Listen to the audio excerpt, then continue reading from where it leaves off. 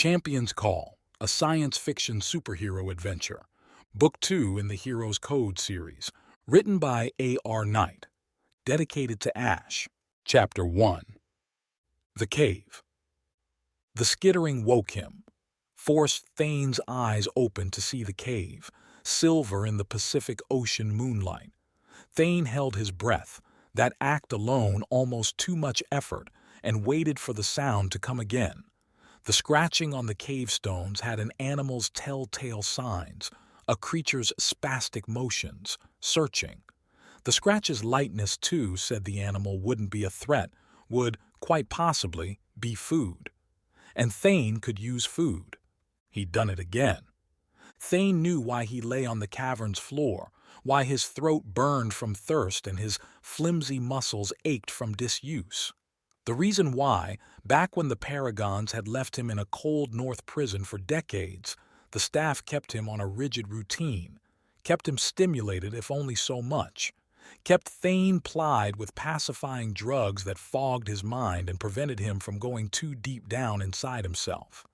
That's where Thane was now, rerunning the choices that had brought him to this moment and pursuing their infinite branching paths for a better present than the one currently killing him. The scratches came again. A shadow shifted, then shot across the cave's floor towards yes. Thane moved his eyes, scraped his limp cheek along the rocks to see the source of the noise heading right at its predecessor's bones, piled where Thane had left them. Slight, meaty bits clung to the little white sticks, morsels Thane's tongue hadn't been able to scrape away. What might be too small for him could, though, serve as bait for something larger. The shadow approached the pile and caught the moon's full light, revealing a squat little rat nibbling its way through the remnants. The creature served as a lifeline, a focus that Thane could grab, could use to pull himself out from the dark pits where his mind had gone. Something here, now, to focus on. Real. Physical. The rat's possibility did Thane some good. He breathed again, easily this time. Feeling came back to his fingers and toes with the sparkling sensation of limbs left fallow for too long. An ordinary person, a normal, might have lost them entirely. As it was, Thane had to clench his own throat to keep him from groaning at the pleasure pain as his body came back to actual life. It had been decades since he'd gone this far, and his body ached with the challenge.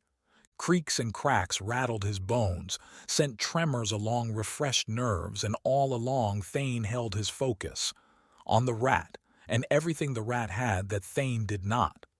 The vermin had freedom, for one. It could go where it liked, at least within the limitations of its abilities. No need to worry about drones or laws, only predators. The rat, too, could eat what it liked. No cooking here, no standards to cling to in order to be civilized.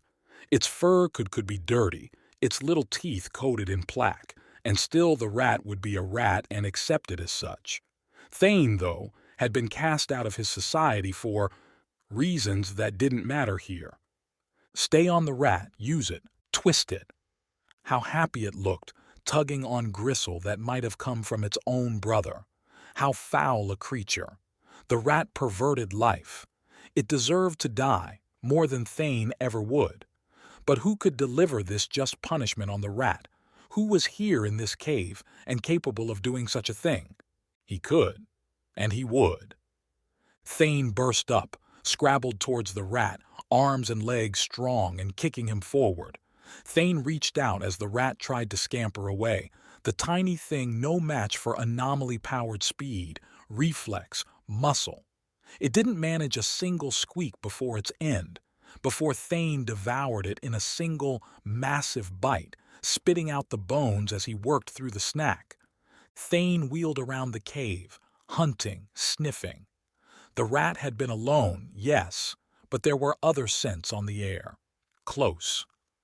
Bending his 3-meter frame, Thane shot towards the cave's hillside entrance, away from the ocean cliffs. His shoulders brushed and broke rock, the sharp edges leaving the tiniest scratches on vein-bristled skin. Thane's feet crushed loose stones, ground leaves, and other debris to dust. Through it all, Thane kept loosing rat bones like tiny rockets, spit flying everywhere. The rat had done little for his hunger, and for the first time in days, Thane demanded food. Outside the cave's entrance, a ridged black rock portal revealed its origin as a long-cooled lava burst. The ground sloped away under a thick fern forest. Their grayscale fronds drifted in the nighttime breeze to a cadence beyond Thane's comprehension or caring as he tore out into the moonlight, following his nose, his eyes, and every other sense sending him towards a backpedaling human. A small, younger man, the human held a sharpened stick with skeletal hands on a gaunt frame, a scraggly beard leading to eyes that, despite his whole wild, ragged look, held some intelligence. Not that Thane cared. Food was food, and he would eat this one just as he had the rat. The man shoved a pointed stick towards Thane, who grabbed the weapon, tore it away, and snapped it. He discarded the pieces and gave the man a spit-filled roar for good measure. The food, his face in terror's frozen mask, stuck a hand towards Thane, and the monster's head jerked to the side, pushed by a strong, sudden wind. The man punched at nothing again, and Thane's ankle slid. The arm reaching for his target blew out wide as gusts swept from nowhere to throw the monster aside. But the monster was nothing if not adaptable. Snarling all the while, Thane turned back to his prey, dug in his large feet, and when the man's furious pumping shot wind into Thane's body, the beast didn't move. Yelping, the man tried to run, flailing gusts behind him as Thane gave chase and, with a lunge through the leaves, snatched the man's trailing leg. Thane pulled his catch back, lifted him up, and dangled the man upside down. Where to bite first? I can help you, the man yelled, eyes wide and rolling. Don't kill me. Help? Thane leaned in, sniffed the man. Fear's sharp scent filled Thane's nose, frosted with unwashed stench and dirt. The man looked foul and starved, like prey, nothing more. I saw when she dropped you, the man continued, voice finding a level footing at a pitch near a squeak. That you're still alive means you're strong enough to get away, maybe. Away? Away was the ocean and the murderous drones. The food was right here. Thane held the man closer, opened his mouth wide. You're not the only one that wants Mynx dead. That name. Thane stopped, teeth pressing into the man's arm. Mynx. That name he knew, and knew well. She was his real prey, not this one. Because Mynx had been the first to betray him, the first to call Thane a monster rather than a paragon. She had built his prison. She had caused him so much pain.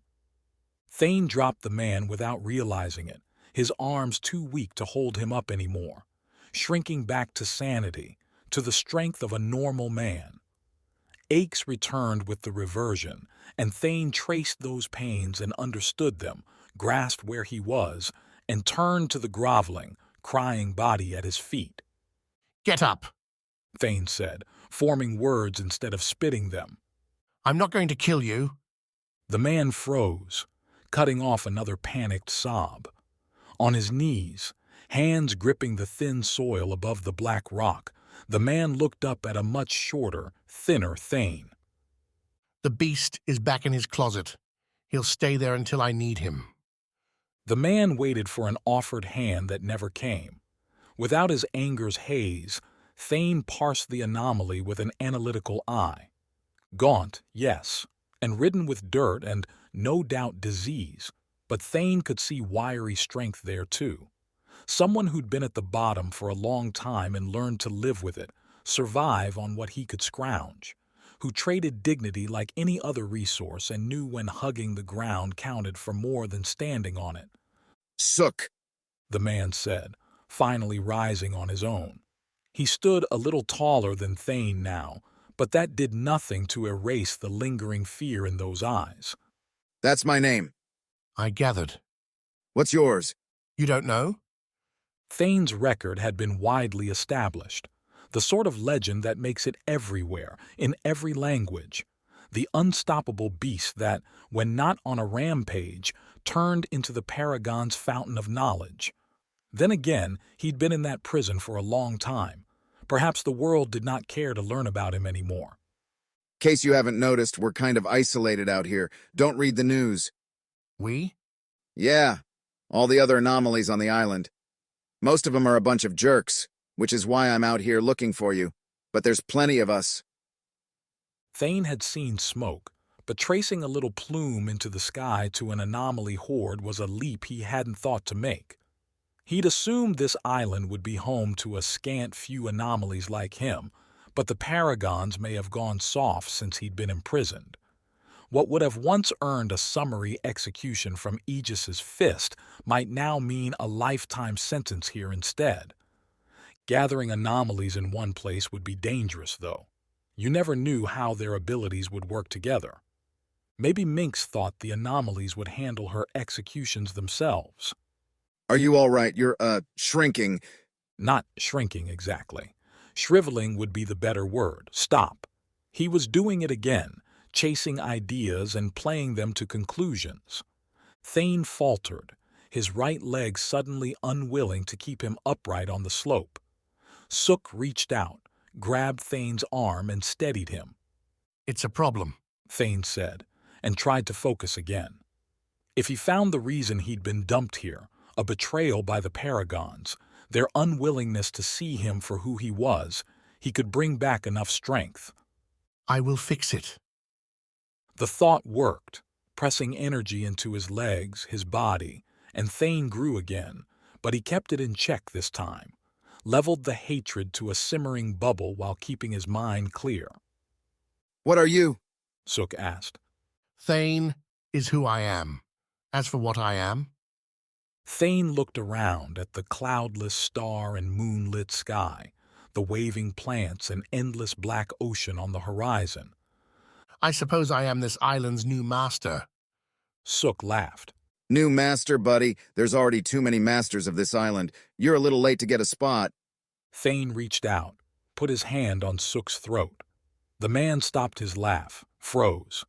I spent too many years under the rule of lesser leaders. Thane said slow even. No more. You say there are others on this island? Then you will lead me to them. They will join us. And together we will find our way out of this prison and give the Paragons the end they deserve. Sook gulped. Do you agree? Thane said, loosening his grip ever so slightly. Sook nodded. Good. Then we start when the sun rises. We will not keep the new world waiting. Chapter 2. Knock, knock. She ran the tests without opening her eyes, flexed her legs, her arms, turned her neck back and forth, and felt nothing. For the first time in the week since she'd fought Calvin in the scrapyard, Cat wasn't sore, wasn't bruised, and wasn't sick from the thick cold she'd caught while duking it out in a frigid night. Couple a healthy body with a bed she'd spent far too much reps on, and Cat felt like she could lie there all day. She'd feel a little lazy because Cat had done pretty much nothing all week long, but why not? Hadn't she earned it? Nearly dying deserved some time off. A thick, slobbering tongue smacked Cat's face, left a dripping line along her cheek. Hot breath lathered her, and paws pressed her shoulders into the mattress as Seeker, Cat's husky, attacked. She'd made a mistake, given a sign she was awake. A critical error. Seeker, stop it. Cat said with no enthusiasm and less force. I'm trying to sleep. She earned another lick for her troubles. Cat squirmed, tried to put forth a minimum effort to get Seeker off without opening her eyes and giving in to the day, but the dog didn't move. Tap, tell Seeker to leave me alone. Seeker, bad dog. Not cool. Tap, her apartment's AI said. Let her sleep. Not chill to wake someone up on the weekend, dog. The surfer bro theme. The laconic attitude reminded her of golden beaches and sweltering sun, everything Chicago did not have on a February weekend. Seeker, though, obeyed Tap as well as he did Cat, and continued slobbering away. At a certain point, the dog crossed the licking threshold and, sensing her time in bed had reached its end, Cat rolled herself away from Seeker, sitting up and pushing her chestnut hair out of her eyes.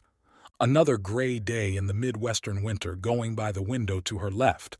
What a shocker, Tap the usual. Cat said, holding a finger up toward Seeker, now down on the floor but looking like he might resume his assault at any moment. If you jump up here, Seeker, I'm not getting you anything. The usual, a spread from a nearby third-shift diner, came with fried eggs, rye toast, and random fruits the place had available. A delivery drone dropped it in the package slot outside Cat's window not long after Tap placed the order. Just enough time for Cat to pull on some clothes, splash some water on her face, and start the coffee brewing. With a kitchen not much larger than her closet and a stovetop that preferred shorting out to heating up, Cat took the easy way out and boarded the takeout train. It helped that the diner always threw in spare bacon for Seeker, who munched on the charred pork with gleeful, teeth-snapping happiness. Cat envied the dog's endless joy as she picked at her own food over the coffee table from her couch. A leathery thing long since banished to doggy doom, the couch cushions remained comforting and gave prime viewing to the massive monitor serving as Cat's work and entertainment. Right now, as the creeping clock went past mid-morning, she had Tap scrolling through her messages, reading the interesting ones and deleting the rest. Not that there were many these days. The Paragons were still a giant mess. Ever since that video came out, the one that seemed to show Aegis dying, a horror Cat refused to really believe, the Paragons in Chicago seemed leaderless. Nobody posted new anomaly contracts in the region, and the Paragons themselves answered her calls with pre-programmed messages stating things were being dealt with, not to worry. While Cat could afford to wait, given all the anomalies she'd traced already who kept churning out reps for her, other trackers weren't so fortunate. They responded by littering message boards with increasingly panicked calls for work. It had only been a week, but apparently people in her profession didn't keep much saved away. Then again, given the likelihood you'd die in this business, maybe it made more sense to spend for the moment than save for the future. Hey, Cat. Tap said after concluding another boring message extolling the tracker to update her beneficiaries in case of an untimely demise, like she had any. Just gonna say, you might want to pay attention to this next one. It's from someone you might care about. Tap's sun-drenched tone hid the under-the-hood calculations pretty well. Cat had no doubt the someone you might care about line came from knowing everyone Cat bothered to contact through her computer, but she perked up from her breakfast's dwindling remnants and watched the screen as Tap pulled up the words. Hey, Cat.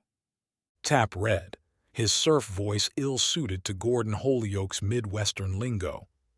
I know you might not care, but I'm getting out of the hospital today. Guess they think I won't die anymore, which is nice. But, I don't know anyone else in town that would bother to show up and help get me to where I'm staying till I'm ready to get back to it. Do you think you could? I'll even buy you dinner. Not that it'd be enough to cover what I owe you, but if you're around at 4, think you could? And thanks, Cat. Thanks for everything. Gordon. Able to pack so much sincerity into a paragraph and so much callous ignorance into every other part of his life. Cat stared at the words, then told Tap to send a reply. Hey, Gordon. Glad to hear you're not a corpse. Yeah, I'll get there at 4. If you're up for dinner, you better believe we're going to the most expensive place that'll take a man in a hospital gown. See you soon, Cat. Tap zapped the message away. Too harsh? Nah. Cat finished her breakfast, drumming up excuses for her curt reply and why it was so very justified. Gordon had shown up in Chicago a little more than a week ago, roping trackers into chasing after a dangerous anomaly without telling them anything about Calvin. That the anomaly could take anything he touched and transmute it through his body into something else. A concrete wall could be shifted into flying stone spears. Air could be shoved into glass, blowing it into shards. Alcohol could be sucked. Cat's stomach churned at the memory, from a beer and sent right into someone's blood, instantly toxic. Nobody died, but Gordon found himself perforated by ice inside his own body, damage Kat didn't even notice. The medic that had picked Gordon up told her after she'd reached out, trying to find out if Gordon was still alive. As for Calvin, he'd been traced, picked up by a Paragon drone, and taken to wherever the dangerous anomalies go before they're released as loyal servants or, failing that, imprisoned somewhere. Those were details Kat didn't want to know about. Why blunt enthusiasm for a career that already suffered from more problems than solutions? Anyway, now Kat had a plan for the day. Review her rep accounts, take Seeker for a long walk, find something for lunch after, get downtown by 4. Either Gordon would be up for dinner or she'd drop him off at whatever place he'd be using to recover, and from there, who knew? Odds looked good for a night in, with something warm to drink and something happy on the screen while Kat waited for another anomaly that needed capturing to pop up on the board. Given the chaos enveloping Atlantis in the wake of Aegis's death, Kat felt a little strange to have a schedule so clear, as if she ought to be out in the streets fighting for something. But aside from the drones swarming the skies in huge numbers, the city around her hadn't changed. In the last week, the streets had the same crowds. The restaurants served the same food, and if she picked up a few nervous whispers, noticed the regulars at drinking more than before, that wasn't too scary. The Paragons had the strongest, smartest anomalies on the planet. They'd figure out how to keep on going. How about that walk? Kat said to Seeker, dropping the breakfast trash down her chute to the building's waste-to-energy incinerator. In a way, by eating disposable containers, Kat powered the building. How noble. I need to stretch my legs and you need to burn off your crazy. Seeker agreed, grabbing his leash from the hanger near the door. Kat slipped on her boots, clipped the leash to the dog, and was in the middle of her did I forget anything look around when someone pounded on the door. The heavy fist-banging sound had Kat lunging for her desk, and the secondary stun gun she kept holstered to the desk's bottom side in a concession to paranoia. Tap? Who's there? Kat asked, keeping the gun leveled at the door. Haven't seen this dude before. I can scan your records and find a match. Have to say, though, he looks like he's having a rough time. Any weapons? Nope. Seeker, stay. Kat said, then opened the door. Standing there, blood dripping from a big oval stain around his stomach, was the very same anomaly that had put Gordon in the hospital a week ago, that had nearly killed Kat at the same time.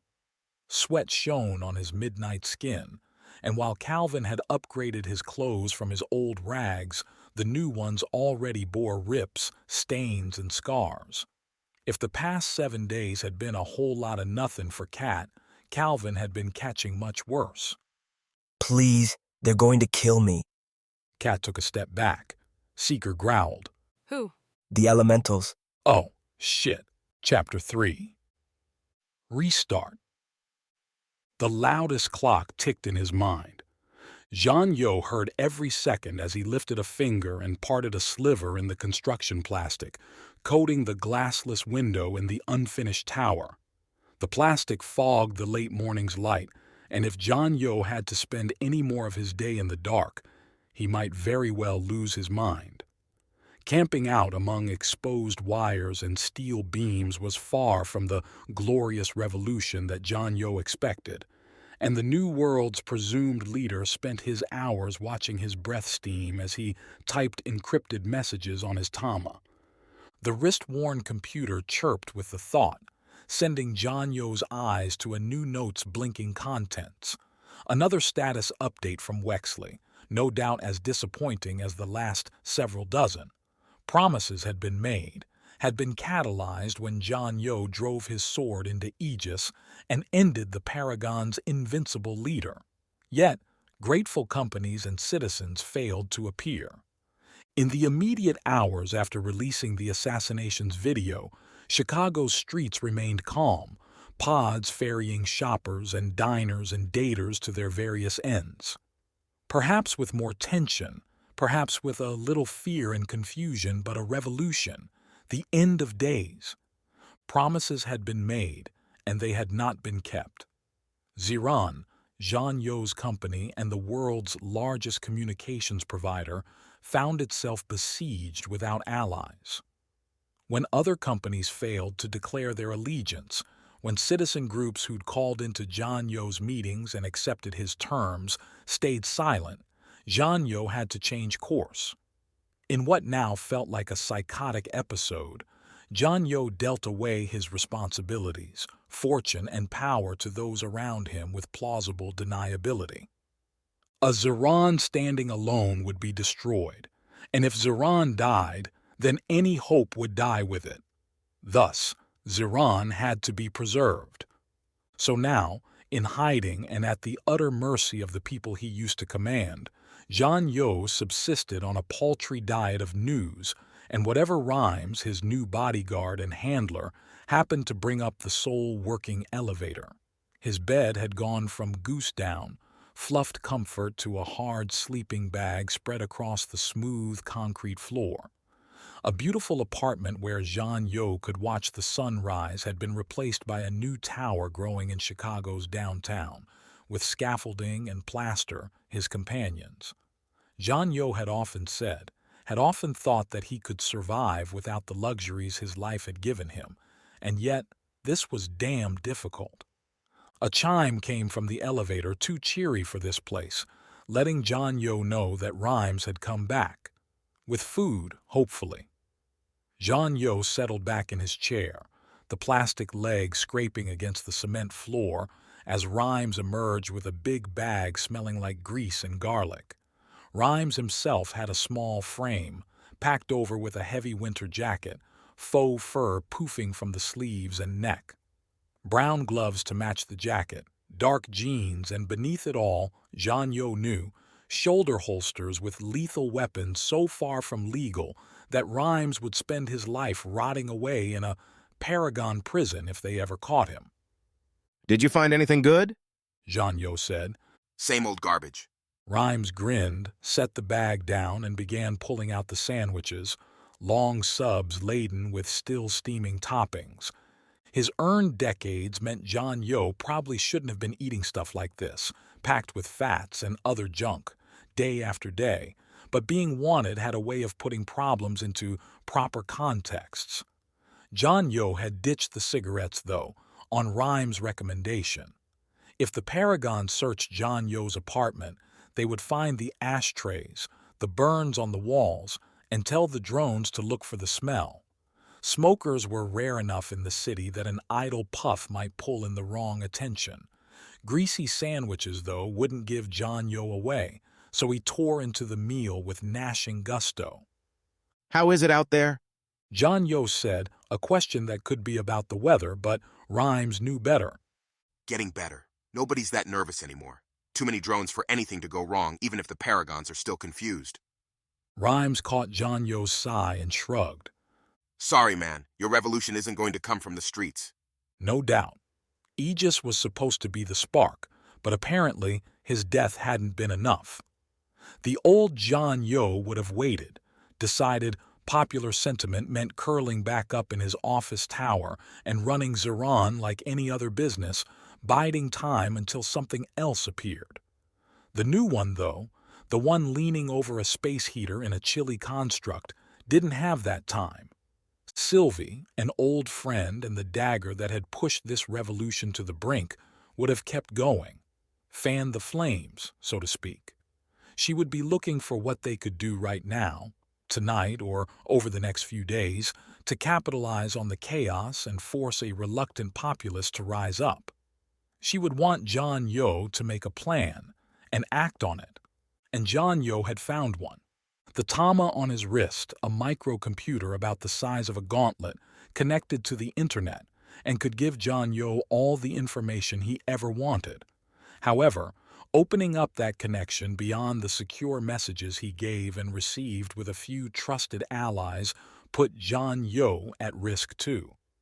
Every Tama had a signature, a Paragon requirement for their endless security state, and it's possible the Paragons could trace anything he did. Yet, to risk nothing would mean no reward. Rhymes, do we have the next place ready? Always operating one step ahead, Wexley had that spelled out in the contract. Why, you want to move? We're wasting time. I'm wasting our chance.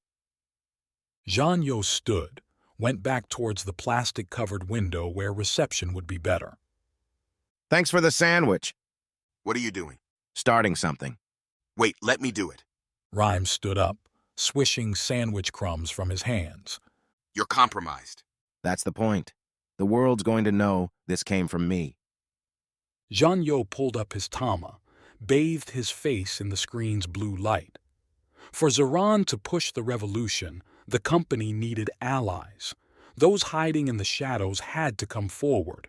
To do that, the risk of doing nothing had to be less than the risk of acting. Everything had to be on the line for these institutions to mobilize their resources against the Paragons. So Jean-Yo put them on the line. He sent a short message out to the world, tagged from his personal tama, and called out every leader Jean-Yo had met with in the shadows. Those basement conversations where lips spoke service to freedom, to rights, to a life lived without the Paragon's oppression. Now they were public, and now each of them would have to make a choice, push back and call Jean-Yo a liar and themselves inside cowards, or make public views private and bring strength to Jean-Yo's position. With the world's oldest, strongest companies working together, even the Paragons would have to notice, would have to concede the normals had a point, that they deserved their rights. Rhymes's tama beeped behind him, and the bodyguard spat out a curse. Good. Revolutions should grab emotions. We've got to go, Rhymes said, grabbing Jean-Yo's arm and pulling him away from the window. Should have warned me that you were going to lose it. I'm sorry, Rhymes. Jean-Yo said, taking his momentum and snatching up the backpack already holding his essentials. He picked up the half-meter swords, his tachi, slipped on the shoulder sheaths that let them rest against his back, over his coat. One new after Aegis broke its predecessor, made it hard to hide, but Jean-Yo wouldn't leave them. This had to happen. Did it? Rhymes said, snagging his own pack. Leave the rest, it's replaceable. Of course. Rhymes took the lead, heading towards the elevator. Jean-Yo stepped over their sandwich wrappers, the space heater and sleeping bag that had served as home for the last 3 nights. He didn't look back. As the elevator shot down, Jean-Yo realized his heart had sped up, his nerves tingled, and despite a day spent pacing the empty floor, he felt wide awake. Thrill, excitement, things he hadn't felt in far too long, crackled. Before, Rhymes had shifted their locations in the deep night, with pre-planned routes and minimal civilian traffic. Now, Chicago approached noon. No hiding things here. Did he want to get caught? Maybe, Jean-Yo conceded, he did. Sylvie had given her life for the cause, and, thus far, Jean-Yo's major play had reduced him to skulking in the shadows, getting out in front of cameras, getting a chance to stand and probably die for his message would be a fitting end. Or perhaps, seeing him playing the martyr would inspire all the nervous normals to finally take action themselves and push against the Paragons. Stay behind me, Rhymes said as the elevator opened. Don't meet anyone's eyes, don't say a word. Jean-Yo followed Rhymes into the barren ground floor, left waiting for better weather to complete its transformation into another glittering office. People here would run on reps instead of the dollar, dependent on an economy controlled not by market forces, but by godlike beings. One mood swing and the lives that would be made here could be ruined through no fault of their own. Why couldn't all the normals see this? Rhymes didn't bother with the main entrance, instead going through a side door coated with maintenance and no admittance signs. The subsequent alley played home to snow-covered dumpsters and smoking vents from the neighboring building, an older, white concrete structure. No souls save the 2 of them made prints on the ground as Rhymes led the way towards the street. Out here, The sun gave enough gray light to make a cold winter's day, making it easy to see the drone pair swooping in on the alley's back and front. The black ovals swerved into view, hovering in place and shining their bright rays toward John Yo and Rhymes, who, with rapid back-and-forth turns, confirmed the trap. As the drones barked a robotic warning to surrender, Rhymes took John Yo and pushed him forward. Don't stop moving till I say so. Rhymes said over the drone warnings. John Yo complied, managing to keep his feet going without slipping on the asphalt alley ground. The drones escalated their tones, the consequences, as John Yo and Rhymes refused to comply. Before killing Aegis, hearing these drone demands would have spiked fear throughout John Yo, no doubt filled his mind with all the criminal consequences. Now it all felt, if not fine, then acceptable. His chosen life's cost. Here. Rhymes said, pulling John Yo to a stop beside a thick door into the concrete building. Given the adjacent dumpster, John Yo figured they'd found the trash entrance. Watch it.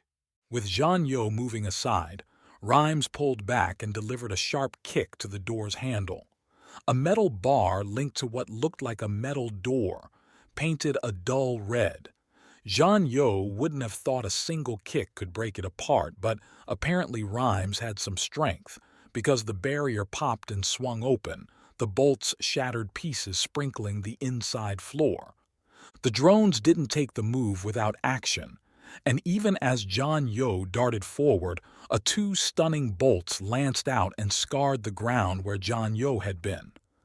Rhymes grunted behind him, and John Yo thought he'd been hit, but Rhymes kept on moving, joining him in a surreal dash through a crowded kitchen. Various chefs abandoned their cutlery as John Yo and Rhymes barged through. A dishwashing drone dropped a pile of plates as John Yo shoved it aside, clearing a path. The waiters by the exit, stalling in the brief moments before their table's entrees appeared, at least recognized the threat and opened the doors for the pair. Keep going. Rhymes breathed behind John Yo. I sent the safe house to your Tama. Follow the directions. They stood in the building's lobby with people watching, but just as many continuing to sift in and out for late lunches, early afternoon meetings, and more. Weird-looking people on the run weren't worth noticing, disrupting a tight calendar. Rhymes, though, seemed like his day had been plenty disrupted. He leaned against the wall outside the kitchen, his hands on his knees and eyes on the ground. John Yo had always thought Rhymes a thick man, broad muscle on a body built to hold it, earning the man's heaping meals. Bending over and breathing hard, though, Rhymes looked less like an intimidating guard and more like someone in need of a hospital. What's wrong? John Yo asked. They hit me. Can't run. Get going. I'll be fine. Running a company as large as Ziran meant John Yo had to rely on employees, had to trust them, and act on their words without doubt. So when Rhymes told him to run, John Yo ran. The main entrance and its foot traffic hordes made for good melding, and John Yo slowed to a normal walk as he went back outside, slipping his hood over his face. The Tachi pair didn't make for an easy disguise, but John Yo didn't claim height as a personal success, so even with the sword hilts, he didn't stand out too much among city traffic filled with spastic fashions and mammoth winter gear.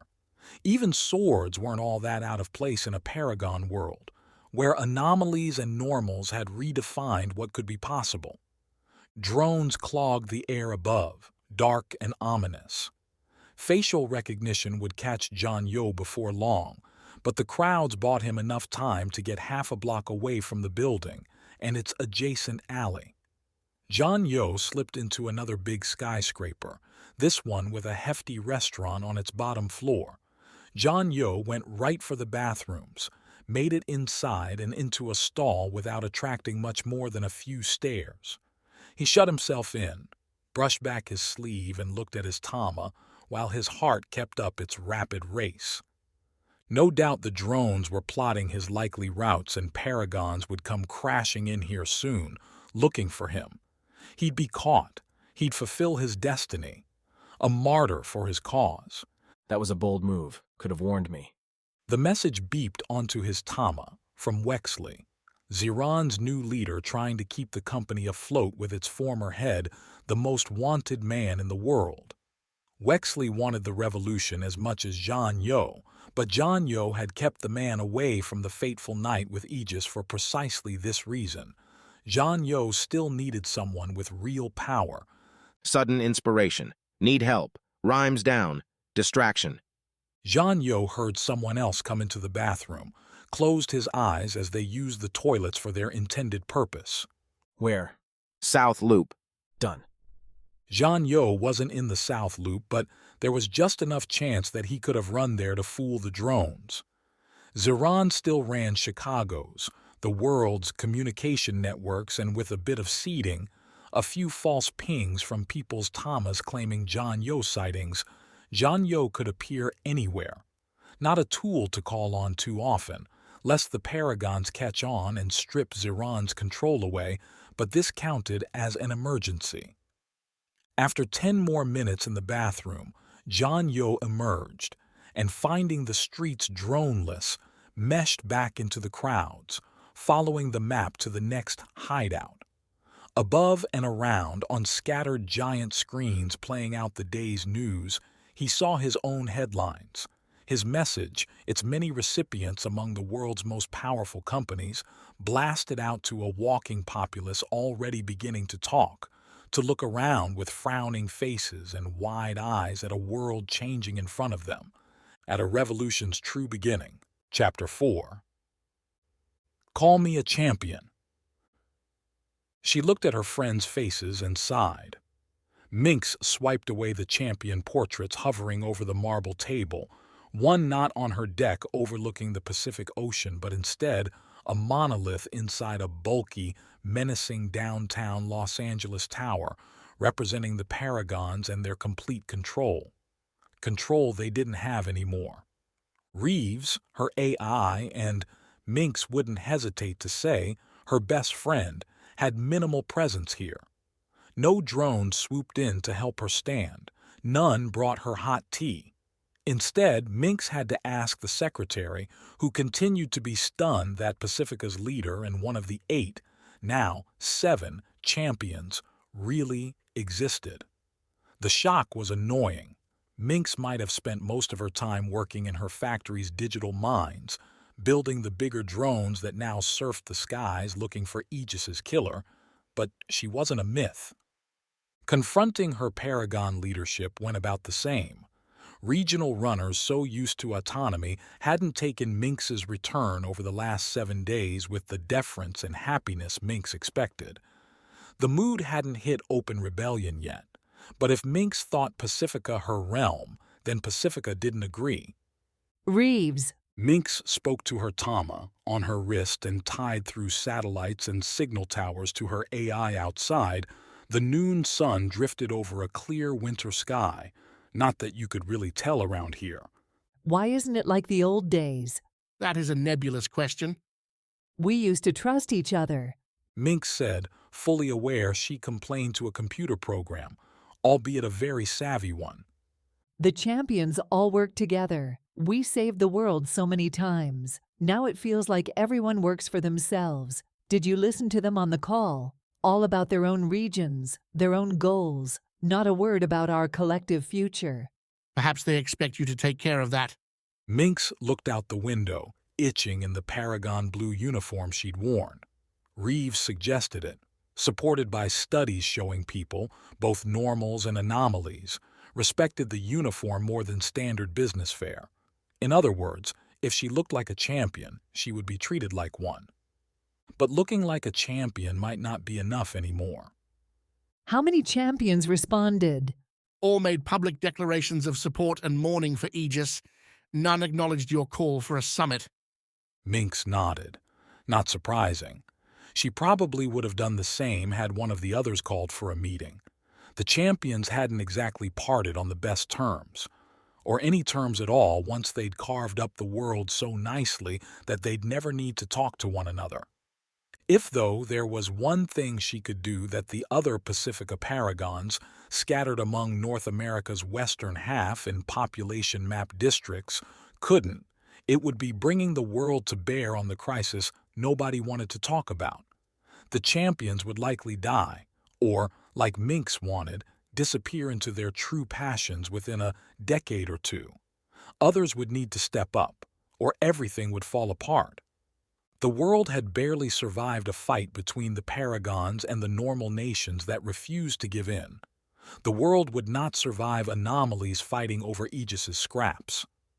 Aegis always used to be the one to do these things. Mynx tapped a finger on the glass, her nails click rattling around the room. A steady sound, ongoing. She would have to be the same. Reeves, if I have to do what I hate, I may as well get it over with. What do you mean? Let's start with Naija. We were always kind to one another, and it shouldn't be too late there. You want me to call a champion? Do it. And you're aware you have no scheduled time with her? Reeves. Calling. Mynx didn't hear a ring. She watched her Tama's reflection in the glass, but otherwise kept her focus on the cityscape. Millions went about their days here, and above them drones flitted about by the dozens. She tended to forget just how many humans, normals, and anomalies existed under her watch. Easier to act, really, when she didn't feel a champion's weight pressing on every moment. Mynx couldn't get back to the factory soon enough. Naija answered with a click, her face haloed in the Tama, lit by what looked like firelight. Ever the stately warrior, Naija's glinted stare held level in the Tama's view. Gold, paint or real, Mynx didn't know, rimmed her eyes while the rest looked unvarnished, possibly covered by a mask now removed. A dress's barest hint climbed Naija with a straight silver line at her throat. If Mynx both felt her age and, if she was being honest, looked like it, Naija had captured time and bent it to her will. 10 years. Mynx said first to those emerald eyes. Too long. Too long for you to call without a warning, Naija said. There is a reason for those years. I sent my condolences, Mynx. What more do you want? Hostility, suspicion, traits the champions all acquired as their war on the normal's world swung their way and the inevitable aftermath became apparent. How do you divide a planet, a populace with 1 million differences between 8 people, with catastrophic compromises, endless bickering, deals and diversions corroding bonds that had lasted throughout the Paragon's founding, throughout society's transformation? None had left truly happy, but they hadn't killed each other either. You, Naija, you and the others. Mynx replied, summoning up her own steel will. I asked for a summit, and you didn't answer. Did anyone else? Mynx didn't reply. Naija would know from the look, and Africa's champion gave a single, sharp nod. We split the world, Mynx. We broke it because we couldn't stand to be together anymore, and even after we kept trying. For years we gathered, and every time we splintered into our little factions, played our little games in the name of Paragon unity, and we always left someone behind. You, me, Aegis, Opinia, one of the others made to sacrifice for Aegis's almighty Paragons. It worked, though. Earth's still spinning. Then let it keep working. Atlantis will figure itself out. Naija tilted her head. Or you can take it for yourself. I don't think anyone will care. I don't want it. Mynx hadn't wanted Pacifica either, but she'd agreed to the region to keep things roughly equal between the champions. Played a game she wanted to be left out of, one she now ran. What I do want is to find who killed Aegis and stop them before they do it again. You think they're going to try to kill all of us? Bold. Maybe. Did you see the message they released today? It's causing havoc here. We're taking over companies, pushing more drones to the streets to discourage anything open. A weak hand needs strong tools. Mynx frowned, looked away from the screen, always blunt, like herself. She couldn't take Naija's cut personally. Not now, not when there were more important things than pride. Then you're my strongest tools. You and the other champions. We need a summit. Need to put out a clear plan for everyone that explains what's going to happen when we're done. Who's going to take over, how things will keep on going. It's time, and we have to do this together. Nija softened, shook her head. Mynx, you tell me that someone is planning to kill us all, then you ask us to all come together? Why not just arrange this over the Tamas? Mynx would have loved nothing more. The Paragons need to see us united again, in person. A press release won't pack the same power as all of us together. We bring the champions in for a summit, and nobody will talk about anything else. We'll have time to find a future for Atlantis. And when we make our play for how the world will work, everyone will be listening because we'll stand together and say it. Aegis taught me that much. Nija shook her head slow, closed her eyes, and rested a hand around her throat. When she opened her emeralds, Nija softened with them. Aegis had too much bravado in him. I agree, though, that he may be right about this. She looked away from the camera for a second, and Mynx wondered if the hard-hearted champion had found herself a family over there. Fine, Mynx. If you can get your summit together, then I will show. I will. And Nija, it was nice talking to you. A slender smile. It was, wasn't it? Take care of yourself, Mynx. There's only 7 of us now. The screen blinked off and Mynx let her wrist fall to her side. 1 down, 6 to go. She would drag all the champions here, to Los Angeles. In her home, Mynx would have the slightest advantage in the negotiations, and when you pulled the champions together, you needed every advantage you could have. Mynx, I want to tell you, we still haven't found Celise. Atlantis is struggling to keep itself organized, and Pixie is asking for your help. Help how? You're a champion. They have none. Pixie wants you to choose an interim leader. She thinks the rest will respect your choice. So I'm going to New York? That's what Atlantis wants. Then that's what Atlantis will get. You keep calling me a champion, Reeves, and I might just act like one. Chapter 5. Island Tour. 30 years had passed since Thane last woke up in the same space as another human being. Trusting Sook not to kill him during the night's remainder was an easy leap. Sook would die a horrible death if he botched the murder, and everything the wiry anomaly said indicated a desperate desire to change his dismal life. While Thane couldn't promise much from his cave on the island's edge, he could promise change. By coming to Thane's cave, Sook pried open a door already cracked, and now that the sun had risen and the paths were clear, Thane would not wait any longer. They found breakfast in the fruits and berries dangling from nearly bushes and trees. Sook climbed the frilled wooden palms with alacrity, batting coconuts to the ground with a branch or blasting them with his wind gusts. Thane first bashed the fruits on the cave's walls, using frustration at their seeming invincibility to grow strong enough until he could split them with his hands alone. Sook kept his distance during that rage, watching from behind dew-coated ferns. Thane could smell the anomaly's fear and, as he slobbered down each coconut's contents, fought the desire to tear Sook apart. Still, he relished the natural taste. Real food rather than vitamin intakes and caloric injections. Back in the Paragon prison, the feedings came at regular intervals. Precise times, precise doses meant to keep Thane alive but weak. Laced with sedatives that would only be relaxed if the champions needed to ask a question from the world's greatest, most unstable mind. Left to pace in an isolated chamber, fed books and printouts of scientific journals and newspapers, Thane had been blessed by knowledge and time, and cursed by the inability to do anything with what he learned. Like an ox raised to plow a field, Thane would be called upon when needed, and, when not, left in his cage to rot. That might be the scariest thing I've ever seen, Sook said when Thane calmed himself to an older man's size and stature. The two sat down to scrape white, meaty coconut insides with rocks. Then you have lived a charmed life. Sook laughed. Charmed? Me? You are alive. You have no immediate demands. You are on a beautiful island with plenty of food. Thane munched. Matched with all of human history, your circumstances are quite wonderful. Sook stopped, looked at the coconut in his hands. I don't know about all that, but you stay on this island for a while and see how you like it.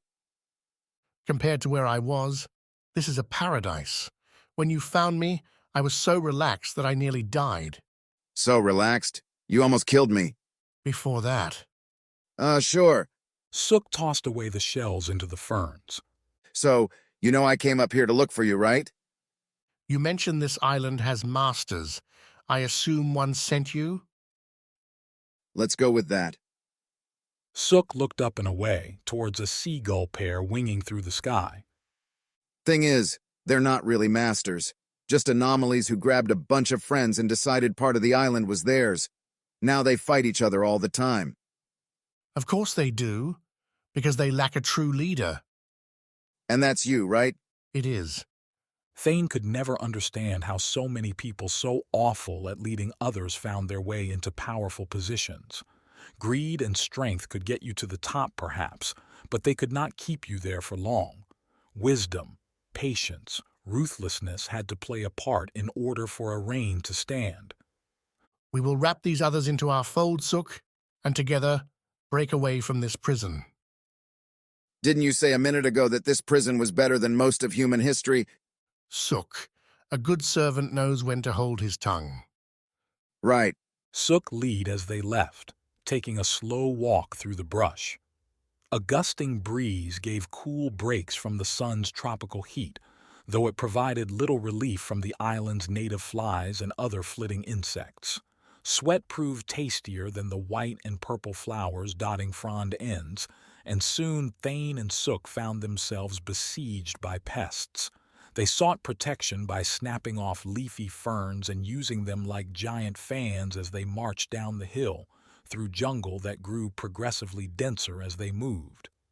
The ferns thickened, the trees grew deeper trunks, and they found numerous streams trickling beside them on their march towards the coastline.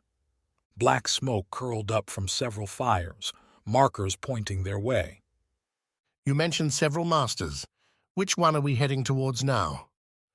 She calls herself the Void, Sook replied, stepping around a mossy log.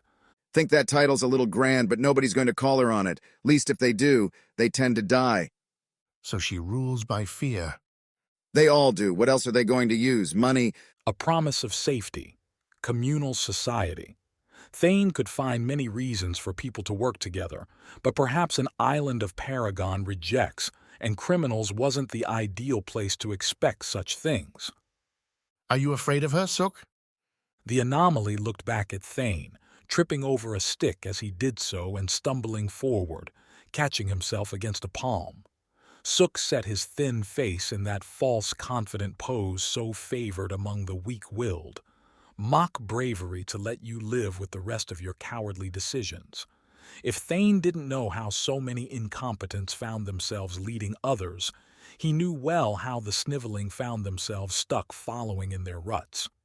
I'm not afraid, Sook said, keeping his back to the palm trunk. But I can't beat him by myself. That's why I went to find you. Way I see it, everyone on this island needs to team up, or they're going to die. Aren't we going to die here anyway? Thane pointed out towards the drone wall. Mynx will never let us leave. Yeah, I'd prefer dying my way rather than by a stab to the back or getting my insides blown out. Does that happen here? I've seen anomalies die in more ways than I thought possible. Sook shuddered. You need friends to survive here. Otherwise, someone you don't know is going to walk right up to you and blow you to pieces with his eyes or something. An interesting image and, here, very possible. So many weapons being turned against each other right now. If Thane could point them in the right direction, unite them under a specific goal, say, getting off this island, then they might very well get through the drone wall, get back to the world. Then, with all the firepower at their disposal, Thane could aim them at the Paragons and let loose, propose a different way to rule the world, one backed with strength. Not the artificial autocracy brought about by the Paragons, but a free-flowing, enterprise-driven society with Thane and his anomalies serving as the boundaries. People could go as far as their abilities could take them. Wasn't that the ideal Thane had grown up under back in the old days? A return, but this time with anomaly-powered guardrails. You all right? Sook asked as they ducked beneath and through a waterfall pouring off an overhang. Thane didn't mind the cool soaking, reducing his already filthy, stretched clothes to rags. Being quiet back there. Pondering. Thane replied, but he tried to shut off the mental exercise. Already his bones felt weaker, his muscles thinner, and he was breathing harder than before while taking smaller steps. When we reach this void, what will she do? Depends on her mood, I imagine. If she's happy, maybe she'll add us into her crew now that I've brought you. If she's not, then we're dead. You, maybe. Don't think you could take her either. Sook shot back. Get as big as you want. That won't stop her from putting a hole through your head. That threat would suffice. Thane could nurse the angry spark to keep himself strong, keep him going as the day spun through and they came closer and closer to sea level. Already he could hear waves lapping the beach, and the flitting birds further up the island had been replaced by ones more apt to scurry across the ground.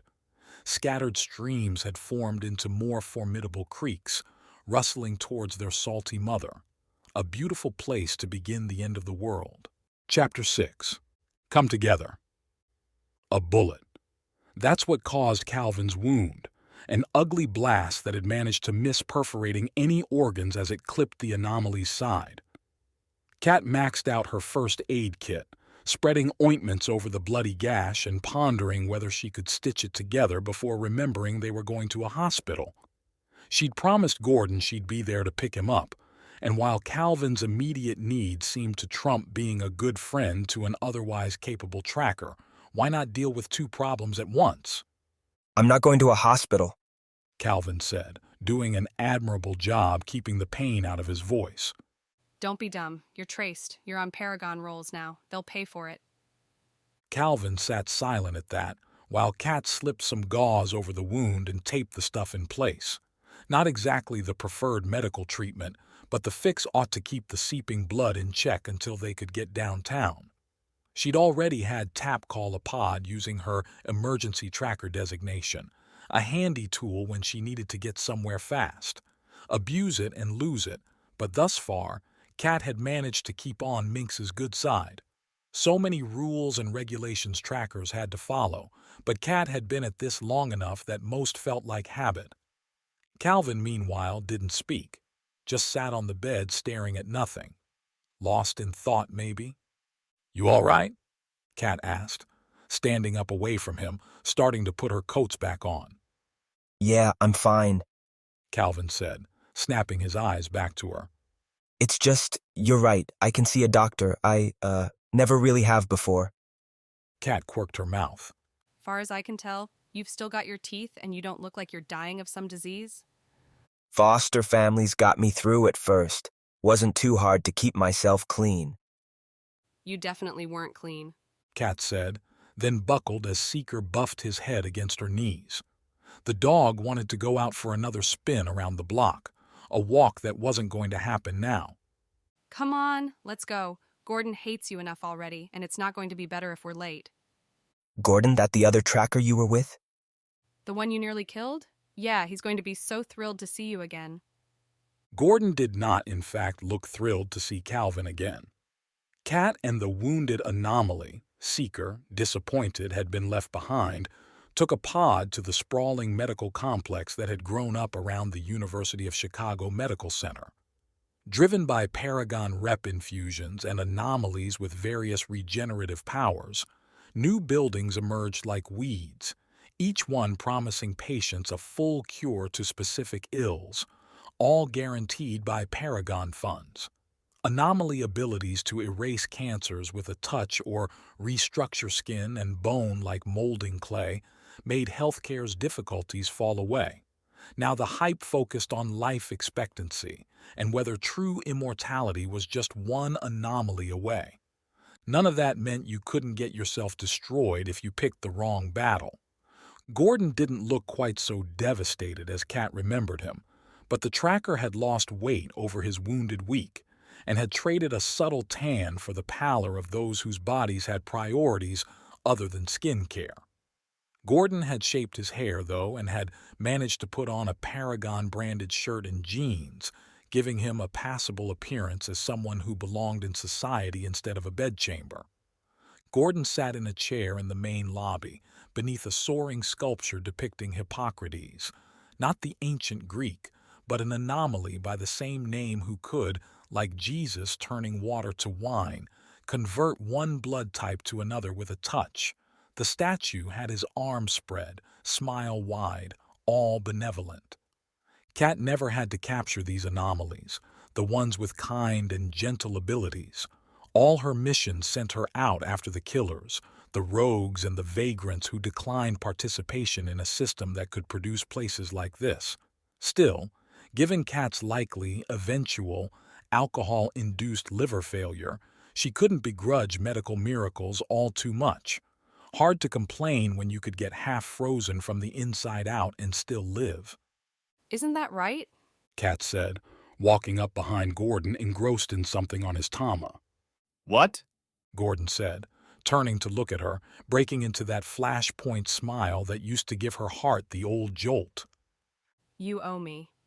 That's the hello I get? Stand up and maybe you'll get a hug. Kat crossed her arms, her jacket sleeves crinkling against each other. Gordon managed to move without too much creaking, though he used the chair for support. He stepped towards Kat, spreading his arms, and Kat backed up accordingly. I said maybe.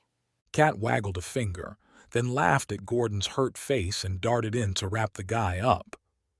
Thanks, Kat, Gordon said, his chin brushing against her temple. Mean that. They broke apart, Gordon's arms drifting down as if he didn't know what to do with them anymore. Kat recrossed hers, tilted her head to the side, and prepped to call in a favor. Without letting Gordon get a word in, Kat spilled Calvin's story. The anomaly had skipped into the emergency room to get himself properly stitched up, ditching away from this reunion, and finished with a loaded question. So, Calvin thinks the elementals are after him. Do you have any contacts here in town that could help? Gordon stared at her, then chuckled and shook his head. Man, Kat, I thought you'd be coming here because you were nice. You think I'm going to help Calvin? The guy who put me in here? To be fair, we were chasing after him. Because he broke the law! Because we'd get reps if we caught him. Don't get all noble on me, Gordon. We're not saints. Not devils like that one either. Kat turned up a glare, but Gordon shrugged it off. Reached for his pack, another Paragon-issued hospital gift full of, Kat guessed, the tracker gear Gordon had been wearing during his Calvin confrontation. He slipped the pack across his shoulders, gave Kat an icy look, and started a slow walk towards the exit. Without a coat, without anything close to what the weather required. Gordon, stop it. Kat said to his back. You're being stupid. At least I'm not stabbing you in the back. And now you're being dramatic. Gordon didn't turn around, kept going until he hit the giant revolving door meant to feed patients in and out at alarming rates. The security guard, pulling double duty as patient protector and guide, gave Gordon an "are you insane" look, but didn't manage to intercept the tracker until Gordon had stepped into the door's unstoppable swirl. While the door adjusted to Gordon's glacial walking pace, Gordon did not adjust to February's sudden slap, which sent him back into the door and around until he exited inside, right into Kat's smirk. Have fun? No. Gordon tried to go past Kat to who knows where. Kat moved in front of him once, twice, earning a scowl. What are you doing? Would you grow up? Kat pointed back towards Gordon's chair. There's more going on here than your pity fest. Those words drew a sigh from Gordon, who appeared to accept his poor state and give in to Kat's demand. Together, With Kat providing a shoulder to lean on, the pair took over 2 chairs. Everything's gone to hell this week. Have you been keeping up? Only one thing Gordon could mean by that comment. Aegis? Yeah. Not much else she could add. What did you say when a legend died? Aegis had never felt all that real to Kat. Someone who seemed to exist but that she would never meet, who showed up in pictures and news but was so far beyond her daily life as to avoid much thought at all. And yet, without him, without the Paragons in strong working order, it did feel like a protective blanket had vanished.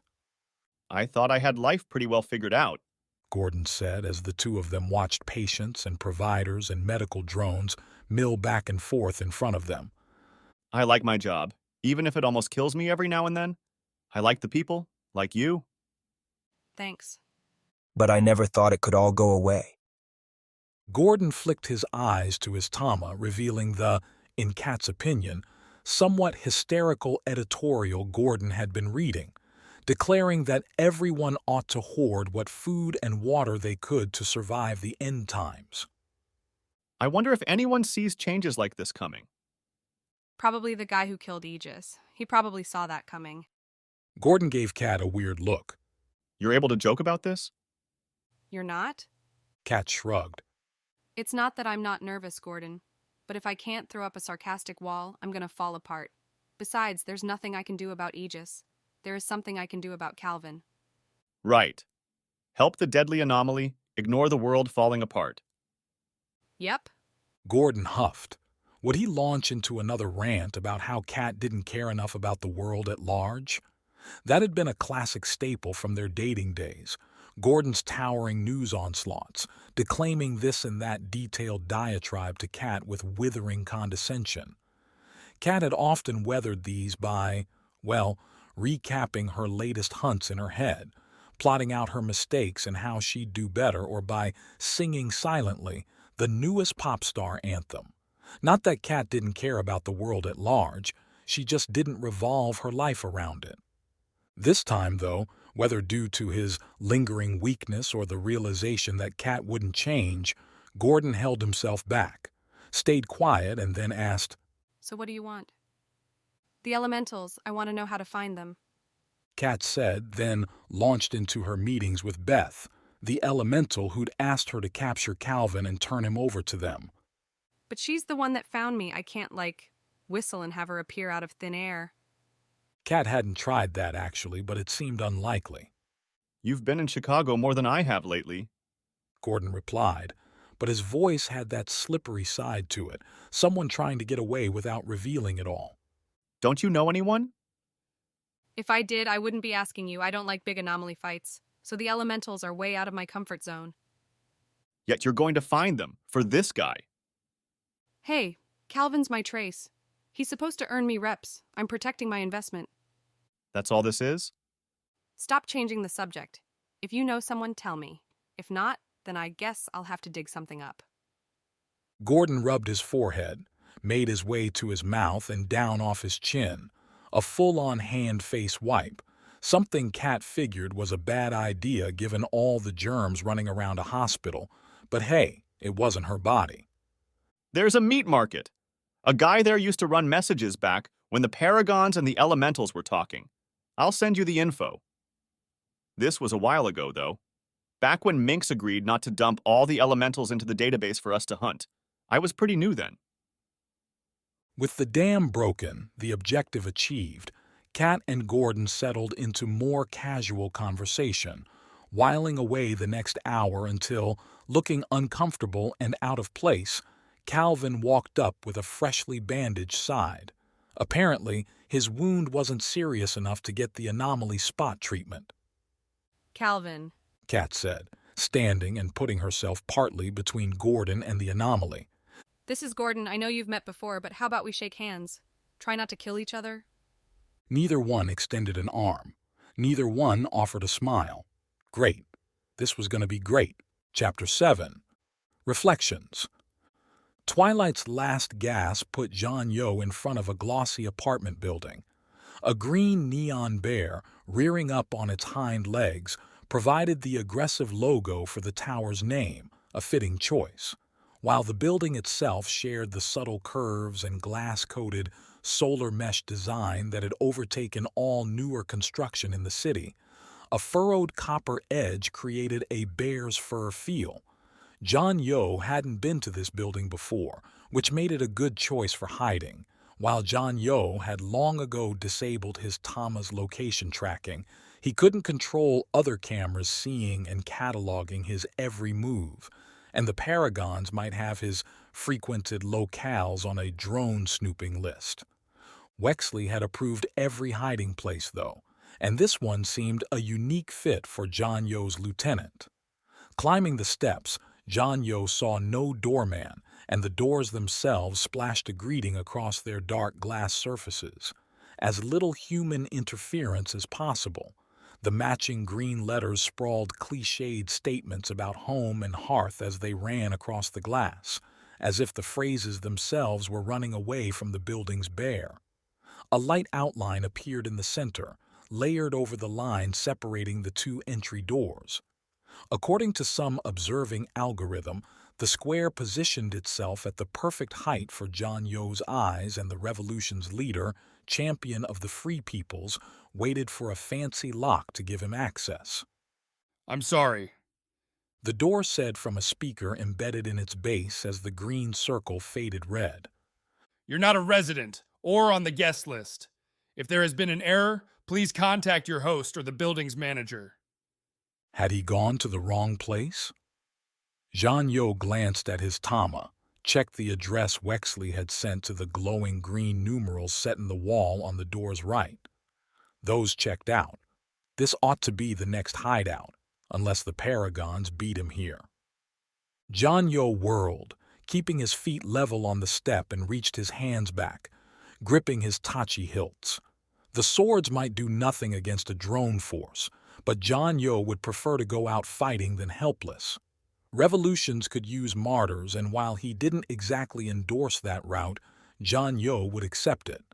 Nothing waited on the side street save a couple across the way who turned, saw John Yo's reach for the weapons, and put an extra spring in their step.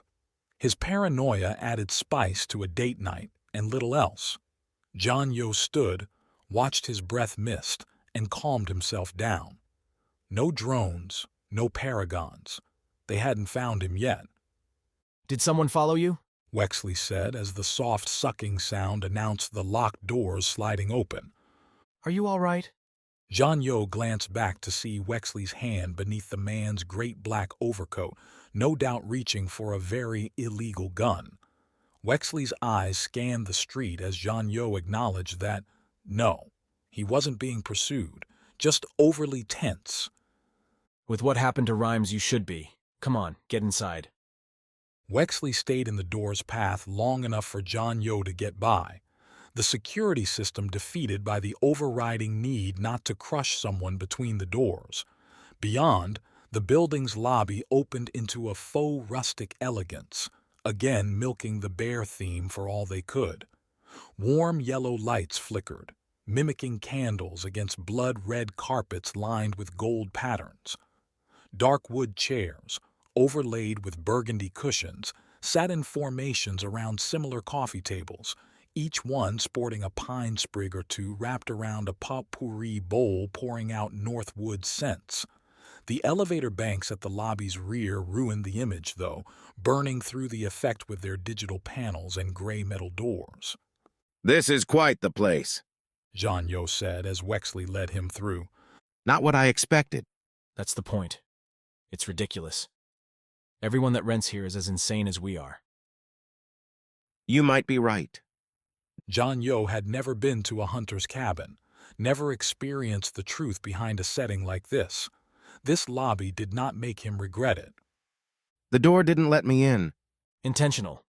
One fewer system with your information embedded in its database." Right. Growing up, living during a time in which every action he took was cataloged and leveraged for his supposed benefit, John Yo had bad habits to kill. Owning Ziran, a company with a large revenue pile coming from data mining, didn't make it any easier. Now every bit of that data could be used against him. Ironic? Perhaps. Inconvenient? Definitely. Wexley's apartment proved a defiant act against the building's stated theme. Blazing silver and chromed pieces scattered everywhere, as if purchased with the sole regard being how much a given chair, appliance, or picture frame could grab white light and reflect it around the room. Jean-Yo shaded his eyes as he stepped in behind Wexley, who slipped on sunglasses without comment. Manufactured lilac filled the air, and soft house music bounced in the background from speakers Jean-Yo couldn't locate. A red wine bottle with 2 glasses for company held center stage on a featureless glass metal table. This place fits you. Jean-Yo managed. It has a purpose. All the reflections and light make it difficult for outside eyes to see in. You want to hide from drones? You come here. Couldn't they assume a place designed to block them ought to be the clear target? Wexley didn't say anything, then moved to the wine bottle, unscrewing the cap and sloshing liquid in. Jean-Yo found a chair and took it, dropping his small pack and his swords into the corner next to the door. He'd move them into the bedroom later, keep them at arm's reach, but the day's dashing had him exhausted and getting the weight off his back seemed a higher priority. Your message didn't make very many people happy, Wexley said as he took a seat next to Jean-Yo's, the wine between them. You're being aggressive. They're being slow. Big ships take a long time to turn, especially this far. They had ample warning. Jean-Yo swirled the red, watched it sink from the glass's sides back to the base. If we don't give them a shove, they'll never move. My father never did. Instead, Jean-Yo's father had spent the Paragon's rise at first, denying the implications and then complaining about them even as he guided Ziran to take advantage in the new world. Years and years spent in toothless rage, and now that Jean-Yo had acted, it seemed the remaining normals with any power didn't want to risk losing it. Faithless cowards. You won't earn their loyalty by costing them everything. Wexley had kept his coat and gloves on, as clear an indicator that Jean-Yo would be left here as any. I was working on them, Z. They would have come around eventually. Yes, easy to say when you haven't lost anything. The drones are hunting me all the time, Wexley, and they'll keep finding me. Rhymes had done well until today. I'm sorry for that. But I didn't do this to sit silent. Sylvie didn't die for me to hide out in abandoned buildings and wait for humanity to find its courage. She didn't have to die at all. It was her own fault. Throwing the wine in Wexley's face would have been so satisfying, but Jean-Yo relied on the self-restraint that had brought him this far. Wexley was about all he had left, and if Jean-Yo drove his lieutenant away, then the revolution would die before it ever really started. So instead, he swallowed the anger and turned the conversation to the idea that replaced it. Sylvie lived apart from it all. Somehow she did what needed doing and never feared the drones or the Paragons. How? Wexley downed his glass, stood. I don't know, Z. She had training, didn't she? A look at his Tama. But I've got your mess to clean up. You should be safe here for a while. Just let me know before you decide to lose it again, okay? You're going to get Rhymes back? Among other things. Wexley went to the door, didn't open it quite yet. I'm going to see if we can't get anything from your outburst. If we can force someone to make a move, that should draw some heat away from you. From Ziran. When we're not running and hiding, we can put a real plan together. Right. More than half the wine bottle left, and all night for Jean-Yo to drink it. Thanks, Wexley. Let me know what I can do. Stay quiet, for starters. Good night, Z. After his first glass, Jean-Yo turned down the lights, turned on the news. The talking heads blathered on about this and that while Jean-Yo sipped more and more until he'd emptied the bottle and his mind spun faster than the room. Sylvie had done so well. She'd pulled on strings Jean-Yo couldn't see and then left him before he could learn. Some might say Jean-Yo, nearing 60, was too old to become a deadly agent, but he was fit, knew how to kill a man. What Jean-Yo needed now were the resources Sylvie had, the tools that let her get around without being seen, the contacts in the shadows to complete the deadly jobs that needed doing. If Wexley had taken John Yo's place at the top of the corporate tower, then John Yo had to find a new role. Sylvie's spot was open. He would fill it. She would have liked that. Chapter 8. A Locked World. New York City's skyline changed more than any other Mynx knew. The city continually reinvented itself, so often the center for a cultural earthquake, then rebuilt anew. The new lights combing the skies now, though, didn't belong to buildings. Drones patrolled at all hours, scoured for insurrection, revolution. Decades ago, those same drones would have been enemy number one, a clear weight on the liberties and ideals the champions adopted in their first forays together, once the world's governments decided an anomaly team ready to annihilate any threat made sense. The champions had been plastered with so many inspirational platitudes. Each of them had to stand, especially for a chosen right. Mynx's had been knowledge, that, like an addictive drug, the constant posturing had changed their perception. Almost as one, the 8 champions realized the very basis for their power was, at the same time, violating the liberties the champions sought to preserve. Do you remember when we tore them down? Mynx asked Reeves as her single-person jet homed in on the Paragon's great tower near Central Park. Bastion shone a deep blue tonight, as it had every night since Aegis's apparent death. Mynx had told no one she had the champion's former leader frozen deep in her factory, and while Bastion was not the tallest building in that row of sparkling metal teeth, she couldn't miss Bastion's curved, iconic facade. Perfectly, my memories don't degrade. Would you like me to play them for you? That would mean crossing the threshold, and Reeves knew it. The Paragons hadn't taken power with peaceful well-wishes. The armies hadn't rolled over, neither had the free leaders. With only 8 champions, conquering billions would have been impossible. Apina, that mind reader, had come up with a better strategy than open war: the people. Apina had argued during one of their later discussions, when all 8 wore increasing frustration on their faces, that the public's loyalty was a fleeting thing. They didn't care who ran things so long as the people and their families had what they needed and a little of what they wanted. Give the people stability, and they'll choose you. No, I should focus on the landing. You haven't gone back to those recordings in a long time. I don't like them. You used to say they kept you centered. Reeves, you're a computer, not my therapist. Drones came in all flavors, but the ones coasting above New York City were among the most complex. Stopping crime, helping those in need, both required complex reasoning, numerous tools, and the flexibility to use them. Mynx hadn't perfected her modern drones, but they did well enough to keep casualties low enough for civilians to accept their constant protection, even with the occasional cost. It had been far easier to build a targeted fleet with a single murderous purpose: tiny things, able to insert a few oxygen bubbles into the blood. No deep logic there. They did require timing, though, and something to handle it should any lose their way on their trek across the world. I like to think I'm far more than a computer. Reeves had the capability to sound offended, and Mynx often had to remind herself that Reeves really was just a collection of code.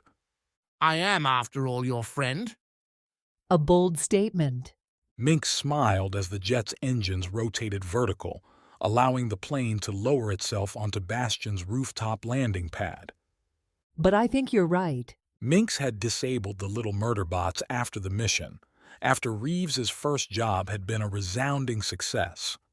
The world had been thrown into chaos in a single night. Mynx and her drones handled the leaders. Aegis and his anomalies handled the weapons, and the champions, along with the Paragon's newly formed ranks, promised peace. There'd been struggles, but for a total takeover, there'd been very little blood lost. Aegis had proclaimed it evidence that they were destined for this all along. Now he'd left them to figure out what came next. Mynx had entered Bastion several dozen times through the rooftop doorway, a curling entry that kept winding up past the door to the big antennae capping the building with its slow, blinking blue light. The door itself didn't have a knob, a handle, or other mechanism to force it open. Instead, the steel slate gave no quarter, no hint as to its secrets. To someone unfamiliar with its workings, it would look as though this was nothing more than a particularly shiny wall. Twin yellow lights flickered on as Mynx approached, and she gave the door a clean, straight stare. Tiny cameras would be sending Mynx's image to Aegis's apartment, which must belong to Celise now. Mynx would be showing on one of the monitors by the glassy overlook, or perhaps on Celise's Tama if she wasn't in the main room. Aegis's daughter would see Mynx had arrived, and while she hadn't replied to Mynx's earlier hail, Celise wouldn't leave her friend on the cold rooftop. Mynx wore one of her special Paragon uniforms, designed for flexible action, kinetic fabric set to burn its energy, keeping Mynx warm. Kinetic energy, though, required momentum to charge, and standing still in front of that door provided none at all. Celise, Mynx said. The cameras could pick up audio, too. open up. Mynx counted off 10 seconds, every numeral puffing white breath into the air. No response. Polly? Mynx tried Bastion's AI. Is Celise home? No answer, not even for Mynx. Your suit's running low. Reeves spoke from the Tama. Want to head back to the jet? We can reroute to LaGuardia, and you can go in the normal way. This is my normal way. Bring me back if I get too cold. Pacifica's champion strode to the door, reached out, touched its icy surface, and sank in. Bristling black thorns rose around her, accepting only the soft, moss-covered patch on which Mynx found herself. The glistening thorn tips looked menacing, but Mynx looked for the little bright red lines curling back from those sharp ends, each one tracing its way through a Paragon's name, past or present. A beautiful routine, drawing from Bastion's own active database. Art for an audience of one, because as far as she knew, Mynx was the only human, anomaly or otherwise, that could enter these places. The chill vanished, and her smoky breath, unneeded here, didn't puff from her lips. Mynx couldn't feel her heartbeat, and no longer tasted the lingering cinnamon in the protein bar she'd had on the flight over. If she'd had a mirror, Mynx could have seen herself 40 years younger, with skin, hair, and health more perfect than she'd ever actually achieved. In this digital Elysium, such things were attainable. Mynx went straight ahead, long strides carrying her towards the thorns which pulled away and parted like gardens for a fairy tale princess. Silver light from an omnipresent full moon slid through the thorny canopy and contrasted with purple-pink mushroom caps that sprang up at her every footstep, guiding her way. Mynx had little time for beauty in the real world, where cosmetic concessions often created costs and construction challenges. Here, her imagination could spin up its wildest ideas and let them flourish. Beyond, the thorns pulled back into a wide, mossy oval, which contained the star of this particular Demesis, a pool surrounded by an ever-cascading rose-petal flurry. Mynx almost laughed at the sight, so absurd, and a product of her younger self. Back when Bastion had been new, had marked Paragon power achieving its absolute height, and soaring with its peak came Mynx's pride. She could make beautiful things, yes, but the rose petals took an ugly turn now, a gaudy indulgence. All this lock needed was a simple switch for Mynx to flip, not this grand exercise in useless fluff. She went beneath the petals. Without smells in this place, the flowers were even less pleasant, and looked into the pool. Here was that mirror, turquoise warning Mynx's face, making her look, again, like one of those fairy tale princesses. They could wish away their problems, or wait for some prince or a turn in the script to save them. Mynx didn't have that luxury, so she stuck both her arms into the pool and felt for that switch. She found it, not far beneath the surface, but rather than the slender lever to pull, Mynx instead found a seal, a casing keeping her hands from the lever. Someone had adjusted the door security, had strengthened it, changed it, had— Mynx, your temp is getting low. Reeves' voice crashed around the space, breaking through the sensory barrier. Ironic that the words wouldn't be heard outside, as Reeves had to speak them at a frequency too low for human hearing. They could, though, be parsed as data, and they meant Mynx was running out of time. She could leave, try going through the front door, though if Mynx encountered resistance here, the main entrance probably wouldn't be any easier. And whomever had changed this lock would know she'd arrived. No, Aegis could outpunch anyone. A piña could break down a mind and put it back together however he saw fit. Mynx ruled the 1-0 realm. Mynx pulled her arms out of the pool, tilted her head and focused. Forms and functions began to overlay across the water, detailing the lock's inner workings and the very precise set who could trigger its release. Mynx brushed these outer barriers away, erasing routines meant to verify voice, image, touch, emptying the water until only the single true and false, a Boolean barrier, remained. This should have been the lever, but now the box covered it instead. Your extremities are numb. You may not be able to stand much longer. The box itself was simply another set of secure functions, designed to bar anyone that did not possess a single element from entry. Mynx leaned over, read through the fussy lime-green lines, thick code, and sloppy. No wonder they'd only managed a crude box. As for the code key, that wasn't hard to find, though reading it wasn't easy. Aegis's real name, the one he'd been born with and had sought to bury under a legend's guise, which meant only one person could have put all this in place. Mynx fed the name to the function, and the box faded away as the water had, leaving the lever. Mynx reached for it, flipped the switch. There wasn't any noise, no other sign. Mynx would have to trust Celise hadn't actually disabled the door and left the box as a tantalizing trap. Reeves called again, saying something about losing her fingers. Time to go. She pulled back from the well, shut her eyes, a motion more for her own comfort than any necessity, and left her enchanted world. And found pain, searing cold pain and an ache on her left side, now lying on the ground outside the open door. Mynx couldn't feel her legs, her arms, and every breath brought with it unstoppable tremors. Her suit had run dry, and she was freezing. Bastion's steel entrance lay open in front of her, the wall peeled aside, and a simple, handled door waiting for her to pull it open and walk inside. She could, she had to, she must. She reached Chapter 9. Making an entrance. The burnt orange twilight played overhead as Thane and Sook approached the void's apparent outpost? Lair? Thane didn't quite know what to call the place, but stronger terms like fortress or headquarters didn't fit the broad dune rising several hundred meters back from the beach.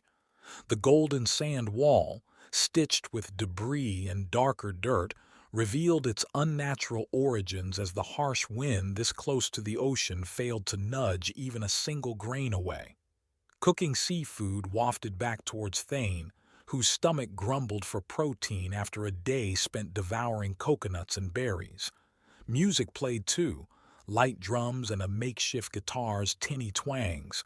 Someone laughed, and behind it all the waves continued their eternal crashing. An advanced existence for a desert island in the ocean's middle. Thane had been trained by movies to expect a haggard gaggle crouching over a few driftwood sticks, attempting to roast a fish carcass that had washed ashore. Once again, anomalies were proving their superiority. Stick them anywhere, and their powers would give them a better life than any normal could expect. The dunes came later. Sook was talking. He was always talking, and Thane had developed a knack for blocking out the man's needy voice. From what I heard, it didn't start out with everybody trying to kill each other. That only happened when Arthur tried to take control. That's usually when the fighting starts. People are often too stupid to accept their rightful leaders.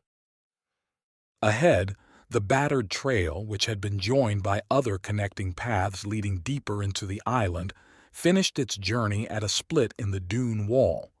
The sand simply cut off, as if it were stone, with flat sides creating a gap filled by a palm frond-wearing pair. Each, a man and a woman, carried a sharpened stick not unlike the one Sook had brought with him to Thane's cave. They didn't react as Thane and Sook approached, at least until Sook came close enough for the man to inhale and spit towards Thane's hapless guide. The splatter fell far short, but Sook recoiled anyway. As opening seconds went, that was less than promising. Who are you? The woman asked Thane, ignoring Sook, who stood several paces behind. Thane, I'm here for the Void.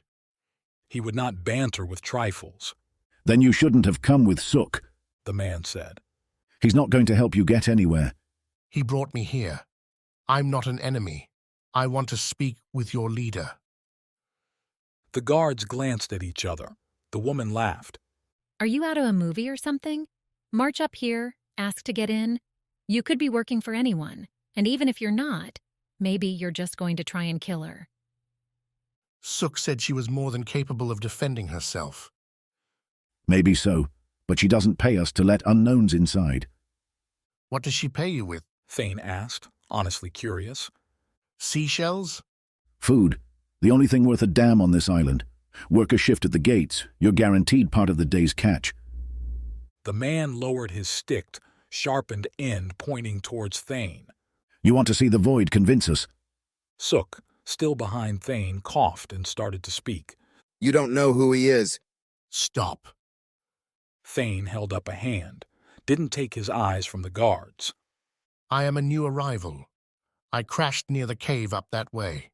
Sook found me there and told me about the Void, about how she would be the person to work with to find a way off this island. The guards laughed again, but a weaker chuckle this time, sadder and derisive. Thane knew that laugh well, for he'd done it himself plenty of times. Back when he'd fought against the champions, he dismissed his own chances at survival in the same way. Even so, Thane still tried. No matter how small the chance, Thane still tried. You're trying to convince us to let you in, and you say something like that? What did Arthur say he'd do for you? Or did the Duchess give you something? Nobody's getting off this island. Never have, never will. Trifles. This was over. Move aside, or I will make you. He will, Sook added. Good. I was getting bored anyway. As soon as the guard finished his sentence, Thane felt the air around his ankles thicken.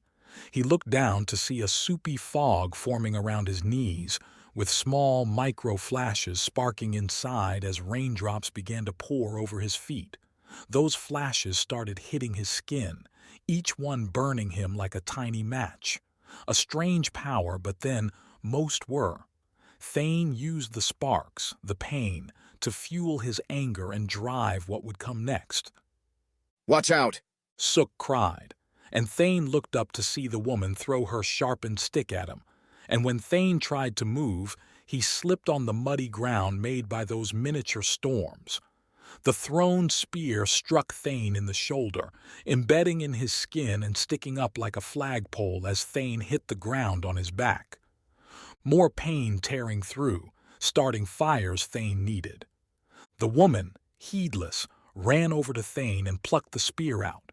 In her hands, the wood extended, becoming clay-like until, with its ends drooping down to form a crude arch, the wood hardened again. She jammed the altered spear down, pressing it across Thane's chest and into the dirt, deep enough to pin an ordinary man to the ground. As she completed the motion, more mini storm clouds formed over Thane's face, his chest, again sending lightning sparks into his skin, forcing him to close his eyes. Sook continued to yell, now arguing with the male guard. Not that it mattered. Things had been pushed far enough. Like someone sliding down an icy slope, Thane both gave in to the inevitable fall and tried to keep what slight control he could. As his body grew, his perception of himself shrank until instinct overran coherent thought. The monster ruled the man. Thane lunged upwards, pulling the flimsy stick from the ground with his shoulders alone and letting it fall away. The two guards turned from Sook, and Thane smelled their sudden fear as the weak, older man they had been threatening now stood near double their height, eyes ablaze and toothy, maw wide. The little lightning bursts grew and swarmed across his body, and Thane saw those same flashes reflected in the man's eyes. Miniature clouds burst in front of Thane's face, attempting to obscure his view, but Thane had more senses than sight, and used them. A quick leap forward pierced the barrier and pushed his target into the dirt. A crack came with a dull push on Thane's left, and he stepped on the man, crushing him into the ground as he turned to see the other guard holding another broken spear across both of her hands.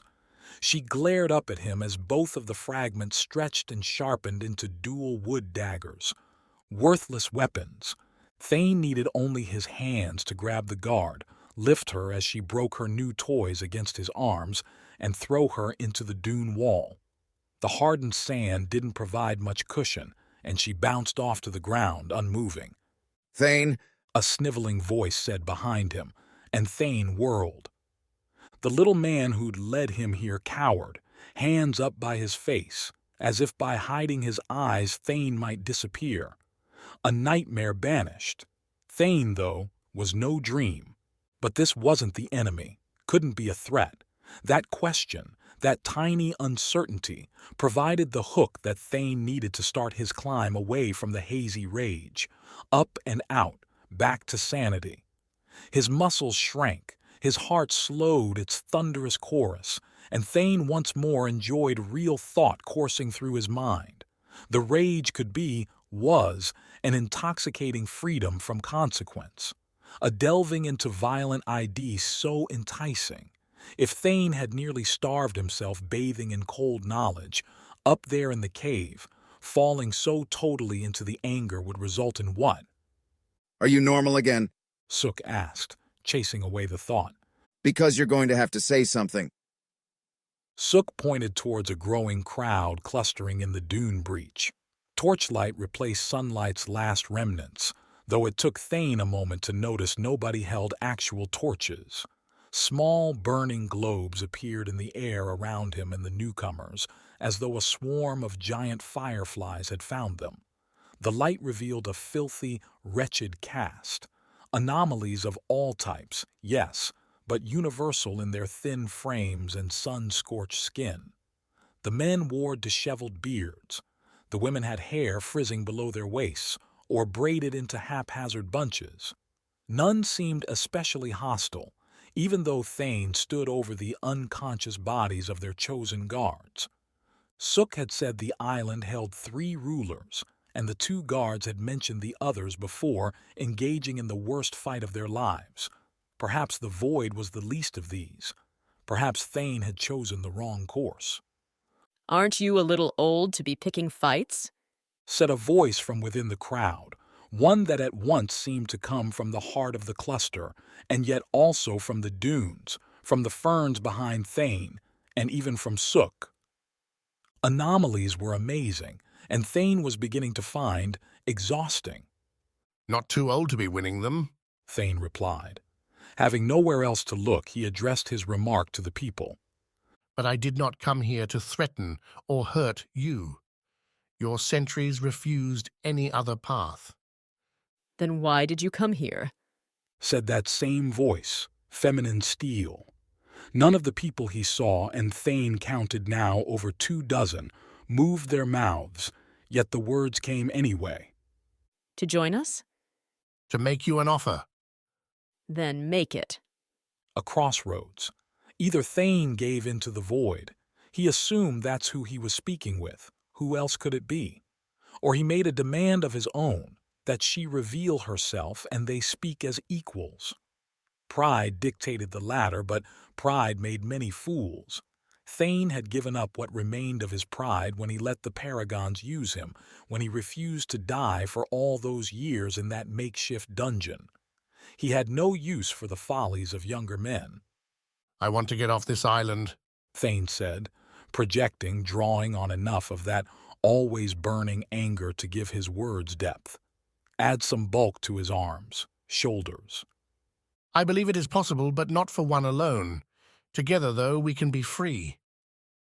No sound. Thane had expected something, maybe laughter. Instead, only the waves. Do you know what makes you different from us? You were sent here by the Paragons, just as we were. You want to escape, just as we do.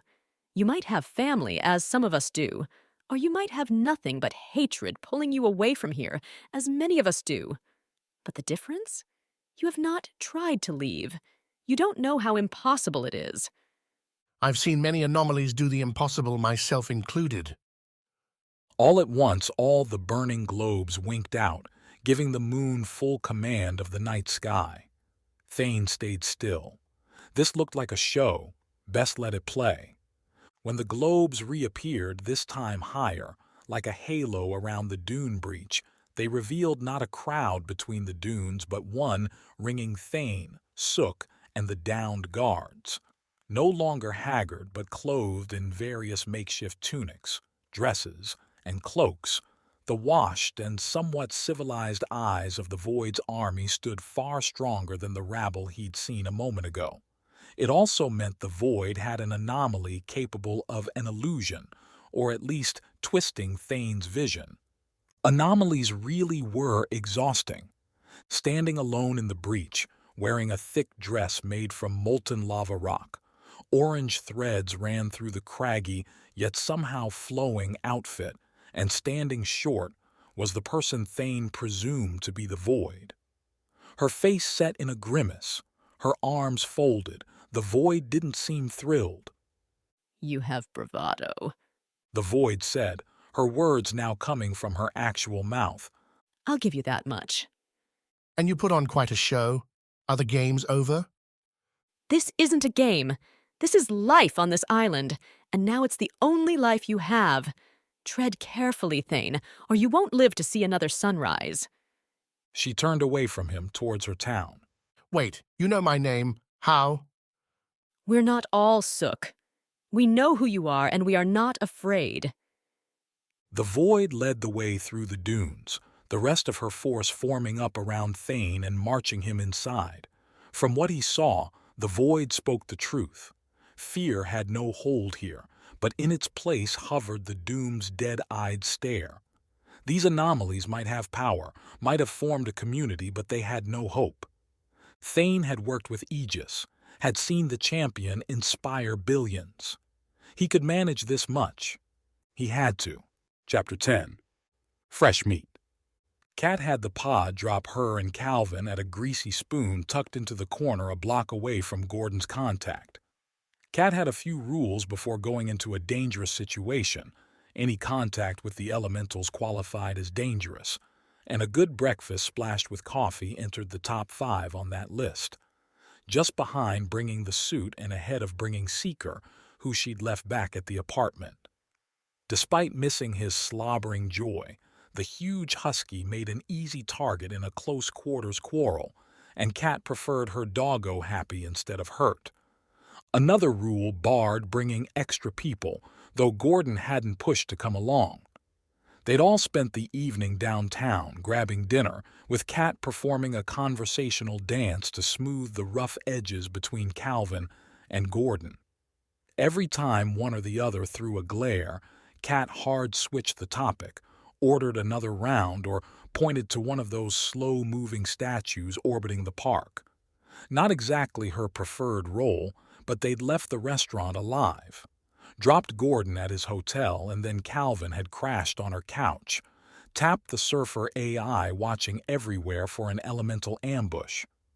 Now Kat had a latte steaming in a saucer between her gloved hands.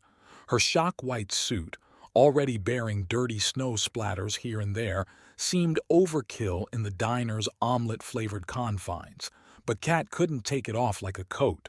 More like armor than clothing, the suit came custom from a trackers-only marketplace that Mynx kept stocked with useful tools meant to put normals on par with the anomalies they chased. Across from her sat one such anomaly, staring at his black coffee as though he'd left the diner far behind on some mental journey. They'd had Tap order Calvin some new clothes last night and they'd appeared, dropped by drone with the dawn. A slim royal blue Arctic jacket, faux fur hood, and gloves designed to dig out avalanches. A little absurd for city living, but Calvin insisted the cold wasn't his friend, and as he paid for it all with his own Paragon reps, Kat didn't care. You all right? Kat said as the waiter, a real human one who looked like she might have been working there since before the Paragons were a thing, dropped off a motley eggs and toast batch. Yeah, Calvin replied, blinking himself out of his stupor and taking a slow sip. just thinking that I never used to like coffee till I started running away. Kat spread some strawberry jam on the toast, gave Calvin a chance to keep going. Then I learned a cup of black cost less than just about anything else. Kat glanced up. That's it? Yeah. Calvin started in on his own toast. What, you think I had some profound insight coming from a cup of coffee? Delano's Local Meats. The signage looked like it had last been updated a century ago, with big white block letters on a black span lined with red and coated with dirt. Kat figured the place had to have straddled the transition from actual meat coming from actual creatures to the modern grown stuff. An old-fashioned hanging sign said "Open" in the glass door center, the two big windows on either side giving view to freezer cases showing steaks, chops, and more. All of them in that advertisement red, marbled to perfection. A quick view through the glass, though, gave little further insight. The place seemed as empty as the sidewalk they stood on. A weekday morning, but late enough now that anyone going to work was already there, and cold enough that anyone who wasn't would be curled up inside. Kat caught all this on a single walk by, turning once she'd cleared the window's sight lines to wave Calvin across. The anomaly tried to follow Kat's method, but the man's stare held too long, wasn't casual enough. Next time, Kat said when Calvin reached her, try not to look like you give a crap about the place. What? You pay attention to them, they pay attention to you. There wasn't anybody there. Hi, I'm the world we live in. There's cameras everywhere, and most of them have algorithms that tag interest. You look that intense at this place, they'll catalog you, let the owner know so they can send you ads. So? Calvin, if the elementals are trying to kill you, everyone working for him probably knows your face. This was why Kat far preferred hunts on her own, where amateurs couldn't get her killed. If the cameras tell him you're outside, now he's going to be ready for you. Then why are we waiting out here? Kat shut her eyes for a second, took a breath. Okay, you stay. I'll call you when it's clear. Calvin tried to protest, but Kat pushed by him. In the same motion, she reached up and tapped a light latch on her suit's collar. Unlocked, the suit's mask shot up from beneath her chin to wrap her face and connect with her hood. A dark screen covered her eyes, then faded as it adjusted to her vision, giving Kat a better view. Releasing the mask set the suit's other parts in motion too. The ends of her gloves sealed with the bracers on her arms, which rotated to her default gadgets. Her waistband holsters popped open to allow easy access to the stun gun pair on either side, and the suit swapped its target temp from resting to active. Kat had wanted to go in soft, play it nice, but these people had tried to shoot Calvin, tried to kill him. They'd failed, but they wouldn't even get the chance with Kat. She pushed open the door, sounding that oh-so-old bell jangle from a faux gold set hanging above her head. Kat's mask filtered out the details, highlighting in red the two back doors, one a double set for wheeling out meat stock, and the second, on the right side, a single one probably leading to an office. More meat cases filled the space, containing a ludicrous variety that included elk, moose, and kangaroo. How those qualified as local meats in Chicago, who knew? Kat caught the whole room in a single swinging look. Didn't seem likely anyone had crouched behind the meat cases. The ceiling sat low, fluorescent lights hitting the pale, flickering white that said they hadn't been upgraded in decades. Nothing hiding up there either. The two doors, then.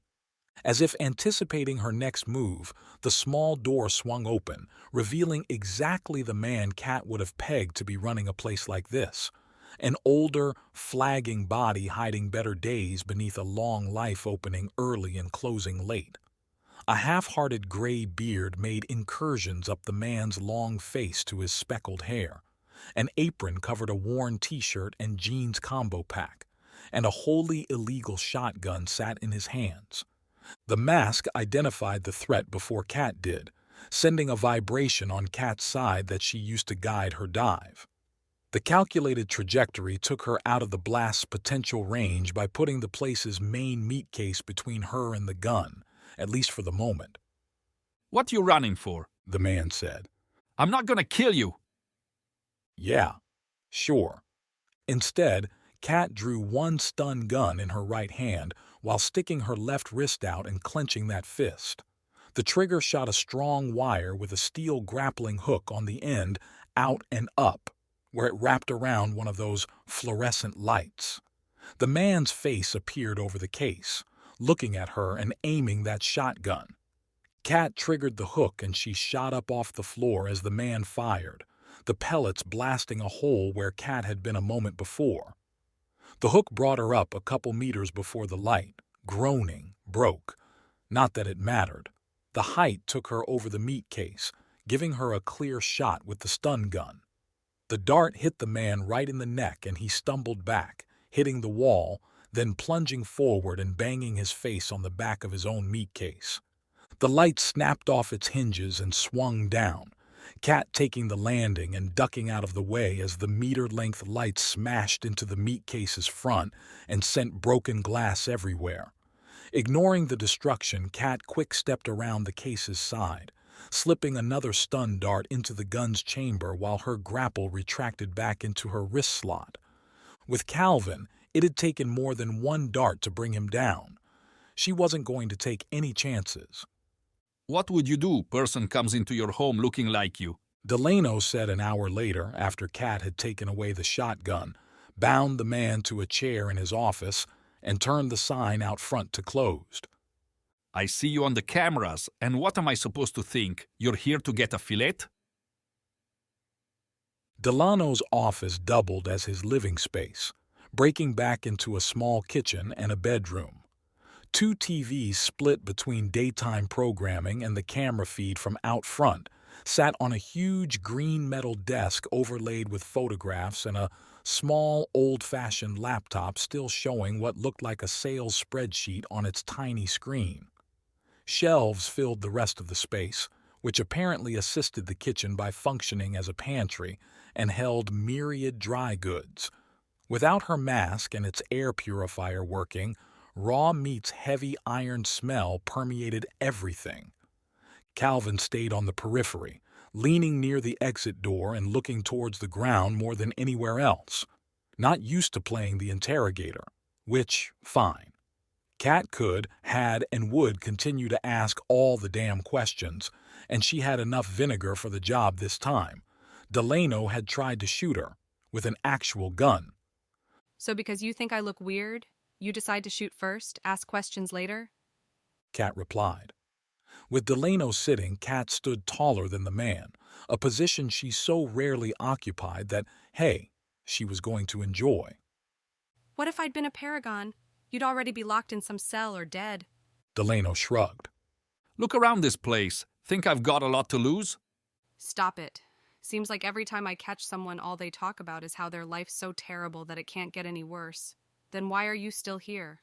That's a lot of meat waiting to be sold, and it looks fresh, which means you're doing well. Kat surprised herself a bit. Seemed like a lot to say to a man she'd never met before, and didn't get them anywhere close to what they wanted to know. Guess it felt good sometimes to go off on someone. Anyway, that doesn't matter. You have your own problems. We're here so you can help us with ours. Don't know if I can do that, lady, Delano replied, barking out a short laugh at the end. With a suit like yours, don't think I'm part of your world. I'd be thrilled if you weren't. But my friend here's in some danger, and I'm trying to get him out of it.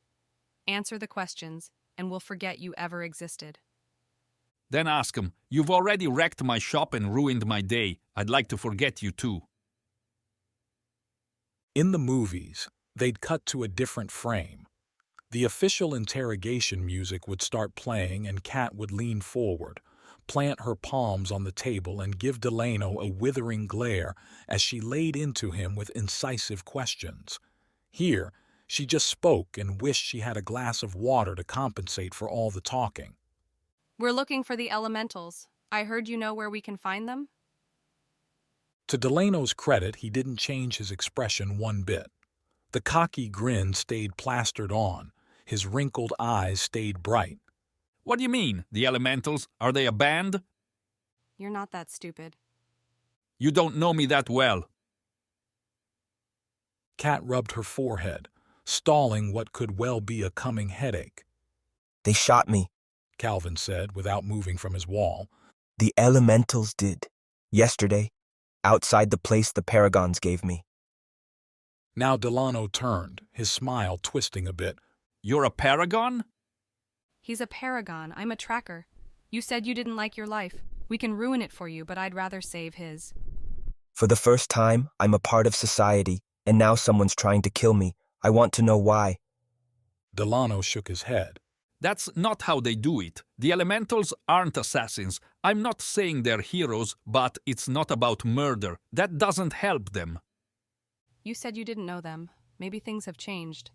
A lot of things are changing right now. Delano agreed, falling into a shrug that withered away his remaining resistance. Anyway, yeah, whomever your guy is, they've got it right. I did know some of the elementals that worked this city, knew some of the old Paragons too. How?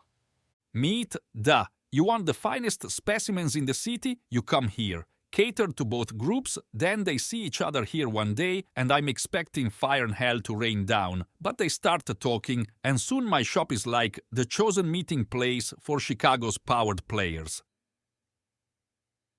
A lot to unpack there. Paragons and elementals working together, laying out agreements. Kat wasn't far enough inside Paragon circles to know how that would happen, but if you wanted to keep a city this big safe, you probably had to work with the ones you hated, especially when they could nuke a city block whenever they wanted. Like Kat had opened a valve, Delano poured out more, going on and on about the last couple decades as the Paragons and the Elementals negotiated one arrangement after another, before finally getting to what Kat and Calvin were really there for, the most recent Elemental enclave. Not all that far from here either.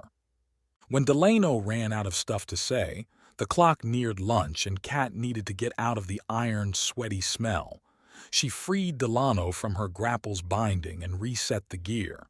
Told Delano she'd buy some meat in a few days to help pay for the repairs to his shop. Then she and Calvin made for the exit, stepping over the glass on the main floor. Hey, Delano said as Calvin reached for the door. I've been trying to place you, Kat. What did your parents do? Paragons. Why? Yeah, I thought so. Got your dad's eyes, your mom's hair, Delano said, broom now in hand. Sorry to hear what happened. You knew them? Where do you think your meals came from? They were two of the good ones. Always came in here with happy faces, ready to talk about their girls. They said you were a fighter. Delano pointed the broom at the wreckage. Guess they were right. Chapter 11. Apartment hunting. Leaving a half-filled wine bottle within easy reach in a place Jean Yo described as his personal hell had consequences, and they were throbbing. He'd used the Cabernet after Wexley's departure to sink through the day's adrenaline and then resorted to staring at his Tama, watching for any sign his plea to the world had any effect. Denial spread everywhere, as executives and boards that had endorsed John Yo's plan a week ago now disavowed it in grandstanding public proclamations.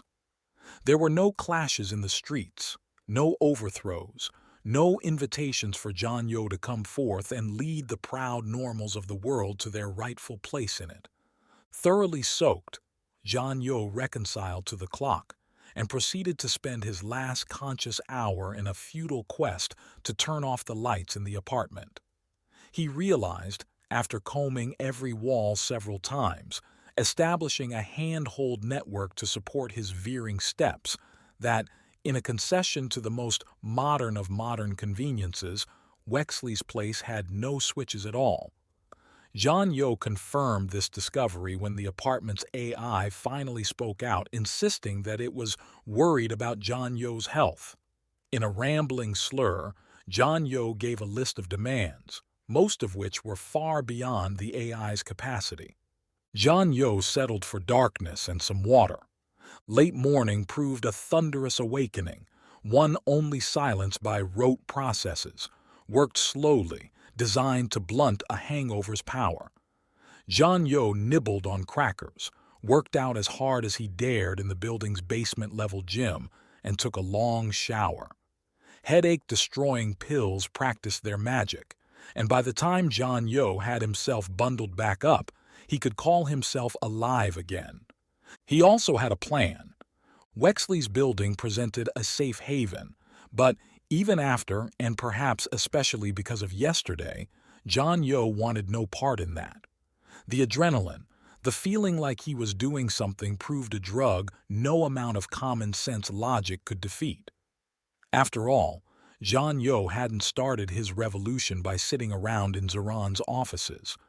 He'd gone out there, risked himself and everything else for the sake of his cause. Stopping now would render all of that worthless. Sylvie had operated from the shadows. John Yo lived there now, in the margins. He needed to learn what she had known, to understand how to make change without being seen or sensed. Sylvie had resources, connections, and methods that John Yo had never asked for, but Sylvie would have kept them somewhere. Certainly not on a public server, where Zeron could have found it. After her death, John Yo had searched. Wexley had searched. They had found no trace. But unless Sylvie kept everything in her head, and John Yo couldn't discount that possibility, she would have stored it somewhere.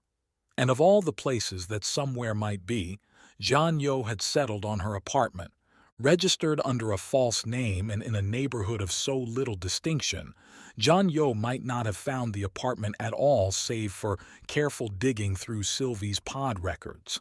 Even the master spy herself couldn't foil every digital tracker in the modern world, and with Wexley's paranoia powering his choice, John Yo had dedicated a tiny slice of Zeron's network to tracking her movements.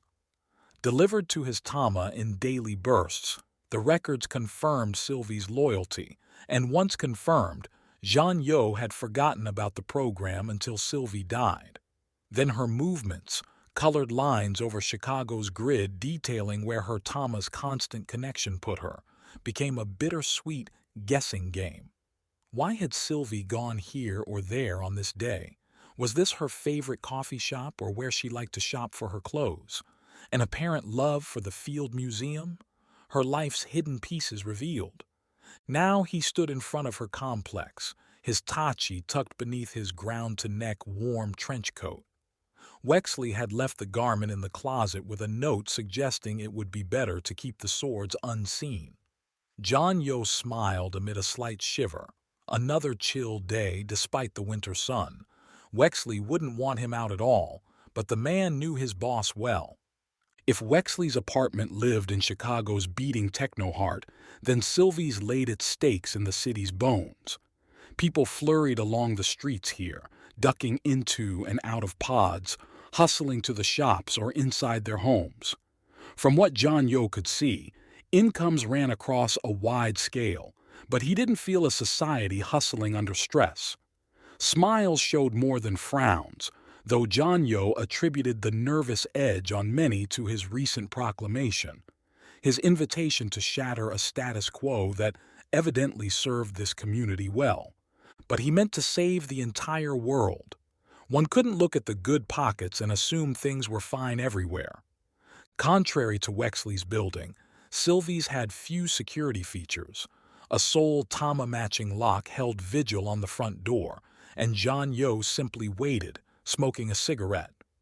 Wexley, ever considerate, had left him a pack, and watching the walkers until someone left. He caught the door, stubbed out the tobacco, and drifted inside. 5 floors up in a drab elevator, a minute-long hike through a pocked cream hallway, and a carpet that screamed store closing sale. And John Yo arrived at a door he'd never managed to see when it really mattered. He'd blamed the whole planning and assassination and other dark deeds for their relationship never progressing past occasional dinners. A hopeful view, and potentially a delusional one. Sylvie may not have seen John Yo in the same light that he saw her, but all the same, he wished Sylvie had opened this door for him. Just once. Without her, though, John Yo needed to figure out a different way in. Random passers-by wouldn't be opening Sylvie's door, and if John Yo loitered outside the apartment long enough, he'd attract the wrong sort of attention. A Tama lock, no doubt tied right to Sylvie's signature, glistened on the right side like a black slate. John Yo found it ugly against the door's own navy coat, but this whole place looked like it had been around long before Thomas became a thing, modernity forcing itself on the past.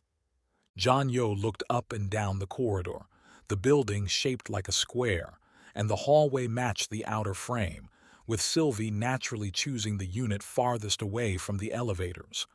Her apartment sat against a corner, and for the moment the hallways on either side were empty. John Yo opened his coat, used his right hand to draw one of the tachi. Shifting the coat to hide the blade, John Yo wedged the sword between the door and the frame, then slid the edge down.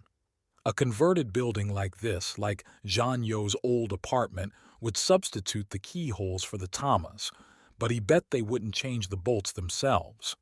Solid metal, yes, but John Yo's tachi were made to cut through harder things. With a couple of hard presses, their sharp pings muted by John Yo's coat, the bolts split, and Sylvie's door hung free. Sheathing the sword, John Yo pushed the door open and went into a place he'd imagined going many times. Those imagined versions, it turned out, were wrong. From the moment he stepped inside the entry, gliding the door shut behind him, one word dominated everything he saw: plants. Chicago had its gardens, but its location didn't lend itself to tropical lushness or the pine forests found further north. John Yo considered plants a garnish rather than a place's highlight, but here something changed. Nestled between aloes and orchids, John Yo picked out normal life's sparse, scattered evidence: a table, a single chair. The windows let in enough natural light, though hued through flowers that had attached themselves to the biggest sun source they could find. Vines ran across the floor, crawling over each other and most everything else. Chaos, but in a natural way. As if Sylvie had wanted her apartment to showcase what might happen to the world if humans disappeared. Pollen and plant perfumes thickened the air, which was far too warm for this time of year. His Tama put the temp at 80 degrees, a ridiculous energy waste, but a necessary one to keep a greenhouse like this alive. John Yo went further into the kitchen, seeing beyond it, through a doorway overhung with a bright yellow climbing rose, what looked like the main living room. Between the leaves, John Yo tried to find some evidence that the woman he'd admired, even loved, had lived here, but there were no pictures, no letters left on the counter.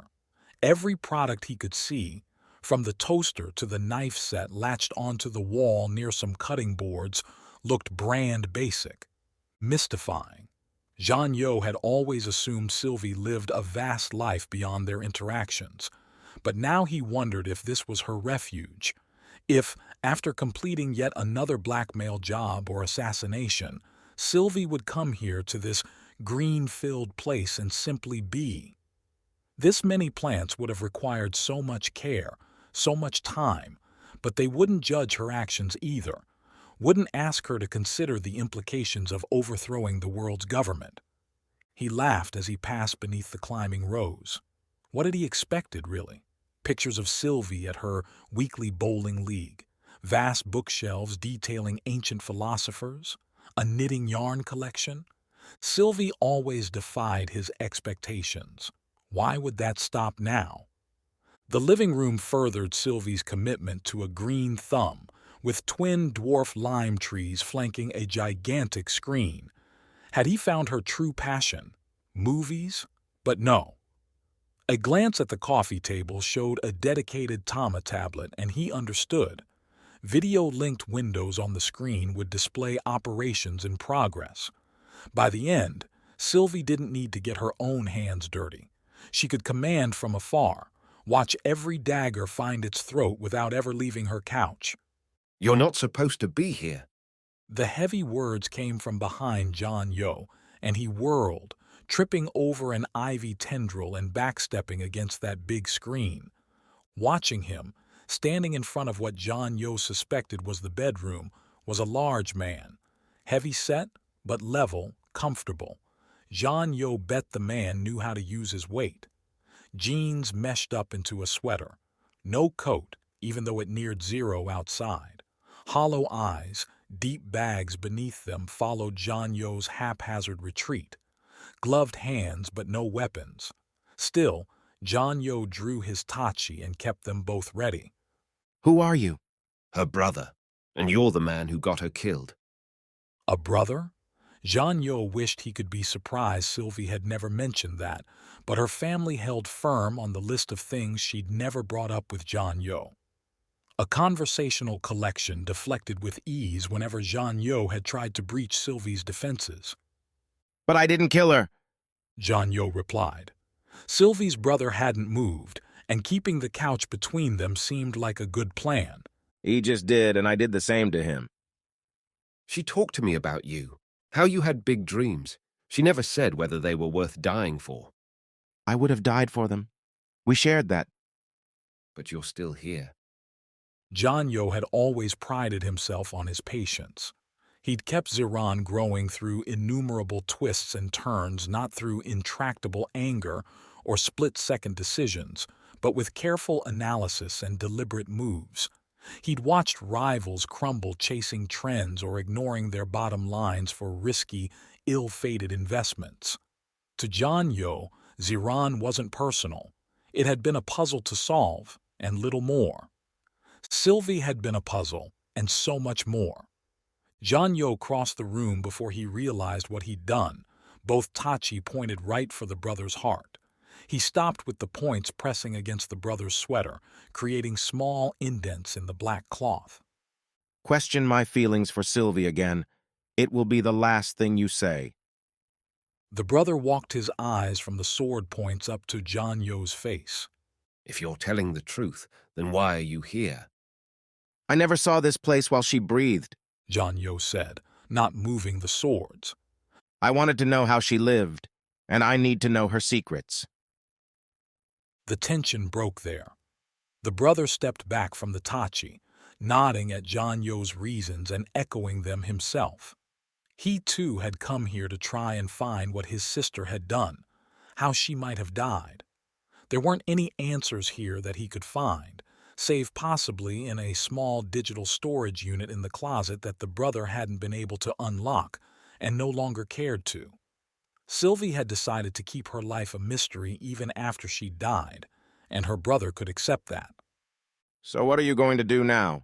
John Yo said as the brother made his way to the apartment's exit. You run your family's business. Sylvie ran ours. Now it's on my shoulders. Then good luck, John Yo said, giving the brother a slight bow. My sister liked you, wanted your work to succeed, the brother said, pulling on his shoes. After I get the pieces picked up, I'll be in touch. As the door shut behind the brother, John Yo realized the man had never said his name.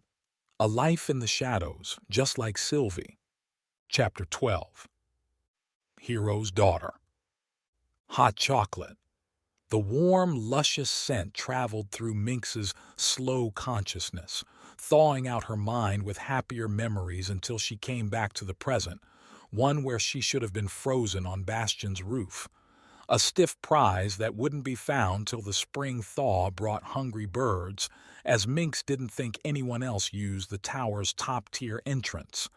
Instead, pushing through sunburn-like irritation, Mynx opened her eyes to a room she knew very well. Aegis's control center, living room, kitchen, all of it combined into a huge half-circle chamber with floor-to-ceiling windows on one side, looking over Manhattan's southern half like a god surveying her works.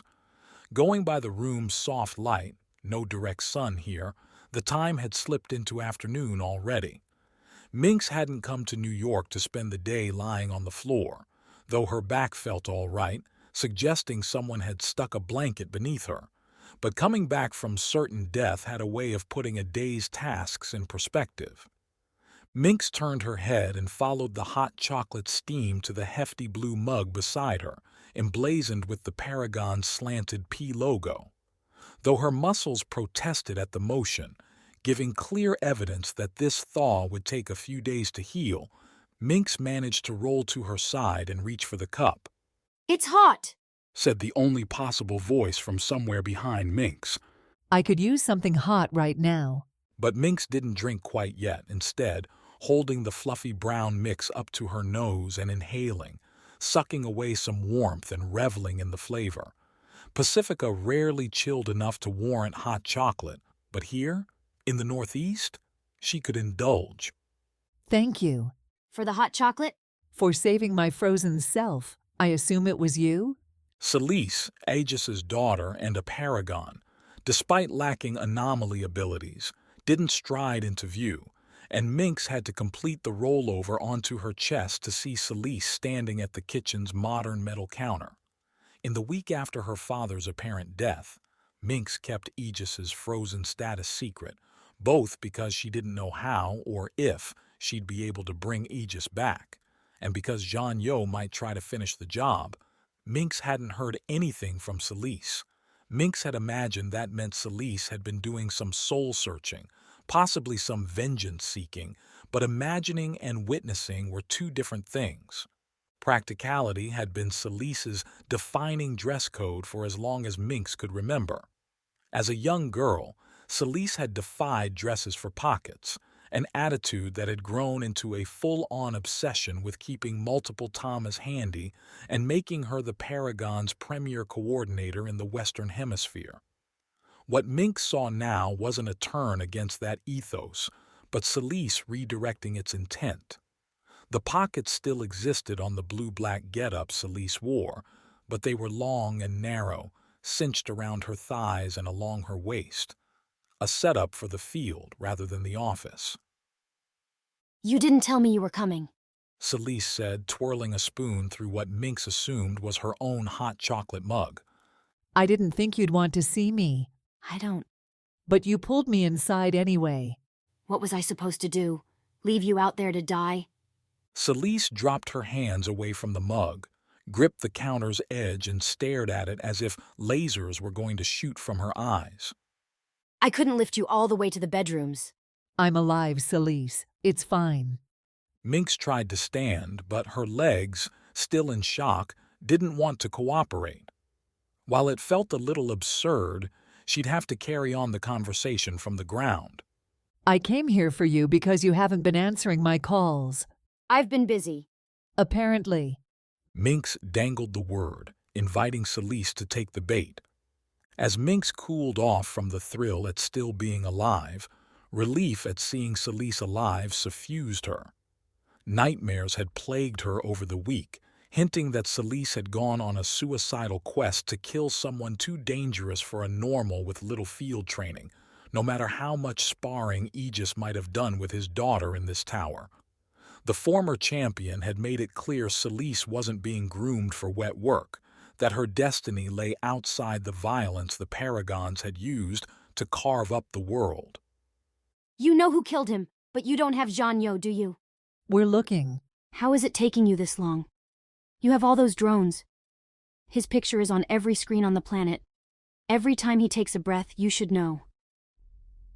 The words suggested Celise should be erupting in a rage, but instead they came out limp, flattened. He's smart, but he can't hide forever. He doesn't have to. John Yo's trying to turn everyone against us, the normals.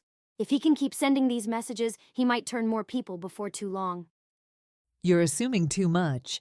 Mynx took a sip from the chocolate, cool enough now to enjoy, and its liquid sugar was, indeed, amazing. Normals and anomalies are doing too well to risk anything. The world is a good place, Celise. He might find a few, but hardly a revolution. I think you're wrong. I think he can do more damage than you believe. You sound like you have a plan. John Yo has friends. He had a whole company. They'll know where he is. Celise stood away from the counter. I'm sorry I sealed the door up top, Mynx. I didn't want you getting in unannounced because I didn't want you to stop me. Guess you succeeded. Celise accepted that, then came over and stood over Mynx, and in Celise's eyes, Mynx could see the condemning thoughts. Old, crippled, useless.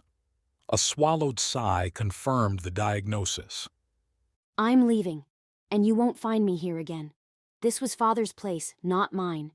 If you catch John Yo before me, maybe I'll come back. If I catch him before you... Do what you have to do. I'm not going to stop you. But if you get into trouble, you know how to reach me. Celise grew a small smile at that, reached down with her left hand and squeezed Mynx's shoulder. Get better. Before Mynx finished another slug of the hot chocolate, Aegis's daughter disappeared down the elevator. Mynx sat up, started massaging her legs. To say that the visit to New York had been unsuccessful would be giving it too much praise. She'd nearly died, and now the visit's sole objective to bring Celise back into the fold had vanished without a whimper. Mynx hadn't even protested as Celise slipped away, and she knew why. Because, in her position, Mynx would have wanted to be left alone. When her own parents had died, not through any cataclysmic means but through life's ordinary pace, Mynx hadn't sought out comfort in the arms of others. She'd started on the journey that had led her to Denise Jones and the potential for life everlasting. Of course, that had been a miserable failure, but maybe Celise would find what she was looking for. At least she seemed stable, coherent. Reeves, Mynx said, continuing to rub feeling back into her body. Celise is on her way out of the building. Tap and tag her, please. Of course, I already have several drones in the area. Must say, it's good to hear your voice.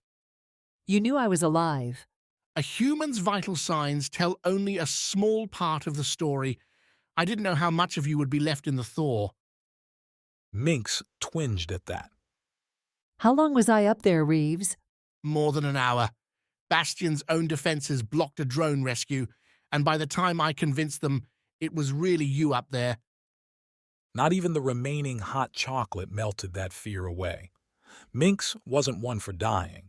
She could play the hero, but there was a reason she preferred the drones, like to mesh herself in thick, resilient metal before entering combat. Underneath all her talents was a simple, frail human body that could be broken like any other. Next time, break me out any way you need to. I'm authorizing it. No more chances. You'll remember that? No, but you'll remind me, and then I'll be grateful. Reeves didn't sound so sure of that, but the AI accepted the revised parameters.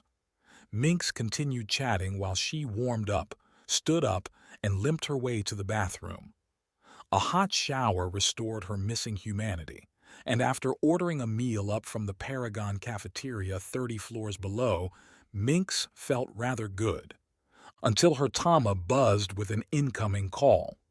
8 champions worked together to found the Paragons, and after the world's nations refused to accept the obvious benefit to letting the most powerful anomalies keep things safe and secure, those 8 champions created a movement that flattened any foolish force that tried to stand in their way. Mynx would have preferred to end the story there, but life kept going even after the final countries signed away their independence. The sun rose again on the next day, and soon enough Lucas declared that he would be returning home, and that his home would belong to him. Of the 1,000 small splinters breaking the champions apart, Lucas had decided to become the wedge and had relentlessly poured acid on their differences until Aegis had split the world to mend them. Now the man's face appeared on her tama, looking puffy despite Lucas's height. Colored splotches marred part of his skin, and his hair had thinned to a wispy set, but those damn eyes still looked the same. A colored barcode, that's what Aegis had called them and what Mynx had seen ever since. Still, he was a champion and Mynx needed him to show. Lucas, thanks for calling. Mynx tried to stand straighter, adjusted the tama's angle to show Bastion's window rather than the dull kitchen. I take it you received my message. Of course I did, Lucas said, and he blinked. When he did, the color lines across his iris shifted, slotting red into the center. What a fine idea to have a summit. It has been so long, and I imagine all of you have changed so very much. Some of us more than others. Lucas blinked again, and the colors moved. Mynx tried to remember what each one meant, then gave up. She had nothing to hide from Lucas. Things are moving. We're getting older, and we need a plan. And such plans can only be made in Los Angeles, not in London or Amsterdam. I called the summit. I choose. Lucas looked like he might contest the point for a hot minute, and Mynx countered with a deep, stern breath. The two of them had gone at it plenty during their champion days, and both had their strategies. The difference here, it seemed, was a small beep on Lucas's end. He looked, still at the camera but obviously away from Mynx's face, and grimaced. Another day, another time, Lucas said when he looked back up.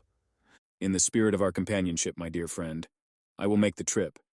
Send along the dates and the details, and I will be there. I appreciate that.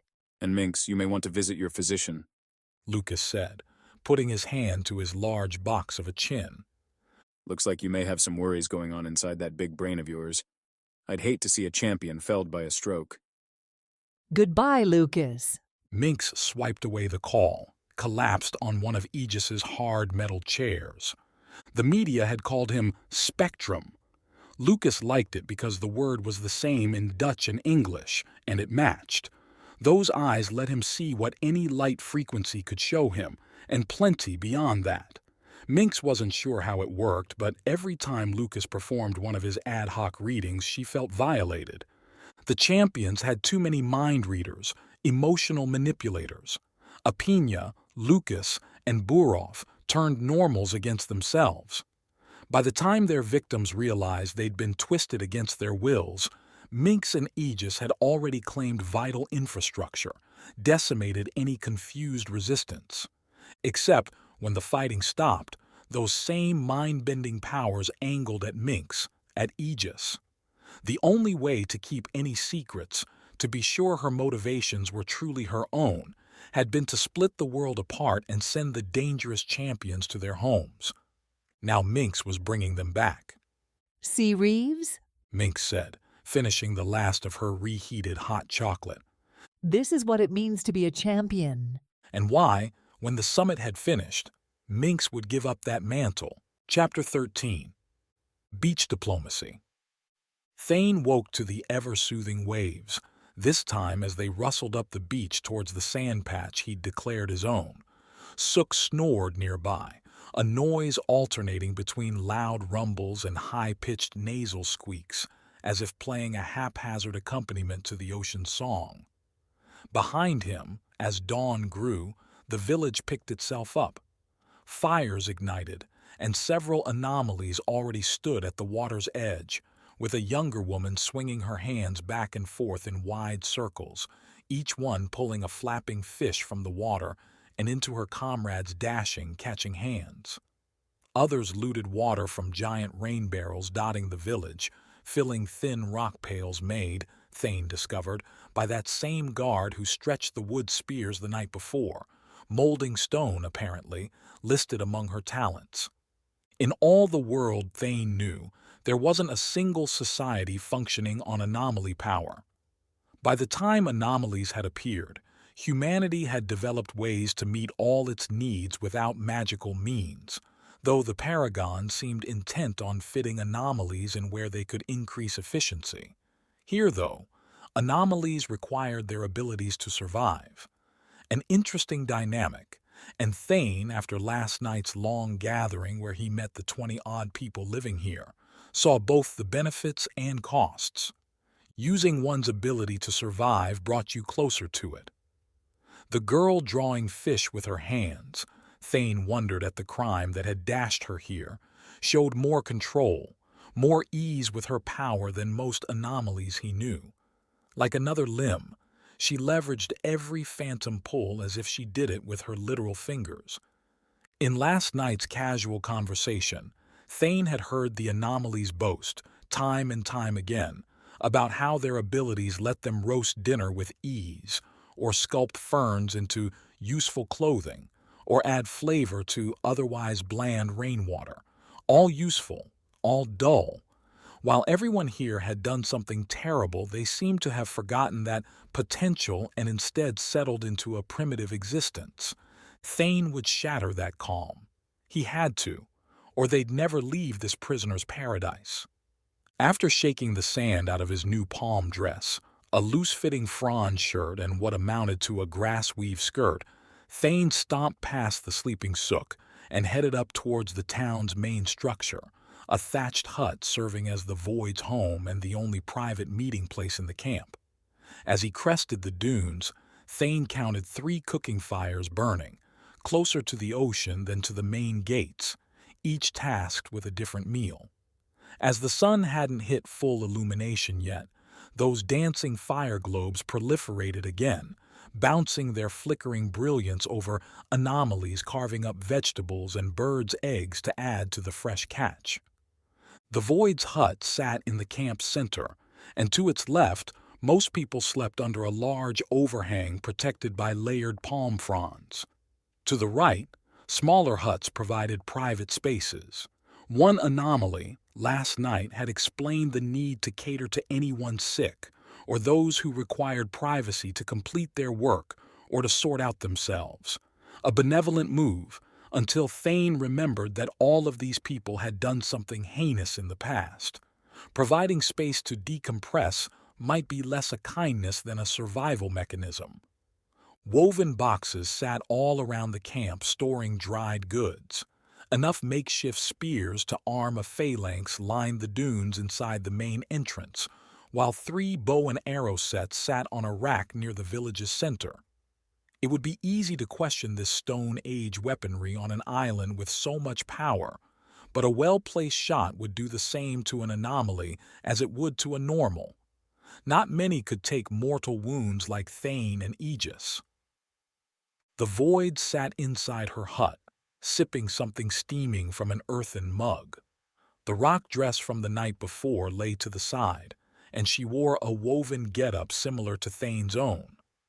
She didn't look up as Thane entered, though the light assent she'd given after Thane asked to come in proved she knew he was there. Instead, the Void kept her focus on a meter-wide sandbox in the hut's center. Thane came closer and looked down on what appeared to be the island, immaculately carved into the dirt. The instruments, sticks stretched into fine brush tips, lay set on the right. Little circles and lines denoted sections, and Thane figured they marked the territories and positions of the other islanders. From this view, it seemed like the Duchess had taken the island's majority, a hold around the central peak, with her lines almost reaching the coast between the Void's village and Arthur's encampment on the island's far side. Air draws this every morning, the Void said, a softer voice in private. She throws her gaze as far as she can see and looks down on our home. Ridiculous luck that she wound up with me. What is her story? Thane asked, sitting across the sandbox from the Void. Does it matter? She's here, same as you. I think she spied on the wrong people, and rather than kill her outright, Mynx dropped her on this island. Maybe the Paragons think they can use her. The Void looked up from the map, crinkled her mouth at Thane. The Paragons? I'm using her now, and she's using me, albeit for different things. Of course, Thane said. He needed to feel his way around this power dynamic. For all his life, Thane had either been the strongest leader in the room or a prisoner forced to do the Paragon's bidding. You want to know where your enemies are? The Void shook her head. Not enemies. Rivals. Arthur and the Duchess aren't dumb to fight each other for this rock, and I'm not dumb enough to fight them either. We have a balance, and that works for everyone. But you post guards every day and night? Because I'm not stupid. Because the balance only works when we believe the costs are too high to act. Ah, deterrence. We're waiting for a chance. The Void pointed at the Duchess's line creeping towards the sea. Once she gets ocean access, then she won't have any reason to trade with us anymore. Then why don't you stop her? Because she has double my anomalies, at least. She gets the most Mynx drops, and she's good at persuading them to stick around. You're saying there's a reason she's called the Duchess? I'm saying that we're outnumbered. The Void replied, and while Thane wouldn't call himself a mind reader, she seemed annoyed. Nobody's loyal enough here to die fighting a pointless war. You need a leader. I am a leader. Thane hesitated. Another knife's edge that could tumble him off into oblivion. If what Sook said was true, then the Void might actually be able to kill him. Even if she couldn't, Thane didn't want to fight off all of her anomaly supporters either. But he hadn't come to this place to wallow days away, catching fish on the beach and counting coconuts with fellow criminals. What's your name? Your real one? The Void stood up, brushed the sand from her knees. Come with me. Not an answer, but at least she didn't seem so defensive. Thane followed the Void outside the hut, and she led him past the fires, where they each grabbed a leaf-wrapped fish portion along with some roasted roots. The Void greeted everyone they passed with their first names, though rarely with a smile. A commander reviewing their troops, checking morale. Sook made the island seem like a chaotic battle between anomalies, where the strongest held sway. But the Void's little village felt more like a controlled operation. Everyone knew their part and played it, just to live one more day. The Void led him down to the beach and away from the village, walking along a crystalline shore in the morning sun. Shells littered the sand, and a look to the sea showed dark forms scurrying around beneath the surface. Crabs raced away as they walked, and above, the day's early birds took their first flights, chirping all the while. As idyllic scenes went, and Thane didn't consider himself a romantic, this took a top spot. You're the oldest anomaly on the island, the Void said once they cleared the sole sentry watching the beach approach, a woman with a curt nod for her leader. So you might see this differently, but the rest of us came here facing a long life imprisoned. Thane laughed. I spent decades in a cell. Then look at all this and ask whether you would risk it to go back? What do you think Mynx and the Paragons would do if we escaped? Let us go? Give us a prize? Looking at her, Thane guessed the Void to be somewhere north of 40. She'd had a lot of sun on the island, but the grays hadn't made an incursion on her hair. The wrinkles hadn't marked wisdom's valleys on her cheeks, but neither did she move or speak with Sook's more youthful fire. She knew what it was to play and lose. This island is a prison. By staying, you let them win.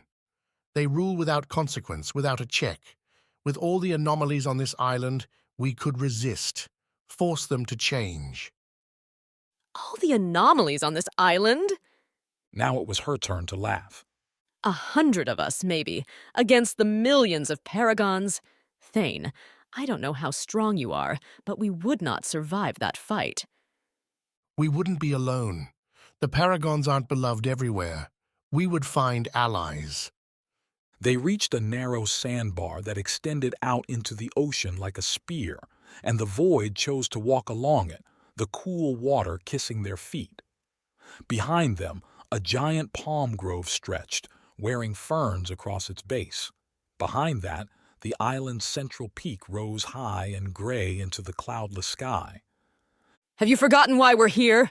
The Void said, leading their walk. Every one of us turned on their friends, families, society. What makes you think we could stick together at all? We're not soldiers. Everyone wants their lives to mean something. Right now, every one of us on this island is nothing to the world. You grow old and die here. That's all you'll remain. Nothing. The void stopped at the end of the sandbar. Out beyond, dotting the horizon at regular intervals, were the drones, malevolent black spots. The void reached out with her left hand, and Thane felt sudden heat, almost searing, radiating from her. And out in that ocean, incoming waves burst apart, holes appearing between their roiling crests, causing them to fall into one another. They smashed together again and again until a foamy chaos surrounded their little sandy walk. The void practically glowed with the heat, and Thane took a step away until she stopped and the breeze stole the warmth from her. I come out here because the waves don't care what I do to them, and nobody can see how angry I am. We're all angry. We've been wronged. This is a lot to lose. This is nothing to what you've already lost. The two of them kept looking straight ahead, out at those drones, that implacable wall. You want to change our fates? You'll have to convince the Duchess. She has the most of us. Get her to follow your dream, and maybe I won't think you're that crazy. But you won't. Now? The void shook her head. Before all this, I was a teacher, if you can believe it. A teacher that had a few bad breaks, took it out on the wrong people. Paragons found out I never admitted to being an anomaly, threw me this way. But you don't get to be a teacher without understanding what it means to care for the little ones, and all those back there are mine. They're not little. They need you to lead, not baby them. Maybe. The void brushed a stray hair from her eyes. Thane, prove that you can back up your talk. Then, if you're still you, I'll agree to what you're asking. Get the Duchess on your side. Another anomaly to persuade. If it kept moving things forward, fine. Thane said as much, and they turned to walk back to the village. And Thane, the void said as they returned to the beach proper. My name's Cassidy. Chapter 14. The Hunter and the Hunted. For once, the enemy had a hideout in the city. Kat loved Chicago's outer wilds, where industrial wastelands separated the bars so crucial to their employees' existence, but every now and then going into the city's techno-embrace made for a nice change. Leaving the L station with the maglev train's whooshing whistle behind them, Calvin and Kat marched through urban miasma as the afternoon grew into full swing. Most people saw Kat's suit and gave her and Calvin a wide berth, squeezing over towards buildings or slipping inside cafes or stores and watching till the tracker passed. Above, a drone interrupted the sky, its soundless black bulk drifting along. Restaurants gearing up for dinner filled the air with tantalizing tastes that Kat ignored. Who knew if any would even seat her, armed as she was? Delano's intel put the Elemental's current base not far down this street, across from a square-block park. Snow and ice rendered the park's playground equipment into abstract art, while people hugged the benches, bent over their tamas and snacking on sandwiches. Pods crunched along the road, and while Kat watched what she could, her mask saw the rest. No potential threats appeared while they closed on the cafe. That seemed a little odd. The Elementals had to know they hadn't killed Calvin, and that attacking a Paragon would come with retribution. But maybe they were all out to lunch? Your parents were anomalies? Calvin asked as they walked. The man had been silent almost the entire way from Delano's to here, and now he chose to start in on that conversation. Yep. Kat would murder this topic 1,000 times. But you're not? Nope. Strange. Yep. Her tama beeped and Kat looked at it. The Elemental's cafe should be close now, just ahead. As if reality conformed to the tama's data and not the other way around, when Kat looked back up, She noticed a soft blue overhang with coffee cups stenciled in white all over it. Tiny icicles hung off the overhang's edges, making the awning look like a comb. That's the target, Kat said, choosing to nod instead of point, keep their already conspicuous appearance from going completely wrong. You should hang back. Kat, look, I'm not helpless. Really? You're not armed, and that coat's not going to protect you. I don't want to watch your back. Calvin sputtered something about watching hers. Kat put a finger to his chest, a firm one. Listen, I know these people, or some of them anyway. I can talk to them, and we can figure out why they tried to kill you. Like I said, assassination isn't really their thing, so they have to have another reason. Unless you can think of one, right now. No idea, I'd have told you. The shot came out of nowhere. Then stay behind. I'll signal when you can come in. Kat stepped back from the anomaly. If you want to help, keep out of sight. Watch for anything weird. Calvin didn't argue. So much more refreshing than Gordon, who seemed to like butting heads with her on everything. Kat hadn't ever wanted a sidekick or a partner, but if she had, Calvin and his total obedience might be the only type she'd accept. The cafe didn't expand much beyond the awning, its long and narrow profile going back from the street. Tinted windows gave a dim view inside, though tan tables pressed up to the glass made it clear the space did, at some point, serve something. Not now, though. A red-lit Tama panel near the door declared the place closed, despite an hour's display showing the cafe should very much be open. Seemed suspicious. Kat kept moving, following her own advice about the cameras and turning down the next trash alley, another building away. She tapped out a quick message to Calvin from her Tama and circled around to the block's dividing line. A narrow space with high buildings on either side, with metal fire escapes climbing up and down and dumpsters occupying every square inch along the walls, the alley hardly looked inviting. Kat, though, wasn't expecting a welcome. The Elementals were an anomaly collective that had made their name on various demands for freedom, rights, and other things that amounted to rebuking the Paragon system without offering anything better. As if the normals and the Paragons were supposed to accept a rogue anomaly band could freely run around without any monitoring, any control. As Aegis had proclaimed in countless addresses, the last thing the world needed was another war, much less one between multiple superpowered forces. As such, with the Paragons swooping in to cut their numbers down any time the Elementals made any serious moves, Kat wasn't surprised to find the alley and the cafe empty, strike out, then huddle up and hide. Yet Kat kept her left hand on her stun gun's hilt anyway, the weapon resting in its thigh holster. Anomalies could be anywhere, could be invisible, or, like Vetter not all that long ago, could project a visual image that made things look far safer than they actually were. Nothing, though, sent fiery bolts from the sky or melted the concrete beneath her feet. Kat's insides didn't combust, her mind didn't fall into madness. Despite the interrogation, Kat wondered whether Delano had told them the truth. The cafe's back door, labeled with a thick sticker on the beige-painted surface, had its own Tama plate with the same closed message. Locked, too. Which meant if Kat was going to go inside, she'd have to break in. That would be violating Paragon law, tracker or no. Before she'd cross that line, Kat figured they could do some observation. Find a bench in the park, get some lunch, and see if the cafe found its way to opening up. Or the Elementals might see Calvin and decide to make a move, bringing their people into the open. Kat tapped away the idea on her Tama, turned back towards the alley's exit, and her mask screamed red. She dove forward as a concrete divot exploded behind her, the crack coming later and rattling along the alleyway. Kat rolled right when she hit the ground, putting a dumpster between her and the alley entrance, the direction where the shot had come from.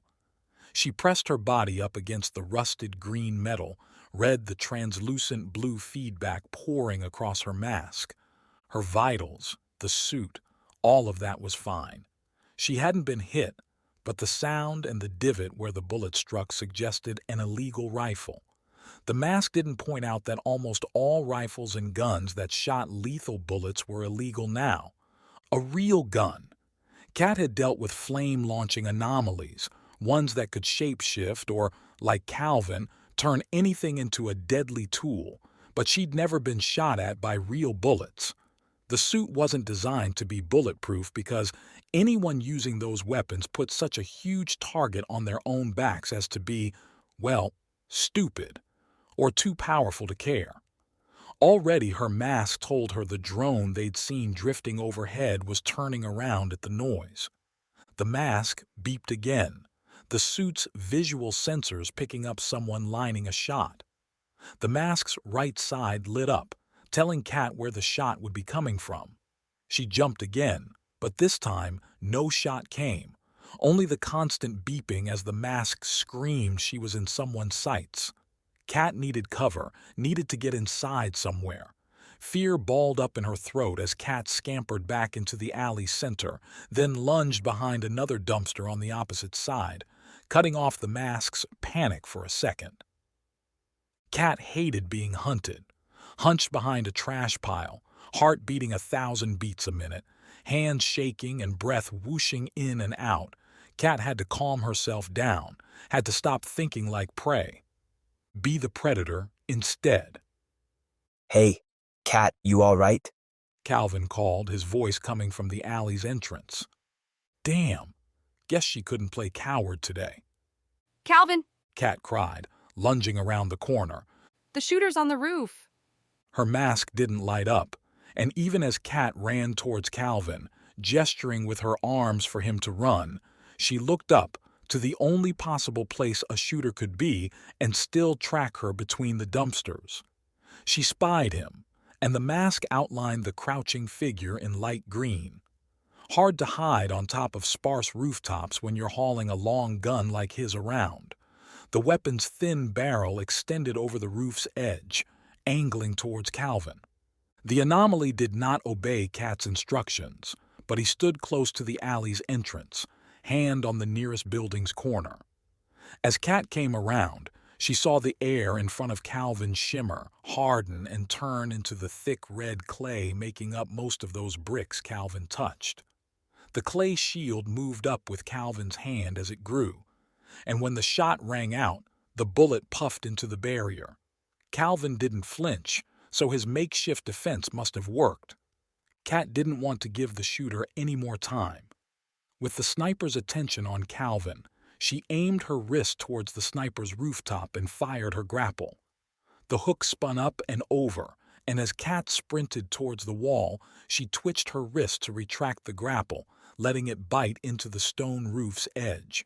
The sound caused the sniper to turn as Kat hit the wall with a running jump, the grapple's retraction pulling her up at the same time. Wall running. Of all the things a younger Kat would have called superheroic that Kat did on an almost daily basis, this still gave her the thrill that came with defying the normal order. Physics be damned. Kat ran straight up the building's side, led by her left arm. The sniper, still visible, made a lunge towards her grapple, but when a single tug couldn't dislodge it, the man, with his black tactical gear and the way he moved, Kat pegged the killer as a male, grabbed his rifle, and ran. Kat cleared the roof's lip a few seconds later, puffing hard after sprinting up 4 stories, but ready to go. The sniper had retreated another building over and looked to be making for a maintenance entrance. Black drones were coming close, zooming in from several directions, and the sniper wouldn't have a chance getting away from them if he didn't bust it now. Kat wasn't going to let that happen. She broke towards the sniper, even as the grapple snapped back into her wrist.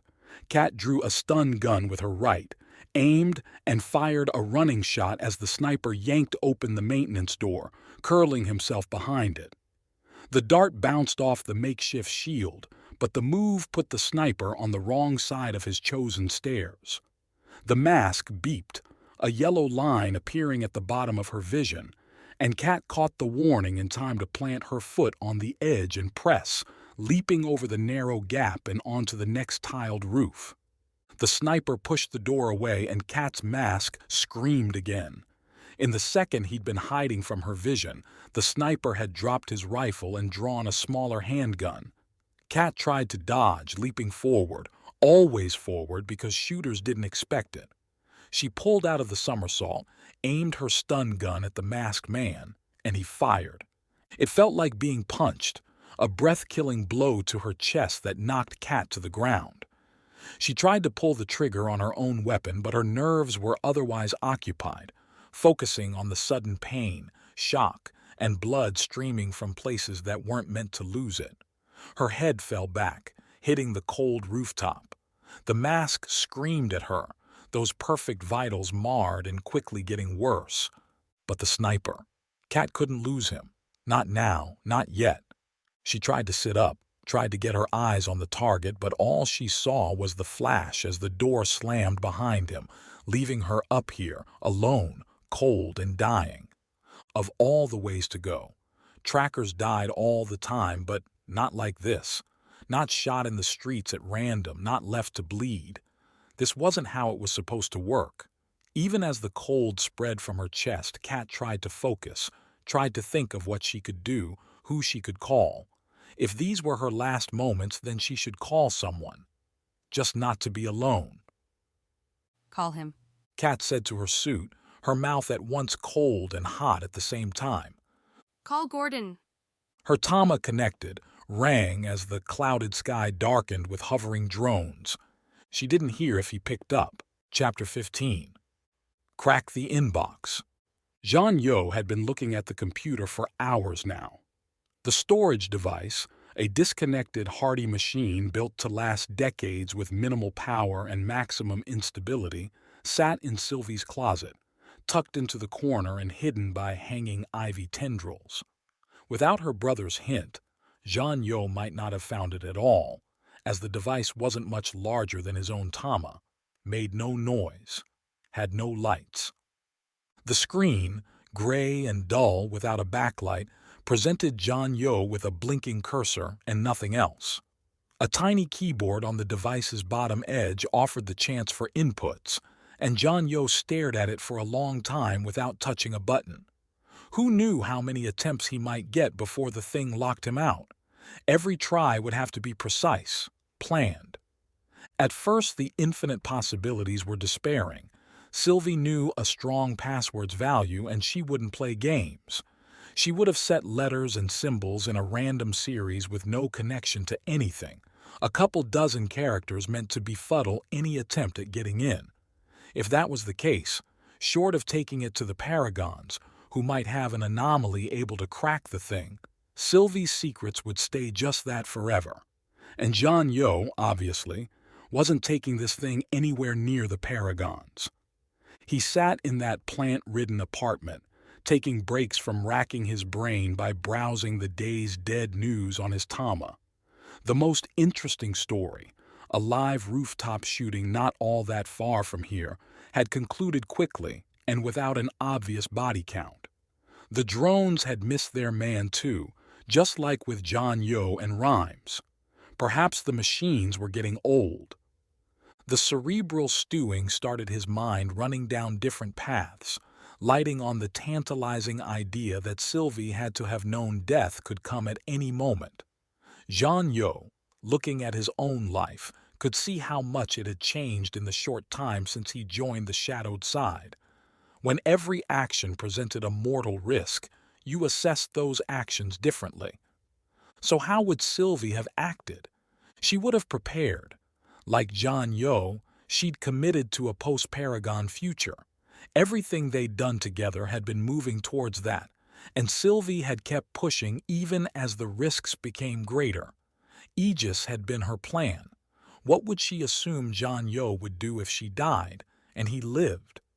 Anything else gets me nowhere, Jean-Yo said to himself, then took a long look around the room as if Sylvie's ghost might appear to confirm the fact. If Jean-Yo didn't believe that Sylvie assumed he would come looking for what he knew, then he was back at square one. Infinite possibilities. But if he chose to believe that Sylvie would want him to find this, would expect him to try and crack its secrets open, then John Yo had a chance. The plan limited the potential passcodes to what John Yo might guess, but also what John Yo alone might guess. Common terms weren't plausible, neither were easily guessable words they had shared, like Ziran and revolution. Both could be found by anyone with cursory knowledge. Jean Yo kept looking at the device, not really seeing its grayscale display, but instead 1,000 threads branching out behind it, each one leading to a possible choice. Time to start cutting those down. First, the password would be personal, something between only the two of them. Some of the threads disappeared, plenty more remained. Sylvie played a hard game, constantly pushing John Yo and everyone around her to greater things. She wasn't sentimental. She let ambition swallow softer feelings. Little things, like the meals they'd shared or the name of their favorite restaurant, wouldn't fit her style. More threads floated away. They contacted each other through encrypted messages. A notification would show up in his Tama, inviting him to click out to an anonymous portal and enter a one-time code to view what she'd sent along, then reply in the same manner. Every message deleted shortly after it had been read. Would Sylvie have gone in that direction? A passcode relating to their passcode-driven life, John Yo wondered. His hands drifted over the keyboard, ready to type the name of the mutual service they'd employed for so many years. No. The service itself was well enough known, not emotional but not personal enough either. He cut those threads. Few remained, and of those few, only one seemed strong enough for this. They preferred to meet along Lake Michigan at night and along a particularly deserted stretch between Soldier Field and Navy Pier, where, except for nighttime joggers, they didn't have to share space with anyone. Pods navigated by address, and this particular spot didn't have one. The first time they'd really met, it had been on that stretch. On Sylvie's suggestion, they both start from opposite ends and meet in the middle as a way of keeping things random. From there, when they were done, they would call a pod to their particular spot, generating a specific location code. Clever on the part of the pods, the code would let you return precisely to where you were picked up in case of a lost item or memory, with your own personal identifier tied to it so you could share the spot with anyone else. To John Yo's knowledge, Sylvie's code for that spot on Lakeshore Drive had only been sent to him. At that spot, they'd made their plans, they'd shared their dreams, and they'd done the work to pull those dreams closer to reality. The perfect password, the only password. He pulled up the code on his Tama, then entered the 12 digits. The grayscale screen blinked once, then presented him with options. He was in. In that plant-filled, dark apartment, Jean Yo allowed himself a small smile. Now what? First, Jean Yo read. While browsing the device felt like reading through a massive tome with no table of contents, Jean Yo fumbled his way through documents detailing Sylvie's thoughts on everything from himself to Ziran to the world at large. At first, the possibilities felt fascinating. A window into Sylvie's private musings on him, on his cause? But rather than heartfelt missives, Sylvie proved to be a straightforward analyst. John Yo's own file, beyond a rudimentary physical description, capable but hesitant? John Yo took issue with that, had little more than several lines declaring him a strong leader, but too idealistic to be counted on to make the hardest decisions. More valuable were the rosters and contact methods for the copious mercenary clusters still hiding out in the Paragon's underbelly. All those soldiers had to go somewhere when the army disbanded, and if, on the surface, they took up peaceful professions, plenty exercised their skills in deep cover work the Paragons largely ignored unless the body count grew too high. With these lists and enough reps, Jean Yo could have himself a dangerous army in little time, though it would be scattered across the world. Still, If he could tip public sentiment, these names would give him the kindling to turn a spark into a full-blown fire. And yet, sitting amongst those plants, disappointment loomed. John Yo thought he'd come for exactly what he'd found, the tangible items that would push his cause forward. Instead of happiness, a gnawing sadness settled into the gloom as night fell across the city. Sylvie either didn't use or didn't have automatic lights, and John Yo didn't feel like leaving the couch. So, with his Tama shining, he kept reading through one file after another, hoping something would fill the void. John Yo wasn't dumb. He knew now that what he'd wanted was something deeper, some note or video, even though this device didn't seem to show images, just for him, telling him goodbye, revealing what Sylvie had secretly felt but never said. His heart talking when his head knew better. Sylvie had planned for the worst, but she'd done it the same way she'd done everything else, with an eye towards results, not emotions. And perhaps that was the best way to look at it. Sylvie trusted John Yo to take the reins, to carry on without her and bring their dream to fruition. She didn't get distracted by romantic foolishness, and neither should he. Revolutions like theirs required hard hearts, determined wills. Sylvie hadn't put a note in here because she didn't need to. John Yo already knew what she would say. Get going, the world's waiting for you. John Yo stood, cramming the device, awkwardly, into one of his larger coat pockets. It sank to the bottom, making John Yo's left side bulge out like he'd grown a particularly fantastic tumor, but carrying the old-style computer in his arms would have been even more conspicuous. He took one last look at the various plants, started to tell himself that he'd get Wexley to buy the place, send someone over to care for them. John Yo would check in every now and then, make sure things looked like they were now. No, that was sentiment. Sylvie wouldn't approve. He'd send an anonymous message to the complex ownership instead. Let them know the owner of this particular apartment had died and let them figure it out. They'd probably turn the place over, and in a month there'd be no trace Sylvie had ever lived here. Though apparently someone seemed to think she still did. As John Yo approached the door to leave, he noticed a simple white envelope had been slipped through the door. He picked it up, flipped it over, and saw nothing written on the back. There was some chance it had fallen out of her brother's pocket, but that man didn't seem like the type to lose something like this. And since Sylvie wouldn't be opening her own mail anymore, the message wasn't long, barely 2 paragraphs, typed out and spaced wide like a schoolboy's first paper. Its message, though, concerned things decidedly heavier than a book report. Multiple sources confirmed. The champions are setting up a summit. Most likely location is Los Angeles. Mynx said to be the originator. Pulled together fast. Starts in days. Send plan. Letters and numbers followed in a 20-character code. Something Sylvie might know how to parse. Something John Yo would have to decipher. The message's point, though, wasn't hard to figure. A summit? Where all or most of the champions would be in one place. Legends, every one of them, and vulnerable. If Aegis had been a failed start, the world wouldn't be able to deny a clean sweep of its premier heroes. Sylvie wouldn't let this opportunity slip past. John Yo wouldn't either. He'd felt lost on the run, hiding from windows, from messages, from responsibilities. His revolution hadn't come to pass, but what had looked like the finale to a decade spent preparing now seemed like the opening act.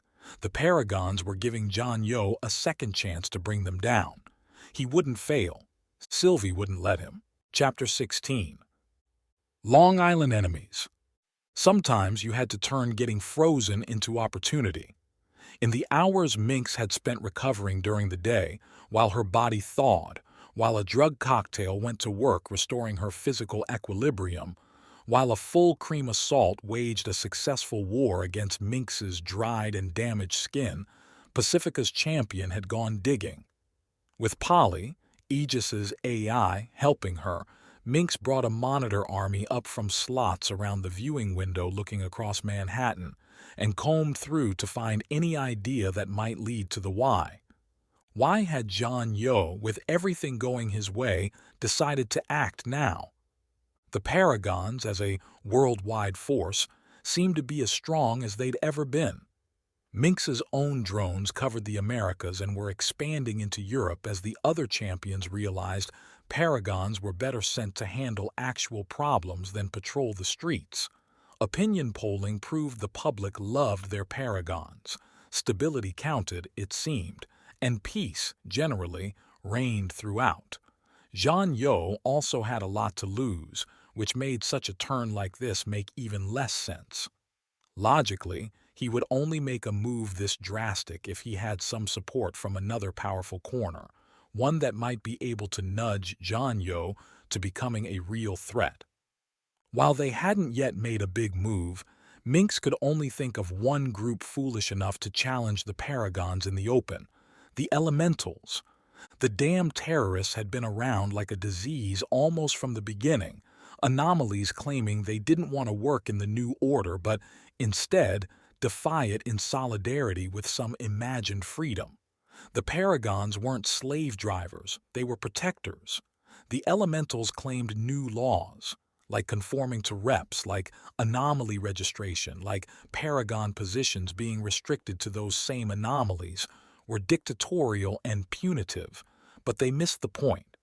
In a world where anyone could be a walking nuclear bomb, it just wasn't viable to leave things wide open. If a city block exploded or a full stadium turned into ash, you either knew, with the Paragon's anomaly laws, who did it, or you lived in total fear. John Yo apparently wanted a return to that fear, with groups of super-powered but otherwise very human, people fighting in the streets while the normals looked on in useless horror. The Elementals would back that goal, as stupid as it was, and perhaps had guaranteed John Yo their firepower if he made this play. Of all the things Apina had done, and Mynx respected most of them, getting the Paragons to let the Elementals live on as a political group rather than annihilate them as the Paragons would any other terrorist was the worst. Yes, there would have been damage all over the world if the Paragons had waged anomaly war against the Elementals. It would have been painful, even catastrophic in some places, but the Paragons would have won. They would have stamped out this problem. Mynx would revisit the question at the coming summit, but if she wanted to turn the champions against the Elementals, she'd need some evidence first.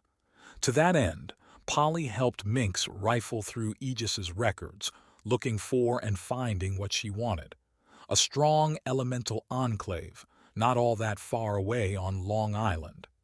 Mynx could go, ask some hard questions, learn if these monsters had truly turned a corner and deserved elimination. Polly, activate Reserve Suit 5. Mynx said, standing up from the counter. And open up the roof. It's time to do something productive. Going back out to the place that had almost killed her didn't faze Mynx in the slightest. You had to learn to brush off near-death experiences in this life, or you'd never be able to do anything. Once again in her kinetic energy suit, the batteries charged through her steady pacing back and forth along the room, Mynx put in some last minutes cleaning up Aegis's old home, cleared the counter, ran the combo dishwasher sterilizer, and had Polly return the monitor for us to its resting place. It felt a little like saying goodbye to her friend, doing what Aegis ought. With Celeste leaving, who knew how long till someone else would come in here? The Paragon throne left vacant, perhaps rightly so. Outside, those winds continued whipping, and winter's dipping sun didn't do much to keep her warm. However, by the time Mynx had taken 3 steps towards her jet, Reserve Suit 5 found her.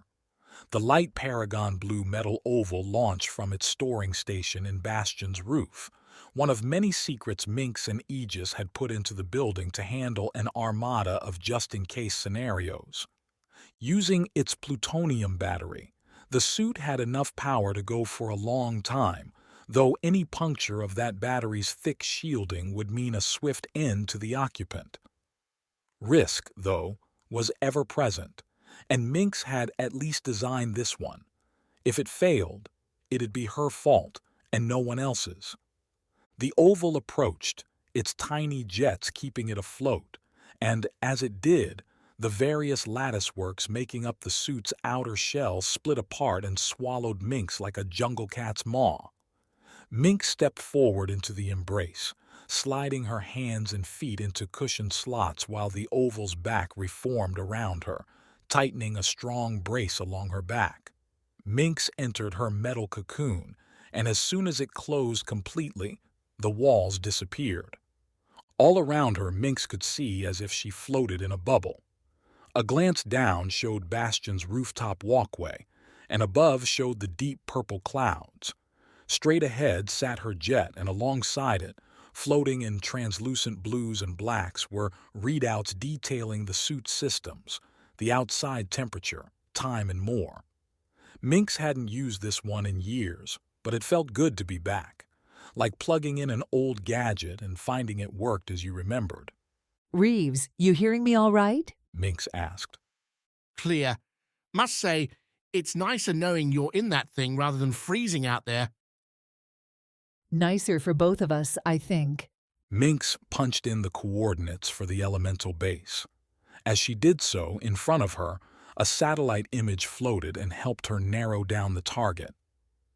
Aegis thinks there's an elemental center over here, and I think they're helping John Yo. I'd like to find out for certain. Let's get a few drones ready for backup in case things get strange. Of course. Are you feeling up to this? I'm less than 24 hours removed from near death. It's just like the old days. Mynx replied as her suit began lifting off, the omnidirectional jets coating the suit's exterior, giving it a smooth, precise glide. I'm not sure you want to go back to the old days. Don't have a choice. They came for me. As years passed, the techno makeover took different areas at different speeds. Those places with history tended to burnish and preserve it, keeping iconic facades alongside shimmering new ones. This trend continued apace as Mynx flew over the boroughs towards the eastern ends, where quainter elements continued to wage their culture wars against New York's modern demands. Fishing boats blinked their nightlights in starlit skyscraper shadows. Pods moved in endless lines along highways, while smaller delivery drones clogged prescribed flight paths beneath Mynx, creating a luminescent lattice. Beautiful in its way. Her destination was less so, a watered-down shopping center surviving on its corner stores and little else. The Elemental's chosen home made sense in its invisibility, if not in its amenities. A vast parking lot spoke to the area's lethargy.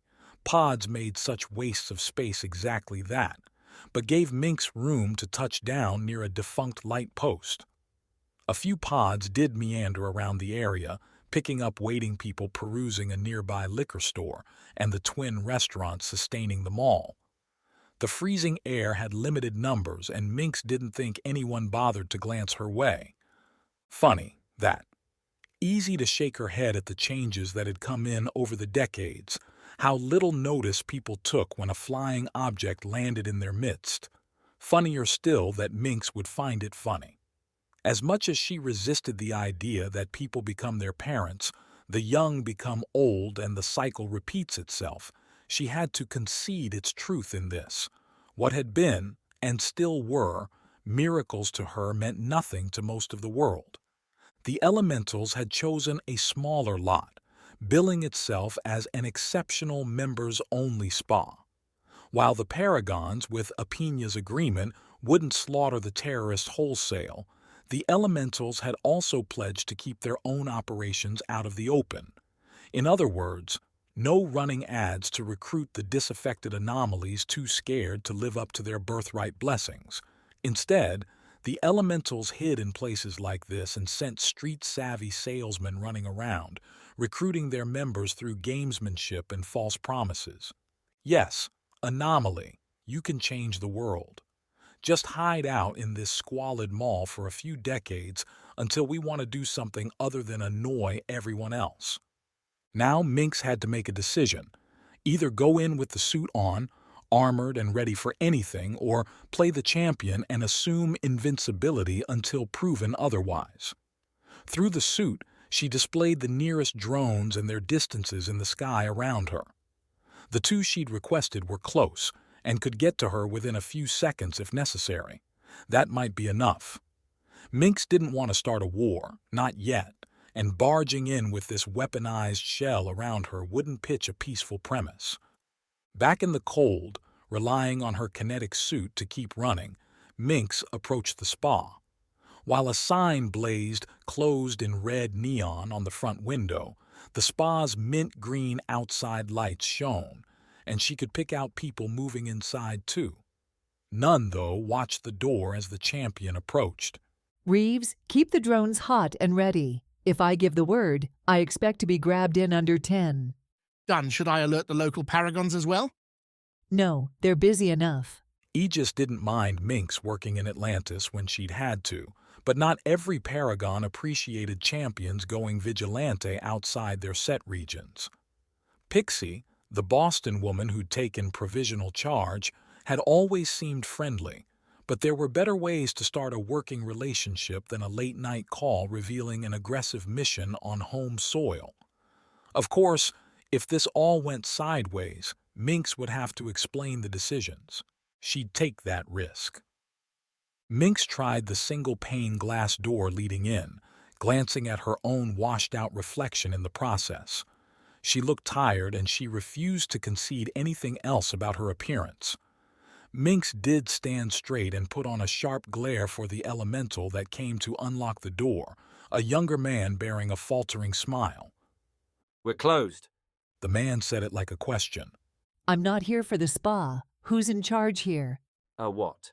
Another anomaly appeared from the back, an older woman in a soft-looking sweater and sweats bundle that actually looked like it belonged in the spa, and she rescued the young man, telling him to head back and keep cleaning up.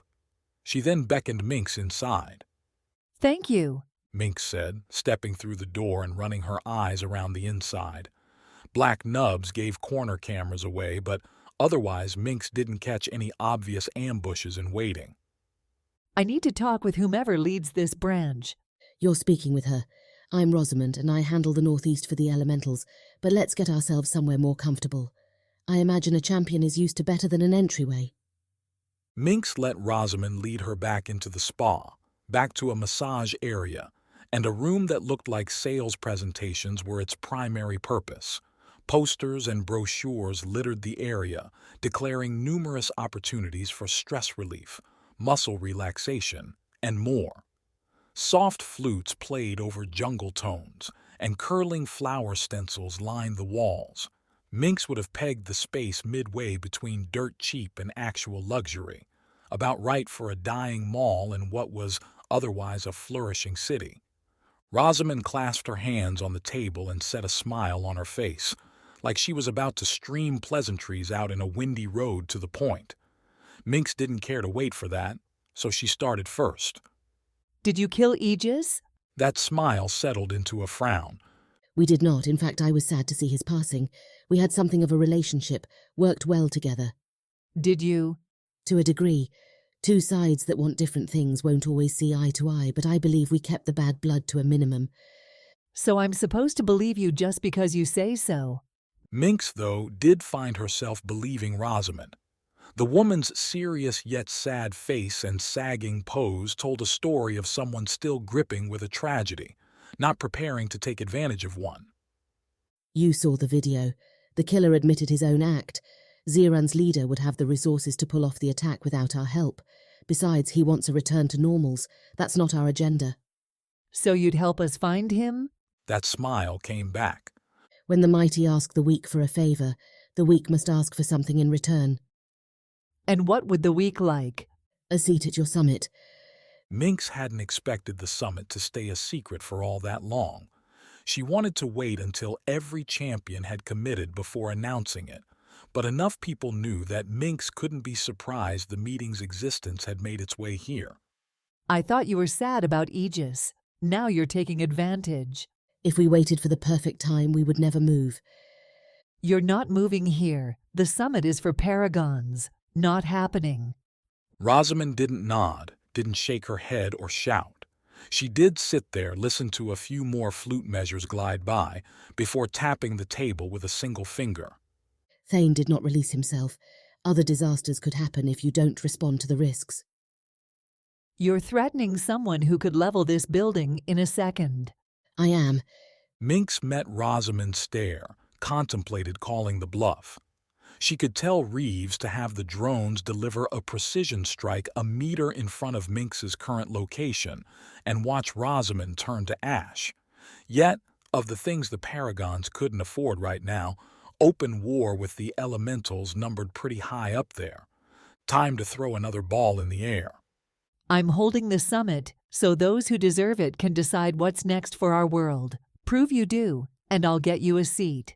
That the elementals never would, never could deserve such a thing went entirely unsaid. Chapter 17. Traverse. Thane woke again at dawn's cusp. Without electricity, the night started sooner and the days began at their earliest whisper. Thane took his time moving, listening to the waves and the birds beginning to stir. The first fires let their crackles play beneath the island's natural sounds. He embraced the ambience, because he might never get it again. Yesterday had been spent with Cassidy, a.k.a. the Void, and her anomalies. Thane had fished, had helped thatch together a new sleeping hut, and gone foraging for fruits and berries.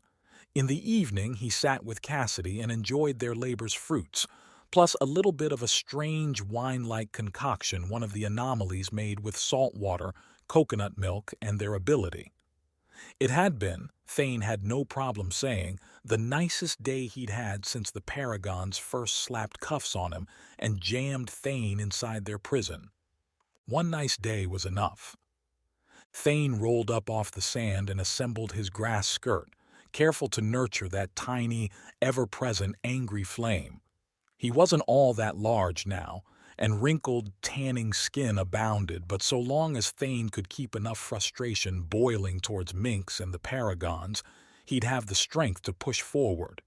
And no matter how nice the island happened to be, the real goal lay out there, beyond that omnipresent drone line.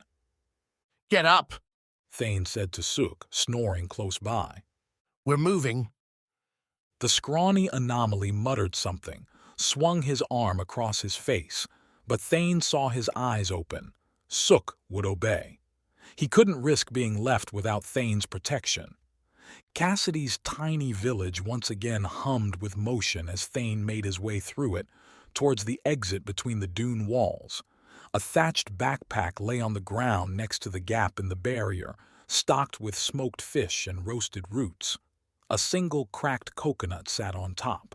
A leathery, older anomaly played guard to both gate and goods, one of those pointed sticks in his hands, though Thane knew this particular man could make his left hand as hard as diamonds, and as sharp. These are for us? Thane asked, approaching. The Void ordered it. The man, Hiram, said. I'm glad she did. Are you? You see this island for what it is, rather than what we pretend. Hiram nodded past Thane, towards the open ocean and the death that lay beyond it. I've lived here for almost 15 years. The third anomaly, I believe, put on this cursed place. If you would get us away, then I will do whatever I can to help. Thane reached out and shook Hiram's hand, the right one, and then pointed back towards the village. If you want to help, convince them to leave. We will, if you show us the way. Hiram's words, so earnest and honest, knocked Thane's mind for a spin. He'd led mercenaries before, but those people came for the reps and stayed out of fear.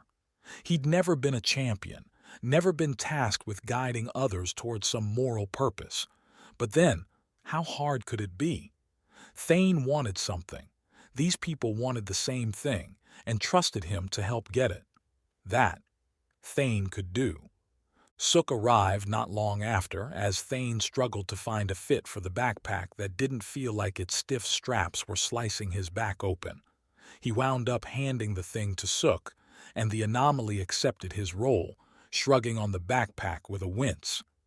Ready, the two began walking past Hiram and towards the jungle. Wait! Cassidy's shout came clear, and Hiram put his hand on Thane's shoulder to turn him back around.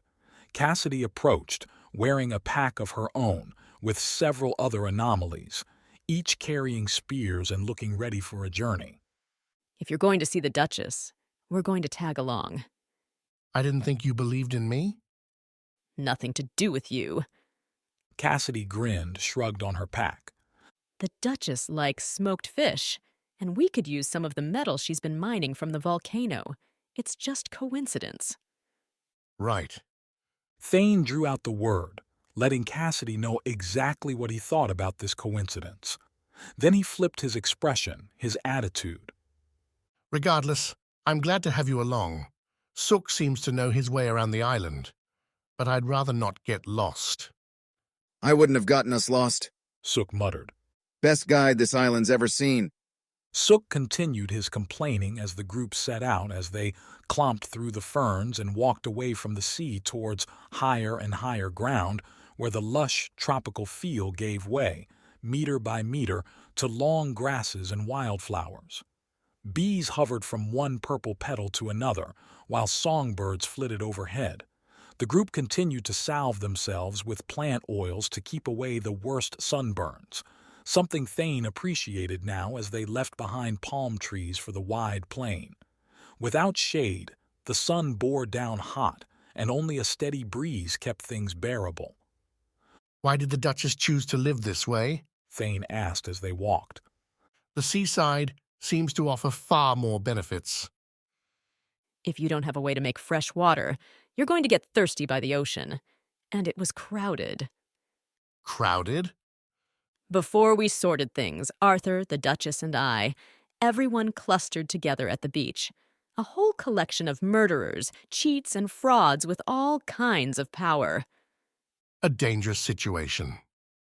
I think that's what Mynx wanted. Cassidy spat to the side, her eyes flashing. Get us to kill each other, and she could justify putting us here. The Paragons could say they were right. But you didn't? We did. Every day would bring more anomalies dead.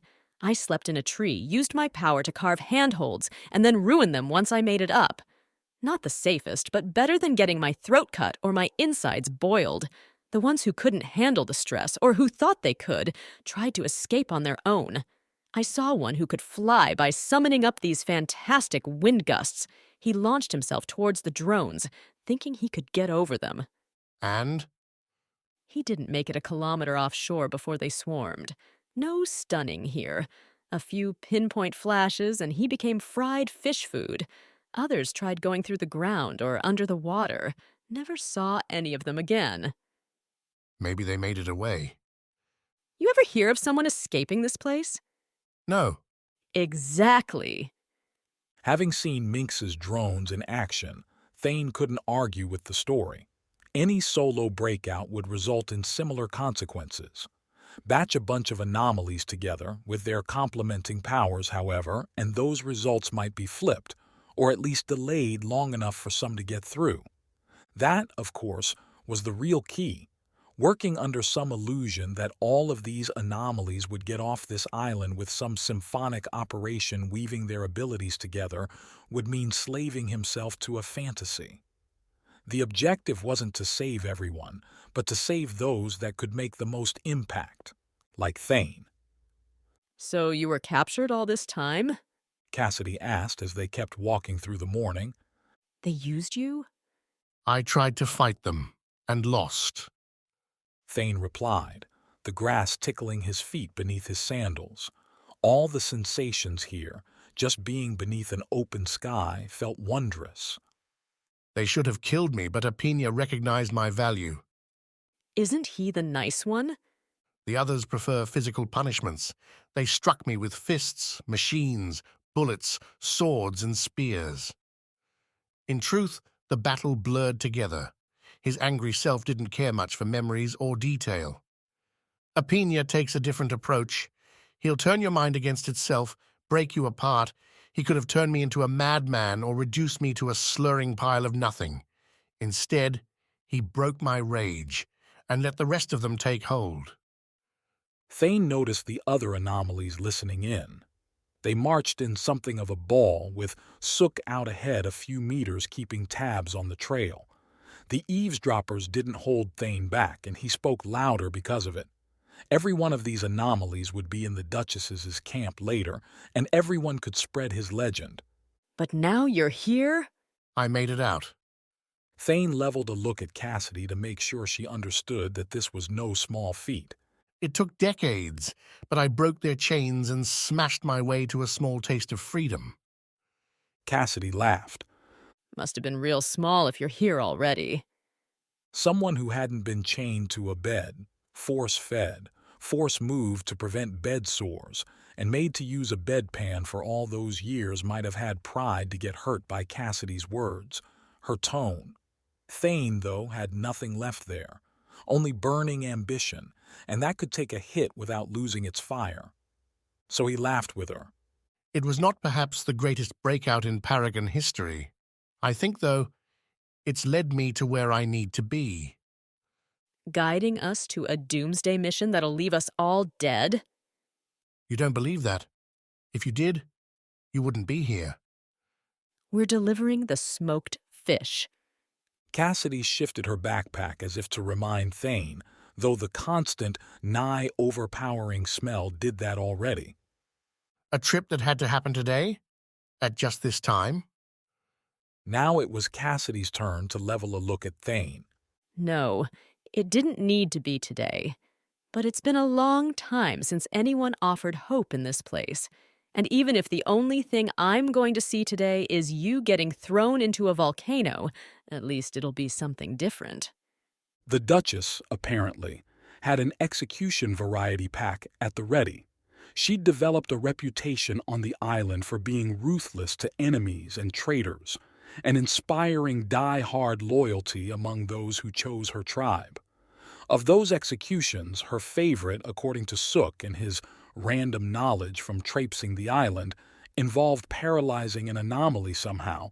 Sook wasn't sure if the Duchess herself did this, or some other anomaly in her employ, then carrying them up to the volcano ridge and dumping them in. She sounds like a cartoon villain. Nobody really does things like that. Too much time, too risky. We have nothing but time here. And as for risk, what does she have to lose? Thane did not want to get thrown into a volcano, nor did he want to start a fight. Every anomaly lost meant one more he couldn't use to defeat or distract the drones. If the Duchess wanted supplicants, then she would get them, until Thane convinced her to fall in line.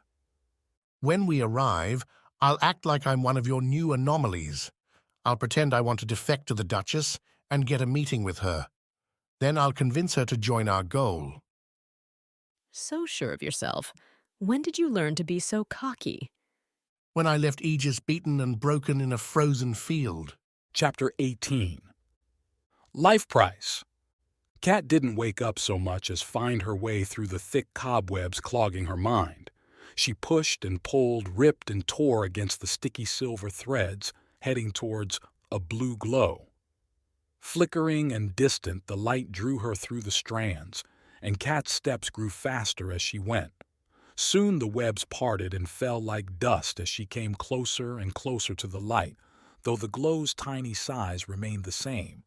She stood over the blue dot, almost blinded, and while Kat couldn't feel her hands, her legs, or see any part of herself, she reached for it anyway, that only thing left in this endless dark, and saw a soft teal room that looked like it belonged to a schemer, daylight pouring through a soul-slit window high up on one wall.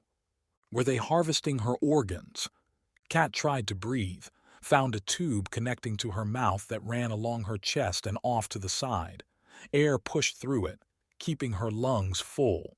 She couldn't move her hands. She could feel them, but they were tied down by something she couldn't see beneath the broad yellow blanket laid on her. Kat's other senses came online to tell her about the chilly air, the iron flavor in her mouth, and a vast emptiness in her chest. She'd been shot. The instant came back to her in what was less a flash and more a hallucination, a slow-motion replay with the black-masked man in her forward roll, the steady-aimed pistol and the single crack that sent her to the dark world she'd woken up inside. While Kat hadn't encountered guns like that in the wild, she'd seen the movies, read enough accounts running through their damage to know she shouldn't have survived, which made this either the world's most dingy, hostile hospital or some sort of surreal afterlife. Kat hadn't put much stock in any particular religion, but this didn't seem to fit the endgame definition for any of them, unless she'd found her way to hell, and this began her eternal torture. A familiar weight tugged on her attention. On Kat's left wrist, the Tama. Its presence confirmed Kat's own life, while simultaneously putting doubt as to her impending demise. A Tama would respond to any true peril with a radio out to emergency services, and its combination GPS and cellular tracking would send drones and more to Kat's position. If she still had her Tama, then whomever held her must be keeping her alive and healthy, or they'd already be caught. Which meant what, exactly? One, she'd been saved. By who, she didn't know, but of the people who knew she'd been on the rooftop, who would have known she'd been shot, Calvin stood out as the only option, unless the black-masked man had decided to kidnap her and keep her alive after shooting her, which seemed like a reach. If drones had made it to her, Kat would be waking up in a hospital now, a real one, so that struck them out. So Calvin must have done something, taken her somewhere. Two, even with drugs, Kat couldn't believe she didn't feel anything from the gunshot. No aches from her chest, no feeling of a giant hole, or even the weakness she'd assume would come from a near-mortal wound. Unless Kat had been out for weeks in stasis, she hoped someone had fed Seeker. She shouldn't be feeling like this, feeling good, if tired, which meant she'd been party to some special healing. 3. If someone not a part of emergency healthcare had decided to bring her back from the brink, they must have done so for a reason. Organ harvesting again flared its horrifying head, but Kat squashed that far-fetched plot. Her savior could be wanting anything. As a tracker, Kat had access to all kinds of information. They might want to see where a certain anomaly had gone, or who else did her work in Chicago or another city. Maybe they just wanted reps, though that too seemed unlikely. Regardless, Kat felt alive and all right, which meant she needed to get off this bed, out of this room. Find her suit, get it fixed, and track that black-masked man. Get some payback first, then come back here and learn what was really going on, who she owed a debt for saving her life. Kat jerked her right side, trying to get the bed to tip, but someone had anchored it to the floor. Nothing there. Next she tried to wriggle her hands, her wrists out of the restraints, but whomever had tied the things knew what they were doing. Her legs were tied at the ankles, putting them out of commission too. The best Kat could do was shake her head until the tube dislodged and fell to the side, letting her at least gulp in some real air. It tasted sterile, plastic-like. As her escape plan failed, another door opened. The literal door. A large, not particularly fit man wearing little more than a tank top and baggy shorts led the way, and Kat found her eyes crawling all over the tattoos everywhere on his body. Rather than some sort of grand artistic expression, the tattoos seemed to be random symbols and abstract lines, often layering on top of each other, like a child coloring the same page repeatedly. An ugly look, but mesmerizing in the sheer color the man had packed onto his skin. Kat expected malice or a nasty grin, but instead the man cleared away the tube and set about untying Kat's restraints without a word. Kat, too, didn't talk. Instead, she looked at who came through next because Beth changed everything. The next thing you do better be cutting me out of this bed. Kat said to the blonde woman, who smiled around her creased face like a patient mother listening to a toddler whine. Annoying. I'm guessing you saved my life somehow, but that doesn't mean I'm your prisoner. He saved your life, actually. Beth said, pointing to the tattooed man. You see all of those shapes on his skin? One of those belongs to you. Belongs? The man glanced over at Beth, who nodded, and he started to undo the rest of her restraints. We found you nearly dead. We came out when we heard the gunshot, and who should we find? But Calvin, the anomaly we'd been searching for, who says the tracker that betrayed us needs our help. I didn't betray you, Kat said. Her left leg popped free, and she moved it around, letting the blood wake up the stiff muscles. I never agreed to anything. Semantics. Taro here saved you. Took your wound and all its damage and turned it into that long line across his cheek, that bright red one right there. He made a choice too, the right one. Thanks, Kat said to Taro, who released her left and started making his way around to the right side. I've got it. Kat had the ties undone in a couple of seconds while Taro moved to stand near Beth. Kat slid herself off of the bed, stumbled when her legs weren't quite ready for her yet, and wound up leaning against the wall, glaring Beth's way. You've been on that bed for almost 18 hours. Your body is going to need time to recover. I thought you said Taro took all that. Kat threw a forced smile Taro's way. Again, thanks for saving my life. I mean that. I'm sure you do, and I'm sure you know that a severe injury like yours leaves effects that last beyond its healing. Unfortunately, you can't stay here to recover from them. Don't worry, wasn't planning on it. Kat said, then tried to look past Beth. Where's Calvin? You're not coercing him, are you? Calvin left not an hour ago. He's been walking your dog. Wow. Not too long ago, Calvin had almost killed Seeker with a creative, concrete use of his power, and now here he was taking the dog for walks. What a turn. It also proved Kat had made the right call in turning the man into the Paragons. A good heart would go farther there than with these manipulative anomalies. Beth shifted and let Taro walk by her, leaving the two women alone in the room. Kat noticed, though, that Beth blocked the door. She wanted something, and Kat didn't have much choice but to ask what it was. You saw the shooter. You're not his first victim. I know, Calvin showed up with a bullet wound a couple days ago. That's how this whole thing started. Calvin wasn't the start. Beth's facade started to crack, that smooth smile slipping down a few notches. I don't think the shooter has hit any Paragons yet, but we've been suffering. Wait, you think he's targeting elementals? Kat tried to follow this revelation. I thought he was one. That you wanted to hurt Calvin for going to the Paragons. We're not assassins. We wouldn't try to kill an anomaly just for being a Paragon. How would that serve our goals? Hey, I don't know you. All I hear is the news telling me that you're all out to sow chaos 'cause panic in the streets and all that. That's not all wrong. Beth slid the door shut. But we're not doing this. Not shooting anomalies with a weapon like that. Beth looked a little green now, a little gut-punched, and she leaned forward onto the bed. He's killed 5 of us in the last 2 months. We can't find him, and the Paragons are too scattered because of Aegis. 5?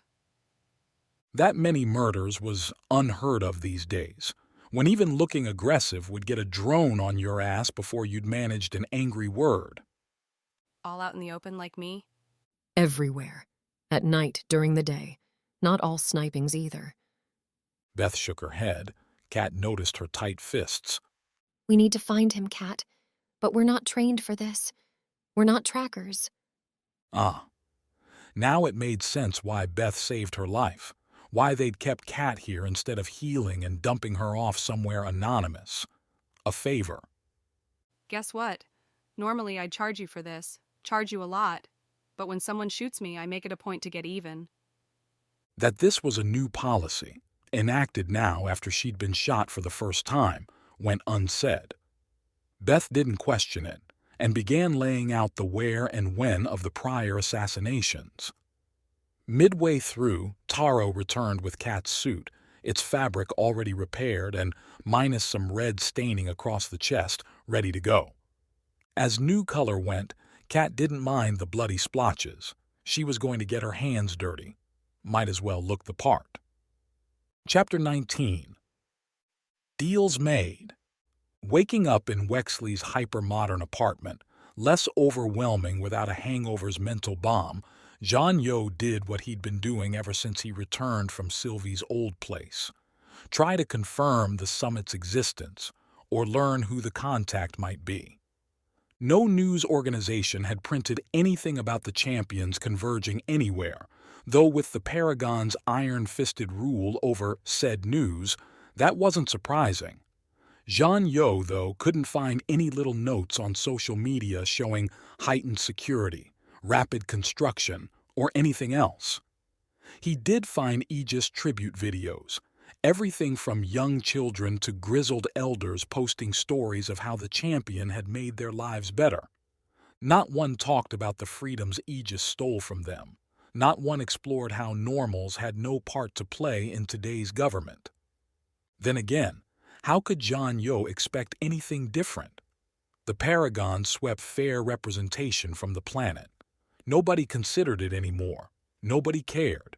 If someone who, with a wave, could annihilate city blocks wanted to run things, might as well let them.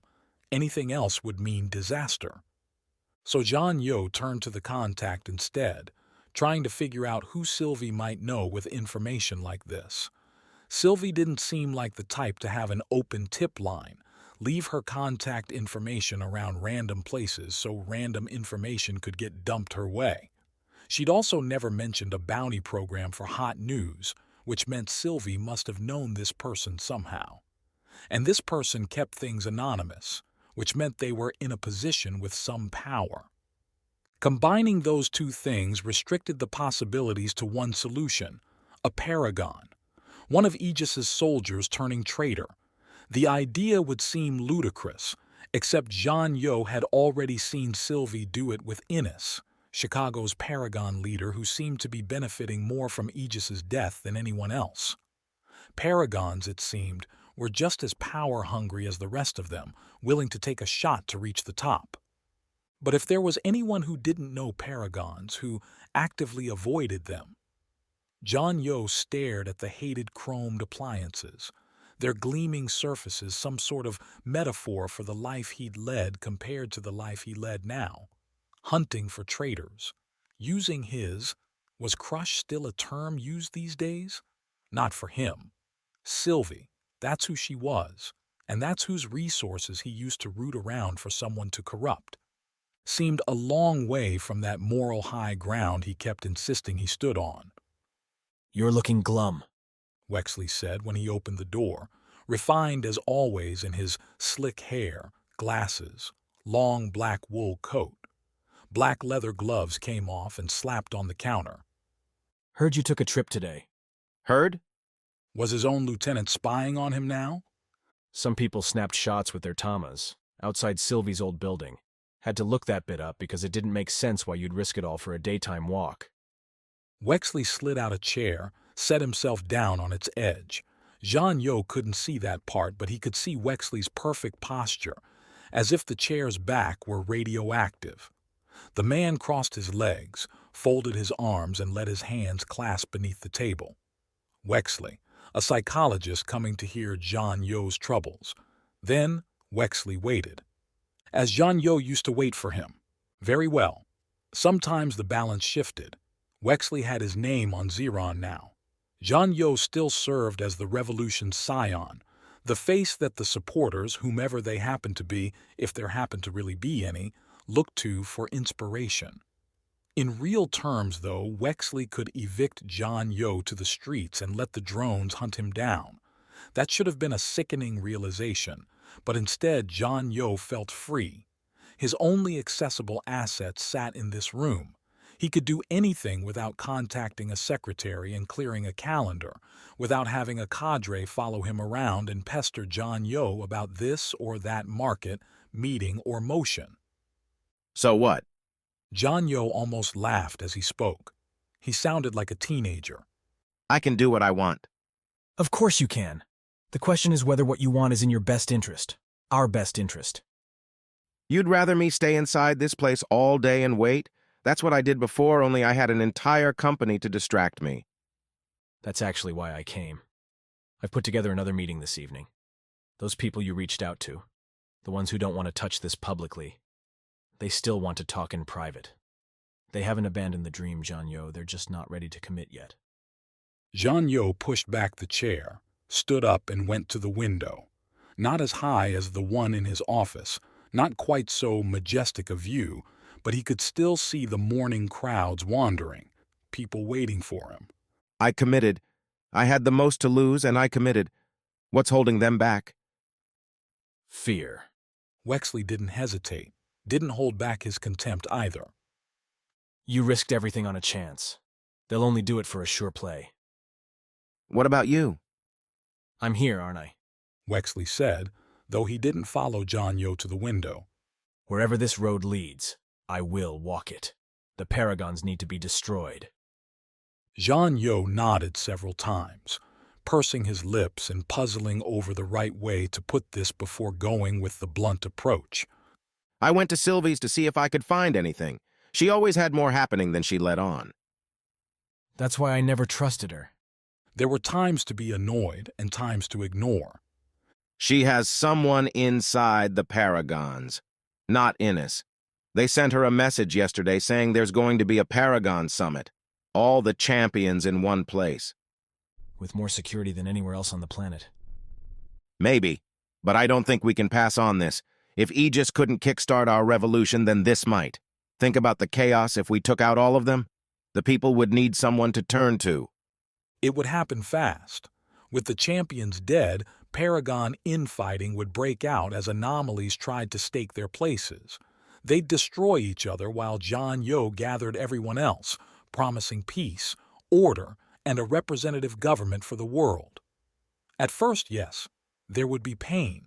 But after, as the need for stability overwhelmed all else, the people could take back the power, one region after another falling in line. Jean-Yo would even offer the Paragons places in the new government to prevent bloodshed. A clean transition. The world would never turn itself over to someone who killed the champions. Never. I think you don't realize how much people hate what you did to Aegis. That was necessary. You destroyed the childhood hero for billions. I didn't like the idea at first, and now you're seeing why. Jean-Yo, you can get this revolution started, but you'll never lead it.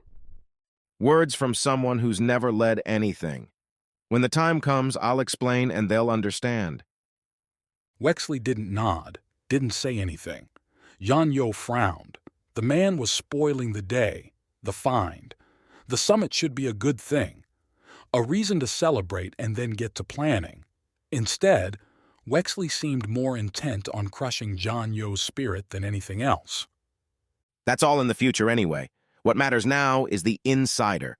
We need to know who it is, how to correspond with them. Like you said, it will be difficult to penetrate a place with that many Paragons. But if we have someone on the inside, then we have an opportunity. Do you have any leads, or is this a wild grasp at straws? All I have are wild grasps, Wexley. That's why I'm in your ridiculous apartment after what should have been my biggest triumph. Look at me. Look at this. Jean-Yo followed his own directions, saw his thin-skinned hands, a body showing signs it wasn't up to fighting the world. I'm going to find that Paragon. We're going to go to this summit, and we're going to kickstart a better world. Wexley didn't have an answer for him, and after the man extracted a promise that Jean-Yo would hop up to the mall that night and that Jean-Yo would spend the day not getting himself seen by everyone on the planet, he left. Jean-Yo waited till Wexley had gone, changed into a nondescript sweater and jeans, tugged on a faux fur hat, left the swords and ventured out into the late morning. He had a destination, not all that far from Wexley's gleaming building, an old-style restaurant tucked mid-block into a side street off Michigan Avenue, a space looking like time had forgotten its existence, with wood everywhere, spotted metal lanterns that may not have been cleaned for centuries, and a long bar home to a hunched-over crowd sipping black coffee and staring vaguely at scattered televisions. Jean Yo took his own table over zero objections from a hostess busier with her tama than her job. An unlit candle adorned the tabletop, refinished so many times as to glisten like plastic. Besides the screens, around Jean Yo hung old items without any rhyme and certainly no reason, as if someone had perused estate sales and grabbed objects at random and nailed them to the walls. Here a bicycle wheel, there a movie poster from the last century, and yes, that was a real jukebox in the corner, its lights on but no records ready to play. Those would have been too expensive, and the bar had sports coming over its speakers anyway. I didn't expect a 2 a.m. message from you, Sylvie's brother said as he pulled out the opposite chair and set his large bulk in it. I am always working, Jean Yo said, and would have gone on except the waitress blew by with a look that said, "Order now or forever hold your peace." Eggs, bacon, and more coffee secured, Jean Yo turned back to Sylvie's brother.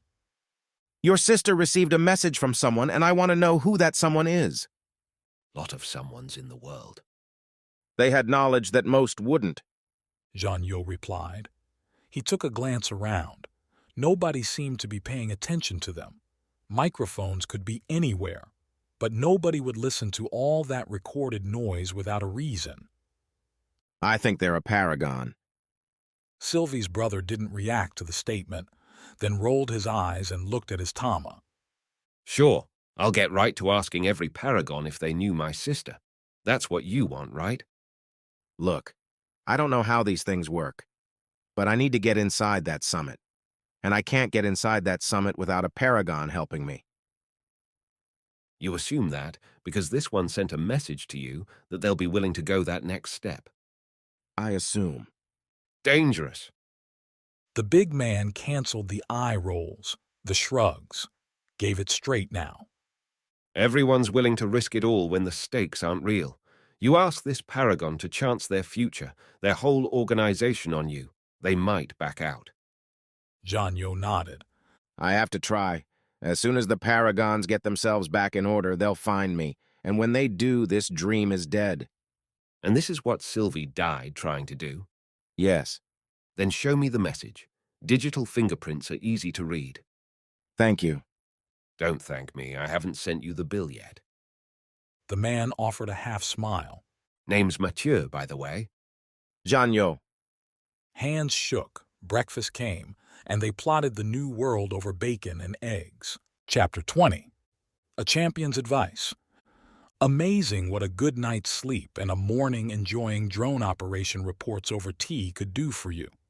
Mynx finished her update list and sent it to Reeves, who'd spend the day tweaking the software to account for some of yesterday's issues, particularly a new fashion style involving reflective bands that could play havoc with drone cameras.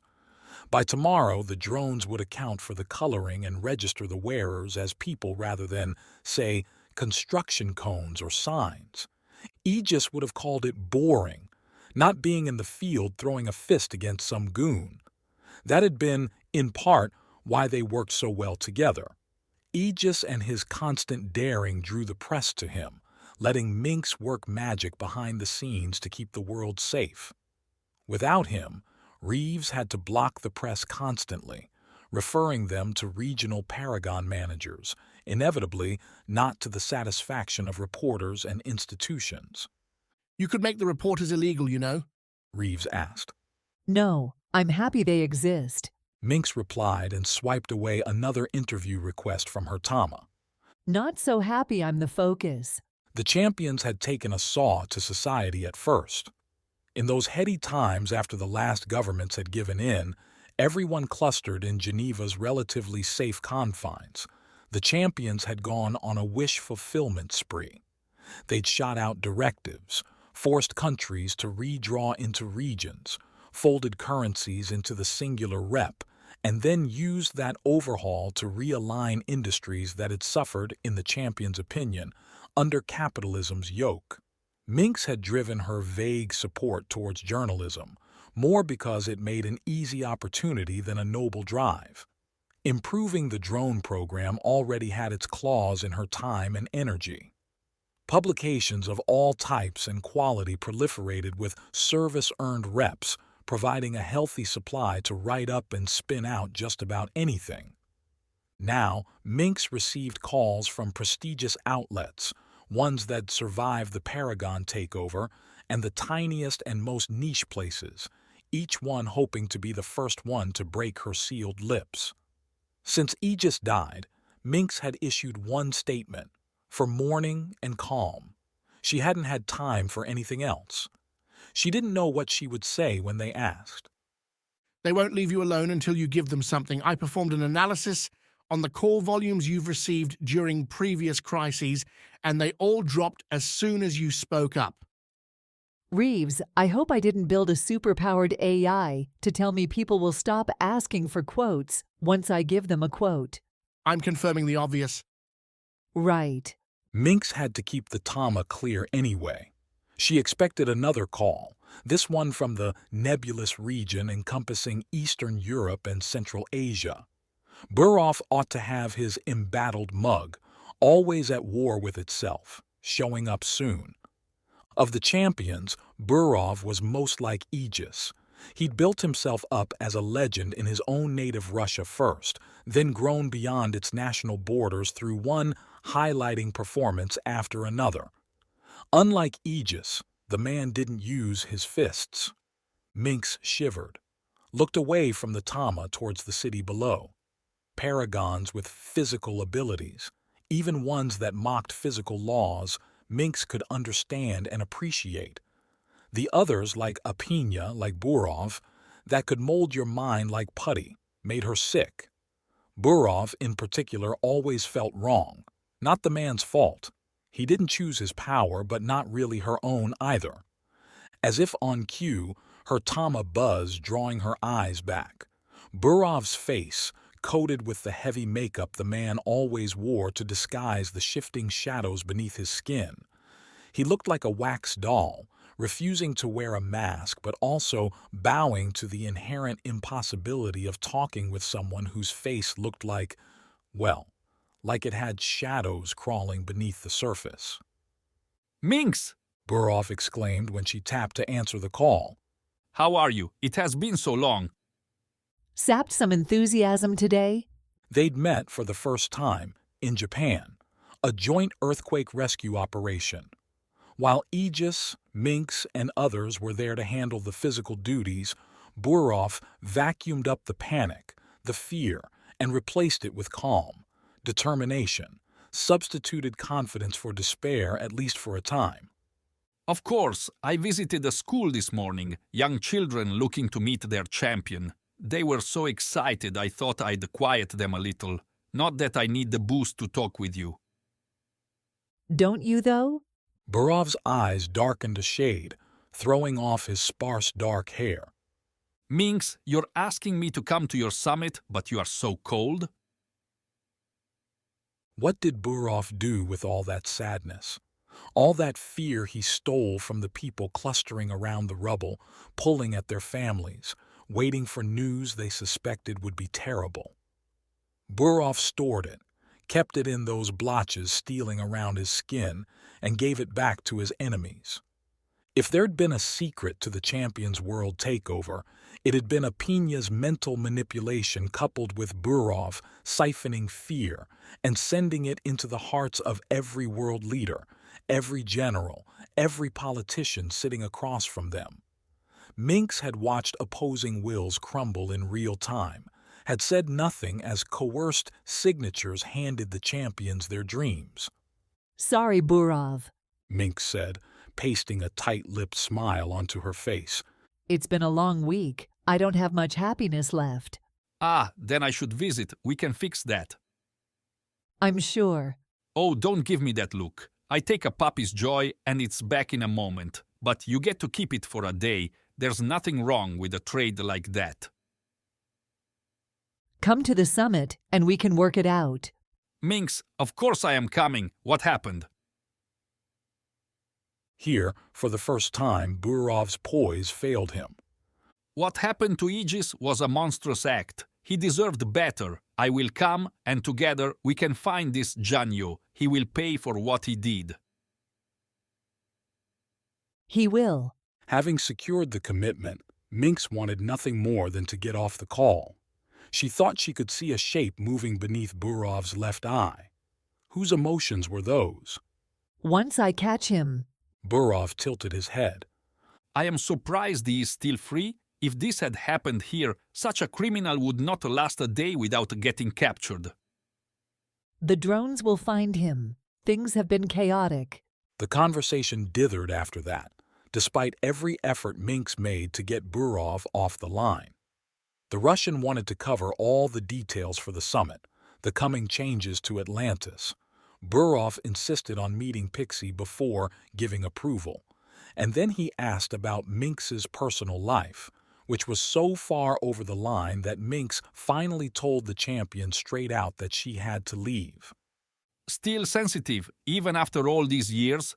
Burov said at the dismissal. What does Apinia say?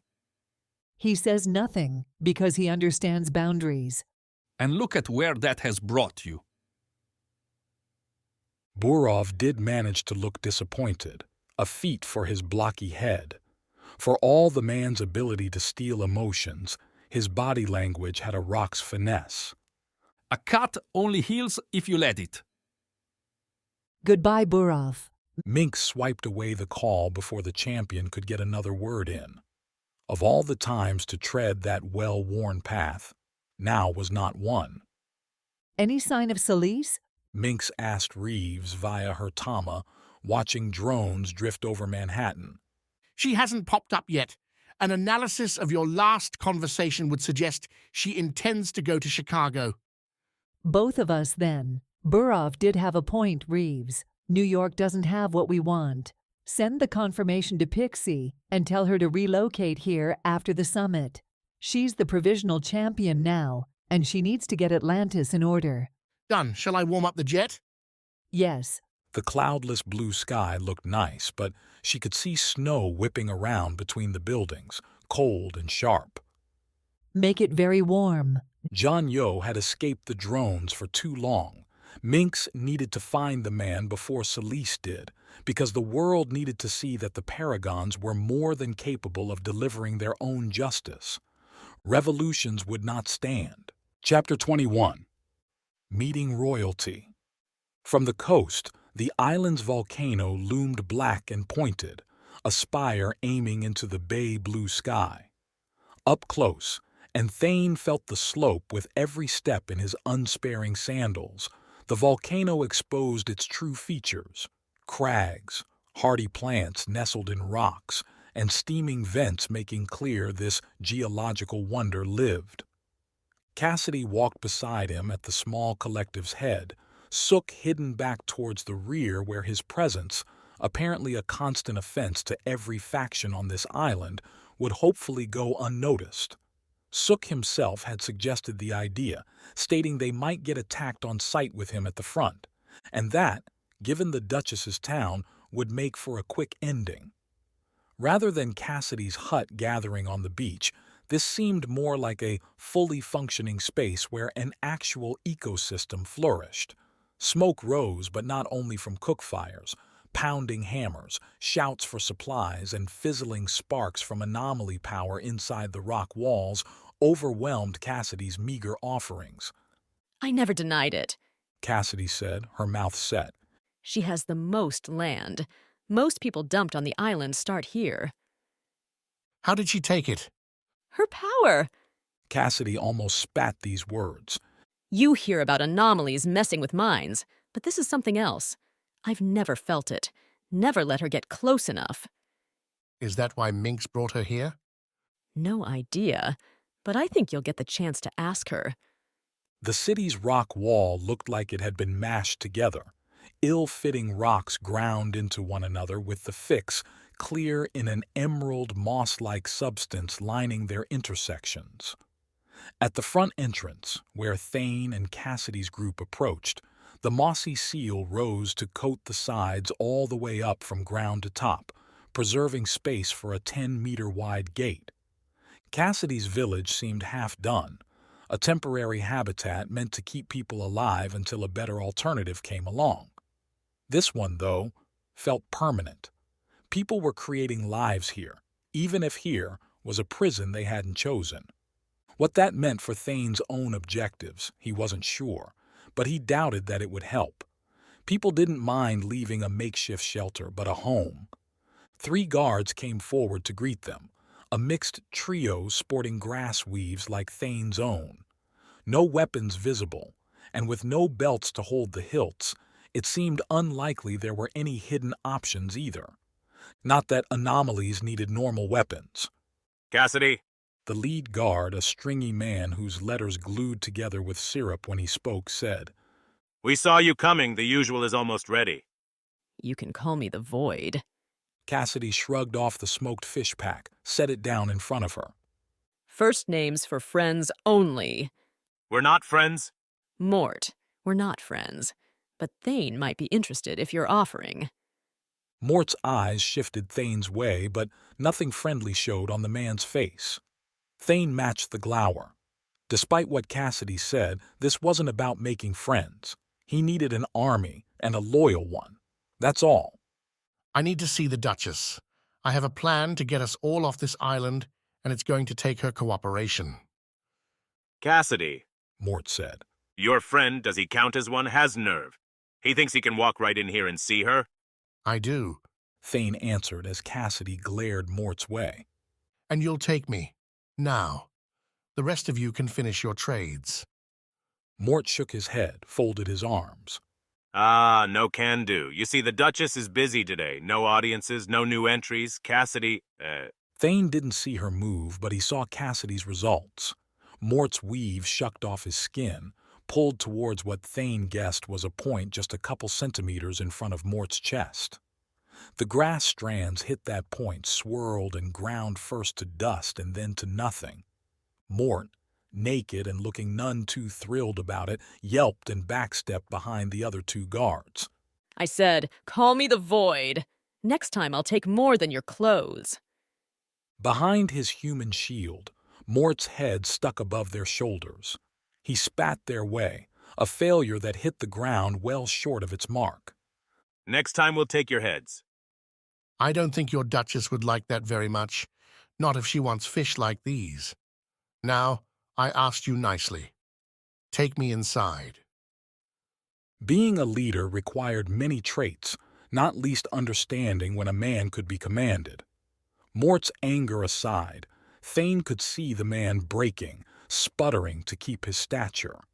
The other 2 guards failed to suppress their grins as their naked boss tried to hold his authority. Cassidy's band laughed. Mort, too, recognized he'd lost this one. He took a deep breath with everyone waiting, then cleared his throat like some pompous advisor, which, now that Thane thought about it, fit the man exactly. Fine, I will lead you inside. The rest wait out here, complete your trades, and leave. I warn you, though, the Duchess won't want to waste her time. That's my problem. Let's go. The day had already reached its noontime zenith, and now that his plan was marching forward, Thane felt every passing, useless hour. The world needed to be rescued, and spending time on this piddly island wasn't helping. Cassidy and the others didn't protest Mort's final arrangement, and after a few minutes scrapping pieces of other weaves, Mort assembled a crude grass skirt and led Thane through the gates into the Duchess's town. Welcome to Avalon, Mort announced as they went through the gates, passing by several anomalies heading the other way, sacks filled with wood, polished stones, and what looked like smoked meat of a heartier variety. Avalon? Thane almost laughed. Isn't that presumptuous? You haven't met her yet. Truth. Thane hadn't met the Duchess, nor ever heard of her before arriving on this island.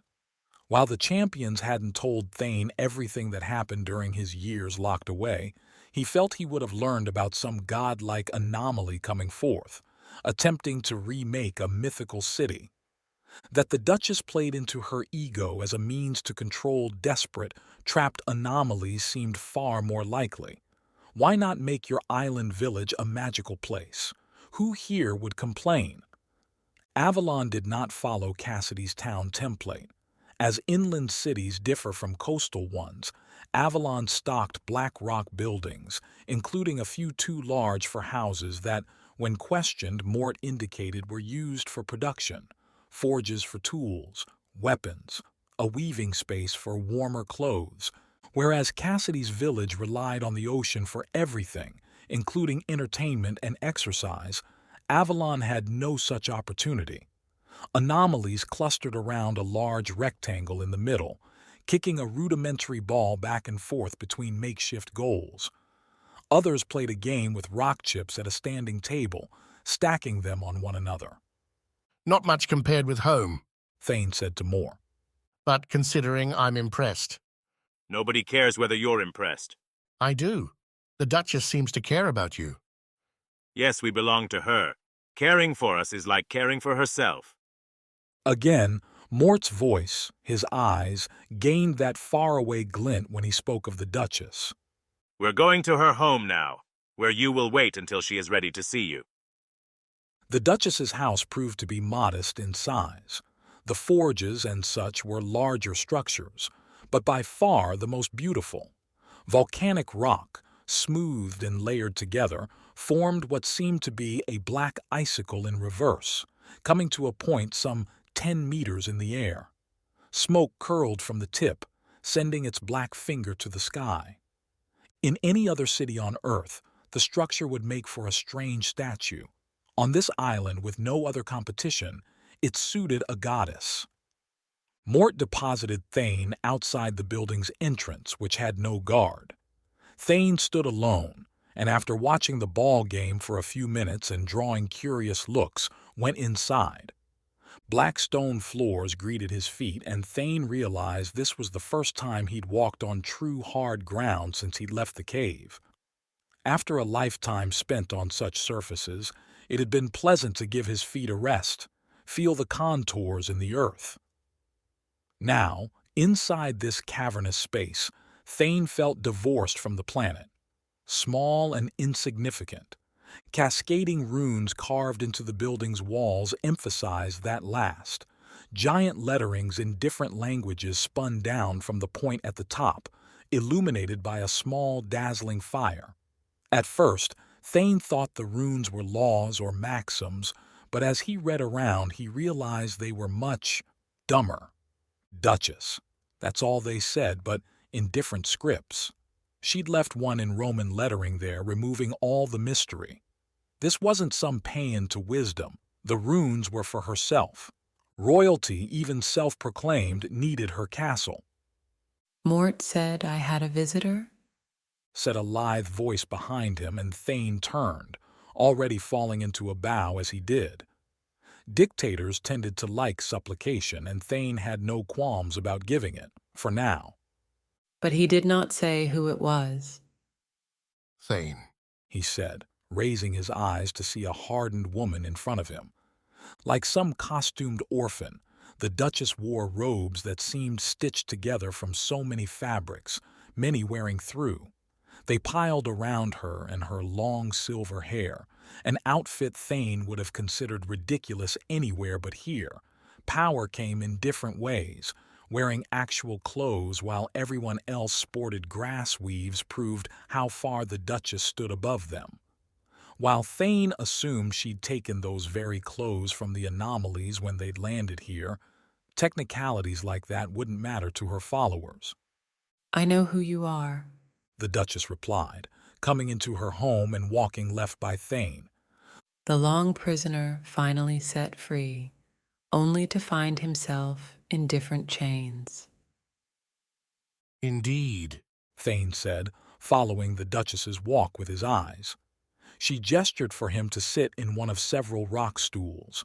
The Duchess had what looked like a crude, squared throne, and Thane did so, enjoying sitting anywhere other than the ground. It was not the release I had hoped for. So now you're planning another? Thane cocked his head. How would she know? Thane, The Duchess continued. there are only a few anomalies on this island that I would consider a threat, which, in this place, is the only consideration that matters. She leaned forward, those clothes clumping along her lap. The Void and Arthur keep to their roles. The others work for me. What should I do with you? Listen. She did. The Duchess, stirring the fire every now and then with a scorched stick seemingly for that purpose, heard Thane's story, sprinkling in questions from time to time as if to show interest. Thane hit the highlights, from the breakout in New England to the drop on the island, Cassidy and the journey here. He concluded with his plan to escape, which, to this point, meant uniting the anomalies and seeing what they could do together. At the end of this, the Duchess stood, paced a long circle around Thane, inspecting him. Thane followed, turning in place. Old but hale, a fair characterization? Strong and wise, I think. So wise you would walk in here alone? With no friends, no reinforcements outside my walls? As I said, I'm not here to fight.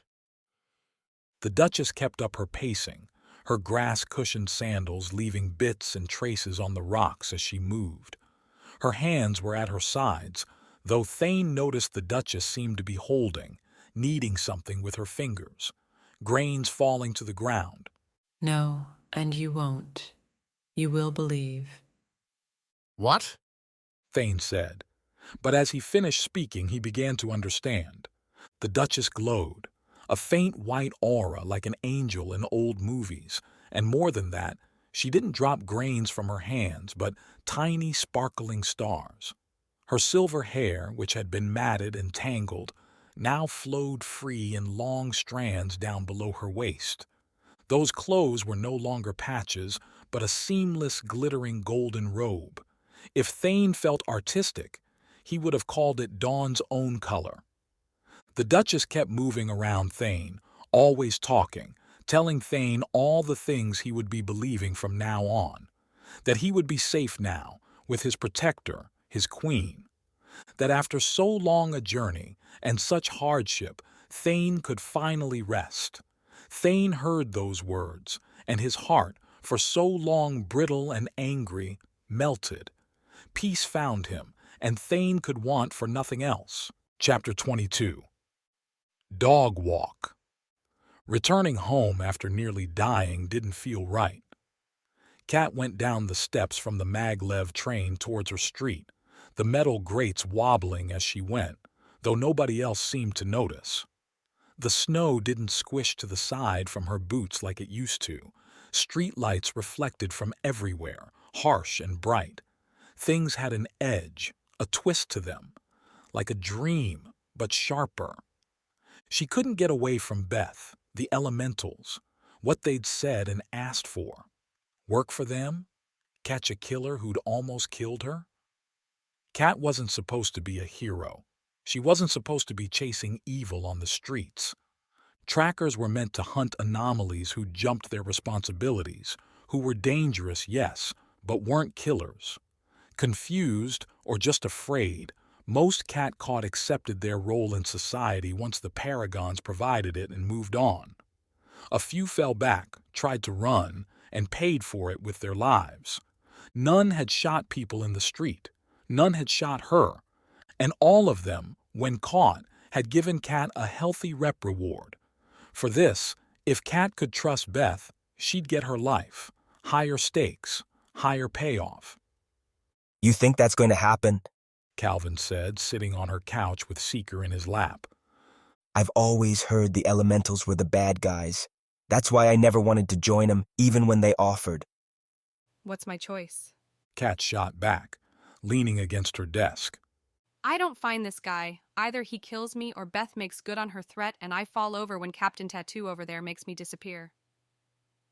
We could turn them into the Paragons, Calvin said, then blinked. Hell, I'm a Paragon. I could get some drones over. Thought about that. Still don't know how the tattoos work. He could kill me before they came close. Wait, what about this? We bring you to the hospital, get you all rigged up, then call in the cavalry, right? Tattoo guy makes you explode, everyone's ready to help. See, the problem with this idea is that I would get hurt. Again. Calvin shrugged. Cat glared. Seeker barked. And that's when Cat declared they were going for a walk. After so long in the Elemental's cramped basement, doing a lap around the nearby park would be good. Late afternoon meant people were out and about, coming back from work or just taking the chill air for a spin. Clouds were moving in, but not so many to ruin the sunset, still so early. Pods trundled along the streets, and the occasional sign and storefront promised distractions, none powerful enough to push away their continual conversation. As Seeker sniffed at everything he could, Cat and Calvin continued to hash through the options, but there were no good ones. Everything led to danger, but only one led to revenge. So you really want to go get this guy? Like, really want to chase down a dude who shot you point blank, again? Cat did not. As was often the case, what she wanted was a hot chocolate and a movie, or dinner out somewhere nice for a change. Such things, though, seemed to be a perennial dream rather than a reality. You've had it hard, right? Is that a real question? What I mean is, I didn't have it easy either. Cat pulled Seeker away from a compelling trash bin, and the big dog took the cue and bounded forward, pulling them along. So you might say I'm not well adjusted. What does that even mean? I mean all these people here, this city, this world. It's like everyone accepts where they're at, and they just want to get home at the end of the day and be happy.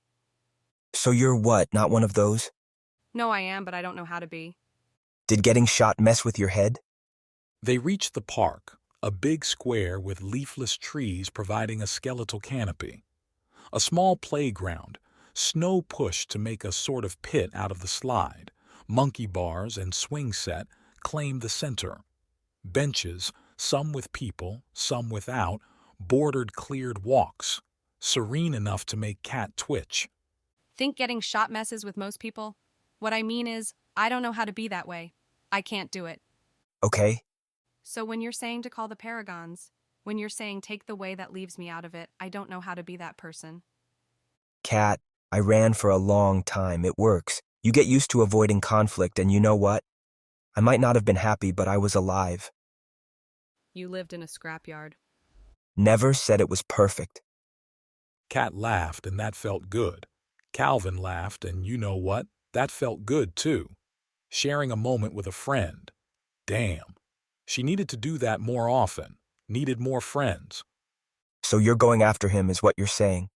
Yeah. Going to let me help? Like you did so much last time? Calvin reached down, scooped up some snow. Most of it crumbled away in his hand, too cold to make a real snowball, but he tossed the remnants Cat's way. She ducked, and Seeker, noticing, darted back and barked. Calvin threw more snow at the dog, who leapt and caught the sprinkles. From there, things descended into madness, the two of them tossing makeshift snow shards at each other, Seeker jumping in the middle. Others in the park watching with, so far as Cat could tell, smiles on their faces. Cat managed to get a pretty good chunk in her left hand and tossed it right at Calvin's chest. The anomaly caught it in his left hand, and the jagged chunk shrank, as though melting on a hot day. In Calvin's right, a perfect snowball formed. He tossed it towards Cat, and Seeker snatched it, crunching the ball to dust. An anomaly. Cat had almost forgotten in the moment. Calvin was a paragon, not some friend tossing snowballs in the park. Like her parents, he'd be sent away on missions, be tasked with jobs, and be a part of something she could never join.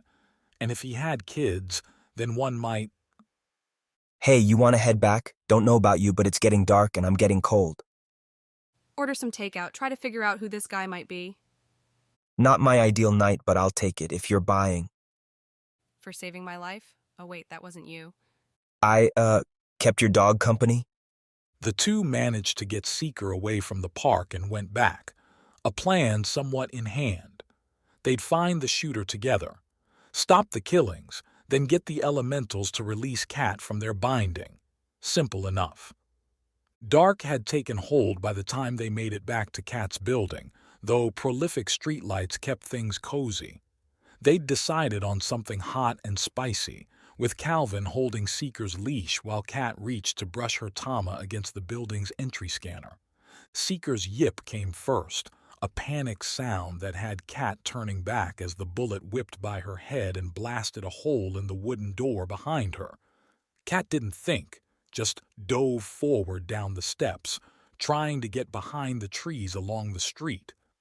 Calvin yelled something, dropped Seeker's leash, and touched the sidewalk.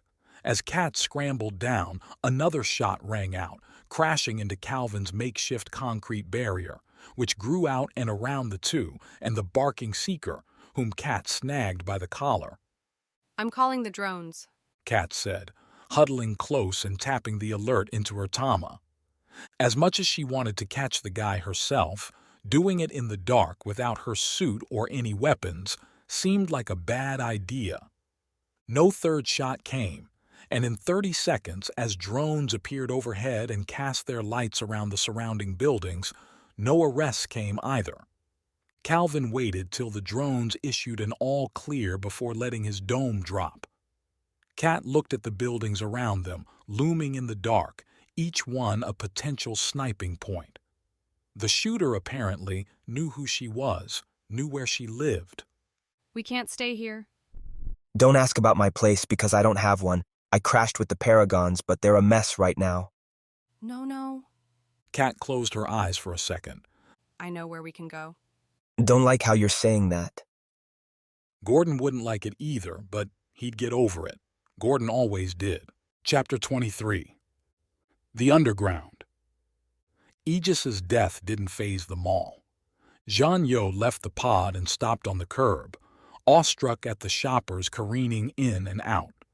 Drone deliveries alone ought to have rendered this place an empty husk, but as stores adapted to create experiences rather than sales, people returned.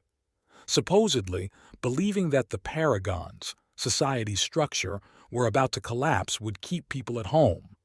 Instead, it seemed like the people's plan to keep things afloat was to spend. Some walked by holding bags, others went with drone carts hovering behind them, walking to every size pods to take their victories home. John Yo saw all those faces, unconcerned, wrapped or rosy in the cold, as though he hadn't done a single thing. Music, some insipid, wordless beat, played. This was his revolution at work. For now. Jean Yo followed the lights inside, through the vacuum pressure doorway designed to force out cold air and keep the warmth where it ought to be. The slight pressure pushed against his face, but on the other side, he slipped off the nondescript overcoat Wexley had lent him and embraced the warmth. Tiles in some unsolvable pattern splayed out in front of him, and the mall's 2 floors stretched up to a faraway ceiling, from which hung artwork and sales signs. Things Jean Yo wouldn't have noticed before, except he hadn't expected all this to be here. Jean Yo's disappointment built towards hope as he continued to see normal life continue. He'd been spending so many evenings concerned with how much destroying the Paragons would alter the world. If, though, society could press through such a big event like Aegis's death with so little change, then perhaps his own efforts would leave a recognizable civilization still standing. Jean Yo could take charge of a damaged but functioning humanity. That thought put some enthusiasm into his step as Jean Yo wandered to a store bearing the Zeron name and logo. Selling techno gear, from Thomas themselves to accessories, and every home device known to man, the store too looked unchanged. Despite Zeron's former CEO declaring an end to modern life, the employees inside looked just as bored as they had before, the red and black colors just as splashy. They did, though, notice as Jean Yo walked through the store towards the back, a sign noting restrooms and declaring they were for employees only marked the doorway. Jean Yo didn't stop. Can I help you? One of the employees, John Yo thought the scatter-haired boy looked 15, said, walking John Yo's way with the nervous gait of someone unused to confronting adults. You cannot. John Yo replied and kept walking. That's, for employees? The boy tried again. I'm allowed, John Yo said, then stopped his march to the back and what lay beyond. How many have come already? What? Back here, how many? The boy's face changed and he even took a step back. Some, I think. Wexley told us to let them go. Sorry, I didn't know. You're doing fine.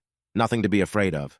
The boy stared, so John Yo turned back, blew past the employee's only entrance and, with his tama, scanned through a locked door. Soft yellow lights guided his steps down the stairs to a simple lobby, occupied by a couple cheap chairs and not much else. A single thick wooden door led further in, and John Yo hesitated before opening it. On the other side would be, for lack of a better word, his destiny. What power he had left hung by the thinnest thread, and even if Mathieu found the traitorous Paragons they needed, John Yo couldn't make a move without these people's support. John Yo would need their reps, their men, their resources, and he would get them. He pushed through without knocking, causing conversations to cease, and the half-dozen or so men and women in the room to freeze, looking his way with panicked glances that gradually settled into the frowns and glares John Yo expected.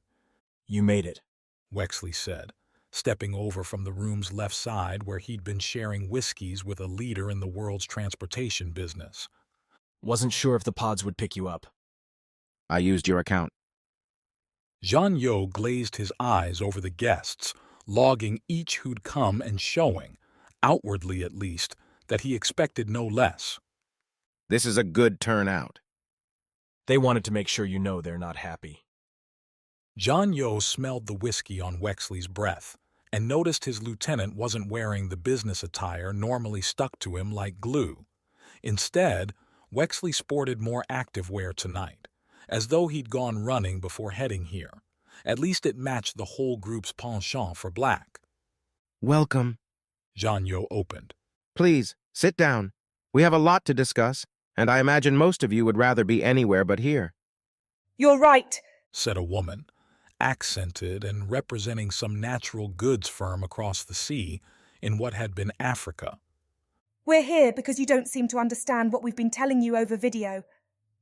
John Yo knew all their names but refused to dredge them up now.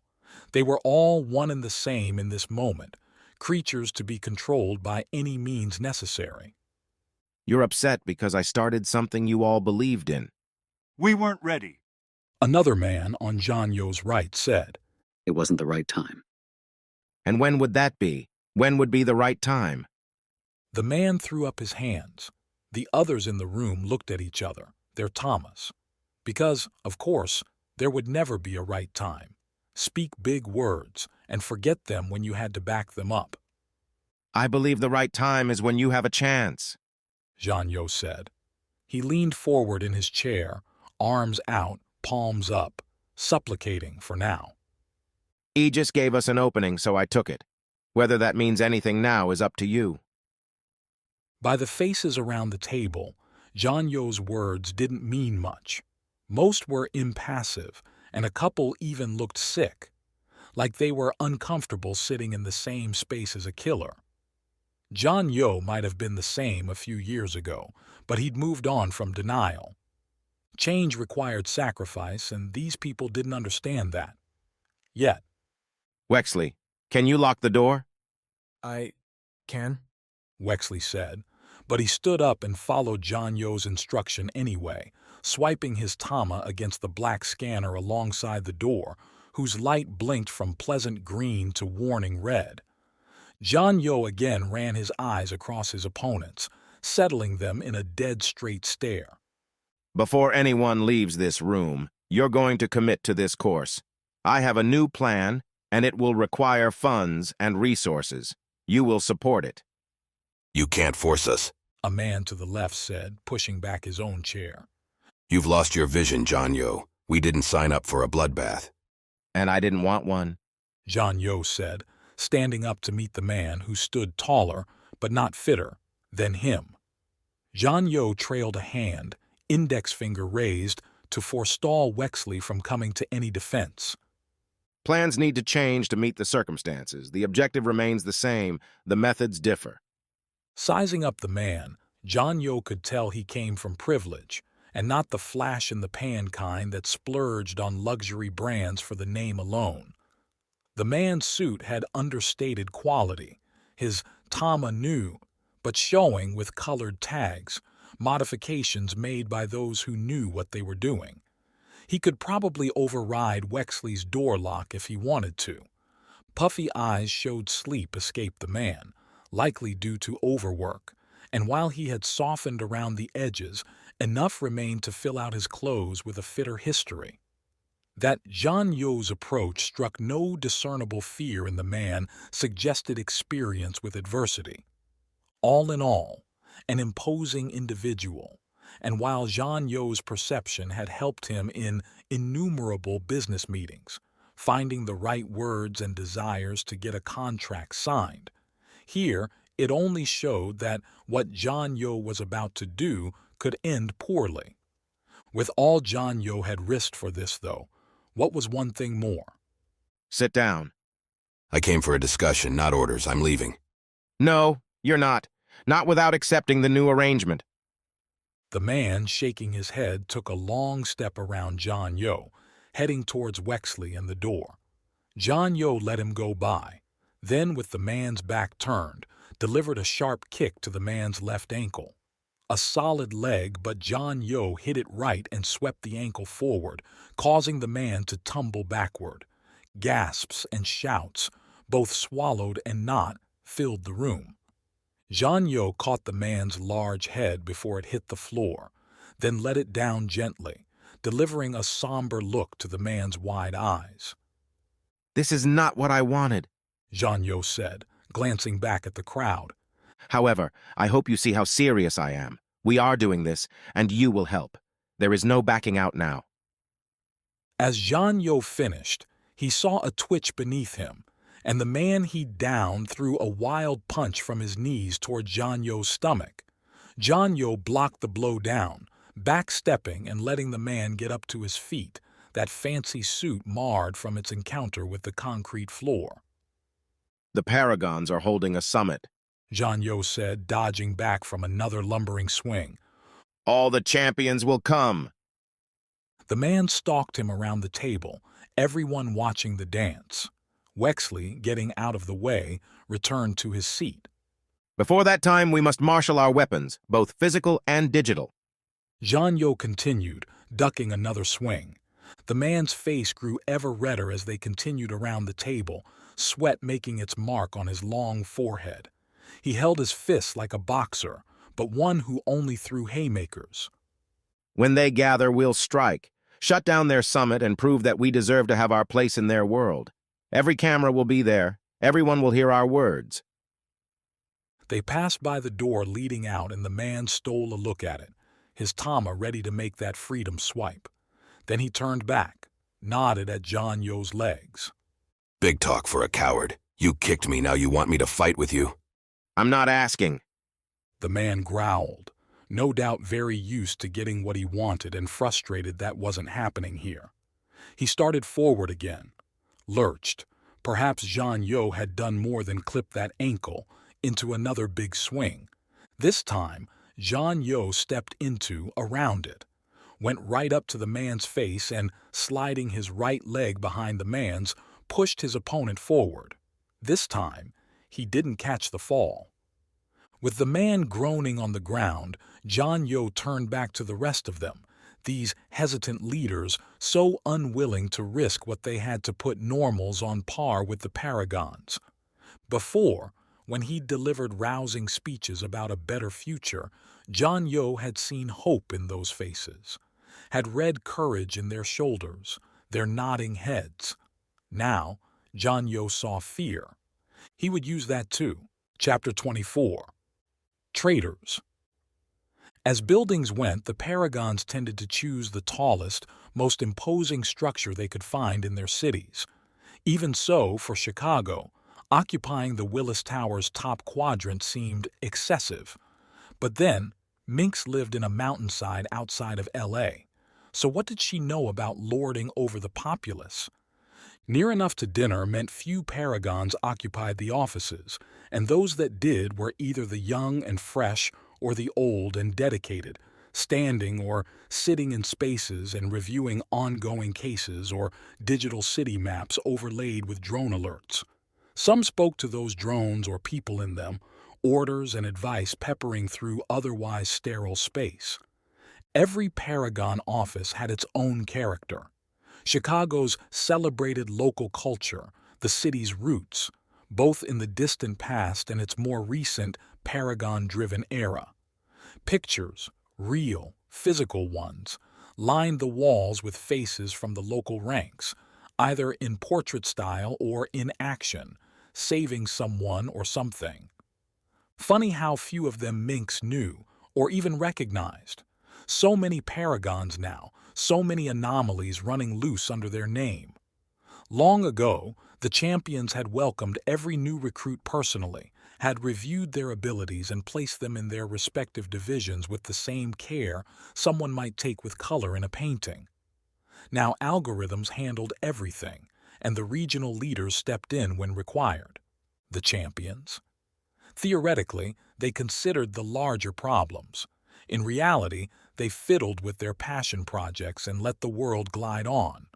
Her target, a conference room in the Paragon Block Center, had a single, thick white door with a lit red line bordering the outside. Mynx glanced at herself, now wearing a classic Paragon blue uniform. Defiantly far from business formal, ready for action at any moment, the uniforms matched old comic book clinginess, and also matched those outfits' seeming invincibility. Killing a Paragon took a lot of work even without this thing. With it, whomever attacked Mynx would be lucky to survive, even with surprise on their side. Which is why she didn't feel anything more than curiosity as she looked at the door, then pushed on through. Her Tama beeped a single chirp as she did, announcing its signal loss as Mynx passed the threshold and the door shut behind her. Unlike the picture-laden walls beyond the room, slate gray dominated every surface in here. A long table, enough for a dozen, sat centered.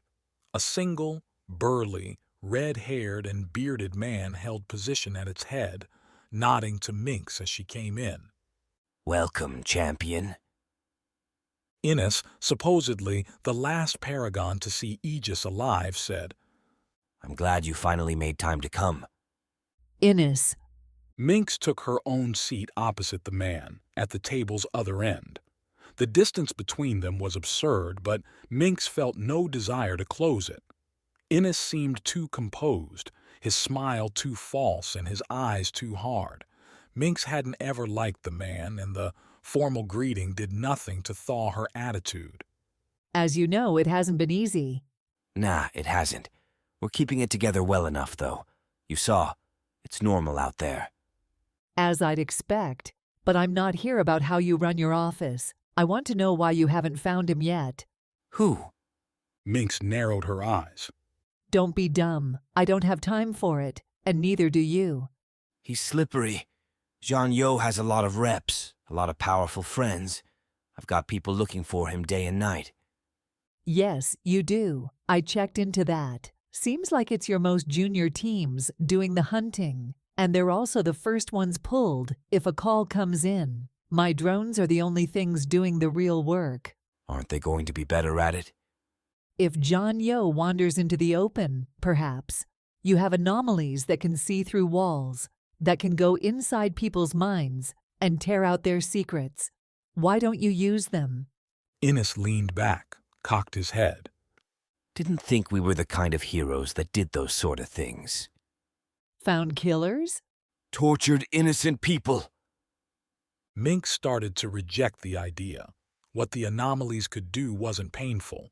Most who could dig through thoughts would mine secrets without the target even knowing what happened. But instead, She took a deep breath and used the moment to study Innes's look, the little smug grin that'd taken home between his burning bristles.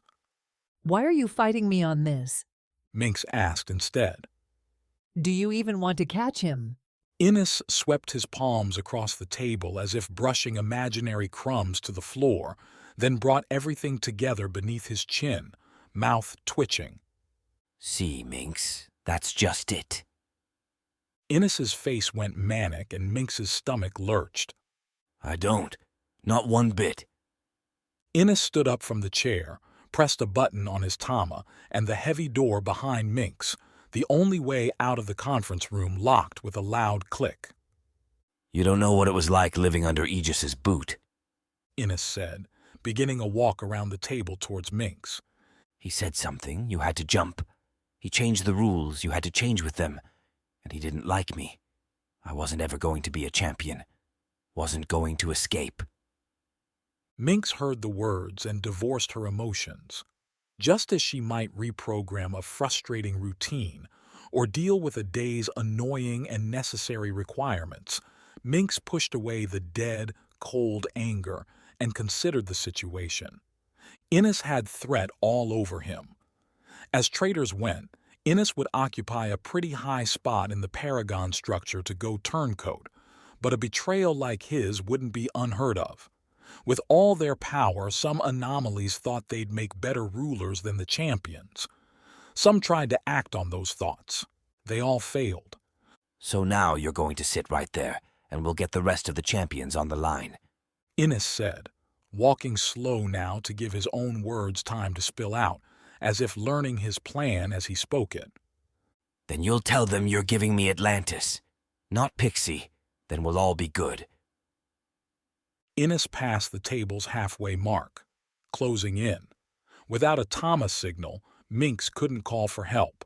Reeves couldn't hear her, and with the door locked, she couldn't scramble outside. Fine. Mynx, still sitting, cocked her left leg and kicked the chair to her left, sending it scooting into Innes while shooting her away from him. He grunted, tossed the chair to the side as Mynx stood up. Not happening. Never will. So stubborn, just like Aegis. Innes rushed her, pushing around the table and running towards her with intent to tackle. The man had enough muscles and Mynx had thin enough bones that such an assault would leave her a broken ruin. So she ran, shoving her chair into Innes's path and getting around the table. Now she stood opposite the door, opposite Innes. Did you ask Aegis to retire? How'd he take it? About as well as you. Innes jumped on the table, the thing creaking under his weight. The man wanted to keep punching until he dropped dead. Another lumbering charge. This time, Mynx slid beneath the table as Innes ran by above. Crawling along the carpet didn't feel all that heroic, but it kept the man's mitts off her. Right now, that's what mattered. She started to roll right, then switched back left as Innes, his legs visible as he dropped from the table, gave clues to his direction. Mynx pushed herself up as soon as she cleared the table and managed a single step before Innes grabbed her right arm. Gotcha! Innes shouted, pulled Mynx back. Mynx used the momentum, used the years spent with Aegis, sparring on his insistence that a champion could never depend on gadgets alone. Heroes, Aegis would say, needed to be ready to use their hands. Now Mynx used her left to pop Innes in the nose, palm heel making a crunching connection that had Innes stumbling back, clutching his face. Innes cursed, and Mynx ran for the door. She reached for the handle, hit the lock, and fell into it. A blank white landscape stretched to infinity beneath a gray sky. Shifting numbers formed floating pillars gliding by overhead and around her, melding with the white plane here and there as they bobbed to an unseen, unfelt wind. Time might not have meaning here, but it passed just the same outside. Mynx had to find the lock, and fast, before Innes realized what she was doing and knocked her out. Every lock had its own character, but they all shared some traits. One of these pillars would be the key.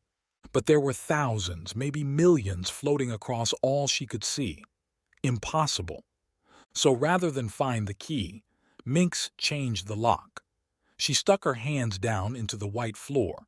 It felt like nothing, and purple-black spread from her touch, corrupting and changing the lock's code. In little more than 2 seconds, Mynx warped the lock's standard Paragon program, one she'd designed, to a new one tied to Mynx's Tama. At its signal, and her Tama's alone, the door would open and shut. As the final variable slid into place, the last of those number pillars disintegrating into virtual dust, the entire space blurred, like static coming over an antennae. Innes had her. With a blink, a hard shift like standing up fast from a nap, Mynx whirled away from the lock's virtual verse and woke back in the sealed room, just in time for Innes to throw her away from the door and onto the table. You know, Innes said, breathing hard, twin blood trails marring his face in their journey south from his nose. I wanted to make a deal. Now I'm thinking it might be better to just kill you too. Kill her? Interesting. You missed your chance. Mynx tapped her Tama, sent the signal to the lock.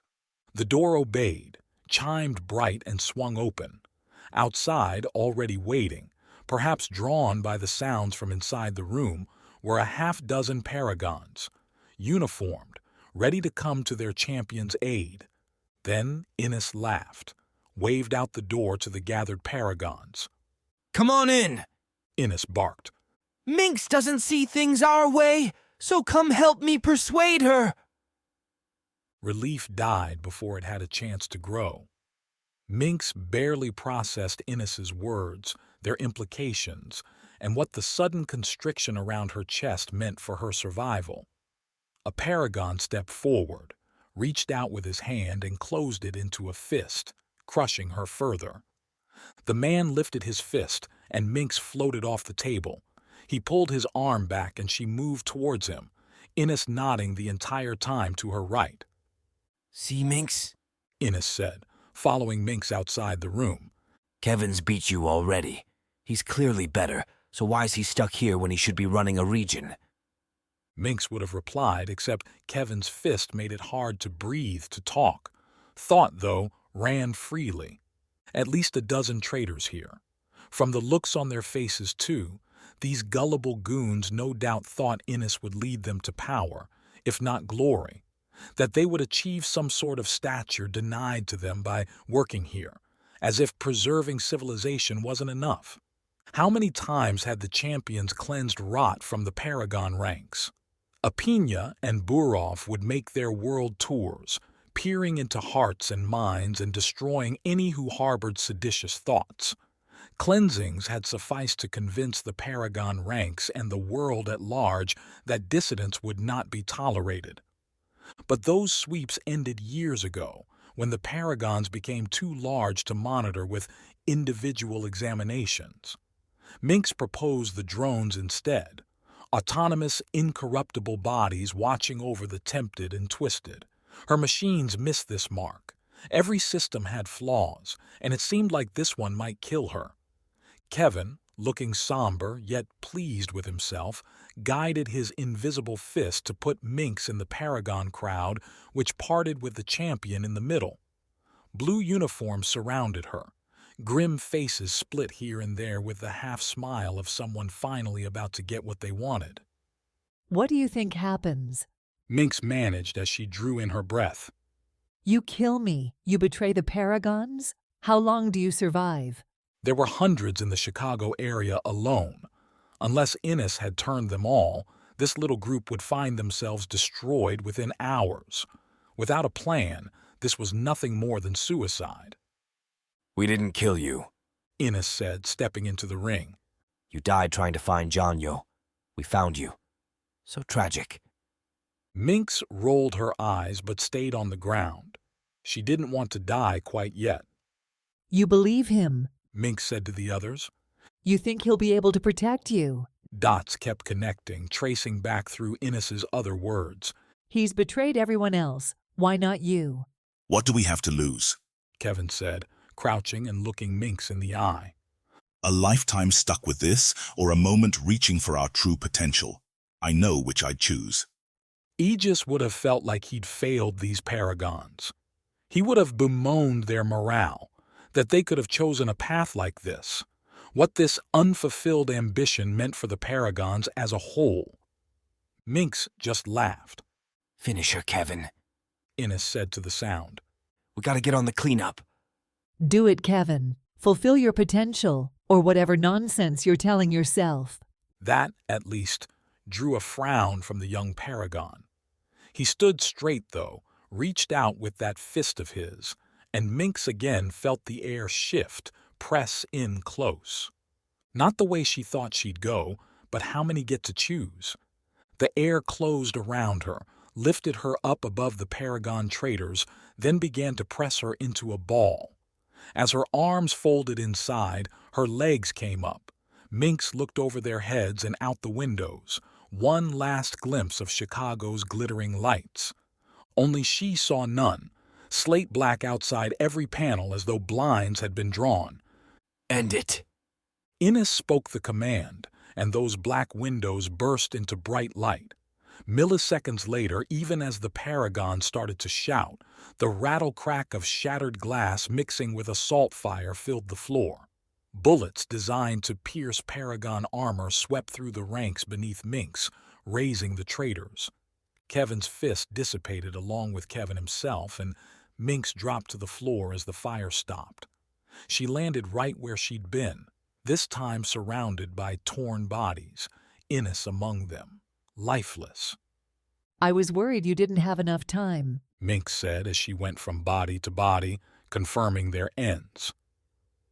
The secure room opened 5 minutes ago, Reeves replied, his voice coming through the Tama.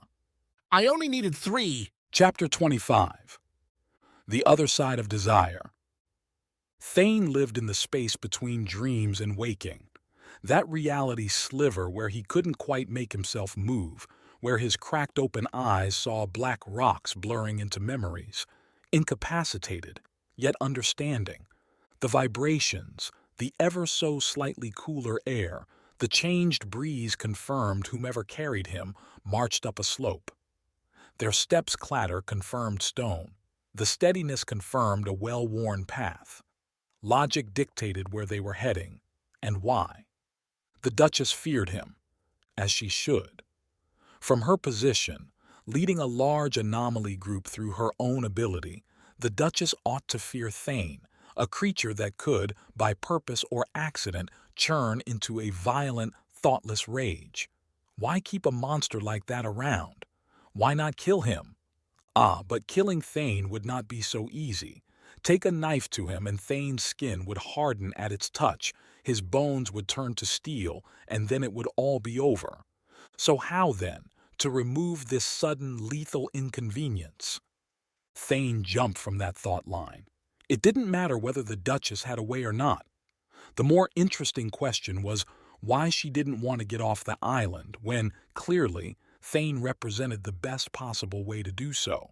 An invincible, rampaging monster like him could either destroy the drones or distract them long enough for the Duchess to make her escape. The answer came over the same air as the breeze, but through sound. Thane counted 2 hand pairs carrying him, each connected to a mouth and each mouth whispering a prayer. Not to some old god or common religion, but to the Duchess. Power's sweet nectar had her. Why abandon a devoted cult for the unpredictable other? The wide world had sent her here, and here she thrived, so here she wanted to stay. Thane wanted what she did. The Duchess deserved everything, and by giving her everything, they would be happy.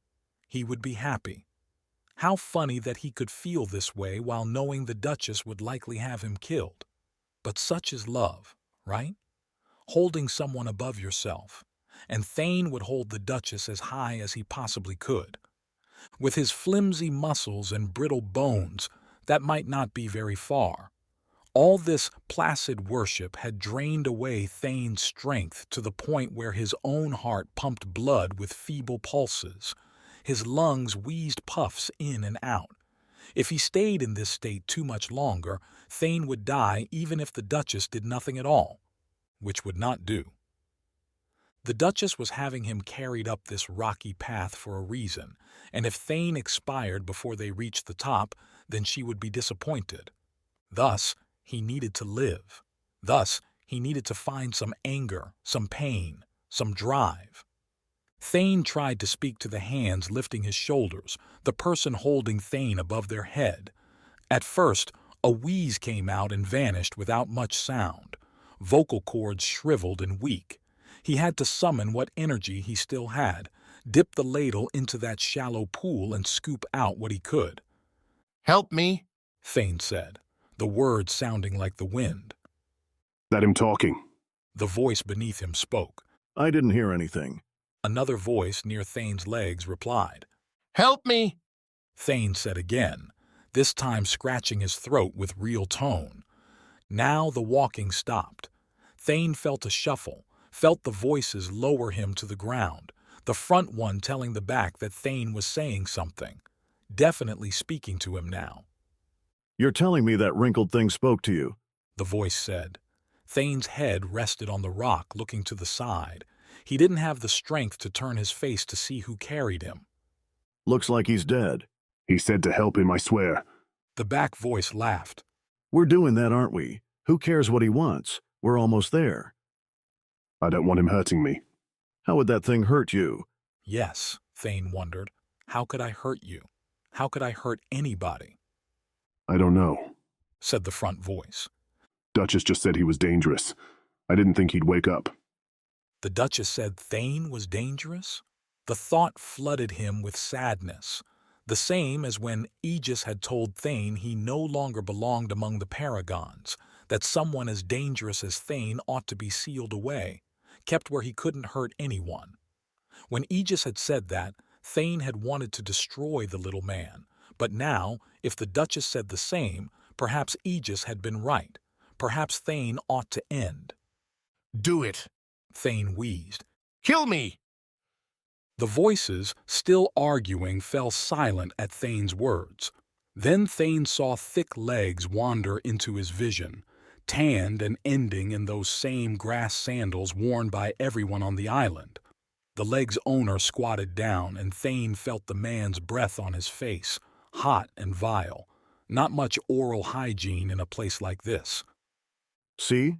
The second voice, the one close by his face, said. "He wants it too." The second voice reached out, poked Thane in the shoulder. "He doesn't care what we do to him. He just wants it done, like the Duchess said." "I don't know."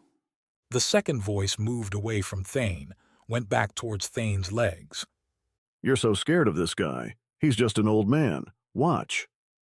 Thane, feeble, brittle, felt the foot stomp down on his ankle, felt the bone snap.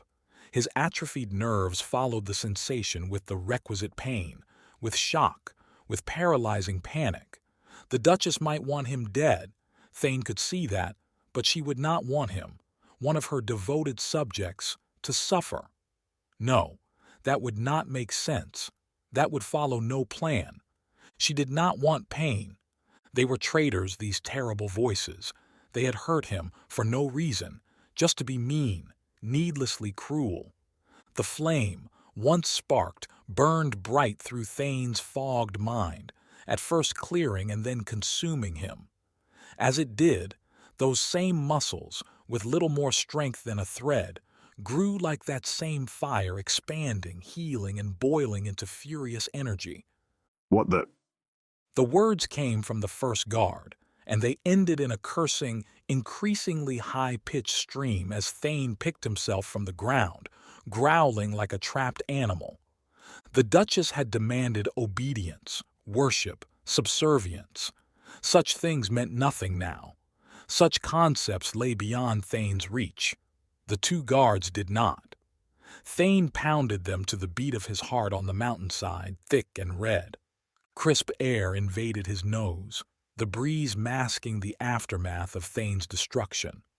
The island lay spread beneath his eyes, verdant palms and ferns mixing with grassy plains.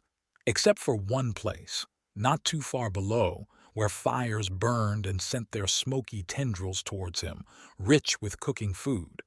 Thane had not eaten for hours upon hours, and his stomach burned for the fish, the boar, whatever lay down there.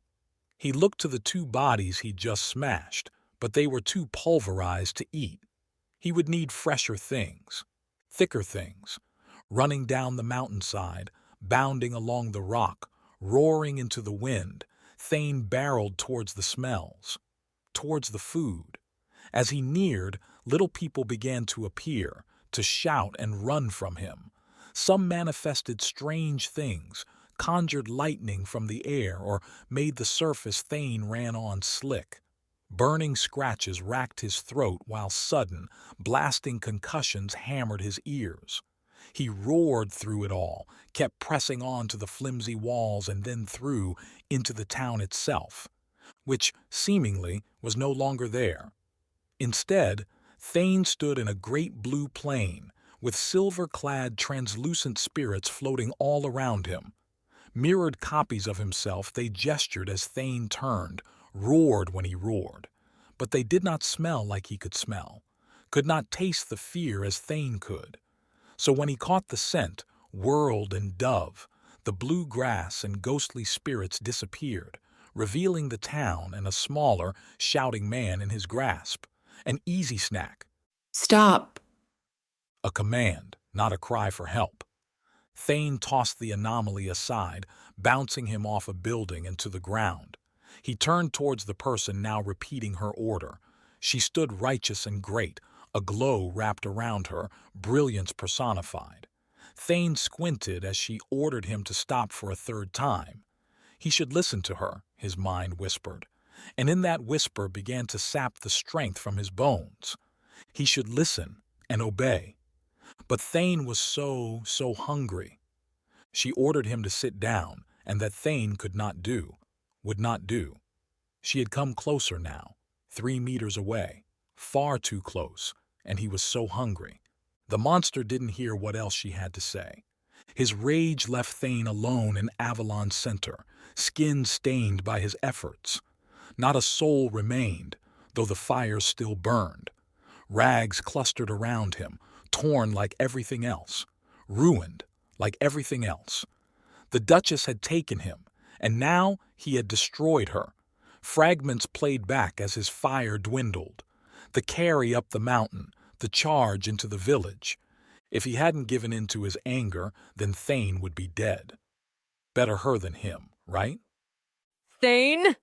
Cassidy called from the town's edge, flanked by those walls. Are you back? Thane stood, wiped the remnants off his hands. I could use a wash. The Duchess's surviving anomalies had decided switching loyalties to the Void made sense, so as they fled Thane's rampage, they found Cassidy beyond the walls and formed up with her. Most were still in a daze, owing to years spent under the Duchess's spell, and Thane saw tears coursing down many cheeks as they wandered back into their old home. They had lost their leader, their beacon. Thane himself even felt the loss, a sore wound in his heart despite only being in her thrall for a day. How many do you think will come? Thane asked Cassidy, eating some actual food after a long time spent rinsing himself off in a nearby stream. Come where? Are you still stuck on this stupid dream? Stupid? I think it's the only dream. There are some powerful anomalies here. If we focus, we can... Not without Arthur. Cassidy bit into the orange, licked its juice from her own chin. I'm not going to throw these people out there into those drones unless we have everyone on this island working together. He'll see me coming now. I won't be able to pull something like this again. Thane, that's a good thing. You're terrifying. He wanted to laugh at that, but Cassidy was right. Thane was terrifying. But he also did what had to be done, and what was next required help. Required, dare he say it, friends. Why did you come back? Here after I finished? Why you? Sook refused. Said you tried to eat him before. Cassidy shook her head. I guess I didn't want to run knowing you might keep on going and tear up this whole island. So you had a plan. If you were still the crazy, snarling monster yes, I had a plan. I would have collapsed a hole in your heart and in your head. She took another bite from the orange, looked away towards the sky and the island birds flitting through the cloudless air. Chapter 26. Downtown. The glass fell like bullets, cutting into walkers beneath the Paragon Tower as Kat, Calvin, and Seeker rode by in their pod. At first, she didn't understand why people were screaming, why shards exploded in a dire rain across the concrete, but as others pointed up, way up, Kat began to understand. They stopped the pod and joined the crowd, staring at Chicago's law and order symbolized. Drones hovered around the tower's higher floors, more drones than Kat had ever seen in one spot before, illuminated by lights from below like alien starships. For a second, Kat wondered if the drones had betrayed the Paragons, if the same group that had killed Aegis had somehow managed to turn society's protective machines against them. Society wouldn't last long in that event. Don't know how to feel about that, Calvin said as the first emergency pods zoomed into the area, electronic orders pushing Kat and Calvin's original ride along. I'm like a Paragon now, but I spent so long running from them. Think you can feel bad for them. Kat pointed to the people on the ground. And for us. For us? The Paragons might not be the best all the time, but they keep most of the anomalies in check. Kat glanced at her Tama. No immediate messages. No emergency broadcasts. So either the Paragons had it under control, or they had no control. Without them, this would happen all the time. So you think all us anomalies are crazy? Maybe. Kat nodded down the block towards their target hotel. Come on, let's get going before anything else happens. I'm not going to forget what you said. Don't care, Calvin. Their destination evoked past luxury left to dwindle over time, to the point where its gold lettering and overhang above the revolving door seemed a self-parody. A real, live doorman stood outside and waved them through. Kat had to pull Calvin in. He'd never gone through one of the doors before. They marched through a lobby crowded with people browsing their Tamas, some stammering through what a Paragon attack might mean for their meetings, their vacation, or their dinner reservations. Kat had been inside places like this before, old money bastions, but generally to chase down targets. Anomalies who dodged Paragon assignment came in all types and flavors. Not all were runaways like Calvin, hiding in junkyards and waiting for the end. Still, the chandeliers, tile, some chipped, and the grand staircase to a literal mezzanine was not Kat's thing. Wasn't Gordon's either, so far as Kat knew, so why had he chosen to stay here? Seeker drew looks as they went along, and Kat saw no other pets, but confidence ruled here. She knew what she was doing, and everyone else seemed to agree. Just as likely, the hotel contracted with some anomalies to provide cleaning services. Dog hair, smells, didn't present much difficulty if someone could wave their hand and make it all disappear.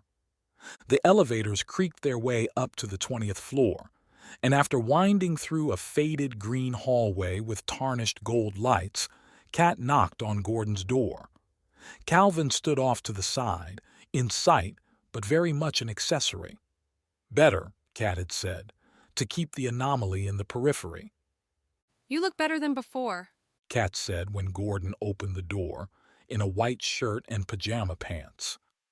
Gordon held deep circles beneath his eyes, and his skin had that waxy pale hue that comes from too much time indoors, in bed. Water dripped from his hair, proving Gordon had at least tried to clean himself up before Kat and Calvin arrived. Kat hadn't expected that, had expected a surly greeting and a mess beyond. Thanks, Gordon replied, standing aside and ushering them in with a nod at Calvin. I'd say I'm working on it, but I'm really just lying here. That's what you're supposed to do. They don't warn you how boring it is.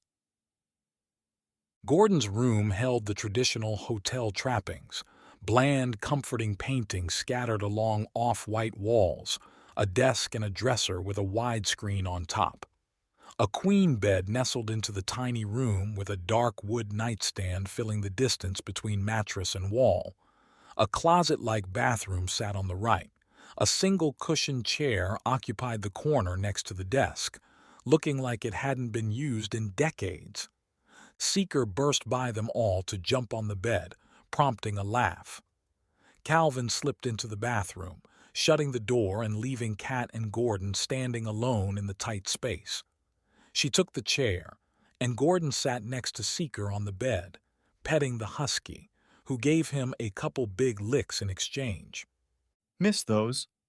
I'm glad Calvin didn't hurt you like he did me. He tried, Kat said, then screwed up her face. Bad call. She needed Gordon to accept, if not like, the new anomaly. Not really, though. Calvin pulled back.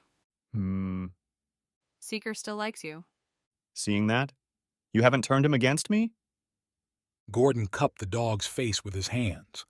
Your mommy and I don't always get along, but I'll always love you. Seeker delivered another slobbery slap. I was actually hoping you'd keep him for a while. Kat looked towards the window as she finished, into the office building across the street. Lights played checkers through the glass, people working late, like her. We're in the middle of something, and I don't want Seeker getting hurt. Gordon looked towards the bathroom. The middle of something? Did you go talk to Delano about the elementals? Kat relayed the events, and by the end, Calvin had left the bathroom and joined them, leaning against the wall and looking at his Tama. Gordon's eyes flicked between them as Kat spoke, those circles getting darker as his brow furrowed deeper and deeper. So you're saying someone's trying to kill you? Maybe the elementals, too. And I'm supposed to watch your dog? That's what you want? Gordon, you can barely walk. I'm not dragging you into a fight with this guy. A guy that almost killed you twice. We're getting better, Calvin interjected. We know how he works. Rooftops, long guns. We can trap him. Gordon laid back on the bed, completing the motion with an exaggerated groan. If I know Kat, nothing I say will get her to change her mind. And while I don't know you, Calvin, you seem the same way. So if you know what you want to do, why are you here? Just for Seeker? We need a safe space. It's getting late, we're tired, and of the places I could go, I don't think the killer would know about you. What about the Paragon over there? Can't he get you inside their tower? Tower's not real safe at the moment, Calvin muttered. That led to a whole other review, replete with Gordon turning on the screen so they could get the news's full video version. The current spin had the event labeled as an anomaly accident, a test gone wrong. That didn't exactly square with a whole drone force deciding, as one, to light up a floor with lethal bullets, but nobody pushed the Paragons, so the reporter delivered the statement with a straight face. All right, Gordon said when the clip had finished. So you want to crash here, then go out in the morning after this guy? That's the idea, would you mind? Would I mind having the anomaly that made me like this? Sleep in my room? Self-defense. Quiet. Kat held up her hand to the anomaly. You didn't seem all that angry when he showed up here with me. Changed my mind. Gordon stood, a shaky move, but a successful one. Kat rose to meet him, and now they all filled the tight gap between bed, desk, and the hotel room's exit. Ah, look at this guy, Calvin said, stepping through Kat's cautionary hand to get right up to Gordon's face. Getting all cocky after I smacked you down? Need me to do it again? Because I will. Tricks, that's all you had. Gordon replied, looking up at Calvin's face, fists clenched, mouth tight. We go again. You won't win. Calvin moved quick, reached out and gave Gordon a light shove. The tracker might have been able to catch himself if he'd been healthy, ready. Now, his legs hit the bed and Gordon fell back onto it. A hard thump on the firm mattress. Calvin, take a walk, Kat said, even as Gordon tried to stand. You're both acting like morons. If he's going to call me out, he'd better back it up, Calvin said, but he did as Kat asked and slipped out. Good. Gordon muttered, sitting up. He's trouble anyway. You're trouble and stupid on top. Calvin's on our side. We need his help. Do we? Since when have we needed an anomaly? It's not like he knows how to hunt someone down. He saved my life, Gordon. He nearly took mine. Kat opened and shut her mouth, looked toward Seeker, who hadn't left the bed, who provided zero answers. Maybe she had been playing this fast. She'd beaten Calvin, so it wasn't much to her to give the anomaly another chance. Gordon, though, had been bruised in more ways than physical. I shouldn't have brought him here. I didn't realize how much he hurt you. Gordon flipped a hand. It's vanity, Kat. I know that much. I'm not as stupid as I look, but yeah, Calvin's not exactly my best friend. And there was the Gordon conundrum. 1 minute he'd be a hot-headed jerk, pissing off everyone and demanding that he be treated like the coolest kid on some block. And the next, he'd be staring at the carpet and Kat would feel sorry for him. Would if this whole mess didn't involve her getting shot. I'm going to need you to grow up, Gordon. Calvin, too. Both of you. Right now, you can't back me up, so unless you want me wandering into gun sites alone, you'd better help get him back on my side. Gordon nodded, still not looking at her. Sure, yeah. I get it. But when I'm back, ready, he's gone. Whatever it takes to get me through tonight. Kat said, standing up. Now be nice. She went to the room's door, Gordon flopping back on the bed like a petulant kid finally giving in to the inevitable. Kat pressed down on the handle, opened the door into the hallway, starting to say that Calvin could come in. Except the anomaly wasn't there. Chapter 27. Confront the killer. Few things could lift John Yo's spirits like aggressive, successful negotiations. He had the physical adrenaline from slapping the idiotic man around the room and the mental rush from everyone else giving in to his asks. They'd agree to go full force if John Yo could pull off the summit stint. More importantly, John Yo and Wexley had recorded all their answers. If this group pulled the cold feet act again, the recording ought to act as some very compelling blackmail. One way or another, the world's major companies, all pre-Paragon relics, would come together to fight for their freedom. The pod coasted along crowded, snowy streets, and for once, John Yo delighted in looking out at the huddled crowds as they slipped into shops, restaurants, or other pods. With the holidays over, simply walking to revel in the nighttime cold didn't seem smart, but plenty in Chicago still braved a trip, left their homes to join their community, their city. These were John Yo's people, citizens, living their lives in hopes that each day would be a little bit better than the last. John Yo had brought them one big stride closer to that truth with Aegis, and now he would carry them across the finish line at the summit. The pod beeped, and John Yo glanced at the display hovering against the glass enclosure right in front, where before a faded blue line showed the pod's intended path, with an address appearing when John Yo looked, a city map appeared showing a new destination, one John Yo hadn't chosen. John Yo reached for the pod's doors and tugged at the handle, which didn't respond. He touched the emergency release button, a red circle down by his shin, and that did nothing either. The inaction did, however, confirm that this wasn't a simple rerouting. Only Paragons or their drones could restrict a pod like this. The vehicle, though, didn't come to a halt, so anomalies could pour from the alleyways around and arrest John Yo. Neither did the pod pronounce some message warning him to stand down. Instead, it ground across the slush and merged with other traffic heading south, away from downtown. Captive, John Yo took a look at the new destination, expecting an existing prison, a Paragon outpost, or maybe some forgotten dockyard where John Yo could be murdered and dumped into Lake Michigan. Instead, the pod planned to take John Yo to an old supermarket in an industrial neighborhood that'd be very quiet at this hour. Why would the Paragons bring him there?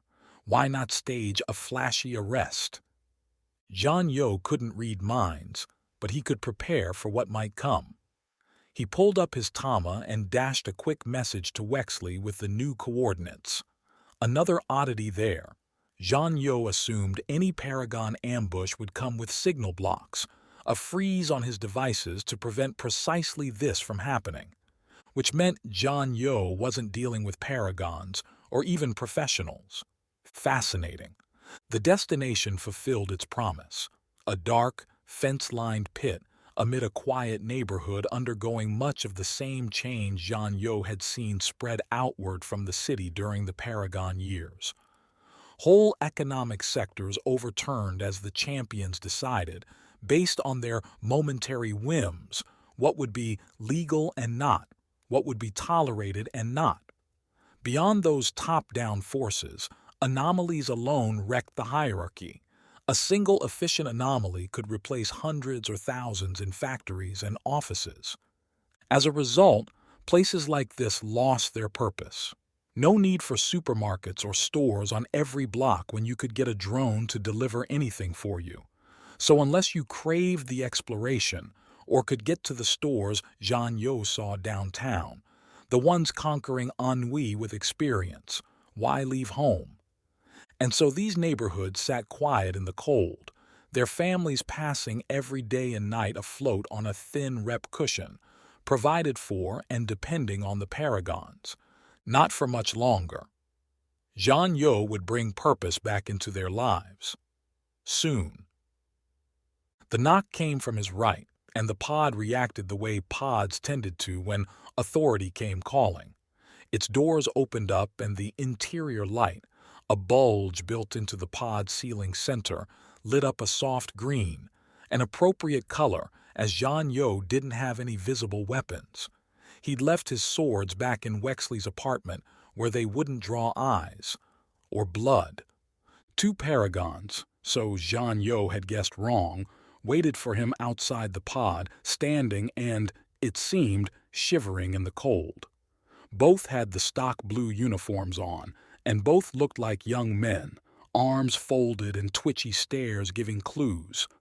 You're Jean Yo, right? The scrawnier one, with shock-white hair and a large black mole on his right cheek, said, The guy that killed Aegis? The guy that killed Aegis? Jean Yo replied, slow. I haven't heard that one yet, but I suppose it's true. The other Paragon pointed at the ground as if Jean Yo was a child. Then get down, hug the asphalt. Jean Yo raised his eyebrows, looked at the black, slush and mud-covered small parking lot where the pod had dropped him. No, I don't think I will. Do what he says, or else. Or else. You're a little young to be threatening someone like me. As you said, I killed your champion.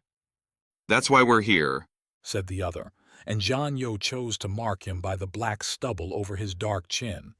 You killed Aegis. We want revenge. Then you'd better take it.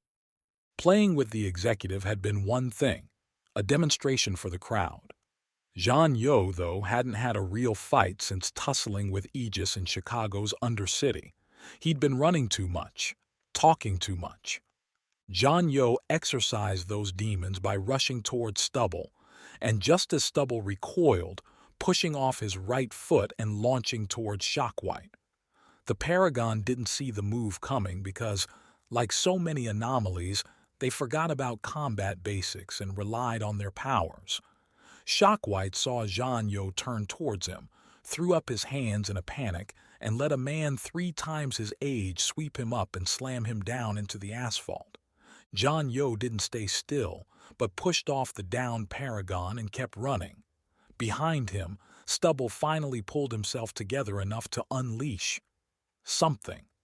Jean Yo saw lines like green snowflakes burst out around him before dissolving into smoke. He tried to dance around the tiny clouds, circling back toward Stubble, but couldn't dodge them all. The clouds burned, caught his clothes, and seared into them, leaving black, somewhat beautiful outlines. Jean Yo felt an acid flake on his cheek, knew it would leave a red, or worse, mark. The cold air, though, tempered the burn and gave the pain an iced edge.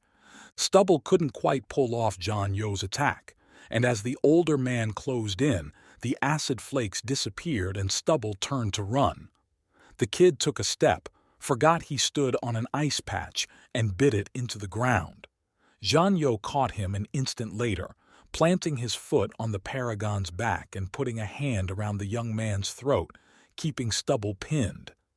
Don't hurt him, Shockwhite, more than a little pained, called from behind.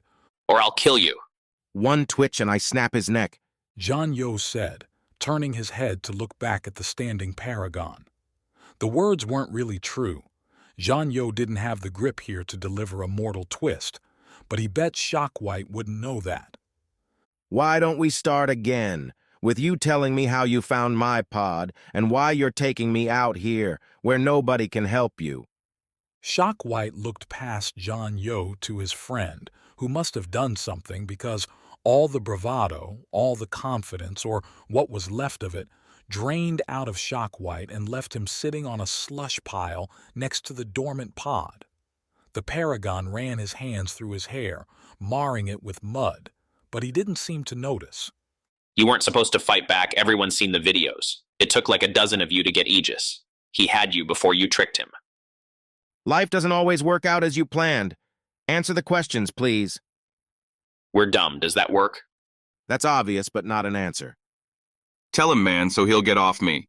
Stubble said from beneath Jianyo, the words coming out scratched and tight from the ground, squeezing the Paragon's chin. We worked for Innis. A lot of us here did. He kept saying we were going to get promoted soon. Have real stuff to do besides, like, patrols. When Aegis died, we were all sad. Then Innis was like, who's going to get the next big-time gig? And who's going to benefit? You. That's what we thought. Innis even had us feeding info to this woman. We'd send messages about Paragon plans, and he'd tell us this was the way forward. Shockwhite replied. Then things started getting worse. Innis didn't get picked to be the next champion.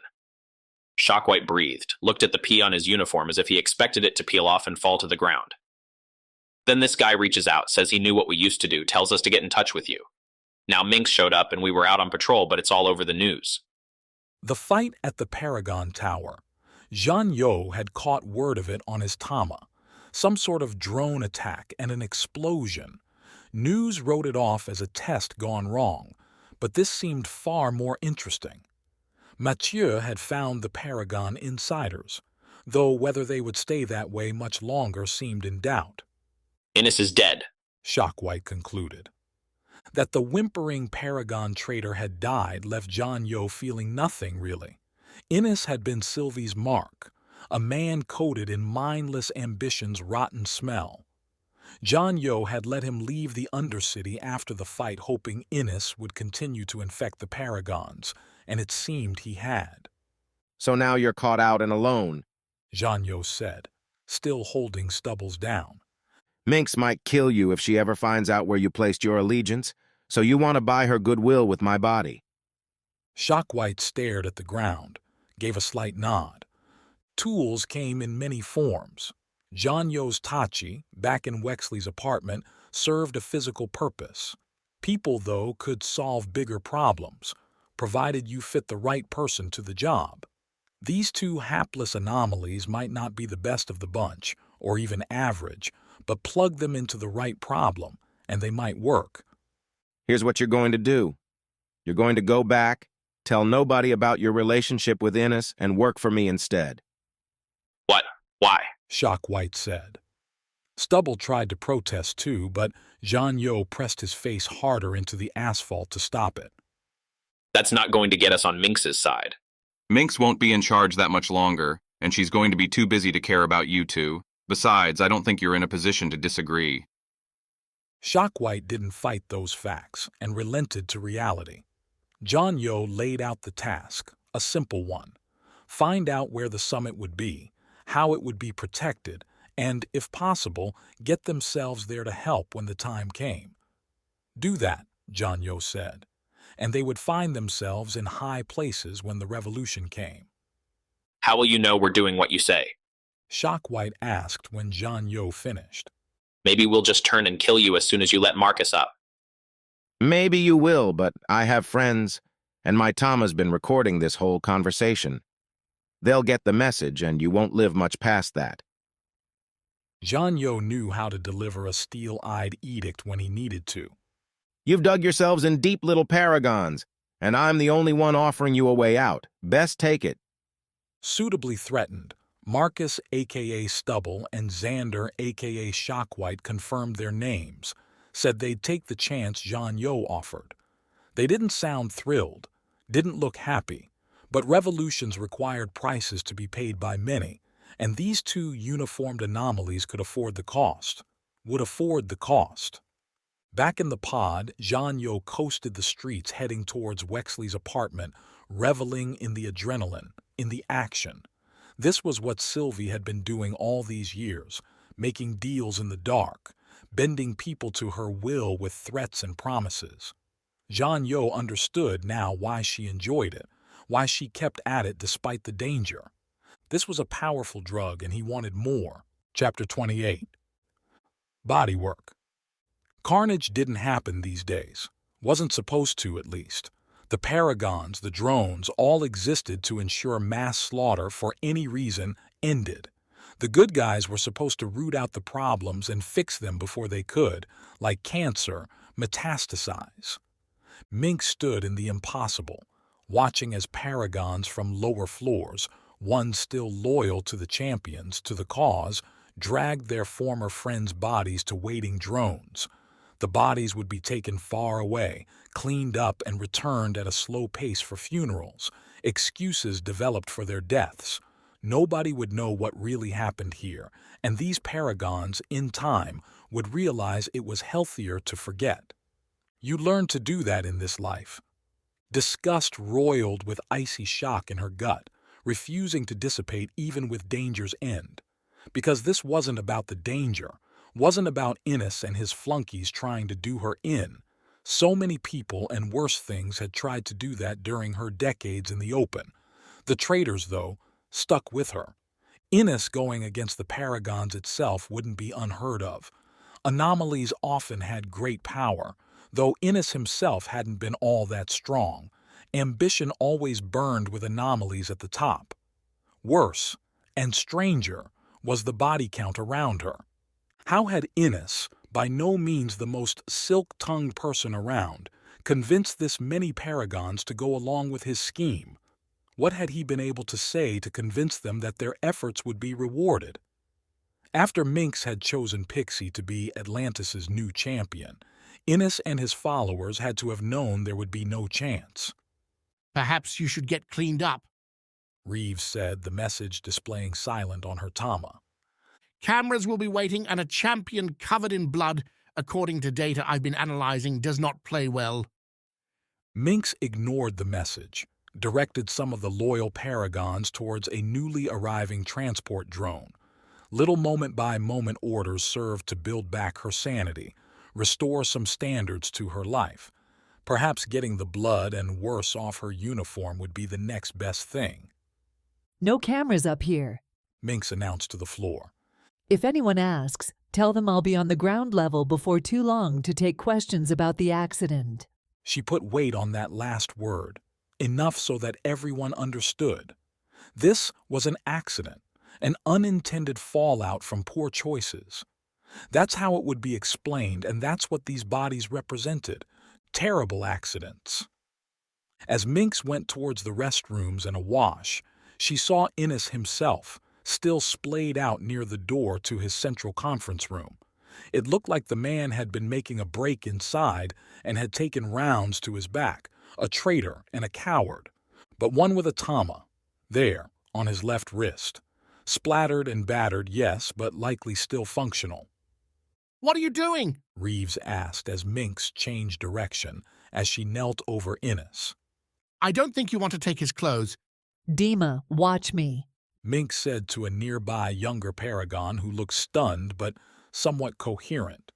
It's going to look like I'm sleeping, but don't touch me and keep everyone else away. Dima came over confused. For how long? As long as I need. Mynx looked at Innes's Tama, reached towards it, and fell inside.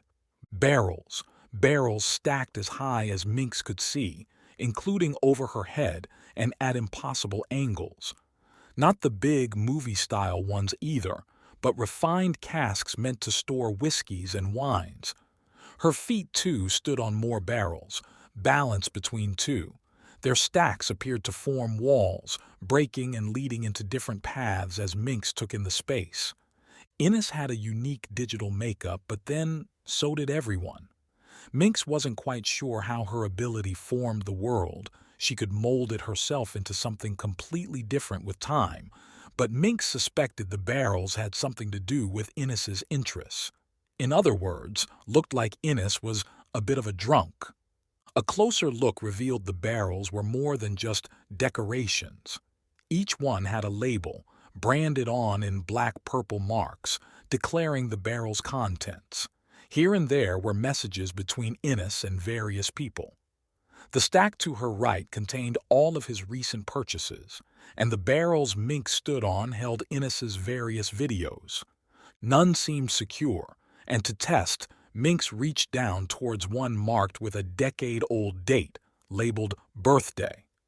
She touched the barrel's face, not feeling the wood in this digital world, and no password came up. No encryption fought her inspection, and the face faded away.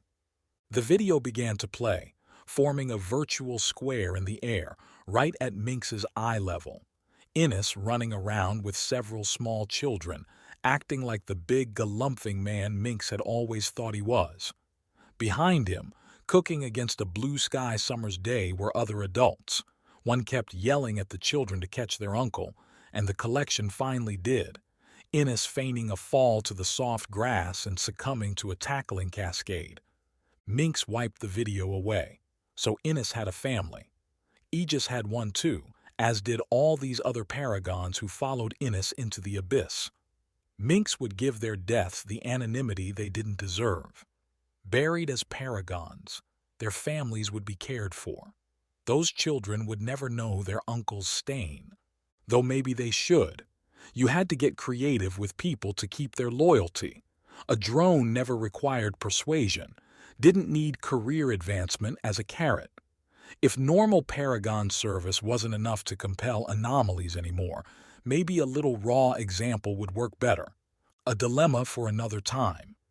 Mynx walked through the stacks, stalking across the barrels and reading their labels, looking for something useful.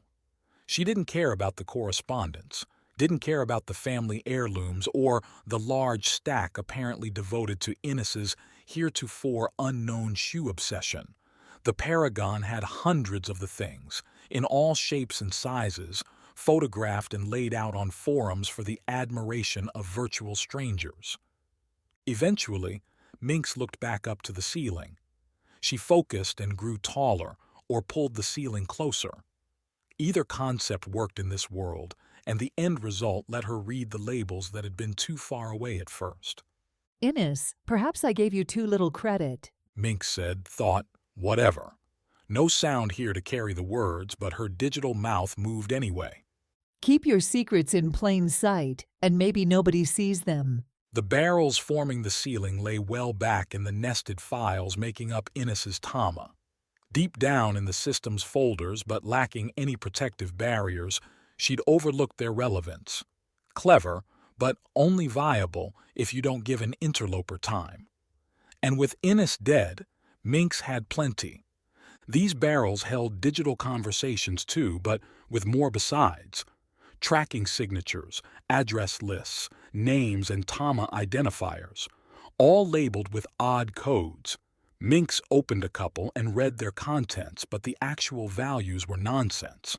Here was the real encryption. Make the files hard to notice and then fill up 1,000 of them with dummy data.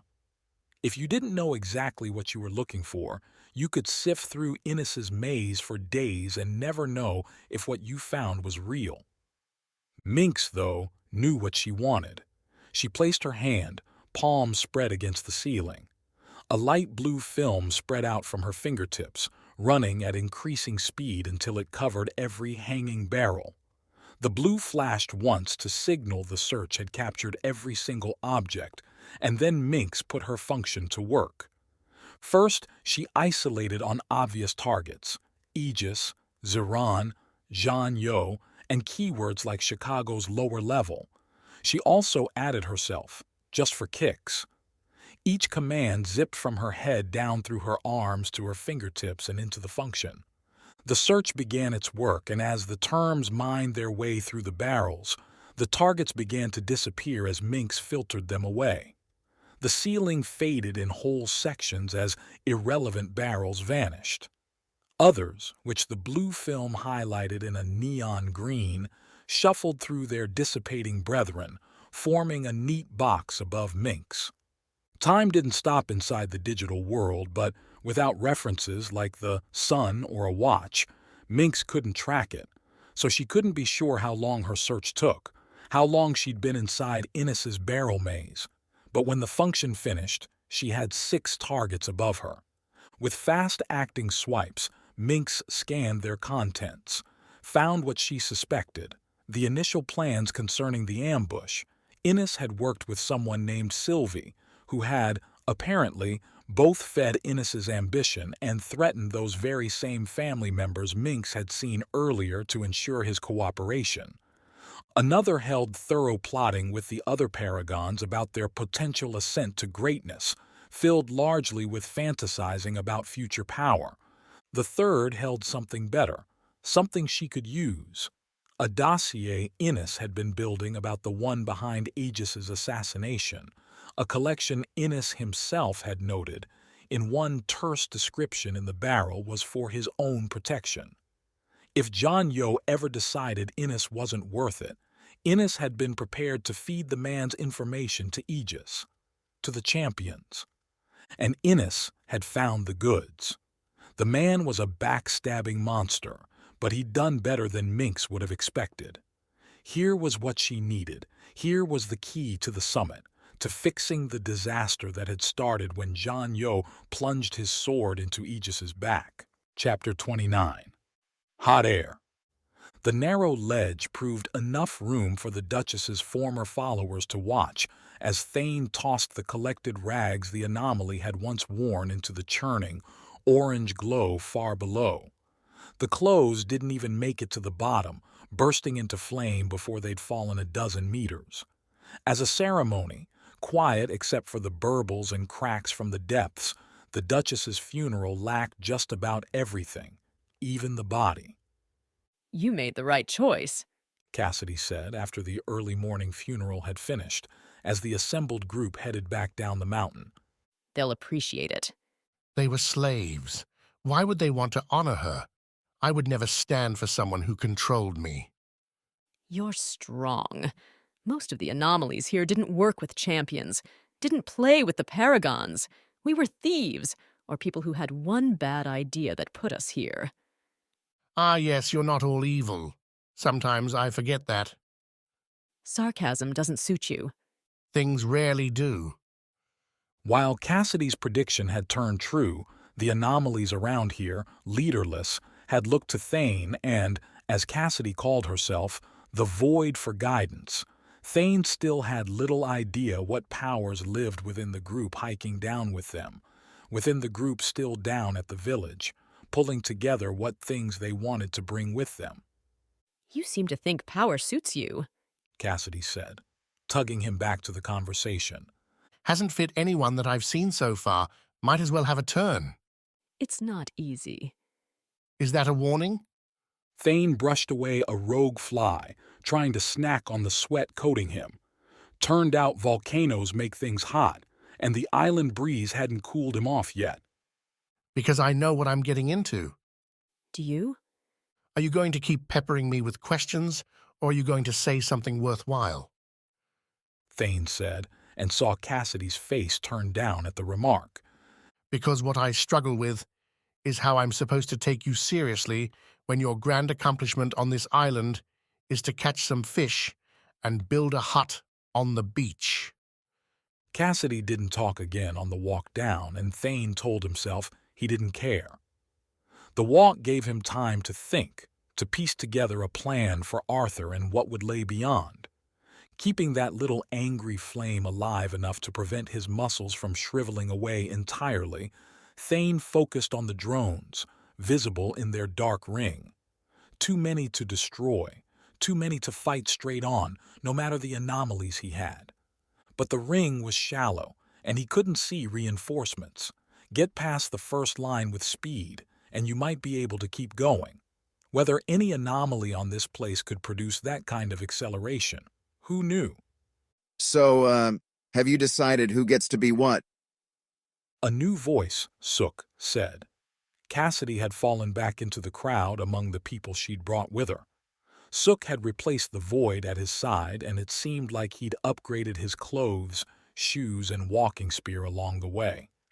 I'd like to point out that I've been behind you this whole time. You'd probably still be in that cave if not for me. Ah, power drew leeches from every corner. Sook, I haven't forgotten. What would you like? What role would make you happiest?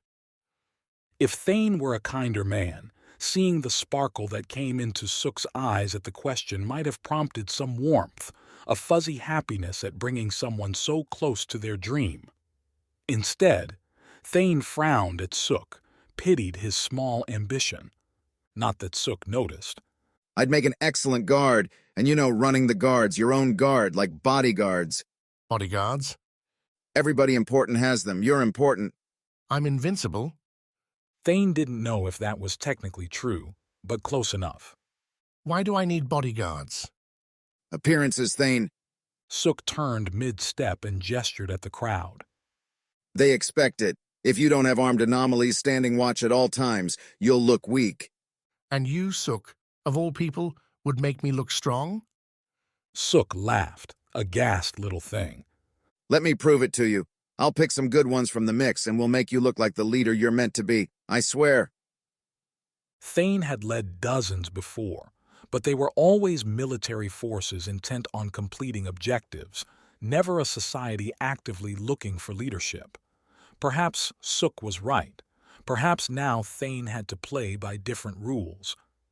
Then, Sook, I give you permission. Keep me safe. Make me look strong. Choose 4 others to work with you. Succeed, and when we're off this island, you'll have your pick of positions in our new world. Sook took the news exactly as a child would have, and the anomaly disappeared to go quiz everyone else on their abilities, martial and otherwise. Thane had to give Sook that much. The man had enthusiasm. After the hike down, Thane assembled the full allotment outside the village's remnants. He spoke slow, even, and clear about the goal, about getting Arthur on their side and breaking through the drones to a newer, better world. The anomalies didn't respond to the speech with rousing cheers, but with grim or muted responses. A few nods, but otherwise, these looked like sheep content to follow the flock, servants needing direction. Well, Thane could give them that. Did you have a family? Cassidy asked him afterwards, as preparations continued to leave, the Duchess's legacy getting packed into woven carriers. Back home? Not really. Long ago. Explains why you're such an asshole all the time. Thane laughed. All the time? And who here had a good family, a good home? I did. So you chose to betray that family and wind up here instead? I made mistakes. You did too. Cassidy said this like she knew Thane, like she had some idea of his plight. Yet, Thane kept finding himself talking with her, as though magnets pulled them together after every event. It didn't take much analysis. Thane had enough brain power to spare for this one, to see that Cassidy simply had more interesting things to say than the other anomalies, and the power to back it up. What I don't understand is why you're still this kind. I'm barely suppressing my rage at all times, not just at this situation, but at life in general. I didn't want this curse. Not true. Not remotely true. Thane hadn't meant to lie there, but he relished his strength, his powers, and always had. Sometimes, though, it sounded better to deny it. Because I tried to push back and failed. That put me here, and I'd give anything to go back, try it again, change the narrative. But I can't. And after spending a lot of nights being angry about it, I decided not to anymore. You decided not to be angry. Thane reached down, plucked a little wildflower from the grass, watched it bend in the wind. Woke up and said that was it? Not that easy, but yes. I was tired, and I kept finding more anomalies like me that didn't know what to do on this damn island. We gave each other a purpose. Like a family. So you've said? You should join it. The island, our family. I don't want to stay here. That's the point. Cassidy looked up at the sky, always clear blue and getting brighter as the sun climbed higher. They'd need to get marching soon. They're not going to follow you to the end like this. I won't either. You think everyone wants to get off of this island, but a lot of them have lives here. Lovers, even a family or two. That they'd want to raise here, on a small circle filled with criminals? Where else? I think your problem is that you're too focused on leaving to see how staying might be better. We could, make something here. Thane held on to that we. Cassidy wasn't much for inflection, or, that he'd seen, affection. He'd never played that game much himself, as those emotions came awful close to anger. After some disastrous results as a teenager, those years had put him on the wrong radars before the champions had even existed, Thane had avoided life's more physical pleasures for the infinite mental ones. What do you mean, we? Thane asked, giving in to curiosity. You're an ideas person. I'm an empathetic one. Cassidy plucked the wildflower from his hand and stuck it in her hair, above her ear. You bring them in with your vision, and I'll keep them here by listening to theirs. A partnership, then? A team. Thane took that in, chewed it. If Cassidy could keep some of leadership's softer, messier bits off his back, then that might be worth it, provided she would support his goal. I'm not staying on the island, so you'll have to accept that. I'll accept that you want to leave now, and that I might be able to change your mind. Oh, how long it had been since Thane had held real conversations with, if not equals, then people close enough. Cassidy had fire, and he could use that fire. With time, he'd get her to see his way, to understand the island was a trap, a place to leave behind. Chapter 30. About town. The clock on her Tama, blaze white when she glanced at it in the dark room, pushed midnight. Still no Calvin. Gordon had suggested she let the anomaly go off on his own for a while. Said the man was probably used to being by himself, that Calvin would come back when he was ready. Now those words seemed like lunacy. A killer lurked out there, gunning down anomalies he didn't seem to like, and Kat had just let Calvin go off on a wander alone. Maybe Calvin was in an alley right now, bleeding out from a shot to the gut. Maybe he'd been kidnapped and the killer was enacting some torture to extract Kat's location. Or maybe the hotel room and Gordon's soft snores were driving her insane. Kat slipped out from the covers and stood on the carpet for a second, letting her body adjust to sudden motion. Seeker, passed out on the carpet at the bed's foot, opened one eye, a motion Kat caught when the outside lights hit the eye's glint and reflected it back to her. Kat stuck a finger to her lips, nodding towards Gordon. Seeker opened both eyes now, and his tongue dripped out of his wide mouth. The husky could get excited about anything, but a late-night journey? Oh yes, definitely. Seeker wanted to go. If there was an advantage to having little luggage, to just lying on the bed and floating in a semi-dreamless sleep for a couple hours, it sat in Kat's readiness to wander out. Still in street clothes, she didn't need to change. Would she have slept the whole night in jeans? Unclear, but the thought provoked some worry about her mental state. When Kat forgot basic habits like putting on pajamas, that seemed like a sign something needed to change. Like, perhaps, avoiding killers.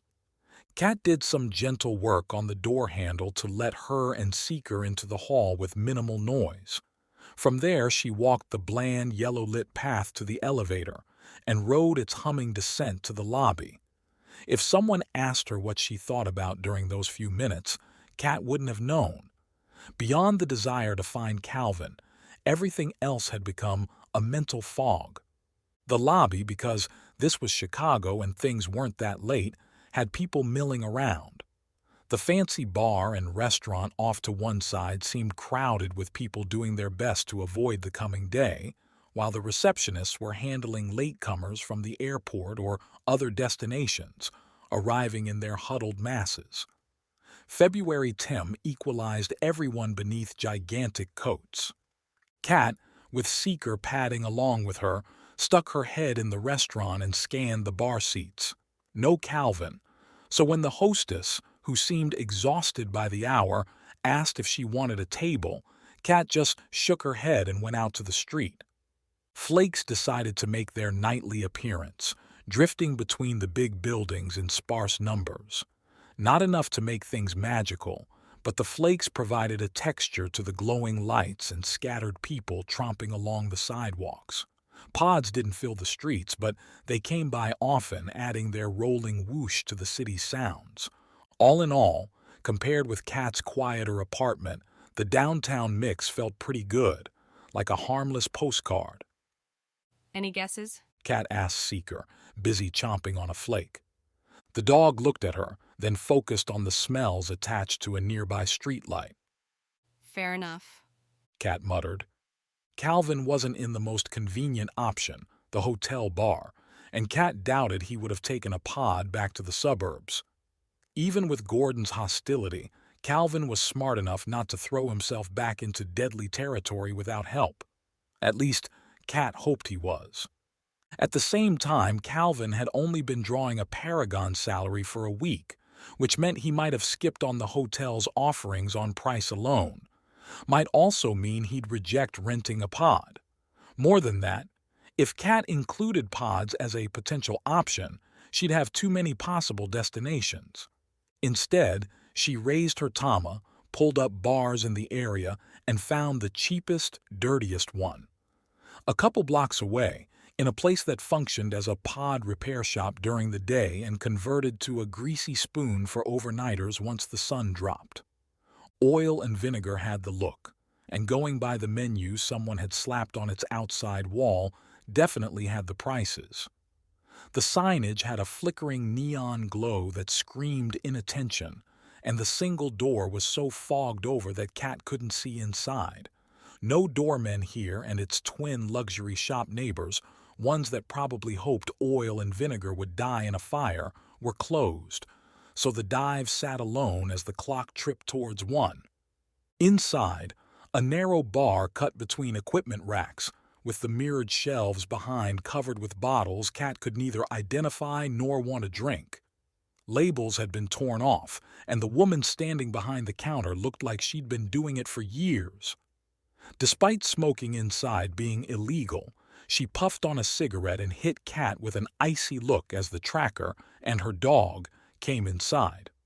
A half-dozen other patrons braved the bartender's smoke to chat along the bar or gaze at the sole TV in the joint, one that looked stuck on sports reruns from earlier in the evening. At the far end, nursing something dark, sat her quarry. "No dogs," the bartender said, taking out the cigarette and jabbing it towards Seeker, who stayed behind Kat's legs. You're not supposed to have one of those either, Kat replied. Seeker's not going to cause trouble, but I might. "Then you can turn and walk yourself right out of here." Instead, Kat went up to the bar, where the woman blew smoke into her face. Kat shut her eyes as the cloud ran over her, held her breath to keep from coughing, then pointed at a brown bottle, something she prayed held whiskey. I'll have a double of that. Neat. The bartender didn't move for a full second. Kat folded her arms on the bar. Seeker brushed her legs, started to jump up to see what was happening, but Kat moved her own calf in front of the puppy, keeping him down. This contest of wills only needed 2 players. One thunk later, Kat had herself a smoky glass full of something. The bartender moved on to other drinkers, and Kat moved herself to the back end, where Calvin sat eyeing the TV like he wished it would teleport him somewhere, anywhere else. What's on? Kat asked, sitting down. Calvin had a bottled beer in front of him, label still there. Smart man. Never did get attached to sports. They tie you to a place, I think, and I never really had a home. I have a home, and I don't care about them. Why not? Because I'm too busy trying to keep myself alive. You ever think about that? Because I'm starting to doubt it. No way that guy was going to be downtown after attacking us on the west side. How do you know? A hunch. Kat rolled her eyes, tasted her drink, and wow. It wasn't great, but she definitely had whiskey in her hand. Not, for example, straight poison or, as the restaurant's name implied, oil. Were you going to come back to the room at all tonight? Does it matter? You know it does. Nah, Kat, I don't. Calvin lifted his left arm, looked at his Tama. You know what this thing's been telling me since we got down here? That some accident, that thing we saw, took out a bunch of my new coworkers tonight. Took out? Calvin relayed what he knew in drip-drop fashion, layering every detail with dashes about how he didn't know this guy or that girl, how he'd never even been to that floor, that he'd only met Innes the one time, with a half-dozen other newbies, and the man had seemed all right then, in the way that people you never think you'll have to see again can seem all right. Now they're all, gone. First time in my life I get something like a family, and sure enough, they're dead. Hold on, a family? You didn't want to be a Paragon. Doesn't mean I can't see the good sides. So your solution after reading all this was to go to a bar and drink? Calvin's mouth opened and stayed that way. Then he turned to his beer and took another swig. Dude, you've got problems. And I say that as a girl who's got plenty of her own, but you're not going to deal with them in here right now with that beer. Like you're dealing with that whiskey? This is commiseration. Kat reached down, gave Seeker a good pet. Let's down one to the tragedy. They clinked glass, had their swallows. Now, I'm going to ask you to do something for me. Calvin leaned his head away, looked her way in mock terror. You're going to have to be nice to Gordon, because he's too stupid to be nice to you. Let him whine, complain, whatever, because we're going to need his help. Or at least a place to sleep. Because tomorrow we're finding this guy and taking him out. Calvin laughed. Really? That's what you're delivering right now? That's it, Kat said, and she started laughing too. Declaring a joint quest to catch a killer in this sweaty metal place seemed ridiculous.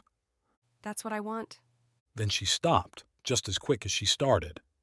Because Calvin, this guy almost took me out, twice. I don't know if I can handle him alone. Don't know if I'll be much help. Calvin swirled his drink, then finished it. But okay, Kat. Guess all those Paragons would want me to go along with you anyway. I'm supposed to be the do-gooder now, right? That's right. Do what your champion would want you to do. Know who that is now? This woman, Pixie out east, you know who she is? Kat shook her head. Nope, and I don't care. She finished her whiskey, stood back from the bar. Want to know the real secret to surviving now that you're in this world? What? Stay in your lane, Calvin. Stay in your lane. Chapter 31. Swordsman. If John Yo could hurt his father, he'd get to keep the Tachi. A single touch, that's all the son needed to manage, there in the white-paneled blonde wood room that had served as his father's sanctum for as long as John Yo could remember. But we've already practiced every day this week, John Yo said, feeling the aches in his arms and legs and wanting more than anything to get back to his phone, his connection to friends and things far more interesting than his dad's old swords. And we will keep practicing every day until you succeed, his father replied. Perseverance has as much to do with winning as trying in the first place. You must continue. John Yo had a hierarchy with his father establishing the levels that he was allowed to disagree. Smaller things like whether and where John Yo could go out at night represented easy wins. His father had too much work, his mother doted on community projects, and that split focus let him get away. These lessons, though, held firm towards the pyramid's top. No pleading, cajoling, or suggestions that they take the day off and get snacks took hold. The wooden tachi, the live, edged ones sat on hooks against the room's walls, felt airy in John Yo's hand, a toy. He'd held the real ones, and those felt like they could do real damage. His father, though, maintained that the tachi were a privilege to be earned. John Yo, not yet 15, had not. Come on. His father said, holding his own wooden sword. The faster you beat me, the faster you can return to your messages. Inspiration provided, Zhang Yo hefted the blunt tachi and broke into a sudden run, raising the weapon for an overhead slam. A telegraphed move that pushed his father to step aside. A telegraphed move that gave Zhang Yo the opening he wanted. As his father evaded the expectation, Zhang Yo changed his step, instead planting his left foot and sweeping the tachi wide. The sudden panic on his father's face was worth everything. The older man jerked up his own tachi to ward off Zhang Yo's attack with a thick clunk, and Zhang Yo used the reversed momentum to backstep, get something else ready. That was different, his father said, copying Zhang Yo's move to build the distance. I'm impressed. Praise not given lightly. Zhang Yo tracked his father's sword, how he held it ready in both hands, not the relaxed stance from someone confident in their success, but rather someone ready to defend, a worthy opponent. About time. Ready to see what else I can do? Zhang Yo said, because for all his friends, for all the fun he'd have running through downtown with them later, Zhang Yo had been practicing, had been learning from a teacher better than his old man. Sylvie would have respected a date like that, Wexley said, sitting across from Zhang Yo as the hours crept towards dawn. A pair of swords and a fight to see who could knock each other's teeth out? Wexley hadn't been happy, exactly, with Zhang Yo's message from the pod on the way back, but he'd agreed to come over in a few hours, which had given Zhang Yo time for a quick nap. Now, with fresh coffee at 4 in the morning, Zhang Yo needed to convince his lieutenant that he wasn't crazy. To do that, Zhang Yo felt he had to connect, again with Wexley, prove to him that Zhang Yo still had his faculties, that he was still sane and ready to lead a war against the world's greatest and only power. That's how they met. My mother's parents ran a studio where my mother taught when she was younger. My father came in for a lesson, I guess wanting something different from the office. That was it? Did he ask your mom on a date after she knocked him out? Something like that, Zhang Yo said. They'd never told him precisely how it happened, but his mother always maintained that his father had never bested her. Then she started training me in secret. My father always wanted these duels, but my mother cared about technique, about actually getting better. Mine went to movies. I played soccer.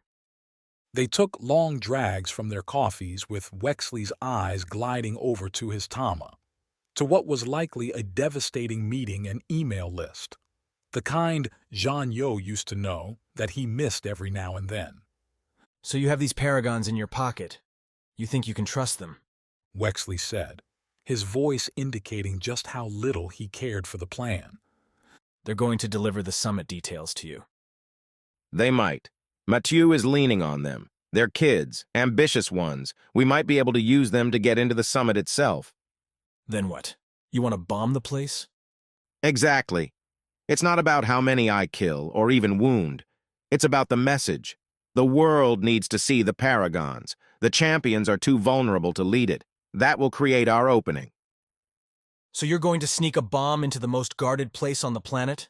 There'll be anomalies there who can read your mind, who will be able to understand every motivation you have in an instant. You'll keep no secrets. They'll have to find me first. Zhang Yo waved at the window. The Paragons haven't found me here yet, and I'm already the most wanted man in the world. What makes you think they'll be any better at the summit? Because you're coming to them? Trust me, Wexley. This is going to work. I just need you to keep the accounts topped up. Mathieu's doing the prep work for me, getting the people we'll need for this. They'll need to be paid. Can't say I expected to be funding a guerrilla war when I took the job at Zeran. But a promise is a promise. The lieutenant stood up, tossed his empty coffee in the silver trash bin next to the counter. A perfect angle, a perfect basket. You'll have your reps. Just be careful, Zhang Yo. You die, and all this dies with you. When he'd beaten his father not too long after his 16th birthday, Zhang Yo had expected pride in his father's eyes, some happiness on his father's face, Instead, John Yo had seen painful acceptance, a reality long feared that had finally come to pass. Perhaps Wexley felt the same. Perhaps the world did too, all of them nervous about the inevitable. John Yo had earned those tachi, and he carried them still. Chapter 32. Mila. Mila, the last champion, picked up on the first ring. No video call this time, and Mynx, exhausted after the long night, didn't mind that Mila's own preference for mountain peaks left her with such poor connectivity that faces weren't an option. Mynx. Mila's caramel tones came through fine, though. I'm so sad you came to me last. I thought we were friends. That's why I waited till the end, Mynx said, staring out over Lake Michigan from Innes's former office. I needed something to look forward to. Then you should come down here, where there is always something beautiful on the horizon. Like what? Oh, today? Today I am waking up on the sun-kissed slopes above Lima, with the ocean at my feet and the peaks at my head. The most beautiful sight. I'm sure, but I need you to leave it behind for a little while. The summit starts in a couple of days. I know you've seen the details. I have, and I will be there, of course, even if it pains me to leave my loves behind. Mynx used to worry about Mila after they'd first met. The woman described everything she liked as her loves and appeared to view her world through a soapy, sappy lens, everything drenched in emotion, either devastating or rapturous in equal measure. Then Mynx saw Mila shift a killer's body, turning the strong, lean man into a weak, fractured one that couldn't even stand. As Mynx was to computer code, so Mila was to the physical form. She could get inside and rewrite a person into whatever she wanted. Frightening, sure. Enough so that Aegis had wanted her destroyed before Mila decided to scramble the champions' bodies. Instead, Mynx and the others had recruited her, proved to Aegis that Mila's abilities could be good, could be incredible, a promise only partially fulfilled. Thank you. I know it's a risk gathering all of us together, but we have to show the world that the champions remain united and that we have a plan for the future. And do we have a plan?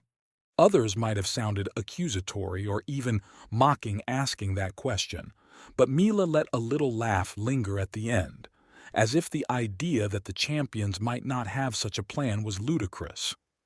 We'll refine it together, but the point lies in choosing who's going to replace you when you're gone. Mila should know this if she'd read the messages Reeves had been sending out with the summit's various details. Just like we chose the regional Paragons, like we chose you. Silence on the phone, then some rustling, Mila moving somewhere. Mynx took the opportunity to enjoy the coffee, the donut someone had brought up for her. I remember that day. How do you recall it? Most of you didn't trust me. Hard to, knowing what you could do. But you let me in anyway, and look what's happened. It's been something. Sentimentality wasn't Mynx's preferred playground. But Mila, I haven't slept well, and there's a lot going on here. Can we talk more at the summit? Check me off your list and disappear, I suppose. That's not fair. Oh, I'm only playing. Go be queen. I'm not a queen. Whatever you say, but if you do catch that one, hold on to him for me. Nothing calms a revolution down faster than its leader shriveling up into a little silent raisin. Will do, thanks, Mila. The champions clicked off as the sky transitioned from black to deep blue, orange's barest hints clinging to the horizon. Mila made a good point. Twist John Yo's mind, make him a wholehearted Paragon supporter? Devious, but perfect. Mynx stood and started pacing around the spare office. Innes had a big desk in there, 2 monitors, no personal pictures, no art on the walls. Either he rarely spent time here or just had no taste for decor. In a way, Mynx appreciated it, nothing to distract from the plan.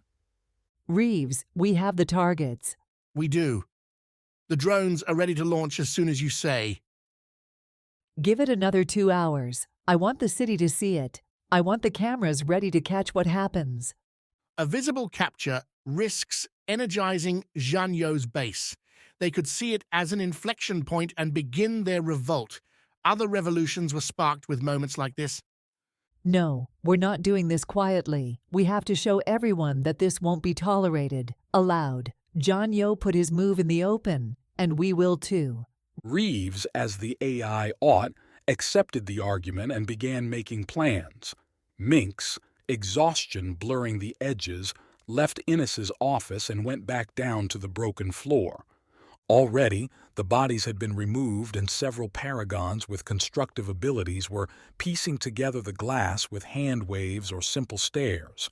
Another remolded spent bullets into spendable ones, ready to get restocked into the drones. By noon, the building would be its perfect self again. Mynx watched them work and wondered, how many were truly loyal? How deep had Innes's corruption gone? After the summit, she'd spend more time inside the man's Tama, dig through all of those barrels, or more likely have Reeves crack it, to find out who had tasted that traitorous apple. Before, Mynx had thought she'd eradicate every one of them and drop those too dangerous out on her island. But how many could she take? How many could she expect Apina and Burov, with their mind-warping powers, to turn? Drones didn't question their commands or their commander. They did as they were told and executed to their maximum abilities. The Paragons had human flaws, and they were increasingly difficult to tolerate. So why tolerate them at all? Chapter 33. To meet a villain. The police found him alone on a blood-soaked carpet crying, his body shriveled and cold and stained red, just past 9 in the morning, and Thane should have been in school. Instead, he'd wanted to wear an old shirt. His mother had bought him a new one. For that, and that alone, Thane had killed them all. For all his intelligence, for all the hours he'd spent curled up beneath the lights in the champion's prison, Thane had never been able to figure why his abilities had chosen that morning to manifest themselves, why a 12-year-old's protest had turned into devastation. After he'd destroyed the hospital, where the police had taken his shrunken body for care, and demolished several buildings in a twisting rampage towards the slippery creek where Thane's father used to take him fishing, the first Paragons found him, soft and weak again, lying on the moss and covered in debris. They wanted to save me, Thane said, brushing aside ferns blocking Cassidy as their band stalked from the island's center towards its east side. They thought I could control it. A child. Would you have rather they put you in chains, like they did later? Thane had offered an apology for before, tried to salve any wounds. There wouldn't be time for drama once they reached Arthur, especially if the villain met Cassidy's estimation as the most dangerous on the island. She walked beside him and seemed happy to do so, if more cautious than before. One eye, Thane noticed, always stayed on him, measuring. A suspicion earned, he supposed. Looking back, yes. I had no understanding of myself, what I could do. I was a blind weapon brimming with hormones who'd slaughtered the only people he loved. I should have been locked away. They believed back then. I never got that chance. It wasn't belief. Thane felt his way on the ground. The thick undergrowth made it easy to slip up, sprain an ankle. It was insecurity. They thought they could use me. I would have let them use me if I had known what was coming. Cassidy had taken up a branch and employed it as a walking stick, feeling out the path. I thought, by defying their orders, I was making some sort of stand. Instead, I just spat in their all-powerful face. The Paragons had taken Thane far away from the town, to an isolated spot in the North Woods near the U.S. and Canada border, to a camp where anomalies learned not to kill everyone around them. Was that place still around? Were powered children still sending novas into the night, protected by Paragons that could keep them alive? How many times had they repaired bodies Thane broke? They mold you at those camps. They taught me to forget my family. I don't even remember their names, only the lesson. Everyone required their own plan. Treatment from day one through graduation, years or months or weeks down the line, when they thought you could handle society, could handle real work. I heard they rip open the mines? More than that, the idea is to make the perfect Paragon. Someone that can strategize, can lead and fight and serve, that will never have too many drinks and vaporize a crowd. That last doesn't sound like a bad goal. Do you think I hate what they did? Thane shook his head, laughed. No, I love them for it. The Paragons gave me a life to live. Without them, I would have been angry and unstoppable until someone found a way to kill me. Instead, the Paragons made me rational, made me forget how to be human. You're still plenty human, Thane. You definitely make enough mistakes to qualify. What I want to know is why didn't they take you? Too old. No, they would have taken someone with your power at any age. Cassidy looked away, towards the horizon. The ever-present black drone line holding still beneath growing clouds. I told you. I didn't get a choice. Cassidy didn't offer more and Thane didn't press.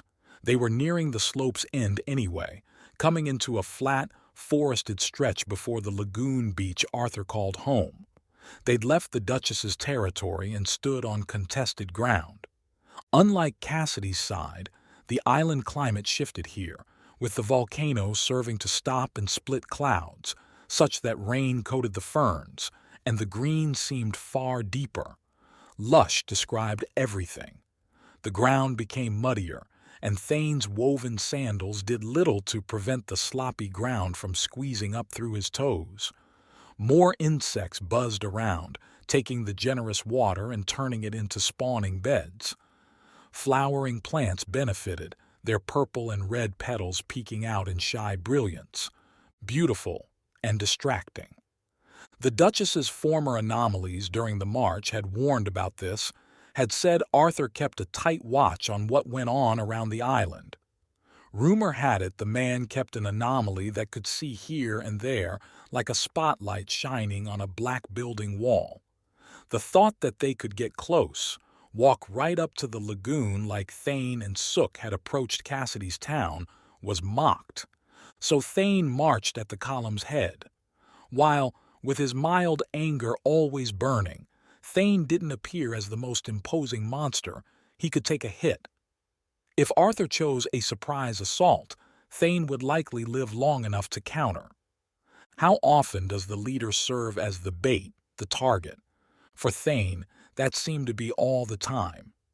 That logic killed the shock when the first anomaly, wearing a sash across his chest, dyed purple-blue from crushed flower petals, stepped from the jungle. Unlike Cassidy's guards, this one didn't carry any weapons, though he looked fit enough, tanned, muscled, and grim. The call went up along the column's sides, and Thane turned from the first newcomer to see the air shimmering along his force's length. More anomalies appeared, as if throwing off blankets, blue sashes across their bodies. While a thinner line than Thane's group, within a few seconds the new arrivals had them surrounded. The problem with anomalies, strategies became useless because you never knew what you were up against. Well met, said another anomaly, ropey and small with naturally brown skin. Welcome to our adopted home. I am Arthur, and you are the intruder. Given the name, Thane would not have expected what he saw. Arthur looked nothing like the European knight from legend.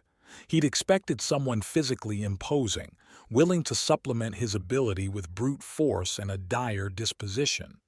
Instead, Arthur burst out with a wide smile. Arms spread, he walked forward and thrust a single hand towards Thane, who hesitated. Cassidy, too, sent glaring daggers Arthur's way, but the man's smile never faltered. The anomaly seemed determined to force his way through the situation with his dirty teeth on display. My name is Thane. He offered no hand. Do you know why I'm here? You're here to help us all get off this island. Then you don't need to surround us. You're not the target. Arthur laughed, a thin chuckle. Of course I'm not. But I'm not letting you walk into my territory either. This is a takeover, and not one I will allow. Options. Either they fight it out here, which, with Arthur's obvious advantages, would result in deaths nobody could afford, or Thane could accept the circumstances and go along with Arthur, as he had with the Duchess, and time his strike later. Not all that difficult a choice to make. Do you remember Sienna? Cassidy asked before Thane could speak. One of your teams found her, took her. Arthur let half his smile die, stuck a hand to his chin, and sent his eyes skyward in an exaggerated look that had Thane putting a hand on Cassidy's left arm. She could be as mad at Arthur as she wanted, provided she didn't act on it. Sienna, Arthur said, then snapped his left hand's fingers. I remember. She's right there. Arthur pointed back down the line towards a younger woman, Thane guessed early 20s, who tried to duck back behind the others. Even from 10 meters away, Thane could see the blush on her face. Sometimes, Thane forgot how long these anomalies had been on this island, how much history they had been able to rack up. So you lied to her, too. Cassidy didn't bother turning around, didn't crumple or shy away from Arthur's apparent triumph. Gathering your pieces with sweet words about escape. Lied? Isn't that why you're here, to get off this island?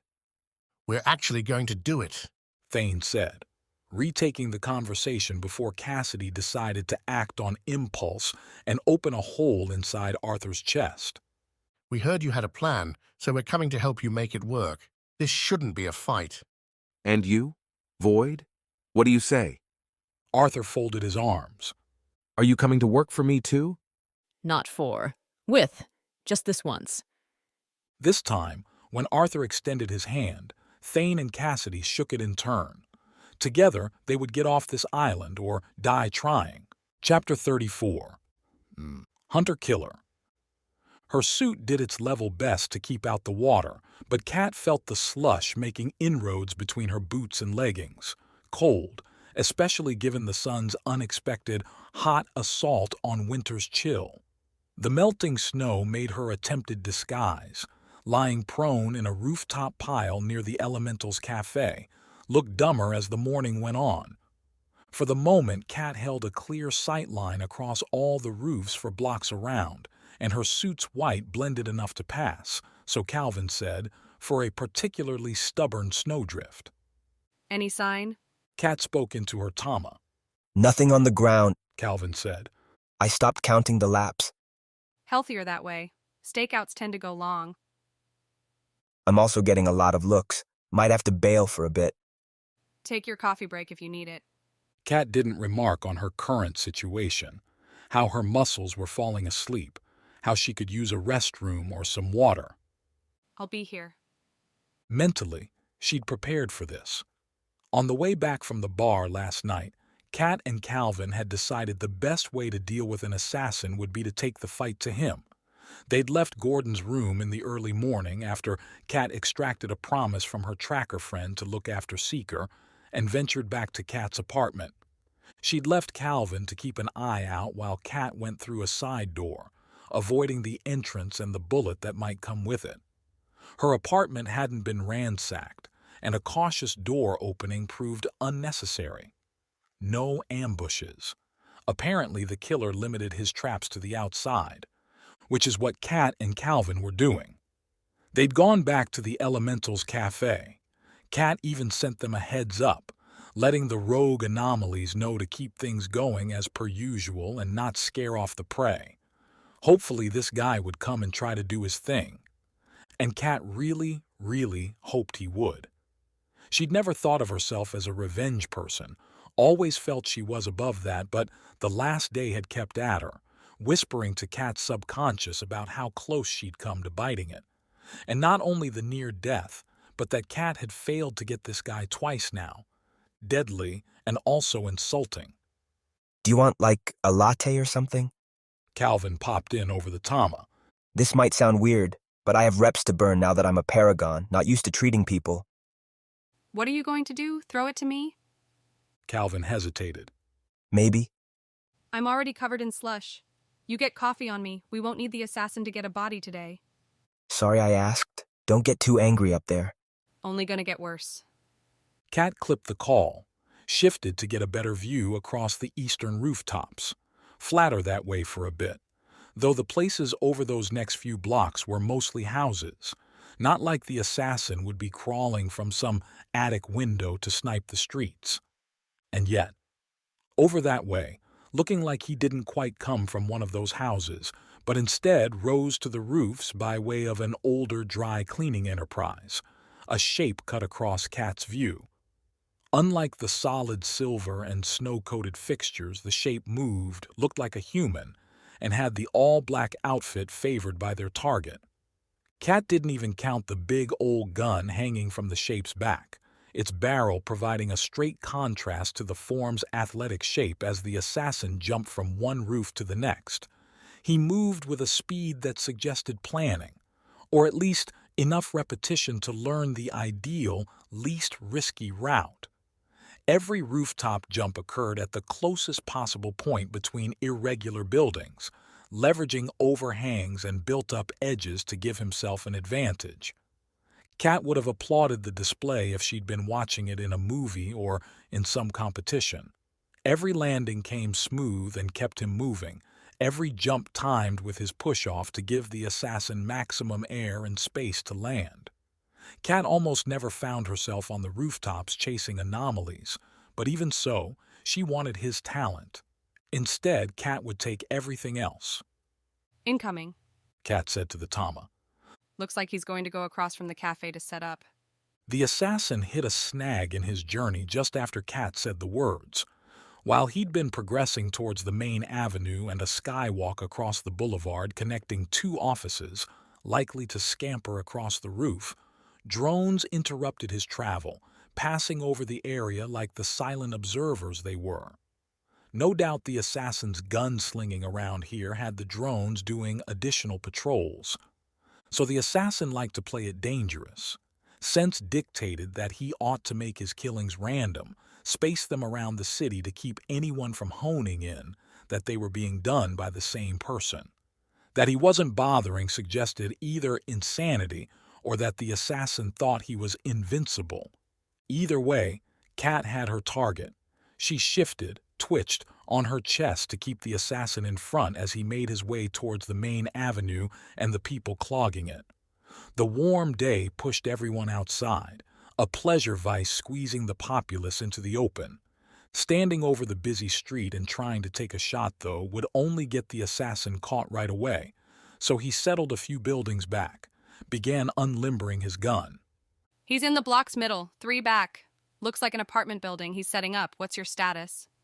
Heading your way, hard to run with hot coffee. Then ditch it, you moron. This is like the 5th time I've bought coffee with my own money. I'm not throwing it away. Whatever. He's almost set. I'm going in. Kat cut the chat and rolled off the snowdrift as the assassin, 4 square rooftops away from her, hunched over the rifle to get its legs square. Kat left her roll and darted behind a ventilation stack, snuck a look to confirm the weapon still held the assassin's attention. The scope needed a fixing, so the killer didn't look Kat's way. Now, the hard part. Jump between the buildings in a rapid sprint. The roofs weren't exactly pillow cushions, but Kat would try to keep the landings as quiet as possible. Land on her feet, keep running and all that. She loved the precipice, the moment before the action began, when everything slowed.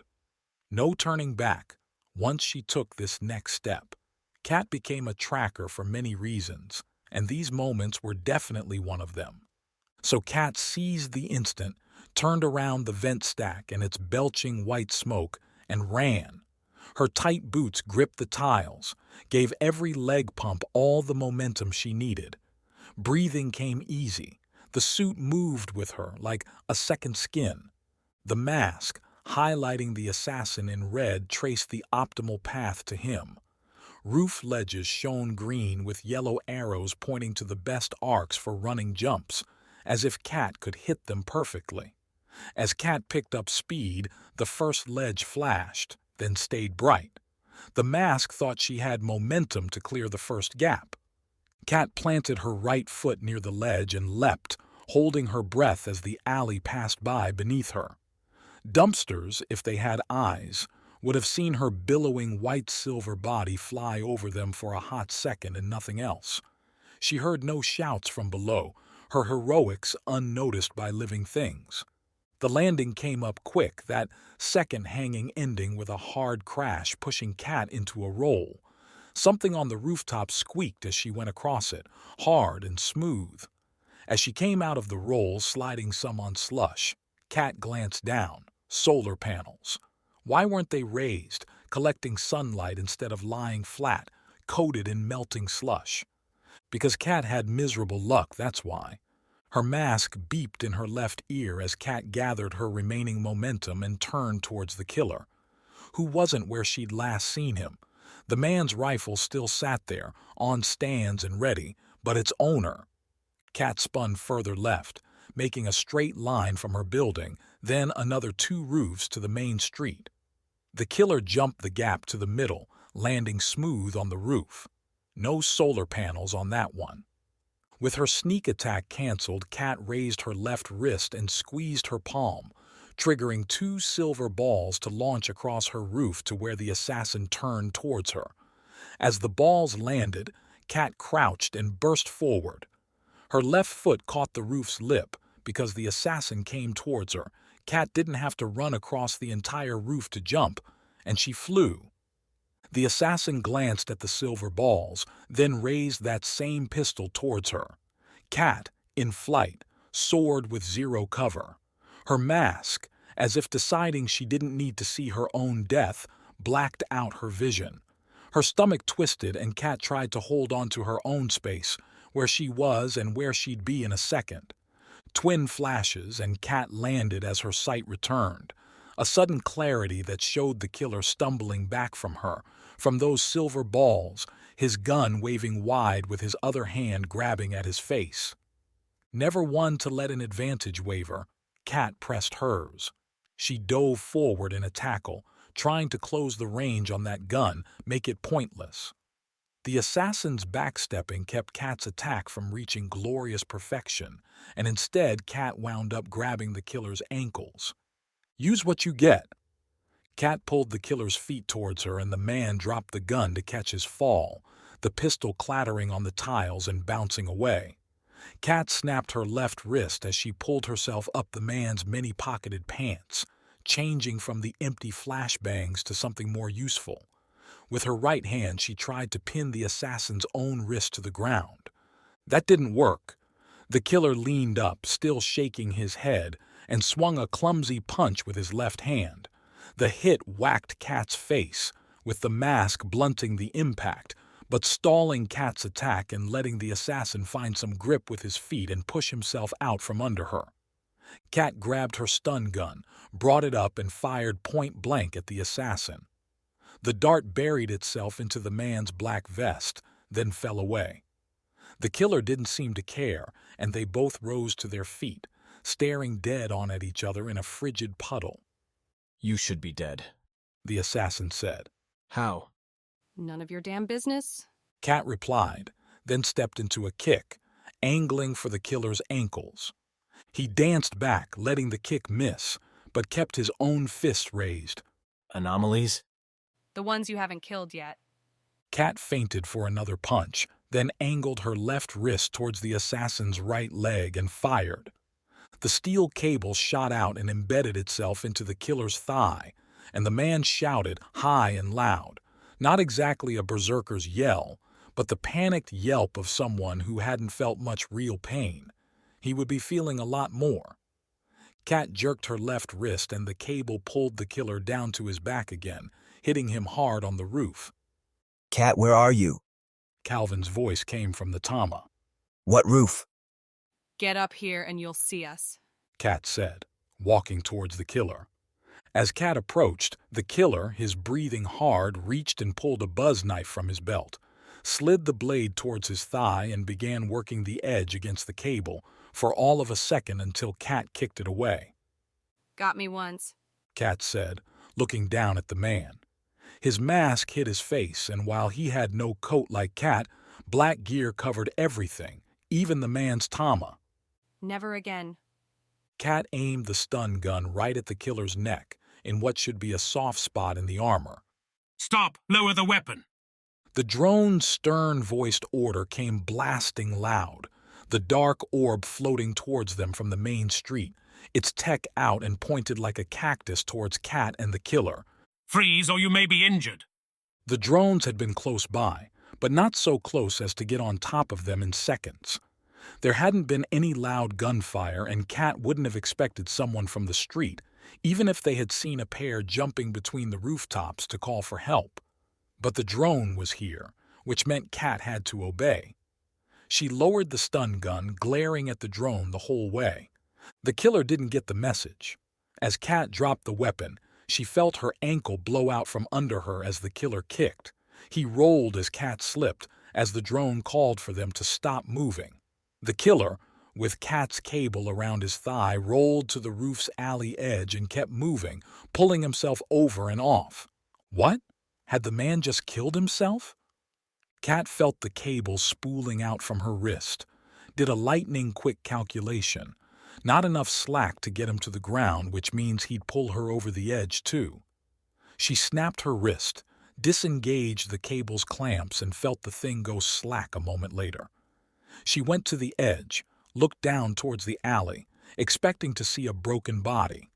Instead, she saw a dented dumpster and a limping form vanish around a corner further into the alleyways. Stop now!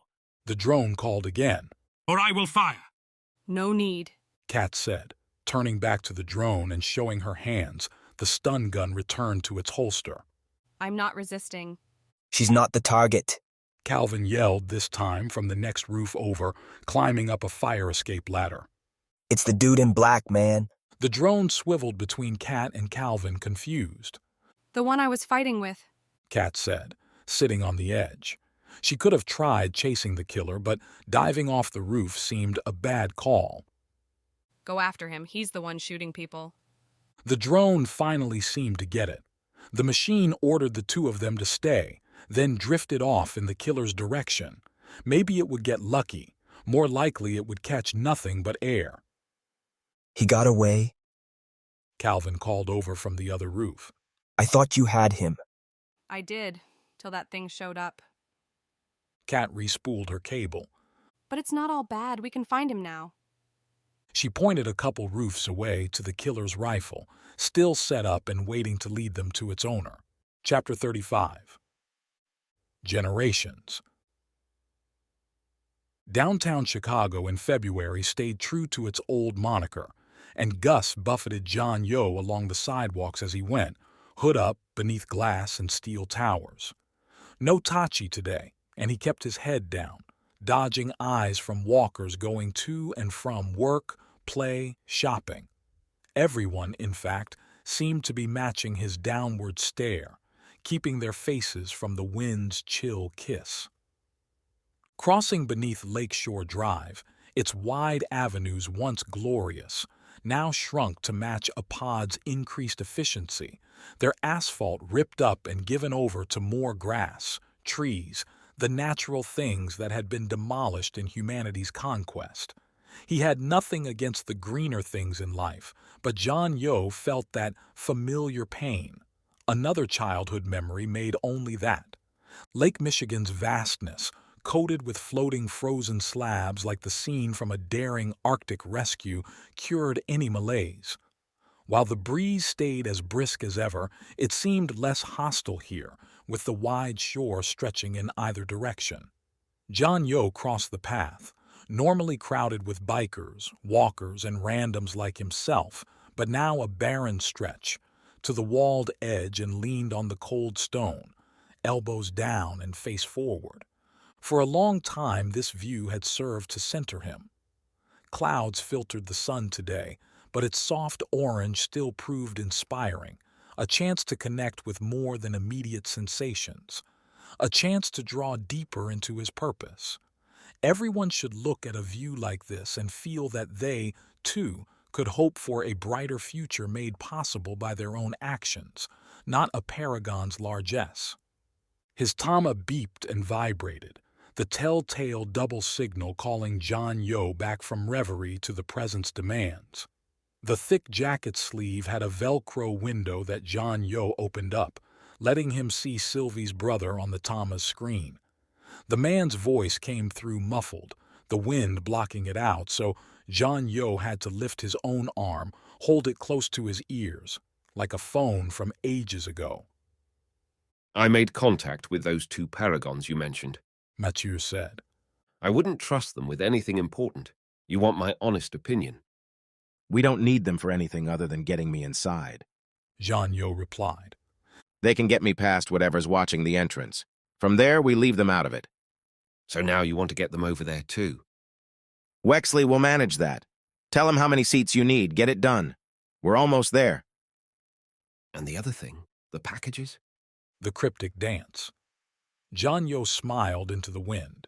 He hadn't mentioned the summit where his turncoat Paragons would be flying, and now they were discussing that spy movie cliché. Packages. Any Paragon actually listening to the conversation would probably be confused, suspicious even, but the evidence wouldn't exist. They couldn't plan against it. John Yo had always thought this sort of stuff seemed foolish, a waste, but now, actually talking like a spy, he could get used to it. Exactly as ordered. We can't mess this up because there won't be another chance. That's what John Yo had thought with Aegis as well, and he'd found his second chance, but getting so lucky multiple times seemed like a poor plan. No, there won't. Between the wind, holding the Tama to his ear and squinting as he looked over the lake, it took John Yo a moment to register the voice saying the words "wasn't Sylvie's brother," and that they hadn't come from the Tama. With nerves spasming into an exciting cocktail, John Yo turned around. Standing across the path from him, clad in similarly bulky winter gear that framed her face in a deep blue jacket's halo, stood a woman John Yo did not recognize. "You don't know me, do you?" the woman said. John Yo glanced at his Tama, Mathieu's questioning face looking back at him, and John Yo left it alone. He couldn't know what might happen next, and letting a friend listen in might be valuable. "You hurt me, and you don't even know who I am." Grudges accumulated during a life like his. Running a company like Zeron meant countless decisions that left winners and losers. How was he to know which one had finally decided to take their grievances to a physical end? I have many enemies. Which one are you? "Your worst." The woman took 3 long steps across the walk, like she was going to deliver a hard kick or maybe a punch. Of all the things John Yo couldn't have happened, an open brawl on a well-trafficked street numbered up there. The Paragons would come, and then he'd get detained. So instead, John Yo offered up his hands, held them in front of his face, and took the pitiful route. "Stop it," the woman said as she crossed to John Yo's side, not striking him. "Put your hands down and fight me like you did my father." And there it was, the hint he needed. No businessman's daughter would come attacking him off the street. But Aegis? If I lower my hands, will you let me speak? Or did you come only to kill me? "Only to kill you." To the point, then. John Yo could admire that. Would admire that, except dying would ruin his plans.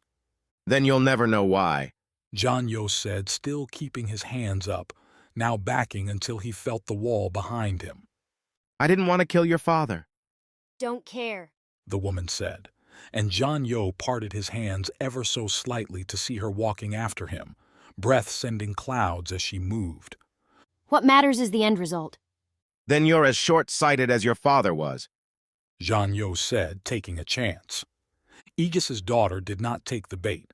She quick-stepped up to John Yo and sent a swift elbow jab into his stomach. Hard-nosed pain radiated, and John Yo sucked in cold air by the lungful, bending over and coughing it back out. Of course Aegis would have taught his daughter to fight. Maybe she was an anomaly, too, and could break him in a dozen ways. "Last words?" John Yo let himself fall forward into the woman who sidestepped him with a disgusted noise. As soon as John Yo's elbows hit the ground, He rolled forward, ignoring his wounded abdomen's protest. Exiting the somersault with a twist, Zhang Yo stood up into a fighting stance, resting easy on his knees. The woman laughed at him, even wiped away some tears from her eyes. How many of you did it take to hurt my father, if this is all you are? Around them, nothing seemed to move except occasional pods back on the road, and beyond them, the slow-stepping giant statues in their eternal orbit around the park. Despite the woman's remarks, the space had an epic feel that buzz when destiny strikes home. Zhang Yo couldn't repress a grin. He craved this energy. What's your name, little one? He asked as the woman came towards him again with confident steps. What did Aegis call you? Celise, and you don't get to say his name. Again, she burst into a rush, and again Zhang Yo backpedaled across the walk and onto the snow dividing the people's trail from the pod's expressway. His feet collapsed the crunchy top, biting into fluff beneath, and Zhang Yo used it, stopped and kicked the snow up into Celise's charge. The cold flakes didn't do any damage, but they did cause Celise to close her eyes, to shift a hand to block her face for a second, and in that moment Zhang Yo stepped forward and to the side, catching Celise as she followed him into the snow and throwing her past him, snaking her ankle with his own. She crashed into the snow, picked herself up almost as quick, standing with flakes coating her hands and spilling hair.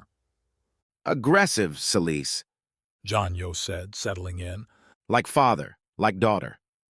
The fight might mean his end for many reasons, but if he couldn't leave it, then Zhang Yo would at least enjoy it. Celise stared at Zhang Yo for a long moment, long enough that Zhang Yo wondered if she was stalling. Maybe give the drones a little more time, but he couldn't see any black orbs rushing their way. Yet, My father loved these fights. Celise said, finally taking a slow step toward Zhang Yo, who stood sturdy on the sidewalk. He would talk for hours about who threw which punch, snapped which kick, because in the end he thought being physically better than someone proved you were right. A simplistic view, Zhang Yo replied, backstepping to keep the distance between them. Celise put an edge into her voice that made Zhang Yo ever so slightly nervous. A curious calm, coupled with a dead-eyed look, raised the possibility that Celise had cut away her humanity's last bits, leaving cold revenge and its brutality her body's sole command. I always saw it different. Celise kept talking, kept walking. Aegis would beat up his enemies, but they would keep coming back because you couldn't knock out a movement with a jab, couldn't destroy an organization with an uppercut. So you did play a part, your father's little helper. His protector. He took care of the surface, I pulled out the roots. Now I have to do both. Celise quick-stepped at the last, cutting the distance to Zhang Yo and driving with a right-handed cut toward Zhang Yo's stomach. He brought his arms down to block, realized Celise was fainting as she drew her hand up, kicking along with it. The high strike nailed Zhang Yo's chin and knocked him back. The sidewalk's soft crunch let him know the follow-up was coming, even as Zhang Yo tried to get his eyes back down, stopped the sudden blur in his vision. Instinct saved him, threw Zhang Yo forward into Celise's body, barreling into her punch and cutting its effectiveness. He motored his arms, driving quick, close jabs into pressure points while Celise tried to keep herself upright and failed. When Zhang Yo felt her balance falter, he flattened his palms and shoved, sending Celise to the ground where she slid a meter, glaring up at him with pain etched on her face, blood dribbling from her lip. Zhang Yo, too, felt the bruising along his jaw where her kick had hit. With Celise down on the ground, the fight had reached the conclusion. Zhang Yo, massaging his face, started toward Celise's side. A sharp kick to the head and that'd be the end of it, and Zhang Yo might even get away. No drones yet. She pulled the gun faster than Zhang Yo thought possible. 1 second, her hands were on the cold ground, propping her up. The next, they'd slipped inside her coat and emerged with 2 very illegal handguns aiming right at Zhang Yo's closing form. He'd never, ever had a gun pointed at him. Not once in all his years had John Yo dealt with the immediate, life-ending peril put forth by those black barrels. John Yo froze, put up his hands, his mind dashing between what he could say, could do, could believe that would change the outcome. Your father never used those. I'm not my father. But you're not a killer either. The voice wasn't his, and John Yo looked up along the sidewalk to see Mynx standing there, Paragon uniform bright against the day, black hair riffling in the wind. Put the guns away, Celise. He killed him! Celise shouted, not turning away from John Yo. He killed him, and you want me to put these away? He's already taken care of, Mynx said, and John Yo raised his eyebrows, opened his mouth to ask a question, and felt two sudden slams into his back knock him forward. John Yo didn't stay awake to see the ground he hit. Chapter 36. Daughter's Rage. The drones shot John Yo, hit him with two stunning darts, and then Mynx helped drag the man's limp body into one of their cramped cargo holds. With a short command to take John Yo to the airport, the drones left Mynx and jetted away. I want him all the way out, back to our facility. Near home? Reeves, her AI, spoke over the Tama. Isn't that close to the summit for someone like him? Close enough that I can wring whatever he's got left out and still make it to my event. Isn't that a risk, though? I don't want to seem nervous, but putting John Yo close to the champions is asking for catastrophe. He'll be sealed in and sedated. As soon as we have our chat, I'll ship him off to the island. See how long he lasts with all those other anomalies. Maybe Thane will bite his head off. That's a grim image. Mynx didn't disagree, but she did look down the sidewalk where Celise had stopped her stalking and watched from an overlook. Waiting for a conversation that had to happen, one Mynx wasn't looking forward to. What did you do with your best friend's dangerous, ambitious daughter? Where are you taking him? Celise asked when Mynx closed in. They both turned to watch the lake and the ice flows, what John Yo had been doing too. Off to some secret torture chamber, I hope? We'll get what he knows. Apina's coming to the summit. If John Yo won't talk to me, then Apina will take his mind.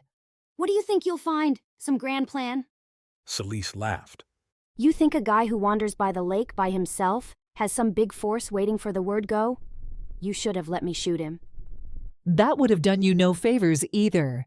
Mynx put a hand on Celise's shoulder. Have you ever taken a life? Celise shook her head. He should have been my first.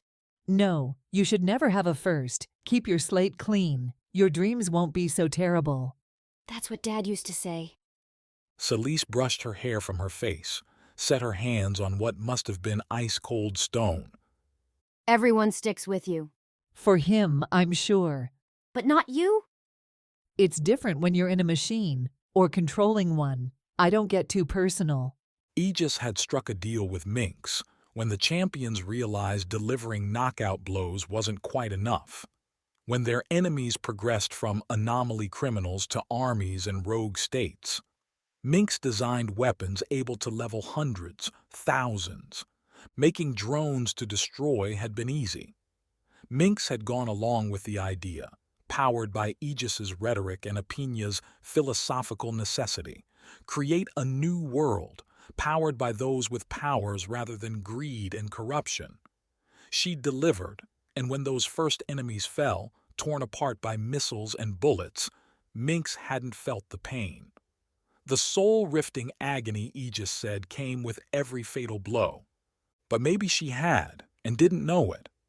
Maybe the numb, cold view Mynx had adopted in the years since, where hostile lives were obstacles rather than people, had come with those early days and never left. Dad liked to say the champions didn't practice vengeance. I never thought that was true. He'd hold on to people that crossed him or the Paragons, talk about them with me. My friends at school would laugh about the movies or some theme park while I'd hear about some brutal monster halfway around the world with dinner. You were his outlet. Aegis always tried to keep the organization clean. I didn't care, but he knew people wouldn't follow us if we kept grudges. If the strongest anomalies on the planet couldn't forgive, then how could anyone else? The Paragons have teams that stay away from the spotlight. They catch important criminals, then we haul them to justice. Away from the spotlight. That's funny. You run the trackers. Aren't they just like me? Dedicated to hunting down lawbreakers? Reeves runs the trackers more than I do. Mynx shivered. Her kinetic suit was about empty. Time to make tracks towards somewhere warm. I'm not going to preach to you, Celise. Your dad was murdered. How you deal with it is up to you. But John Yo committed a crime, and he has to pay for that crime publicly, with Paragon justice and nothing else. So whether you leave him alone to spare your soul, or because your father would have wanted you to, I don't care. Pick one. Mynx pushed off the wall, turned to head towards a waiting pod. I thought you were my friend. Celise asked Mynx's back. And that's what you say to me? About the man that killed my father? Pick one? We all had to make hard choices to get here, your father included. You want to stay with us, you have to learn. The Paragons, the champions are bigger than you and what you want. So yes, pick one and move on. The world already has. Harsh, maybe. Then again, Mynx had faced similar choices as she'd grown older, as the Paragons had grown. Too many times to count, they'd had to make the call whether to eliminate enemies and former friends who no longer agreed with the Paragons' growing power. Losses, too, had to be dispensed with. Give them a cry, a funeral, and move on. If Celise still wanted it after Jean Yo had his trial, had his guilt and shame displayed for the world to see, so anyone else thinking his thoughts would see how far they could fall, Mynx would let her pull that trigger. Celise could do it in a back room, with nobody watching.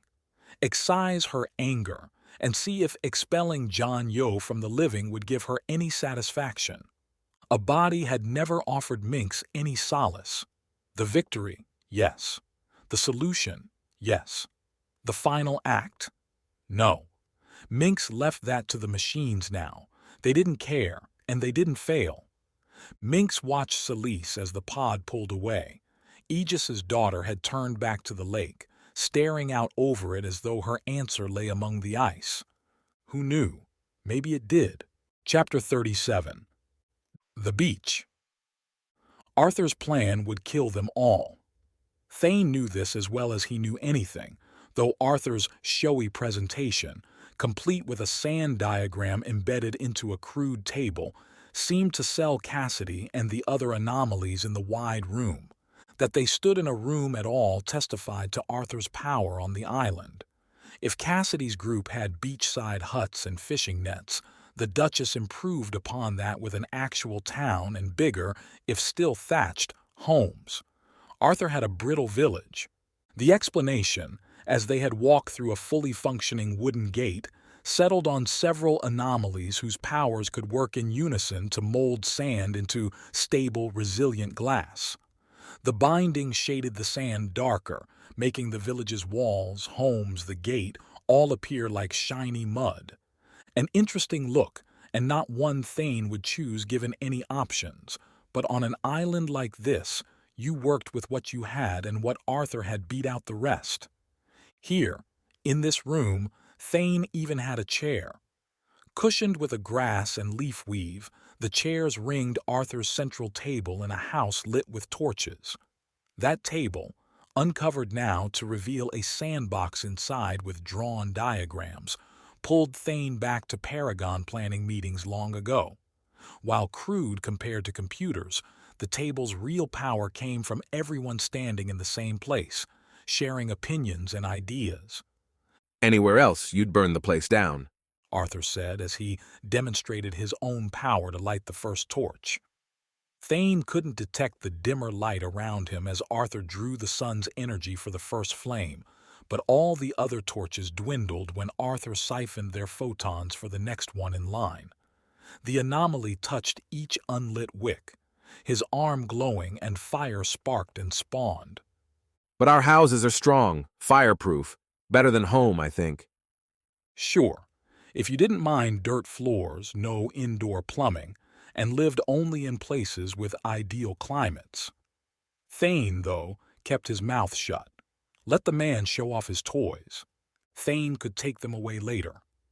In the sand, cradled by hardened versions of itself, Arthur had drawn out his way to escape the island. Thane, Cassidy, and several other anomalies had watched as Arthur illustrated various positions, responsibilities, and timings that would, if carried to an absolute perfect ending, ruin enough drones to let them escape. We can't fight them directly, Thane said, not for the first time that evening. Most of these anomalies don't have combat training, gear, or abilities. They'll be slaughtered. They'll be protected. Arthur jabbed a glass poker into the sand's center, where he'd drawn an A to mark his spot. I'll draw the drones, remember? Anyone not able to contribute to the ambush will be hidden away. They'll jump on the arcs and wait. Mynx made these drones. They won't fall for your trick. Arthur pointed at Cassidy. What about you? Awfully quiet. Going to let this one keep throwing insults at my plan? I'm with Thane. We can't win a war. We can maybe manage an escape. Right. Thane continued, trying to keep his anger in check so that he didn't start slurring words, lose his ideas. An arrow. From your docks and straight south to Hawaii. It's the closest inhabited place. Blocked by Thane and Cassidy, Arthur turned to the other anomalies now, spreading his hands like a salesman disgusted by the foolish words he heard. Ah, yes. Go right to where Mynx, this person you claim knows everything, would suspect. If you don't destroy the drones, then they'll follow you. Break through their line and they'll hunt you down. Thane couldn't argue with that point. The drones would definitely follow, and would do so with lethal intent. Escaping would mean a fighting retreat until they could lose their pursuit, which they could. That's where we need help. But with what I'm seeing here, I think we can manage it. Manage it? I didn't think we'd worked that out yet. Arthur laughed. See? They don't even know their own plans. No, you're the key. Was Arthur really the key? Thane couldn't know for sure, but it generally helped to butter up someone's ego. The ones that make your glass? They can dome the arcs, seal them tight, but leave a door. Then we head off and keep you protected. You draw in the sun's energy, send it into the sea. Making steam, Arthur said, his grin settling into a straight look that Thane took as a positive sign. Blind the drones for a moment and then submerge. If the timing's right, we might lose them. And we won't leave so many anomalies to die. Now Arthur nodded along with them. We'll still need to draw the drones into the center. Without that, they'll just surround us, and submerge or no, we'll be followed. Anyone we send to the center won't make it back in time. It would be suicide. Not so. And here I see a way our plans can come together. We had never intended for the volcano to be our last stand, but rather a gathering point to draw the drones in where I could use the lava's light and energy to destroy them.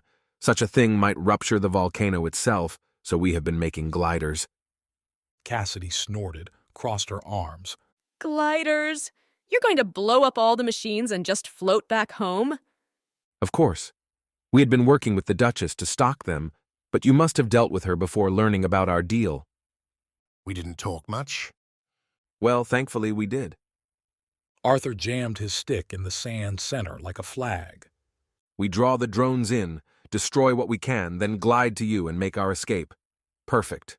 These gliders. How long until they're ready? Arthur looked over at another anomaly, a thick-set one with manic eyes and hands that, Thane noticed, never stayed still. We have the design, the anomaly rumbled. Another month to build the prototypes, another to test and perfect, another just to be sure. 3 months? No, too long. Too long? You've only just arrived. We've been here for years. Why the hurry? Because you've been here for years. Thane jabbed a finger into the sand, circled the ship. We have enough anomalies. Together, we can break our way to freedom without the gliders, and we can do it tomorrow. Tomorrow? That'll never work. No, we need time to prepare. You've had it. I've seen your town. You have food to store. Most of the island's anomalies that want to leave are here already. Waiting only makes leaving harder. Your haste will get us killed. Your laziness will keep us here forever. But we will be alive, Arthur said, then held up both his hands, one going to his forehead for a soft rub over closed eyes. I'm sorry, but I'm exhausted, and this argument is doing nothing for my headache. We'll continue this conversation in the morning. After a session like that, Thane didn't feel at all tired. Neither did Cassidy. Arthur, after his declaration, made a second about his imminent bedtime, and the other anomalies did the same, letting Thane and Cassidy escape into the night and a village at rest. They didn't have to talk to know where to go. The beach, where Cassidy's bunch had already settled with their ragged bedrolls. Cook fire remnants spoke of a meager dinner, but thus far there hadn't been a single fight. Do you think it can work? Thane asked Cassidy as they wandered away from the others, waves licking at their feet. You're the one who fought so hard for it. I know, and I believe in it. But I need you to trust the plan as well. Their courage will falter, and the others will look to you, not me. Ha! Cassidy said, then pointed to a spot on the beach a meter ahead. A hole appeared, as though an invisible spoon had scooped out the sand. Seawater rushed in to fill it. See that? I trust that. Anything else is just a guess. The display had Thane confused. I don't understand. If you had so little confidence, then why did you come along? Why help me? It's not you. Cassidy stopped and turned out towards the horizon, hugging her shoulders. It's all this. Everyone. I know we're killing each other. I know we don't have all the things I used to love. I know my family isn't here. But Thane, like Arthur said, we're alive. She looked at him, and Thane felt his muscles growing tired, softer as he tried to puzzle her out, tried to put himself in her mind. Stop. You're changing. Just let me talk. Then you can do your mind stuff if you want. Thane used Cassidy's order as motivation, held on to the tiniest pricked pride and let that wound build him back up. Cassidy waited, alternating looks towards to the waves and Thane's face. You about normal again? I have no normal, but I can't read your thoughts, if that's what you mean. Good enough, I guess. What I'm trying to tell you is that I'm afraid. I have a lot to lose here, and I've been wondering for a while now if that wasn't Mynx's whole plan. If she put us here to see whether we could become better people than we were. She's not coming back for you. You don't know that. Those drones watch our every move. Maybe all we have to pass is some algorithm and a plane will show up, take us home. We fight against the drones. Maybe we lose all that. Maybe we lose everything. Thane said nothing. It was a choice, as it had been for Cassidy every minute she'd been on this island. Run or fight. She'd been running so far, and all it had brought her was smoked fish and the constant threat that some anomaly would slaughter her as she slept. He wanted to say all that, but it seemed cruel, unnecessary. Then you have to choose. Me or Mynx. You could leave tonight, go back to your huts, and spend your days waiting. Or you could act with me and control your own destiny. Easy to say when you're so hard to kill, when you're risking so little.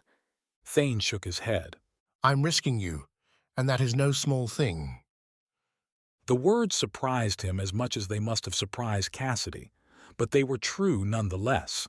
Thane had only known the void for a few days, but they had spent hours and hours together, known danger and hope together, and logically, Thane supposed it made sense. It had been so long since he'd cared about anyone beyond himself, so long he wasn't sure he still knew how. But when he felt her fingers find his, Thane still knew how to hold her hand. Chapter 38. Detective Work. The killer didn't want to be found. Kat gave the rifle another once-over, a somewhat surreal experience sitting on her couch with a weapon that large, and confirmed every single identifier had been scrubbed. If indeed the rifle had ever had any to begin with. The barrel and body seemed new, or kept up with fanatic care. While most bullet-firing weapons like this were from pre-Paragon control, Kat would bet this one had been made only months ago. Paragon law forbade these weapons because the champions weren't invincible. Most anomalies weren't Aegis and could be downed from distance with a well-placed shot. If Kat remembered her history right, the first Paragons lost large numbers fighting against things like this and its faster-firing brethren. Then, they changed tactics. Her parents had told Kat stories about those days, back when the Paragons were emerging and anomalies were choosing sides, those with the strongest abilities, the ones able to wipe out dozens or hundreds or thousands with a wave, or able to neutralize armies with a blink became commodities. Nations played loyalty cards, trying to convince their genetic lottery winners that they should put their country before their powers. Join the rank and file. Fight for your leaders. The Paragons offered change, equality in an organization that respected and would fight for you, with Aegis standing at the front, surviving one assassination attempt after another as the normals saw their looming end. Any anomaly true to their kind knew which way to go. One night, as the world edged towards global conflict, the Paragons made a clinching move. Kat didn't remember names, but she remembered the images. Held up like treasures from a legendary past, the pictures, videos, and anecdotes gave the night, referred to by the Paragons as the pacifying, by everyone else as the last time normals ruled the planet. It's due. Paragon strike teams, using anomalies and their combined powers, destroyed or rendered useless almost every significant military outpost across the world. Kat's mom seemed to struggle with the implications that represented. If the Paragons were so afraid of these things, yet had the power to obliterate them all in less than 12 hours, weren't the Paragons even more dangerous? Her father, though, exulted in the moment. That was when the Paragons crossed the line from fringe group to a worldwide force, from a blip to an inevitability. We knew true heroes changed the world, or not? Her father had said once, before they knew Kat wouldn't have any powers, wouldn't be an anomaly. That day we proved we could really do it and they couldn't stop us. Talk about a phrase that turned as Kat grew up, as she went to her own gateway test. Double anomaly parents excited to see what their daughter might do with those mighty genes, and nothing. Nothing. Rifles like this one had been the normal's power for so long. The stun guns Kat used, those pale imitations, they fit the Paragon's legal lines, kept any normals from getting too strong, from doing exactly what this killer had in mind. The days after her gateway had seared into a long stretch in Kat's memory. Her parents tried to spare the pain, embarrassment by telling relatives themselves, but Kat didn't care about aunts and uncles, grandparents, cousins, not even the other kids at school, most of whom turned out like her. Any granted anomaly gifts by the genetic gods disappeared into the Paragon's programs. The small changes hurt. How her parents reacted when Kat came down in the morning, how they spoke, more now, of what she might want to do when she graduated. Stressed optimism tinged their voices, and what had been love began to feel less so, a toxin seeping in through touch and tone. So Kat took to leaving, spending nights with friends or at the park or the library or anywhere else but in that house where everything reminded Kat that she had failed.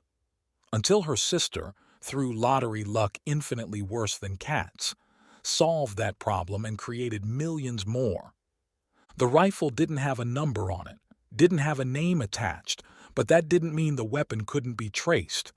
Someone had made the thing, and it wasn't the first time Kat or the Paragons had come across something like this. The nice thing about ruling the world, you tended to have resources. With the drones running surveillance and handling most policing duties, the old stations around Chicago and, Kat supposed, everywhere else switched to support Paragon needs instead. These went from the usual complaints about a drone knocking over this or that to pleas for anomaly help in rescuing, say, a lost pet.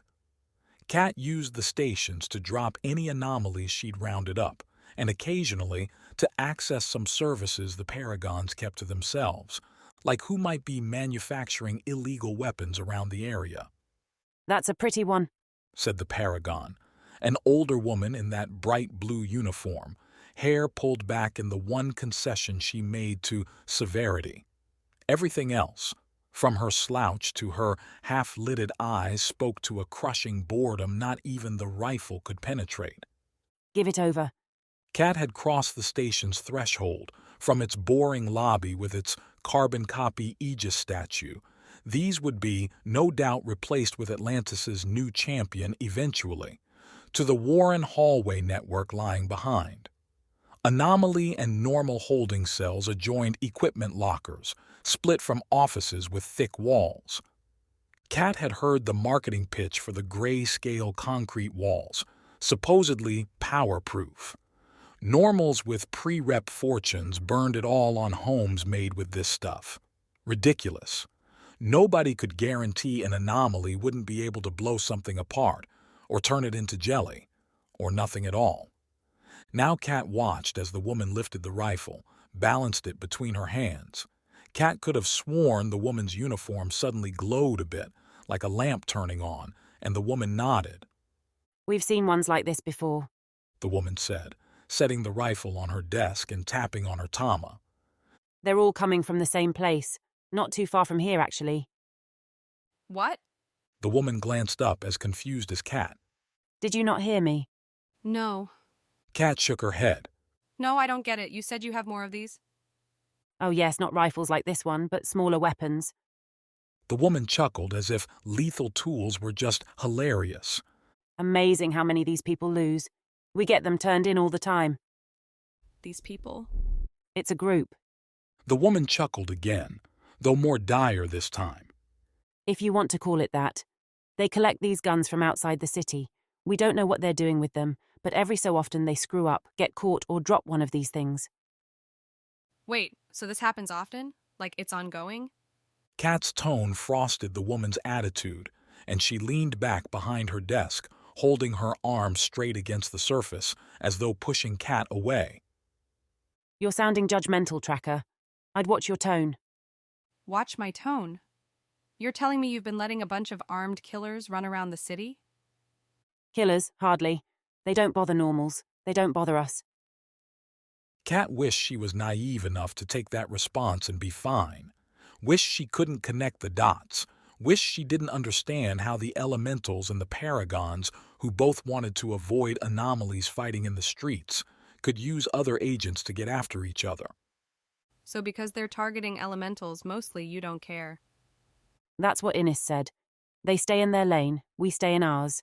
It's not like the elementals are helpless. All the weapons we get come from fights they win. Yeah, well, not anymore. Kat pointed at the rifle. These people aren't playing fair. They took a shot at Calvin, a Paragon. And I don't know, do you not care at all about being on the good side here? The woman considered Kat for a long moment, maybe reconciling her current self with the one who, however many years ago, had stepped into that blue uniform with something larger in mind than blithely letting killers go to work in her neighborhood. "Look, I'm not a fighter, and really none of us here are. That's what the drones are for. You want to pursue this? I'll send the address to your Tama. That's where all these weapons get picked up." Thanks, Kat said, then took one more look at the long rifle. How do you know? Can you read it somehow? The woman offered a sad smile. "When someone attaches a strong emotion to an object, I can see that moment. Trace it. You want to kill or hurt someone, that's a big deal. All these guns, that beacon comes from the same spot." A spot Kat would be going, ready to mix it up and ready to do what the Paragons wouldn't, because someone had to, damn it. Chapter 39. Interrogation. Jianyo crackled like melting ice. His bones ached, his muscles twinged as nerves flailed, and his brain filled with fog. Even so, he could see the walls, gray and smooth like unpainted, perfect concrete. The floor matched, and when John Yo realized he laid on that hard surface with nothing in between, the aches made sense, especially when his Tama told John Yo he'd been lying there for hours. Worse, his Tama told him nothing else, total disconnection from any network. Only a blinking clock and an error symbol came from the device on his wrist, John Yo's connection to the world. A lone door sat on the far side, slotted even with the wall, and a shiny silver. No windows, and the white light came from a glowing ceiling, as if the whole thing constituted one large lamp. Mynx had taken him. John Yo recalled that much. Probably saved his life, as it looked like Celise had been about to pull that trigger. If John Yo had to guess, though, Mynx would probably finish that job as soon as she extracted whatever information she wanted. And how would she get that knowledge? Would she torture John Yo? The thought came with a strange emotional mix. Apprehension, yes, but with a little excitement. John Yo had never been captured before. A man could be measured in many ways, and seeing how long John Yo might stand up to interrogation was one of them. His rational side dismissed this notion as stupid, foolish, embracing a toxic perspective. John Yo should be afraid, should be readying what he could give up to save his own life. The revolution only stood a chance with him at the head, no matter who he had to give up to stay there. The door cracked open, a pop hiss that told John Yo the air in this particular cell could be sealed away. Suffocation, gassing, all possible, all unsettling. The first thing through trundled in on 5 narrow legs, each one ending in a flexible metal claw, a gleaming, boxy machine about a meter high, a black nub camera sticking from its top like a boil. Following that came Mynx, and behind her a third, a humanoid drone that John Yo recognized from security operations around Chicago.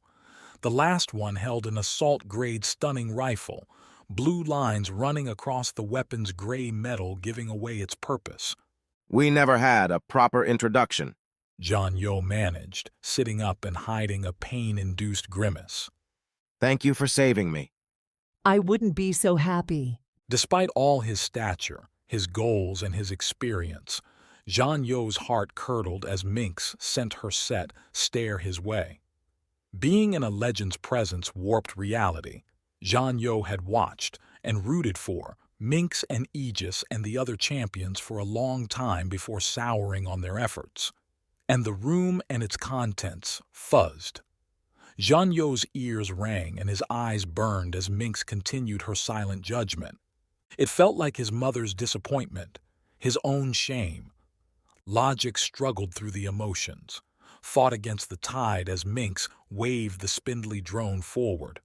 John Yo wasn't a child. He'd considered the consequences and knew them before he'd acted.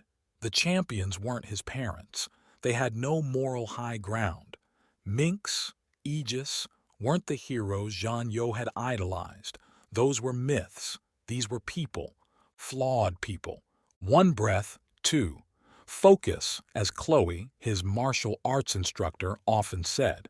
In conflict, throw out the extras and focus on the here and now, like how this robot had come very close, and how John Yo didn't want the thing to touch him.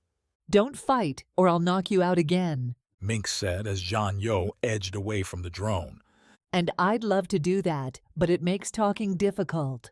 What is that thing doing? John Yo rose to his feet so that the drone only came up to his waist. The change didn't stop the drone, who kept crawling after John Yo with a patient pace.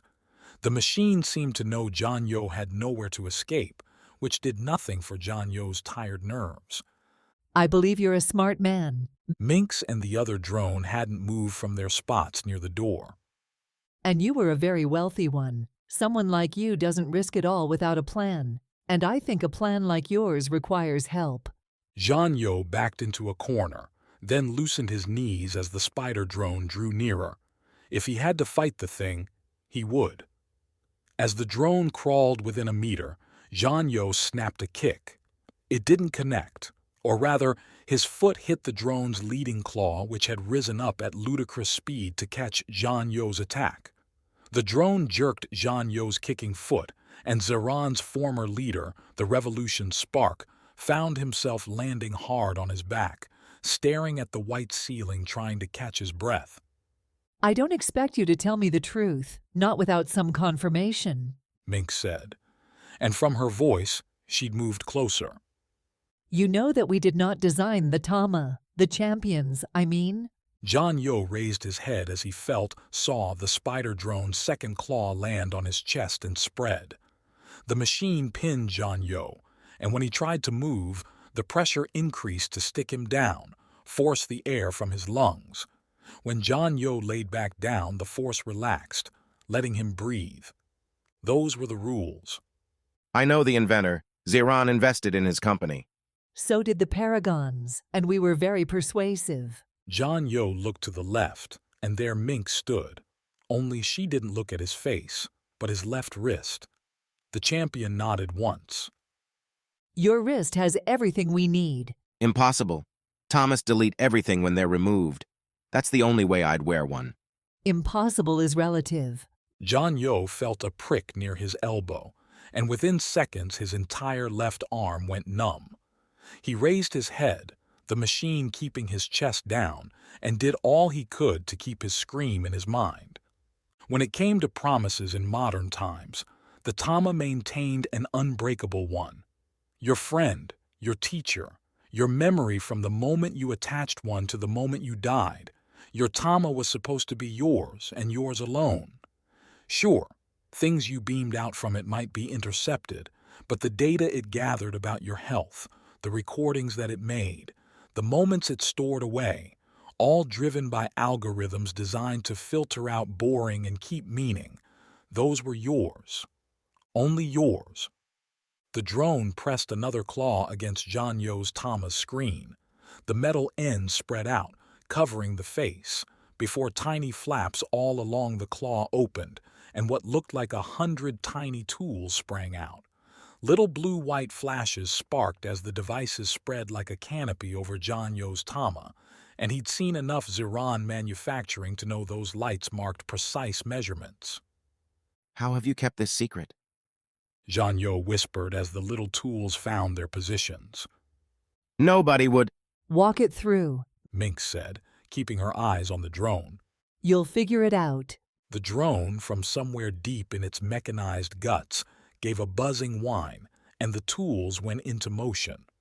Diving into the Tama, digging into micro-sized holes Zhang Yo didn't know existed, but that must have been there. Must have been put there in the design, backdoored by the Paragons.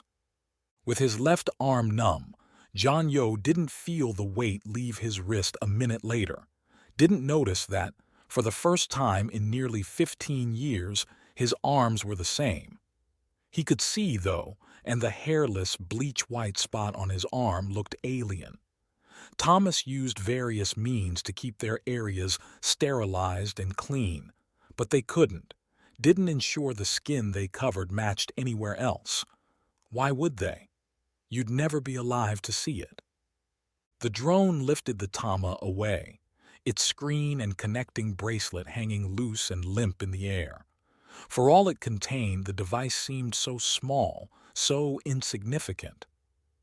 I'm going to go take a look at this. Unfortunately for both of us, I'm going to be busy, so it might be a while before I come back with questions. The drone lifted its claw off of Zhang Yo's chest as it retreated towards the door. The claw's release, and the sudden desperation in seeing his Tama flying away from him, sent Zhang Yo curling up and bursting at Mynx. The only chance to get the Tama back, or to destroy it, lay in taking the champion hostage. He never made it. The stunning shot struck Zhang Yo before any progress, and his half-rise turned into a spasm as he fell to the side, a far cry from a mighty warrior, from a last stand, from anything. Mynx watched, a frown growing into what looked almost like genuine sadness. You really do believe in yourself. If it helps, if it matters, we do too. And we will do anything to protect the world we've made. Her own Tama beeped, and Mynx looked up, turned to the door. Get some rest. Try to have some good dreams, one last time. John Yo didn't see Mynx leave the room, didn't hear the guarding drone lock him in again, because as Mynx finished speaking, he left consciousness behind. Chapter 40. On Sight. Despite rending a Tama from the would-be killer of her oldest friend, Mynx felt pretty damn good as she descended into the rooftop landing pad on the stadium roof. Over the last week, drone and human crews had converted the giant venue into a Paragon blue-clad center ready to host the world's champions, regional Paragon leads, and countless vendor groups that had put together hasty agendas. Remarkable, really, how fast companies could move when given the chance to pitch their visions to the world's ruling body. And it started today. Tonight, in fact. Who's arrived?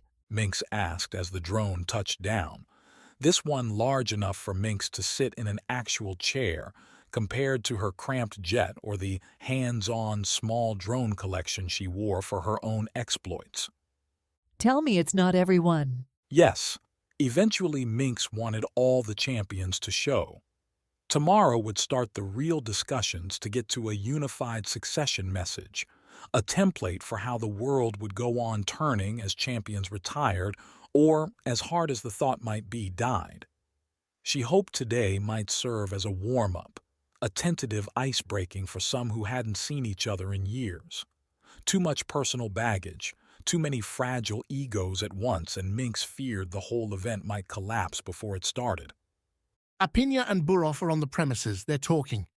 Politely. Anyone else on the way? The pods show nobody yet, but incoming flight records show all the champions, including Pixie, have arrived in the LA area. So the party could start at any moment. I would not call it a party. Mynx nodded to nothing but air. Reeves would see it, of course, as the AI linked to the cameras crawling the stadium, to her own Tama, to the pods and air traffic control and every other system in Pacifica. Sometimes she mused whether giving Reeves all this power was wise. If Mynx couldn't trust her own code and the limits it placed on Reeves, then she ought to destroy the drones too, and any anomaly with great enough power to cause damage on a similar scale. In short, potential disasters filled the world, and right now Mynx only had space for one. Burov held the floor in the stadium's center, standing on a stage and boasting to Apinya about something or other that Mynx had missed, thankfully. She had wandered the maze leading from top to bottom and onto an artificial field, covered with chairs holding signs guiding tomorrow's attendees to their proper rows and groups. Thank goodness our hostess has arrived, Apinya said, looking manicured and bright in a red Paragon uniform, with the logo and seams a pure black. Mynx, can you rescue me from this torture? He waved back towards Burov. I believe if I listen to him anymore, I'll lose what sanity I have left. Burov, who maintained the Paragon blue beneath, in a clever homage to the old countries that had made up his region, a jacket seemingly laced from their flags. Los Angeles kept it warm in February, so Mynx wasn't sure how the champion avoided the sweat, but Burov seemed as pristine as Apinya. The Russian didn't share Apinya's mild-mannered greeting. Instead, Burov leapt off the stage, strode past Apinya and wrapped Mynx in a seconds-long hug. His breath smelled like cloves, and Mynx had to keep herself from coughing when Burov pulled away and draped an arm over an eye-rolling Apinya. "We've come," Burov announced. "The champions together in this magnificent place you've built. Look at all this blue. How many cameras will be rolling? Are we on right now?" He cast his wide grin around, then shook his head while Mynx stared, eyebrow arched. "Mynx, I know you've never been one for the show, but this is an opportunity not to be missed." And yet, how I wish I could, Mynx replied, failing to hide a smile. It's good to see you two, and I'm glad you're here early. If we can establish a position, then I think the three of us can get the others to go along. Around them, field workers continued setting up, all observed by several hovering security drones. Blue uniformed Paragons from Pacifica roamed the grounds and used their abilities to add sparkling flair to the decor, to float up to other levels, or to practice placing illusions for the opening ceremony. Activity aplenty, and that brought listening ears. So with Burov complaining about the sudden switch to work, the three of them abandoned the stadium's center for one of the dull but far more private boxes. The trio made it as far as the outer concourse, heading for escalators up.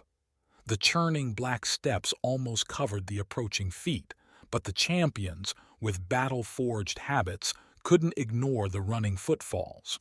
Three people, decidedly not in Paragon blue or anything close to it, closed at a sprint. The area around the escalators, a wide-open concrete vista with curved floor-to-faraway ceiling windows on one side and the stacked levels on the other, provided an ideal battleground, which would fit the people coming towards them perfectly. Don't. Apina muttered as the trio closed. They're not going to fight. Strong words. Rosamond led the three, her refined composure rankled by the run. The other two, a youngish man, Mynx had lost the ability to guess an age with any accuracy, and an older woman seemed to fare better, but their tans told of homes close to here, while Rosamond had come quite a long way from the northeast. Not that the distance had calmed the cold fury on her face. No invitation, Rosamond said by way of a greeting. None. Yet you call this a meeting to determine the planet's future. Though Rosamond spoke straight at Mynx, Pacifica's champion didn't have a chance to breathe before Burov stepped in front, once again with his arms out wide, a showman mocking his audience. Ah, if it isn't the elementals. Feeling left out, were you? Too bad. If you want, I invite you to come to my region when this is done. Plenty of fun there for all of us. Rosamond threw the Russian a narrowed look, then stepped around him and went right to Mynx. Not a bad play. Burov, unlike the other champions, had taken a hard line against elemental operations in his part of the world. Any anomalies unaffiliated with the Paragons were caught, traced, and put back into operation, and that was that. Didn't matter what organization you said you belonged to. Are you going to let this beast speak for you? Rosamond said. Burov, please. Mynx sighed. This is my home, not yours. That earned her a dismissive shrug from the champion, but Burov moved aside, which was as much as Mynx could hope for. It's our home too, and we want a chance to fight for our place in it, Rosamond said, thankfully backing off a step. How did you get in? Mynx cut her off. I need to know if security has holes. Your security is fine, Rosamond said, and Mynx caught a slight pupil shift to Rosamond's left towards the young man. Nobody else can do what we did, and we're not here for a fight, obviously. Not obvious, Apina observed. Everything about your approach says otherwise. I thought the elementals wanted more than blood in the streets, yet here you are, like any other villain, refusing to play by the rules. The rules are rigged, you all know it. That's because those in power made the rules, but Mynx didn't say that. She let Rosamond and Apina banter back and forth, their arguments getting increasingly esoteric and abstract. There were solutions here, and they went from hard rejections to giving the elementals a slot to present their point of view, which, no, never. You can attend, you, Rosamond, and that's it. And you can listen, but no questions. Rosamond snorted. How's that fair? It's not, but that's what I'm willing to give you. You want it in, and I'm giving you that chance. If you don't blow it, maybe there'll be more later. Apina and Burov caught the cue and headed for the escalator. Mynx, after matching glares with Rosamond for a solid second, followed. The champion felt a headache coming on, and she still had a whole day ahead. Reeves would have to bring some tea, maybe some pills, if Mynx needed to dance like this for hours yet.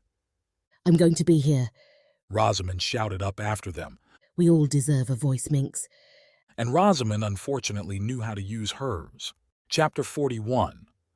The Turn. The surf changed along with Thane. At first, in the early morning dark, every splash came chill and prickly. As Thane willed himself towards determination, towards force and drive, his body joined the dive towards resilience, crashing into the bubbling waves. Behind and around him on the beach, other anomalies rose to greet the day in their own fashions. Some sparkled to life with their own abilities. One woke and shook off golden flakes, like shedding a skin, while another reached towards the sea and, like a suction, funneled ocean water into his cupped hand and drank it. Rituals cast in iron through days, months, years waking up to the same horizon, the same black line floating out there watching them all. You're always up early, Cassidy said, brushing sand from her skin as she came up beside him. and this water's freezing. Is it? Thane said, looking down at the surf. I don't feel much like this. I noticed. Cassidy squinted as the sun began its entrance. Watching dawn had become commonplace since Thane had made it to the island. Something about lacking unnatural light had him getting up when the sky turned frozen blue, then purple, then orange. There never seemed to be any clouds right then, and the stars would wink out one by one, the universe saying goodbye as Thane zeroed into Earth. Neither one said a word until the sun had its full bulk over the horizon, 3 black specks marring its perfect surface. Are you ready? Thane asked. You're not giving us much time. I don't have much time to give. Every day we spend here is wasted. Those who want to stay will stay, and those who want to leave lose time we will never get back. But we could find a better plan. To their left, an anomaly approached the ocean, but she kept looking over their way. Thane recognized her, but couldn't place the name until Cassidy said it, aloud and with enough spice to catch Thane's attention. She left us, Cassidy said when she noticed his questioning look. We were friends, I thought, until she didn't come back. Sienna, her long hair. Most everyone on the island had long hair, spreading out behind her in the breeze, gave Cassidy a small smile, then turned towards the ocean. The anomaly stood still, as if falling into some meditative trance. Then Sienna's right arm, hand balled into a fist, punched skyward. Sienna pulled her arm down, then punched it up again, and again, and again. What is she doing? Thane said. Anomaly powers could be anything, but he hadn't seen one like this. Hitting the air? Just watch. Cassidy glowered. The ocean, out some meters, frothed and bubbled. Waves crashed where they hadn't before, pooling around some hidden obstacle. One that showed itself moments later with another Sienna fist pump. A ship. No, a boat. Too small to be a ship, and too crude. Thane estimated 15 meters long, maybe half that wide. A boxy thing that nonetheless caught the sun's light on its brown palm bulk and glimmered like a lit-up ornament. It's tinted glass. That couldn't be right. Glass boats didn't exist. And yet, there it was, smooth and shimmering. The boat rose up to the surface, and Sienna kept punching her fist, now throwing rocks that had been loaded onto the boat off and into the ocean in cascading giant splashes. Thane had figured Arthur's escape craft would come from some anomaly, perhaps molding a giant ship out of sand. But this worked too. Sienna has quite the power. I can see why you wanted to keep her around. She wanted to leave as much as you did. Siblings back home. I think I didn't move fast enough for her. You are now. Cassidy nodded. We're leaving this afternoon? We are, with as many as want to come. As many as we can fit. Cassidy walked by Thane, heading for Sienna, who had ceased her sky attack, her face flushed and arms rubbing each other. Other anomalies began tending to the boat, shifting on provisions and cleaning off seaweed and other random ocean junk that had found its way aboard. Beyond its bulk, The boat had several oar slots and a simple cabin towards the front, enough to provide shelter for a half-dozen in a storm. Thane saw an anomaly lift a hatch and toss some coconuts inside, so there was, at least, some cargo room. If they made it beyond the drones, who knew how long they'd be sailing? While the anomalies he'd spoken to, Arthur included, pegged the island near Hawaii, the constellations in the sky seemed to confirm it, Thane would take every calorie he could. "Boss, you all right?" Sook asked, coming up as the man did far too frequently. "Are you hungover?" Thane judged the man's baggy eyes and sweaty face. Thane wouldn't say the island made drinking easy, but the anomalies had figured out how to make wine from fermented fruits, and the results had been on display last night. One last party for their island prison. "Nothing a little sun won't take away," Sook said, then leaned down and splashed salt water on himself. "At least someone's having a good time." Thane looked back towards Arthur's camp and its growing action. "Looks like Arthur is mobilizing for our escape." "Are they?" Sook, face dripping, mirrored Thane. "Didn't look that way when I came over here." "Look at them, like ants, scurrying." "Right, but like that one, over there?" Sook pointed to an anomaly walking into the ocean and, with a heave, returning a simple trap to the sea. "Why are they setting up the traps if we're going to leave?" Sook pointed to another before Thane could come up with a reply. "And those two, they're still working on a new hut. Why bother, you know?" Cassidy's warning drifted through Thane's mind. Not all anomalies would want to leave the island. Not all would want to sacrifice this for an unknown. Paragon controlled that. "If some want to stay, that's their choice, provided we get the necessary ones." The boat, the drones, required enough anomalies with useful abilities. Without getting their support, the escape would wind up killing them all, or wouldn't get going in the first place. A pathetic end to a dream Thane wasn't willing to sacrifice. "Walk with me. Let's look around." Sook fell in line, and as they went away from the kissing waves, Thane noticed several other anomalies shift to go with them. He recognized these, and realized, with a sparkle, that Sook had taken his job seriously. The bodyguard had kept his promise, had recruited watchers. Sometimes the best people came from the most surprising places.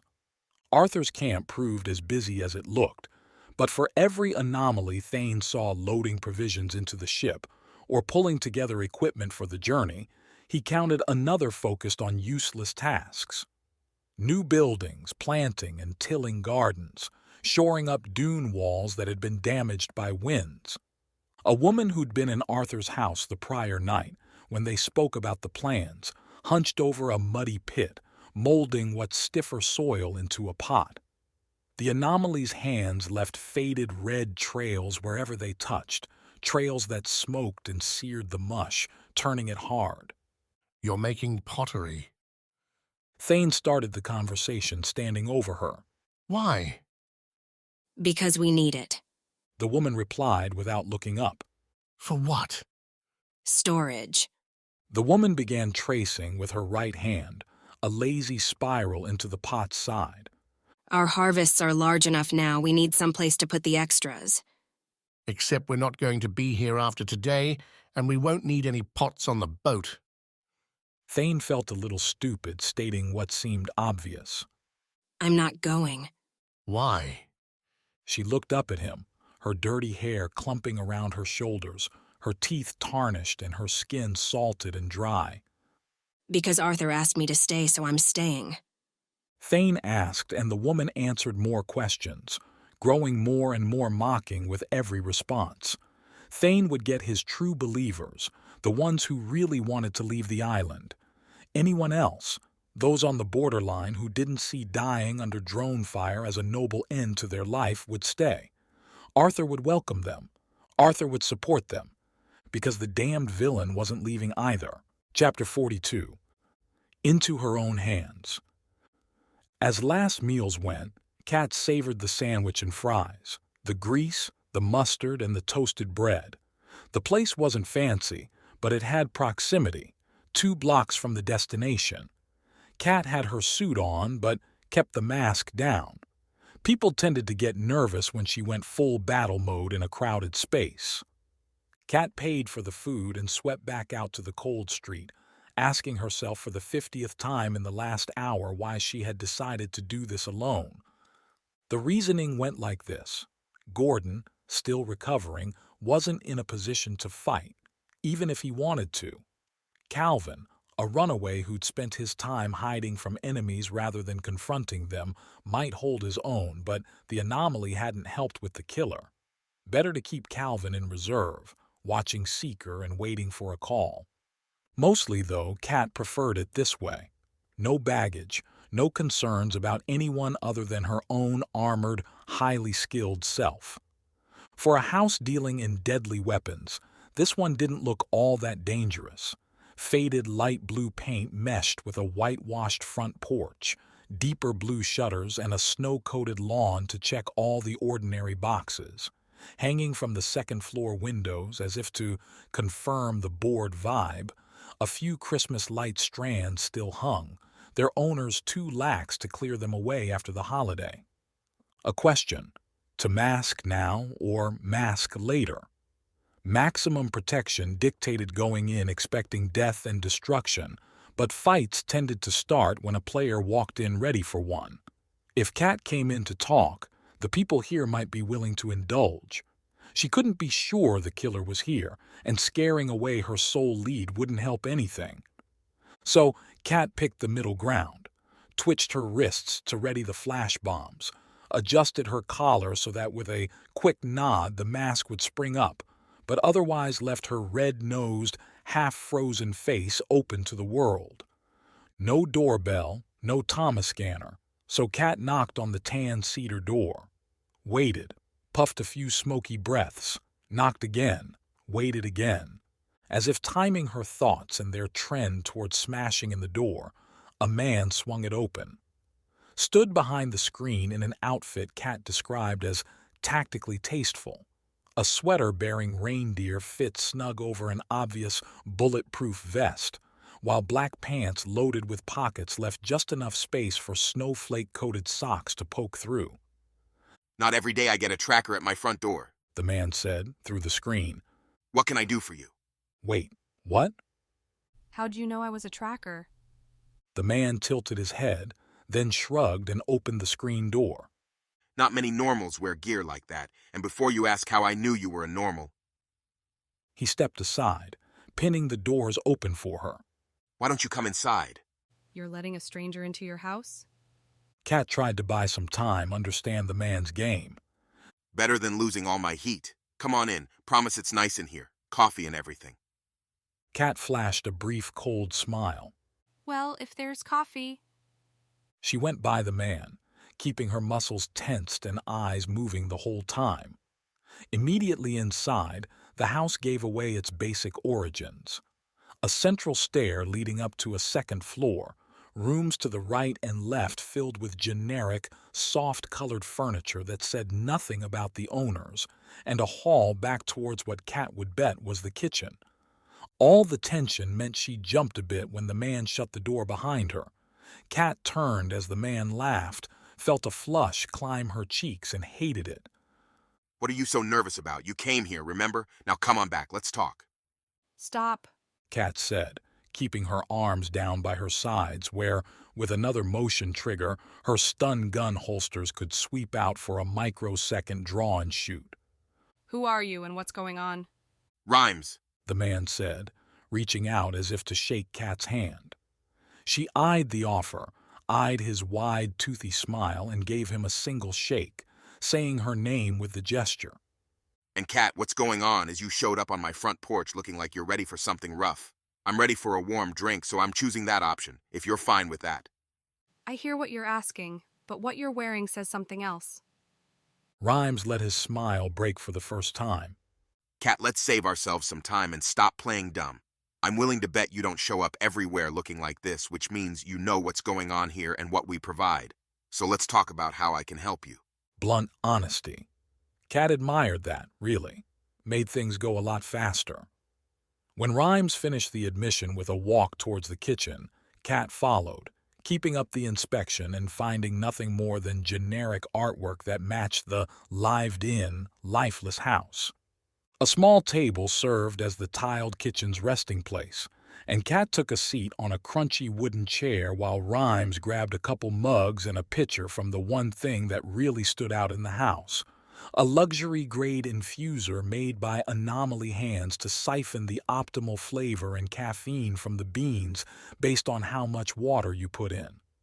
The things were marvelous, and Kat kept debating whether to splurge on one, always falling on the side of more toys for Seeker instead.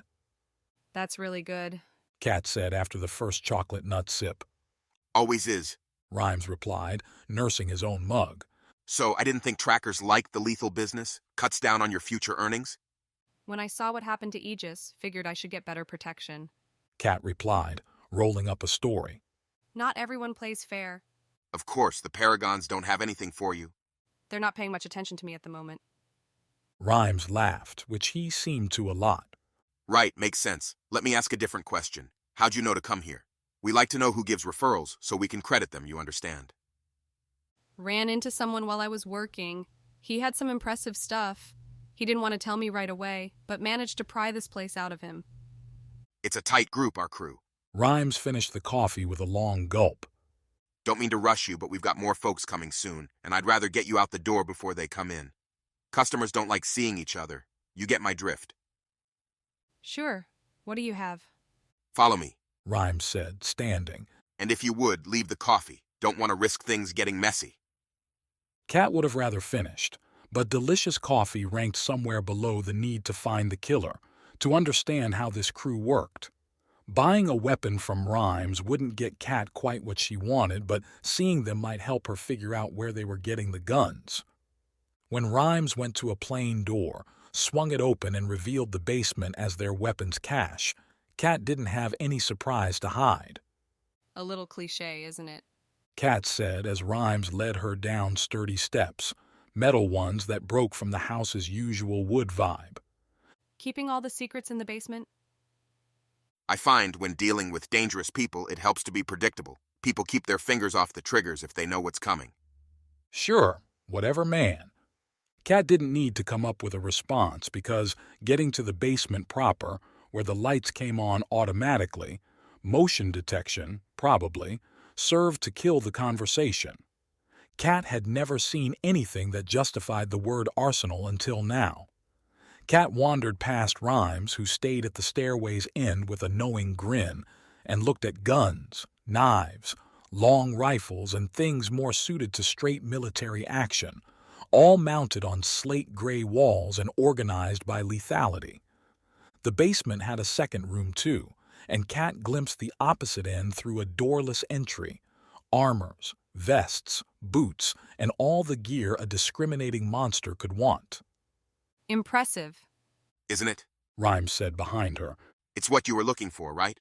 More a who than a what. Do you keep a client list? Names, numbers, things like that? Of course, but we wouldn't show that to anyone, not even a tracker. Kat turned back, faced Rhymes dead on. The Paragons might be a mess, but I bet they'd get a team together if they knew what you had here. This is way more than a few guns. Again, Rhymes let his grin fall away to a studied frown. The man was a facial expression master, all exaggeration to the point where Kat couldn't tell if Rhymes was being serious or not. I thought we were having a nice afternoon. Sorry to see it spoiled. He reached over, pulled his sweater sleeve up over his tama, tapped away at it for a second. I have our list right here. A simple tama transfer work for you? You're just going to give it to me? What are my options? Rhymes walked over to her, holding his left arm with the tama out in front. I say no, you have the Paragons wipe us out. I'd rather lose one client than all of them. A reasonable play, though Kat still felt the negotiation had gone too fast, too smooth. All the same, the client list would whittle down the mystery. With the Paragon's own database, she could pin some likely suspects and send drones to spy on them all. Once they found the right one, Kat could have the drones solve the problem too. Easy. Kat held her own tama out, just forward on her wrist from her cable-launching gauntlets. Rhymes came in close, held his Tama out to touch Kat's. A chime sounded from both, proving the connection. Now Rhymes needed to send the document over, and the man held a gun in his right hand. Kat couldn't see it while the Tamas, together, blocked the view, but she knew a drawing motion when she saw one. A small weapon, going by how easy Rhymes moved, how close he wanted to get to use it. Kat didn't give him that chance. Kat snapped her head back, and the mask shot up, coating her and instantly highlighting the drawn gun as a threat. Rhymes pulled the trigger, and the bullet glanced off her sudden shield, leaving a solid crack in the mask's glass, damn expensive to repair too, and sending Kat's head for a short spin. She reacted with instinct more than anything, rushing forward, using her left arm to push Rhymes' gun away while Kat's right hand delivered rapid jabs to pressure points. Rhymes, though, had apparently been in fights before and kept blocking, blunting the attack. Worse, the mask picked up and highlighted with little green pulses, noise from upstairs. Footsteps coming quick.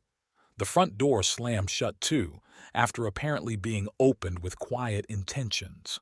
Reinforcements. Not good. Kat swapped her strategy, reached over, grabbed Rhymes's right wrist with her free hand and snapped it, causing the man to drop the gun. Kat kicked it beneath the stairs as Rhymes tried to bulldoze her away. Kat dodged to the side, felt Rhymes tug at her as he passed, and she burst towards the stairs. She had to get out. Now. Kat hit the first step, saw the basement door open to show another black-masked man, too chunky to be the killer, standing there. She raised her left wrist, snapping it to the cable, and fired. The man stared at his left thigh, suddenly sporting a shiny steel hook, and Kat pulled. The man's leg came out from under him, and he slid on his back down the steps. Detaching the cable with another wrist snap, Kat jumped, legs pumping as she stepped over the sliding man like someone hoofing over an obstacle course.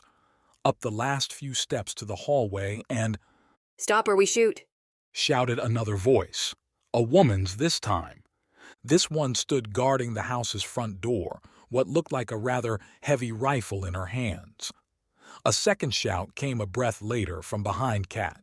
In the kitchen, her mask hazed both back and front with red, then threw in another as the steps announced Rhymes's ascent. "You don't want to die here, Kat," Rhymes called from the basement steps. "It'd be a waste." A waste of what? Kat said, turning both ways, trying to find an exit. And didn't you just try to shoot me? Her suit could take a couple hits from small guns, but it wasn't designed to handle heavy weapon fire. Trackers weren't supposed to go after gun-toting villains, but rather low-level anomalies jumping ship. The Paragons ought to be handling this, not Kat. But they weren't here, and she was. "I gave you the second to save yourself," Rhymes said, getting closer. "You're a normal Kat and a good one. Don't want to see you dead." That's comforting. Kat burst as she said the words, dove back towards the kitchen. The man there was slow on the trigger, and the woman at the front didn't even try to fire. Probably good, as with Kat diving away, the shooter's partner stood square in her sights. Kat caught her dive as she hit the tile, springing right towards the glass doors and the snow-covered porch beyond. She'd go right through them, head to the side and disappear. Or she'd feel the gunman tackle her, throw Kat back against, through, the table with the coffee mug still on it. Kat's leftovers spilled across both of them as she hit the man with a punch to the neck before throwing him off.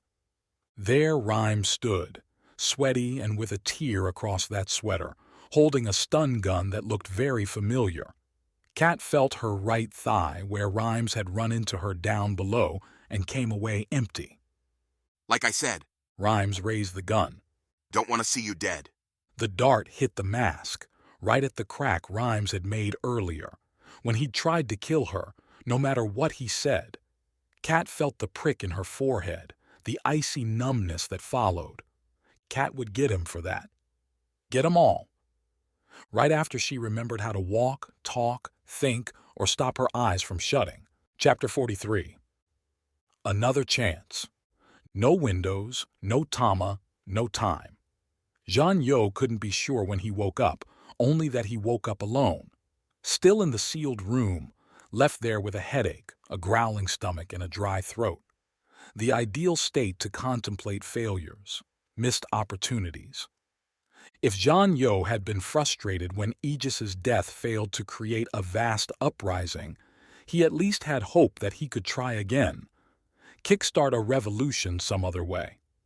Now, though, his Tama would give Mynx all the information she needed to go after anyone who'd ever helped him. Wexley would go first, and likely Zaran itself would follow. Then Mynx could set about rolling up every corporate head, fiery citizen, and true patriot Jean Yo had met with over the years. A total clean sweep, like something from humanity's more brutal eras, all because he'd taken a walk to the lake. Jean Yo drummed his fingers on the cell floor, watched them move and traced the veins on his hands. They stood out more now, with his thinning skin. A living metaphor as Jean Yo lost his life's extra pieces, trimming to the essentials. Sylvie might have appreciated that assessment, but then she'd always been 100% essential. No distractions, just the job. He rose, sniffed, and coughed at the smell on his clothes, still the same that he'd put on before leaving Wexley's place. Dehydration meant Jean Yo had no need to use the bathroom, which he found by accident when he stood on the one-floor tile shaded a bright blue. Behind him, a tile had slid away to reveal a hole and, folding out from the side like some clever toy, a tiny rig with sanitizer and toilet paper. Truly, he lived in marvelous times. In an idle exploration, Jean Yo tried playing with the toilet thing now, wrapped his hands around the metal rod carrying the roll and the sanitizer dispenser and tugged. It did not come free, didn't even move. Perhaps some Paragon far away, or maybe a drone laughed at him, or perhaps somewhere closer. He heard a short staccato, what might have been true guffaws. Mynx might have programmed the drones with the most demeaning laugh out of spite, subjecting Jean Yo to ruthless mockery. They came again, louder this time, each one draining into the next, as though the person could not stop laughing. Yes, yes, Jean Yo shouted towards the door, stepping off the plate and letting the toilet descend into secrecy. I'm sure it's all hilarious for you. He would have continued shouting at his nameless tormentor, but even shouting the one line scratched his throat, the words coming out ragged and harsh. Instead, Jean Yo went up to the door and banged on it, then hit it again and again. The laugh met his third knock, loud and hard, vibrating the door, deep and sharp, unlike any laugh Jean Yo had ever heard, and strange enough that he backed up, wondering if Mynx had decided to off him right now. If she felt keeping Jean Yo, the joke revolutionary, had grown tiresome. Another thunk outside and the cell door popped, white smoke wisping around the edges before swinging open.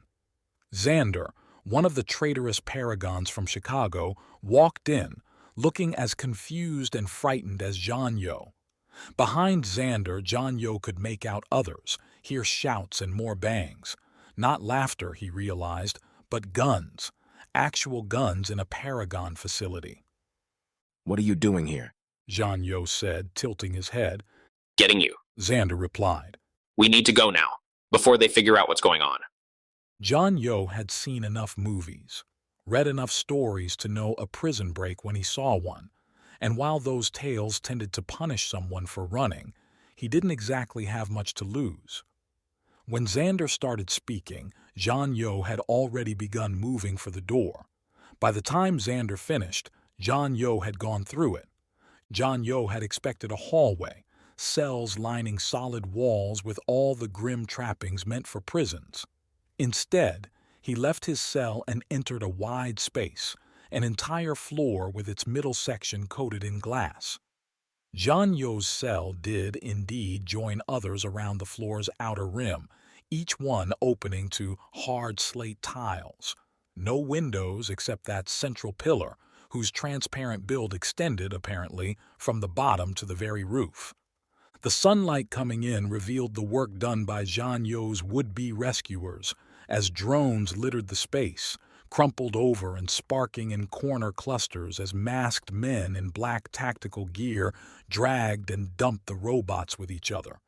So you are still alive, Mathieu said, walking over and giving Zhang You someone to focus on, to try and overcome his shock. We couldn't be sure that she didn't kill you. How?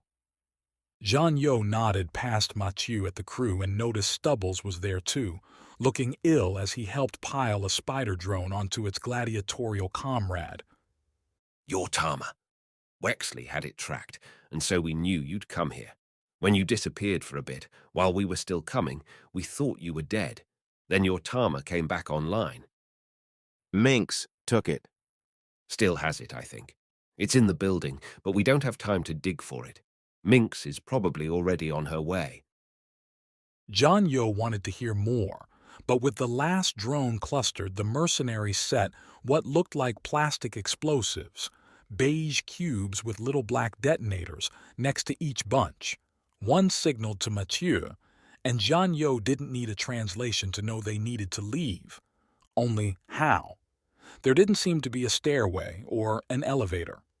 Come on, Mathieu said, stepping onto the glass. Gotta admit, I think it's a pretty clever way to get around. What is?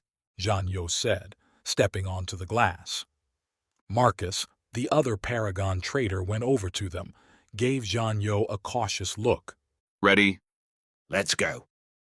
Marcus tapped away on his Tama, selecting things Zhang You couldn't see, and the entire floor shifted, sinking down towards the ground. The white tile, along with its drone bodies, stayed still. A floor-wide elevator.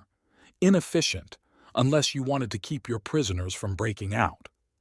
If Zhang You had managed to get through his cell, he would have found a dozen-meter plummet waiting for him. Good thing we found these Paragons, Mathieu was saying. Looks like this is a regional center, a bunch of worthless scrubs kept in here. Marcus, Xander could waltz right in with their credentials. They won't have any for long. We were going to lose them anyway, Xander said, though his downcast look hinted that cost wasn't free. Alone, we'd be dead. With you, maybe we have a chance. The glass elevator hit the ground floor, slotting into the lobby. Mathieu ordered everyone out the double doors leading towards the afternoon sun, then grabbed Zhang You's arm, handed him a little black device. Want to do the honors? Zhang You did, and they ran out as bangs sounded above, shrapnel raining behind them in beautiful metal clatters. 3 large passenger pods waited, no doubt disconnected from their central network. Mathieu confirmed Zhang You's assumption when, after sending Xander and Marcus to the first car, he slid into the second's left seat with the emergency steering wheel up and active. Zhang You took the right, and another 2 mercenaries filled out the vehicle. I have contacts with a safe house to the east, near the desert, Mathieu said. With the summit, I bet we'll have time to figure out where to go next before anyone comes hunting. Yes. They could crawl back into their holes. They could hide and wait for Mynx to come find Zhang You again, this time with lethal force. With his Tama gone, Zhang You didn't have any bargaining power. She'd just kill him and everyone else. You said Marcus and Xander, their Paragon status is still active? Zhang You said as the pod started up. That's how we got in the building. Zhang You glanced back towards the prison. Without windows, with all its thick brown stone, their bombs hadn't made a mark, too much like Zhang You's own efforts. We're not going to the safe house. Take us downtown, but split us up. Don't make it suspicious. We can still execute the plan. When she hears what's happened here, Mynx isn't going to let anybody close. The plan's a bust, Z. No. Zhang You looked out the pod's windows towards LA's distant downtown.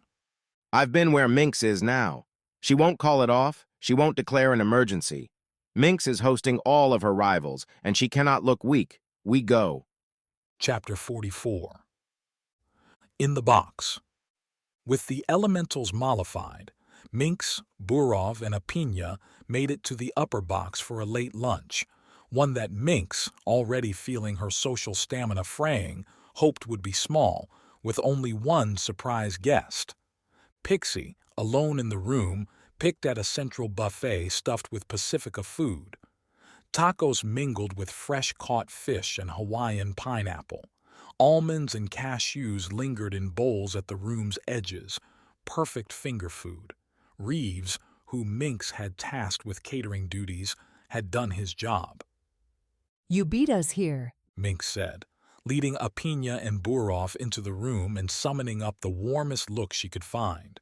"The elementals arrived and made a scene." Pixie, with the weathered patience found only in mothers, nodded. "I heard they might be coming." "And now they are here, but they agreed to behave, so let's do what we mean to." An awkward pause. Segues were not Mynx's strength. "Pixie, this is Burov and Apina. I don't know that you've met?" "We haven't." Apina extended a hand which, after transferring her small plate to the table, Pixie shook. "Welcome to our little club." "Yes," Burov echoed, taking up Pixie's hand as soon as Apina let go. "I don't envy following Aegis, but I wish you luck. Such a legacy would have me running out that door and far away." "Burov, please." Pixie, though, laughed, deep yet soft with genuine warmth. Aegis and I were good friends. We fought together for a long time, and with New York so close to Boston, we were more partners than anything. I don't see this as me stepping into his place, but rather standing alongside what he built and doing what I can to make it better. Silence. Mynx couldn't help but be impressed, especially after Innis, the traitorous bum, regional Paragon leaders had fallen in Mynx's estimation. Here, though, came Pixie, ready with grace and humility to walk in a legend's shadow. Mynx would have hidden herself away, buried herself in work to distract from the moment until it had passed entirely. A younger version might have felt jealous, envied Pixie and her confidence. Today's Mynx appreciated, respected it. "Well, I feel we've made the right decision. Pixie, I'm thrilled to welcome you to our ranks. The other champions should be filtering in over the next few hours, and I hope you can meet them all before we announce you to the world." The lunch went on, the foursome pressing through food and free-flowing conversation without, somehow the drama that tended to percolate when the champions gathered in a single spot for more than a minute. Even Burov, with his waxy face hiding whatever emotions he'd stolen for the day, seemed less creepy than usual. Mynx may have even laughed. Twice. 1 hour stretched into 2, and Mila arrived, followed by Lucas and the others until the whole group milled around, swapping stories. Altogether, Mynx was astounded.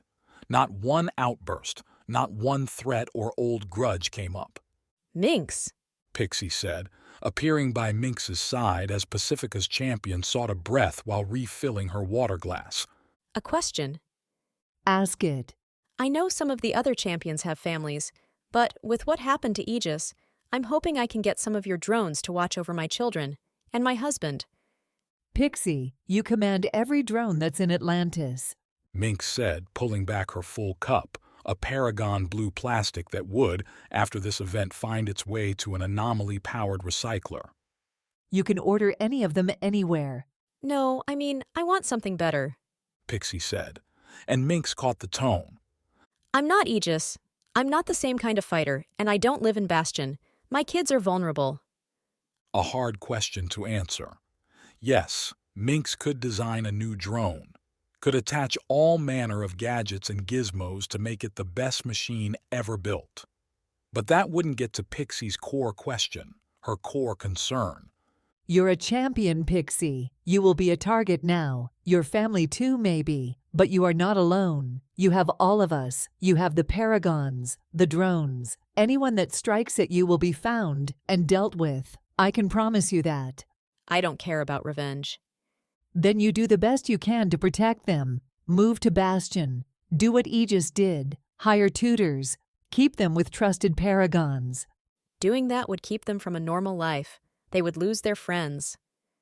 Pixie glanced at her Tama, buzzing with a message from, Mynx assumed, one of those same children. I didn't mind managing my region, but this? This is what you are now. I'm sorry, Pixie, but there's no backing down. We chose you. Atlantis, the world, needs you. Would you abandon us? For my family? Absolutely. Mynx took a deep breath. This wasn't the conversation she should be having. Apina would be better at this.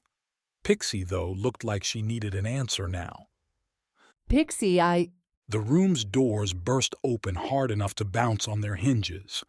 Celise, still in the same gear she'd worn in Chicago, ready for a fight, pushed through, firing glares at everyone all at once.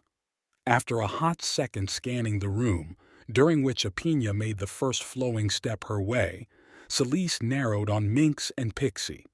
Here she comes. You're about to see why we need you. Pixie didn't say a word. Smart. What did you do with him? Celise opened the conversation. Where is he?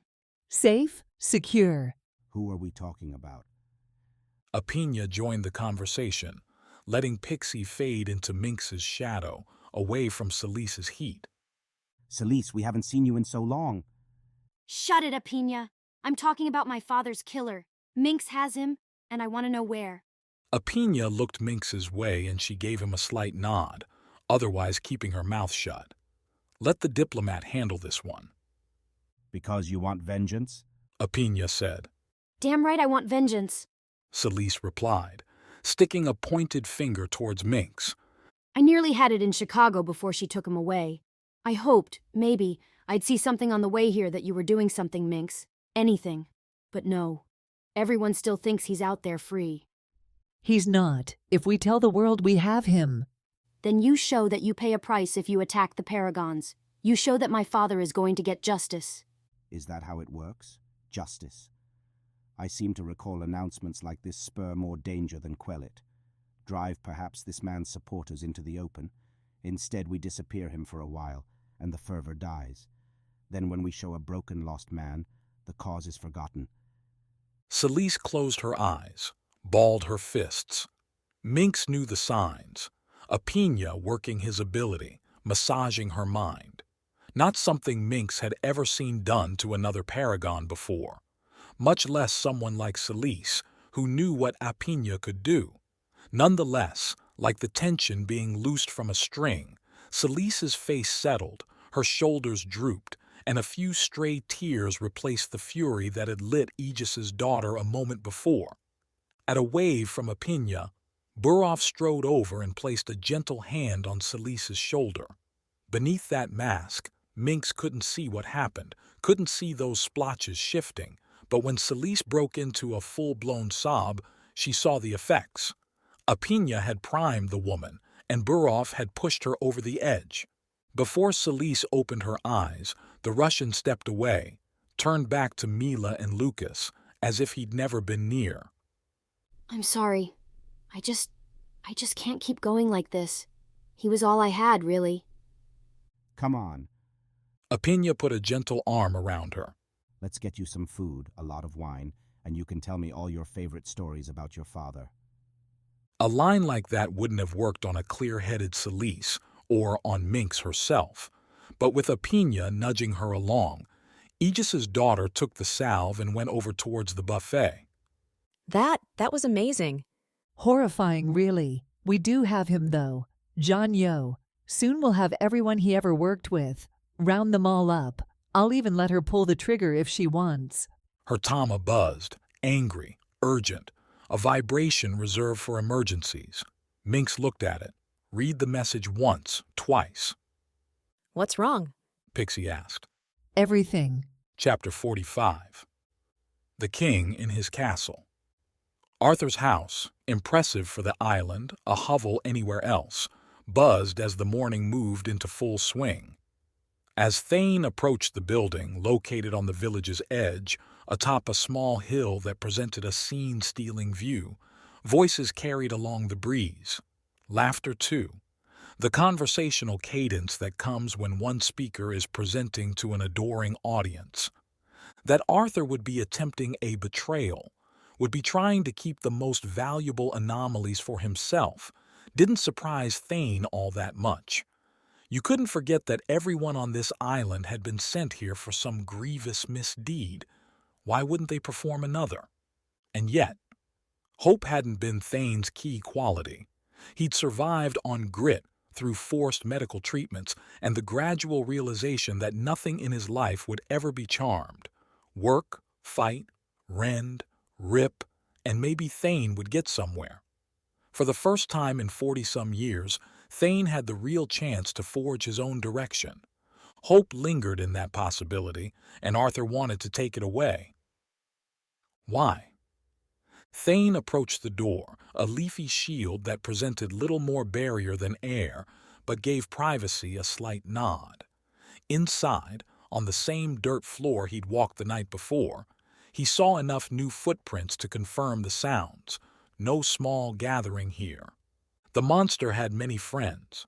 As soon as Thane went through the plant door, the talking stopped. Not in the whittled-down way common to conversations weaving towards an end, or in the sudden hushes claimed by gossipers whose subjects have appeared in their midst. No, this silence came with vacuum force, as if Cassidy had sent a void and sucked away the entire audience. Yet, when Thane rounded the hall and came into the house's central room, with its sandy mapping table and its woven chairs, he saw mouths moving, a dozen anomalies chattering to one another without a single sound making its way to Thane. Arthur, already standing and heading Thane's way, put on his showman's grin. As Arthur crossed some invisible line, his footsteps found their sandy swish, like Thane's own. The man's knuckles cracked as he flexed his hands before spreading them wide. An unexpected guest, Arthur said. Whatever brings you here, Thane? I can't hear them? Thane cut to the question. Arthur no doubt knew why Thane had come, and Thane would rather understand potential threats than bandy pleasantries. Which anomaly? Only a small bubble. Very useful in a world without walls to have a chat without prying ears. Like yours. Like mine? Thane tamped down on his anger. Now wasn't the time to break into a fight. He needed his mind for this, not his muscle. What wouldn't you want me to hear?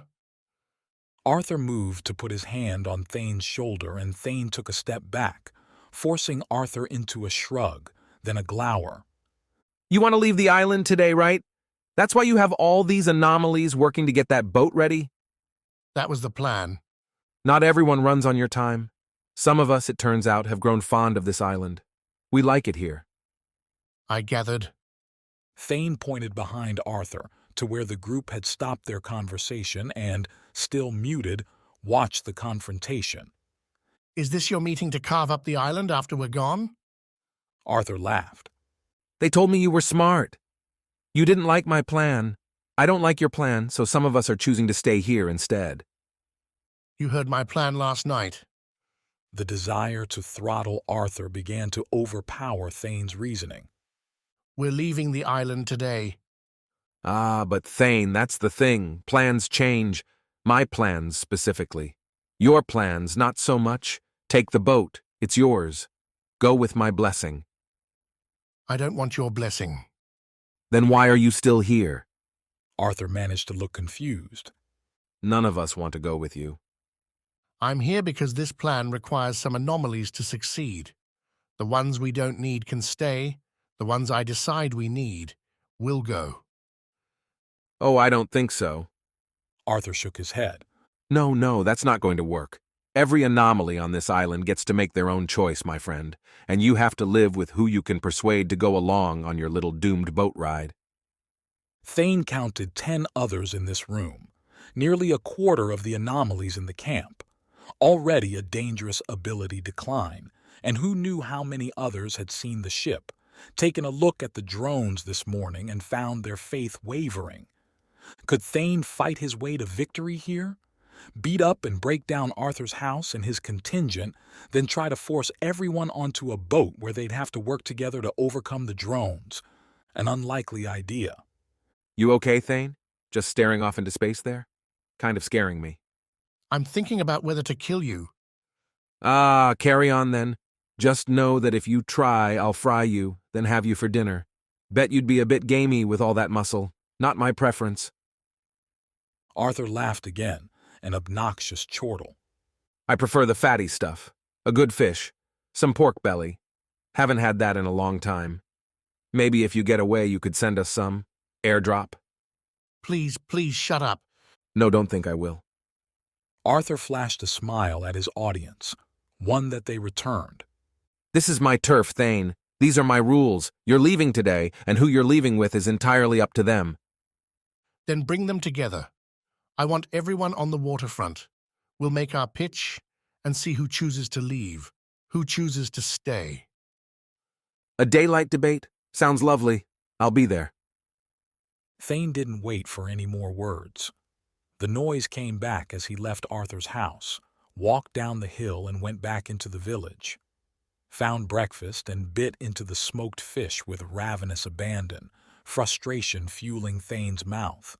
Sook stayed at a safe distance, keeping others away.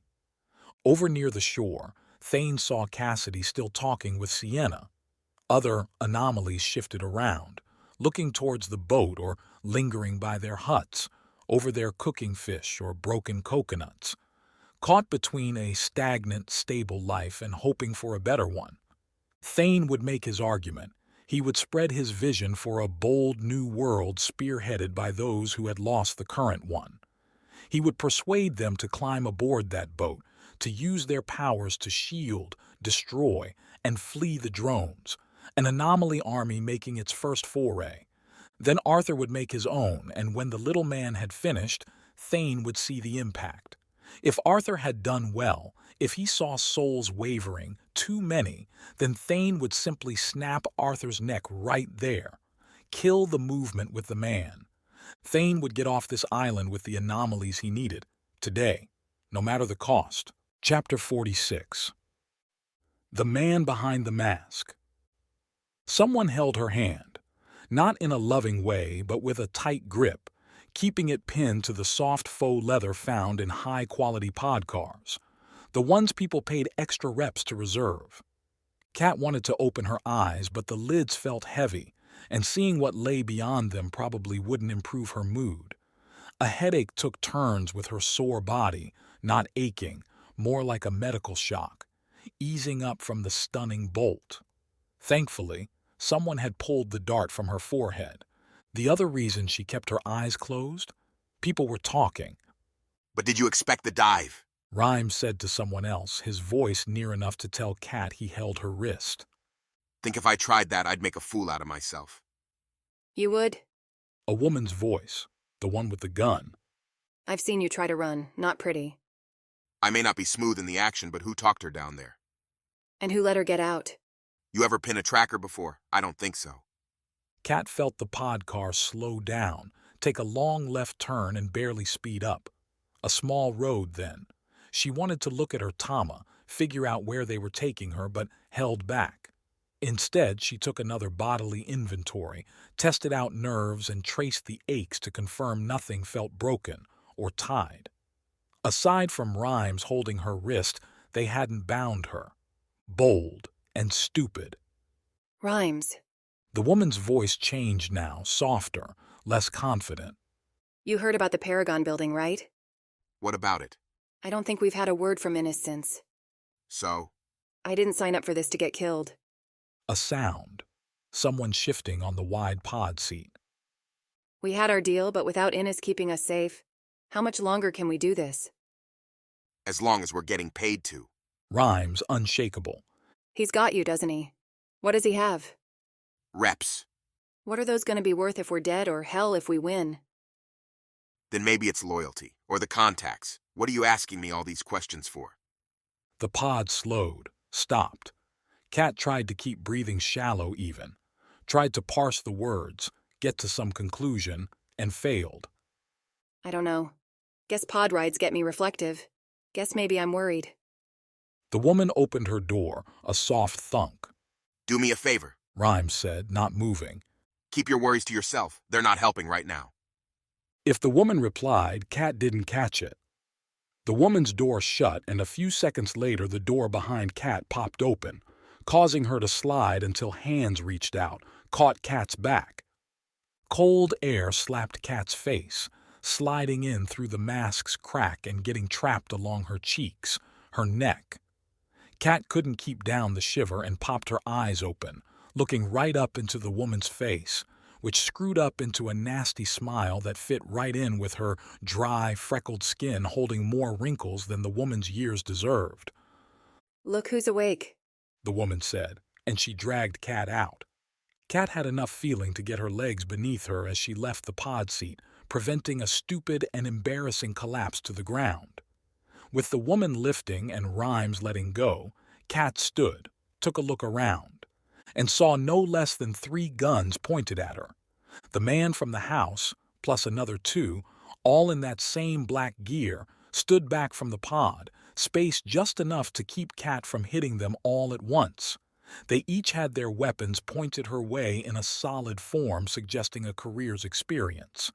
A career that had led them all to a park, apparently, and one far enough away that only distant buildings, peeking over leafless treetops, gave hints to Chicago's proximity. Sparrows flew around overhead, tweeting away while the chill breeze blew exposed prairie grass tops back and forth. A warming house sat at the lot's end, adjacent to a skating rink. All empty, strange, for a place so beautiful on a sunny winter day. Cat Collins, a new voice announced, coming up with Rhymes and the woman by his side. Chicago's top-ranked tracker here in the flesh. Welcome. This guy, unlike the others, wore a businessman's overcoat, black leather gloves, thin sunglasses, and close-cropped blonde hair. Such a perfect movie villain look that Kat almost laughed. Almost, because she noticed how he walked, how the shifting coat revealed a hip holster with a handgun in it, one she recognized.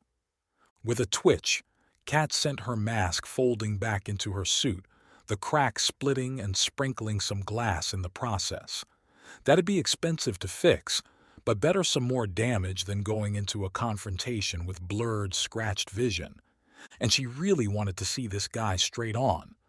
You're the one who shot me, Kat said as the man came up to her, careful to keep himself removed from his allies' firing lines. On the rooftops. In fairness, the man said, clasping his hands. You weren't my target until you didn't give me any choice. Because I didn't want you shooting my friend? Which one was that? The man asked, then threw a look around to the other mercenaries. Did any of you shoot her friend? Calvin's his name. One of you tried to kill him. Is he an anomaly? He's a paragon. The man folded his hands, shook his head. Enough faux regret to win an award. Then I'm so sorry. We should have killed him in the first go-around, spared us this difficult conversation. Kat counted 7-1 against her in the lot. She had her suit's gadgets, though her thighs felt light enough that Kat suspected her stun guns had gone missing. Even with them, jumping into a fight against people armed like this would, not end well. So she swallowed her spit and vinegar. Who are you, and why'd you bring me out here? The second one leads to the first. To keep things short, I brought you out here because I know who you are and what you aren't. Kat waited, let the man give himself away. The tracker with Paragon parents? The man continued when Kat didn't speak. Always holding a grudge against the anomalies, even as you profited from them. How many times did you take one out, bring them in, and wonder why fate didn't give you what they had? Doesn't matter. Get to the point.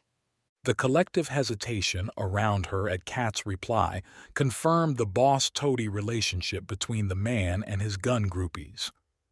Efficient. I like it. The man did another sweeping glance around the lot, as if to say this here was the point. You're getting crushed beneath the anomaly boot. We're working to destroy it. By murdering them? Balancing the power. That's all. Making it fair for those of us fate didn't bless. We have to show them that normals deserve to be treated right, as equals. You have a funny way of doing diplomacy. Then I ask you, join us. Help us get better. The man said, and Kat found herself believing the words, even if she'd already labeled him a psychopath. If you can find a peaceful road to what we deserve, then we'll take it. Until then, our only option is fear. I was afraid for a long time. The man's offer made it clear what would be happening here, especially if Kat said no, which meant every second she bought gave her another chance to solve the puzzle, find a way out. I avoided every anomaly I saw, ran from Paragons. But after years, I realized that's no way to live. Anomalies don't choose what they are. It's not their fault. So you joined them. I decided to live my life rather than let my past control it. The man sighed, pulled up his left sleeve, and glanced at his Tama. I had hoped, by coming here in person, that I could convince you. But I get the feeling you're saying no. Kat, in fact, said nothing. Unfortunate, but if I cannot turn a problem into an advantage, then I will remove it. The man held up a hand. Wait, Kat said, sharp and sudden. You never told me who you were. The dead don't need to know. The man replied, flicking a single finger towards Kat as 4 rifles raised, fingers pressing on the triggers. Chapter 47. Infiltration. So far as John Yo knew, no guide existed for infiltrating Paragon gatherings, and even if there was one, without his Tama, John Yo wouldn't have been able to find it. This, though, did not stop him splitting away from Mathieu and the other mercenaries and heading, with Marcus and Xander, to the summit. Mathieu had protested the arrangement until, with some convincing, the whole group agreed on a plan that would put John Yo center stage. He would get the spotlight, and then the whole world would witness what his revolution stood for. With the stadium standing large outside the pod, this a smaller, normal pod notable only for its dirty green blandness, John Yo and his Paragon partners exited into the late afternoon sun.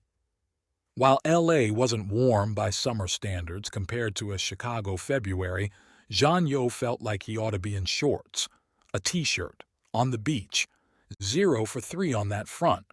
Though they had found time to stop by a reasonable store on the way for John Yo to throw on a reasonable suit, he'd endured strange looks from the store's owners at his Tama-less arms, but they'd let Mathieu buy the clothes without comment. Now the revolution's leader looked more like a mid-level executive than a change warrior. But given that John Yo was supposed to be rotting in a cell, complaining about fashion seemed a little much. Marcus and Xander had brought their Paragon blues, so they looked the part as the trio approached the summit's main entrance, a glitzed thing hanging over with blue and gold glitter, streamers and painted 4-meter gladiator drones looming. Behind the colors, John Yo caught slapdash evidence. The summit had been thrown together in a few days, and behind the hurried decor, the stadium's raw gray concrete and metal gave the whole thing an incomplete feel. Ziran threw better-looking events than this, John Yo said to Marcus as they approached the drones. Ziran's trying to sell Thomas. Paragons aren't selling anything. Only their entire government. Xander muttered while Marcus shrugged, looking at his Tama and tapping to his Paragon profile, uninterested in whatever John Yo was trying to say. Because, of course, why would Xander and Marcus care about the world, about those who ran it? The kids were looking out for themselves, short-sighted, but John Yo could accept that. These two were just means to an end. The 2 drones stepped in unison as the trio approached, closing ranks across the entrance and flaring their helmet lights, eye facsimiles that glowed bright white. Marcus and Xander held up their Tamas in both drones, each tilting to look at a Paragon, flash their eye lights green. Both, then, turned to John Yo. A face that should have been registered on every watch list the Paragons had, that should have prompted an instant capture, instead earned hesitation. John Yo didn't need to look to his left to see Xander performing his magic, manipulating the light waves between the drones and John Yo. The kid had promised John Yo wouldn't be recognized, and the fact that he hadn't been blown to pieces yet seemed to verify that promise. We're escorting this normal, Marcus said. He's got a meeting with the champions before the summit starts. Whether the gladiators would process Marcus's words or not became a moot question when the two machines pulled back, stepping aside to show another Paragon. Not one John Yo recognized, but apparently his collaborators did, because both stiffened at the sight. A shorter, stout woman with a frown and dressed in an airy outfit, still blue, still with the Paragon P on the chest, came between the drones and gave Jean Yo a good look. "What's the name?" she asked, a bullhorn voice startling John Yo into responding. Wexley, just hear about sponsoring. If he'd convinced the Paragon, Jean Yo couldn't tell by her face. He still couldn't tell when the woman faded, became translucent, and then burst into a billion tiny particles. The dust blew through John Yo's suit and out the other side, where, when John Yo turned around, he found her watching again, frown even deeper. "No Tama, no identifiers. This summit wasn't exactly well planned, so we don't have a list, which means you aren't on it. Can't let you in unless you have a champion vouching for you." Come on, Cetra, Marcus said. He's local. Said he has a sandwich chain in the area and wants to offer coupons. Sandwich chain? Coupons? Jean Yo tried so very hard to keep an innocent smile on his face. He'd pushed for this, tried to seize the moment, and when you went fast, sometimes you dealt with amateurs. He had to remember there was a reason Marcus and Xander were pulling crap Paragon duties back in Chicago. "Coupons," Cetra replied, as incredulous as Jean Yo at the idea. "And how would two Paragons from Chicago know a local sandwich shop owner?" I know his father, Jean Yo interrupted. Way back, from college. I reached out when I heard the summit was happening, since I knew they were Paragons. I wanted to see if they could get me a meeting. For my stores? Right, yeah. Xander added. Just, helping out. Cetra had a look that said more questions would be coming, until the drone on their right, standing watch, shot sparks from its back leg. The thing knelt down, its white eyes flashing yellow. Cetra glared at it, cursed. "You two, you've got the summit map on your Tamas?"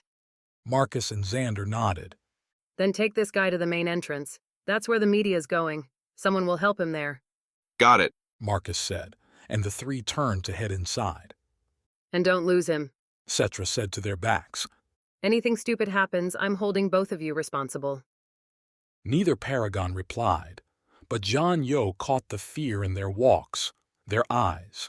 These two were kids playing a dangerous game, and now they'd made a move they couldn't take back. Good call. Xander managed once they'd crossed the stadium's threshold, the concrete floors banding above them. She wasn't going to let us go. Not the first time I've had to take out a drone, Marcus said with that false bravado John Yo had seen so many times from people trying to prove themselves to their peers. A little juice right on the joints and they pop. John Yo had them pull up the summit map as they meandered towards the main entrance. Once they were beyond Cetra's sight and well within the roving Paragon crowds which were starting to build up for the summit's opening, John Yo pulled them off to the side. You know your roles, John Yo said, and the two Paragons nodded. Then get to it. They didn't ask any questions, and despite how annoyed he'd been at them earlier, Jean Yo lingered a look on the two Paragons as they mixed with the crowd and left him. The two boys had done their job, had put themselves to the test and succeeded. The revolution hadn't been about destroying the Paragons, not about ending anomalies or casting them out. Jean Yo wanted to raise up normals, bring about parity. There were good people in both camps, and working together, they should be able to create a better world. The champions, though, would never see it that way. John Yo confirmed that view as he joined the crowds, slowly making his way towards the stadium center. As he mingled, keeping his mouth shut and his ears open, John Yo heard blips wondering about why the summit was even happening, standard celebrity comments about the champions that'd been cited, and more important, tense whispers about Aegis and what would be coming in his aftermath. Coupled with that last came the slurs Jean Yo expected, but still saddened him to hear.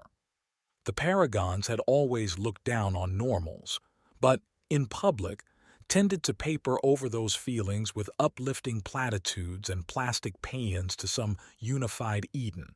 Here, instead, came vengeful promises, angry aspersions, and lies all meant to turn the average citizen into a suspicious monster waiting for a chance to stab any anomaly in the back. Aegis had often spoke in his speeches about cleansing society's disease, removing hate and anger, and replacing them with cooperation and love. If John Yo respected one thing about the man, it had been the legend's ability to hold true to those principles, even if the organization he led disregarded them. Sure, Aegis would throw punches, but he did it with a genuine hope that every fistfight would make the world a better place. John Yo did do the same. Unlike Aegis, he would succeed. At the next cut-in, John Yo turned right, slipping past blue uniforms and the occasional buzzing drone to duck into a tunnel heading towards the green grass at the stadium center. Sun slanted onto chairs laid out in row upon row, looking in, like the raised seats on a central circle stage. Jean Yo walked an aisle. Here, there were fewer Paragons, some still assisting with setup, others taking pictures on their tamas. Nobody paid any attention as Jean Yo brushed his fingers over the warm metal chairs, stepped on the faded white lines meant for games not being played today. Blue cloth draped the stage itself, featureless otherwise. No doubt any speakers would be mic'd or amplified by anomaly power. Jean Yo touched the lip, felt the fabric. He'd promised his backers a sign. He owed the world the same. Putting both palms down on the stage, Jean Yo heaved, pulled himself up into plain sight. Hundreds, maybe thousands who wanted him dead now had a clear shot, and nobody would protest if they took it. But when Jean Yo stood, he stood tall. This was his time, and no Paragon could take it from him. Chapter 48. Watching. Given a choice, Mynx would always choose her factory.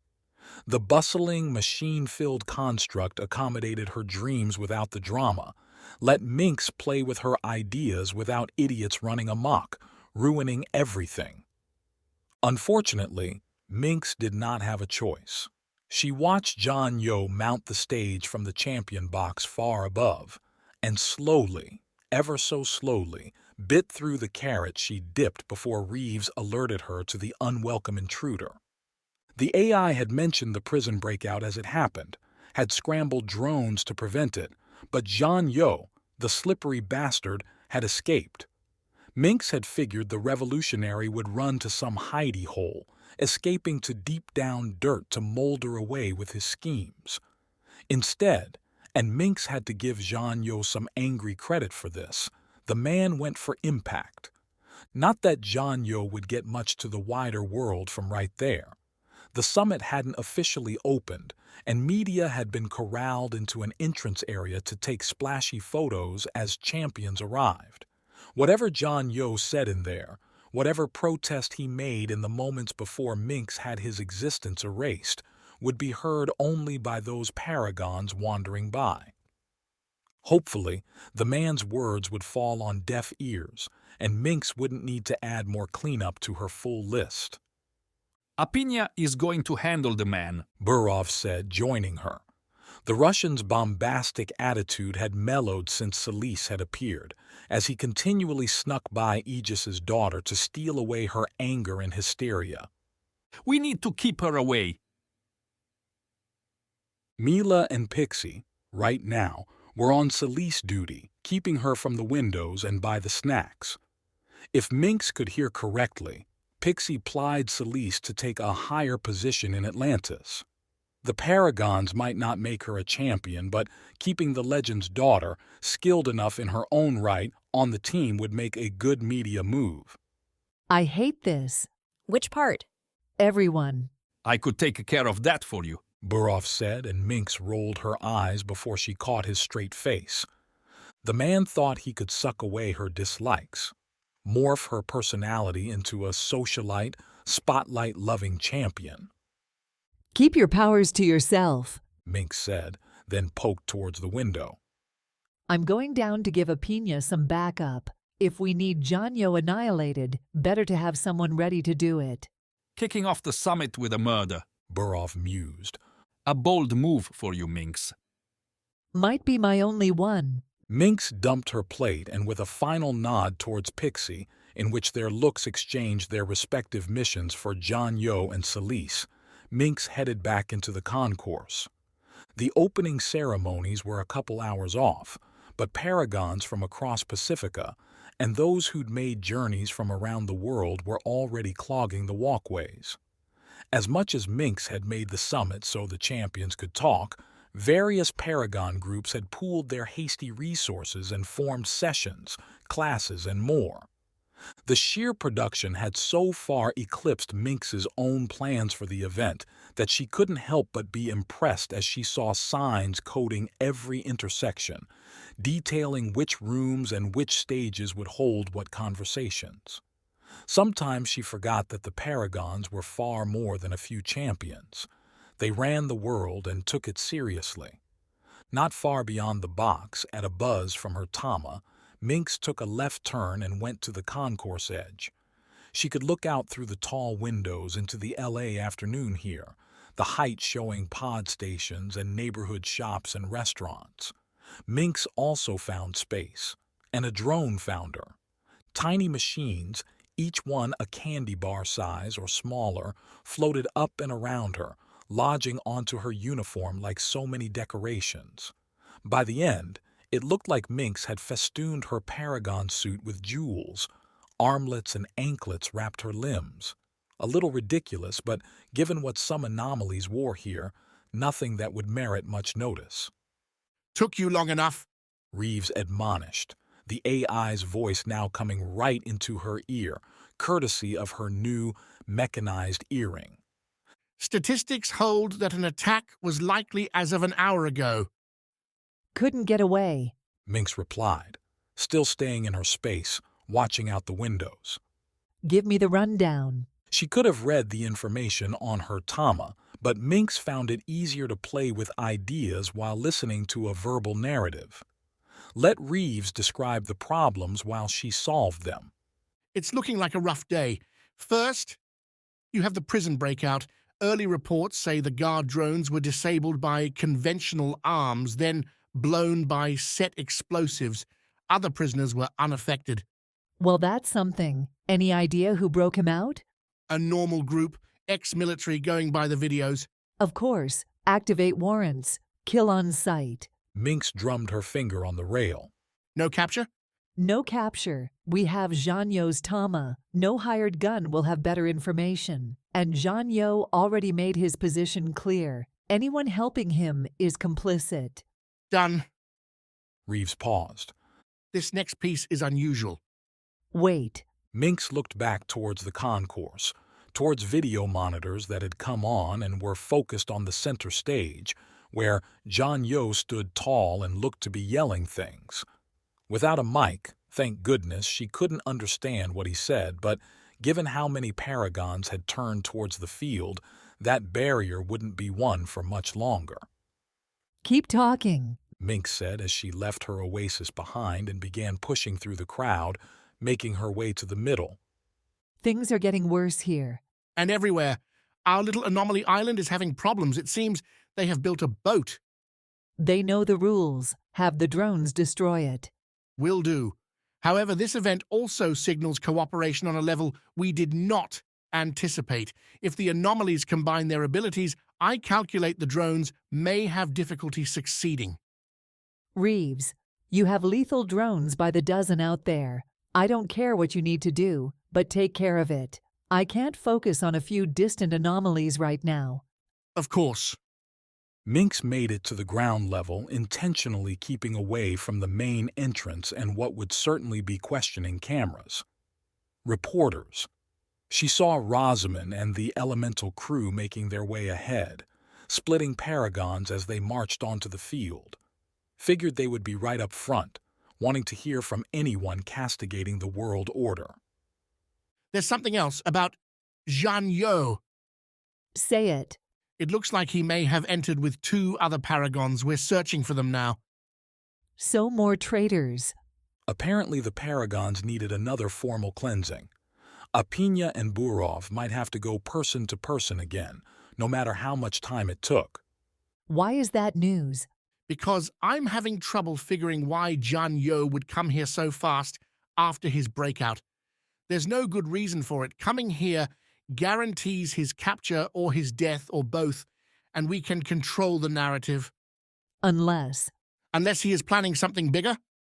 Mynx left the tunnel, stepped onto the bright grass.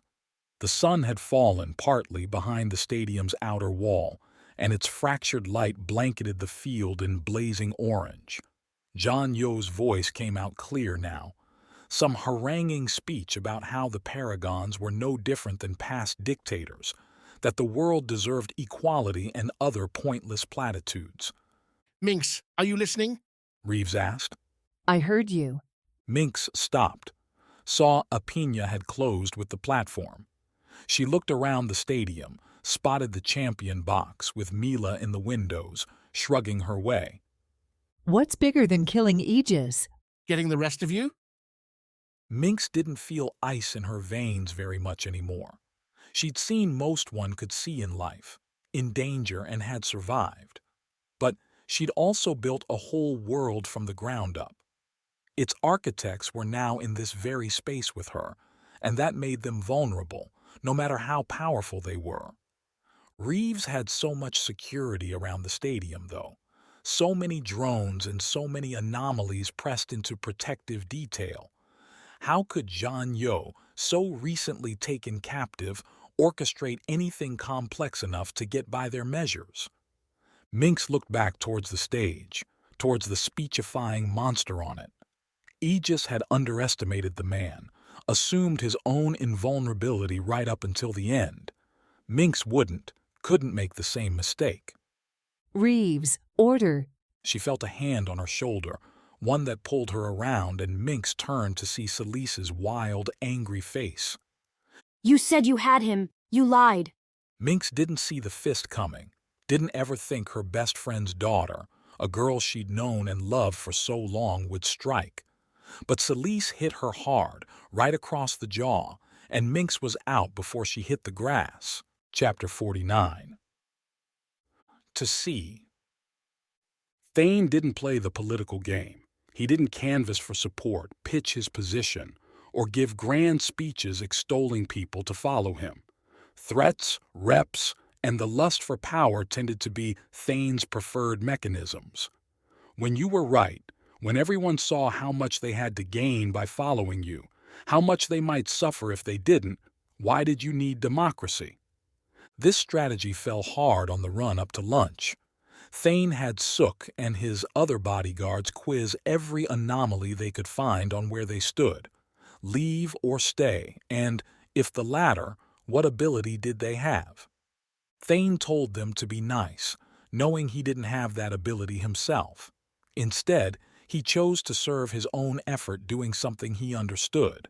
Thane made his way back down to the waterfront. Sienna and Cassidy had left the boat, vanished off somewhere, and climbed aboard the ship, walked its deck aft to bow and inspected its shimmering surface. Sunlight glared off the boards, crudely fashioned pieces molded into place by anomaly powers rather than craftsmanship. Many still glistened with ocean water, salt crystals visible where the heat had done its work. The protective glaze didn't provide invincibility, though. Thane noted spots where the wood had rotted, where sea creatures had made holes in homes and boards that felt spongy. This boat might float for a while, but it would not survive an extended sea voyage. As Thane made his way, he nursed that tiny, angry flame, fed its hunger so that he grew taller, stronger, a giant amid the working anomalies. The puny others would see their leader, great and terrible. The meek ones shied away from him, even as they loaded more food, brought spare wood aboard, slotted poles and slapdash oars into equally crummy slots, tools for lesser bodies. Thane could swim the whole way, eat a fish with one hand, kick with his legs. The greatest, the strongest. The littlest man announced his way to the beach later, interrupting Thane watching fish in the waters, wondering how they might taste if he grabbed and ate them right this minute. Arthur. The man's name took a fuzzy spot on Thane's tongue, one to destroy if things turned sour, if Thane's stomach rumbled too much. Anomalies trailed Arthur, including ones Thane recognized, even if their labels didn't come to mind. Not food, those, but friends, ones to protect. Who would help him later? One, a brown-haired woman, waved Thane away from the boat. He should leave it, get close to the little man. To the snack. Fine. Leaving a big splash behind him, Thane stomped next to Arthur, his huge feet sinking into the wet sand. Arthur didn't seem to notice. The man spoke to the crowd, saying things Thane didn't care to listen to. They were boring words given by a weak man. But the weak man had the attention. Eyes focused on Arthur, and Thane saw nods. A few smiles. Even a laugh. Thane grunted. That was not the plan. They were supposed to like Thane, what he offered, to follow him onto the boat and beyond. Thane reached down, put a big hand, its skin stretched taut over long bones, on Arthur's shoulder. Thane didn't mean to push, not really, but he shoved Arthur into the sand. Arthur stopped speaking, and Thane saw those smiles vanish. The eyes turned to him. Weak, Thane said, pushing Arthur further into the sand. The man tried to move Thane's hand away like a gnat trying to lift a boulder. Strong. Thane raised his other hand, fingers curled into a giant fist. He stepped to the side, keeping his right hand on Arthur's shoulder, and pointed towards the boat. Free us! Rather than applause or a rampaging stampede towards the boat, carrying Thane along with it, the anomaly felt a sting, smelled the acrid whiff as flesh burned. His flesh, his arm. Arthur, a dark shadow surrounding him as the man pulled in ambient light and twisted it to a burning coat around his hand, looked little like the hapless prey he'd been a moment before. Instead, his every part lacked light. His eyes were slate gray, the tan skin gone ash, and even his teeth appeared like hollow dust. So Thane threw him, jerked his right arm, pulling Arthur and sand up and away. Arthur flew and splashed into an oncoming wave, roiling black and bright as nature threw its anathema back onto the beach, where some other anomalies went to help him stand, coughing, as normal color came back to Arthur's body. Thane's arm stayed hot red and white where Arthur's grip had seared him. The pain should have made Thane angry, should have pushed him into a rage, but no. Instead, Thane rubbed at his arm, wrinkled up his face, and tried to understand. This part, this form, it didn't feel pain. It didn't get hurt.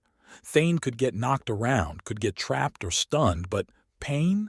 Damage to his body? Never. Not like this. Thane, calm down. A woman spoke, coming up to him. If you lose it, we'll lose all of them. The woman. Thane knew her, and she didn't look afraid like most of the ones watching him. He could fight them, eat them, destroy them. But he looked towards Arthur, now calling something else to the assembly, something angry. That one could hurt him. Thane rubbed his arm again, could maybe kill him. And for the first time, Thane felt fear. Except, what did he have to be afraid of? Thane shook his head as his body shrank, as his muscles atrophied away until a normal, older man stood along the beach. Sook and his bodyguards took the cue to form a soft line between Thane and the other anomalies. If Arthur tried to make any move, Sook would defend him. Cassidy would open a void in the man's mind. Thane had allies here, and if things turned truly terrible, well, Thane would still bet his crushing anger against Arthur's light show. Until that moment, however, another method would be better. He'd tried strength, Now Thane had to use the silver tongue. That's your choice, Arthur started yelling again. That maniac or me, the one who's led you this far. The one who will lead you no farther? Thane announced, then tapped Sook aside so his audience could see him directly. You should thank Arthur for his service, but he has completed his journey. I ask you, have you finished yours? The Paragons that put you here have not been punished. Your families live without you, wondering where you have gone. Whatever ambitions you may have held, how can they be met here, wasting away in this prison, allowed only what the Paragons give you? Faces turned back and forth to Arthur standing at the beach head, his village behind him, and Thane framed by the boat. The Paragons gave us our lives. I have no love for them, but I have no desire to die either. Thane would lead you to nowhere except the bottom of the sea. I choose not to live in fear of those drones. I choose not to live in fear of those who preach it. It's time to show the world we are not done with it. Come with us now, or you will never see another chance to leave this island. If Thane could declare a single argument more effective than any other, this last seemed to hold the most attention. Every anomaly Thane could see fell into themselves, looked towards the sea or the island's volcano, and no doubt played out their lives towards their inevitable end. Days spent grabbing fish, weaving new clothes, and watching the clouds soar by until some storm or simple disease claimed them decades before their due. Thane gave them 3 long breaths, then turned and waded into the water, heading towards the boat. Cassidy, Sook, they understood and followed. A little earlier than planned, but now was the moment. The brain prevailed where the beast failed, but Thane would have his escape. The splashing, smashing sound of feet stepping into the waves proved it. Chapter 50. Botched Execution. The man ordering her death returned to his pod, leaving 5-to-1 odds against Cat in the snowy parking lot. Rhymes, flanked on either side by assault weapon-wielding mercenaries, kept his hand up and the fire order stalled while their leader's pod geared up and crunched away. Had to get the king away from any possible misfires. Satisfy a dead girl's curiosity. How much does he pay you? As Kat asked the question, she twitched her left wrist ever so slightly, sending the suit rotating her gadgets. Pay us? Doesn't matter. Once we're all done, reps won't be worth a dime. So you're doing all this out of what, love? Ever hear of Loyalty Tracker? Rhymes glanced away towards the pod as it rolled into the street and picked up speed. Or are you two alone for that? Kat clenched her left hand. 2 small silver orbs shot from her gauntlet, slamming hard into the snow-coated asphalt and bouncing back up. Everyone's eyes looked to the objects as Rhymes lowered his hand. Oops, Kat said, and moved. Twitching her neck to the right, Kat popped the damaged mass back up as she shut her eyes, pushed towards the nearest gun thug. The silver orbs burst, a flash bright in the dwindling twilight. The mask blocked enough that Kat only had a brush come through her eyelids, a purple-blue splash against the black. Kat opened them again as she reached out and caught the first thug with her right arm, kicking with her right leg into the man's knee and breaking it as his hands went to his seared eyes. The man's rifle, hanging by a strap, swung in the air as he fell, and Kat caught it, crouching with the move and scooping up the weapon. Kat's experience firing projectile weapons rather than the no-kickback stun darts lay entirely at Paragon-approved ranges. The recoil made her aim jump, but at this range that hardly mattered. Bullets sprayed as the other 4 stumbled around, Kat aiming first at the nearest thug, then swinging the muzzle around to the farther 2, catching all 3 with her fire. Rhymes, that bastard, managed to keep enough composure to fall and crawl to a pod's far side, dodging Kat's initial onslaught by hugging the ground, and her second sweep thanks to the premium pod's thick construction. The vehicle's glass shattered, sure, but its frame held strong. Kat let off the trigger, her shoulder sore as the weapon had shoved itself against her 1,000 times in those few seconds. Beyond Rhymes, She didn't see a single other enemy moving around. No twitches, either. Had she just killed 4 normals? A sudden urge to vomit surged in her stomach, quenched only by Rhymes calling from his hiding place. Not a bad trick for a tracker. Guess we shouldn't have underestimated you. Rhymes kept talking, but Kat stopped paying attention. She had to focus, stay in the moment. Moral arguments could wait, self-pity had to. Survival mattered most. Rhymes first, Kat later. Stop, just stop. Rhymes thankfully did. You're done, all right? Kat said, sitting now next to the guy whose leg she'd smashed. That one at least lived, moaning next to her and gripping his knee with both hands. It's over. Or close to it. The gunshots had already triggered her Tama's alert, which meant drones would be coming, even this far away. Any nearby Paragons would also be notified. If Rhymes and his crew had fired and left, they would probably get away. Now? A Paragon prison was their best hope. Death, their worst. Over. Kat, this is just the start. Where did this guy get his bravado? Kat leaned over, unclipped the rifle from the groaning guard, stood up, and saw Rhymes dash around the corner towards her, hands pumping. Kat raised the rifle, hand pressing on the trigger, but Rhymes slapped the barrel aside and slammed his shoulder into her. On the slick asphalt, Kat's feet went out and she fell back, cracking her head on the hard ground. Her hood and mask blunted the worst, but the rattle had her sucking in her breath, even as she reached up, caught Rhymes's foot as he tried to step on her, and yanked it out from under him. Rhymes fell back, and Kat heard the knee guard shout as his boss landed on him. She didn't wait for Rhymes to get back up. Curling forward, Kat pulled to her feet, twitched her wrist to the steel cable, and raised it. Fired. Rhymes twisted, burying the cable in his gear-coated chest rather than the arm Kat had aimed for. The man winced, then grabbed the cable and yanked, pulling Kat towards him, giving Rhymes the leverage to get to his own feet. Being tied to a man like Rhymes was not good.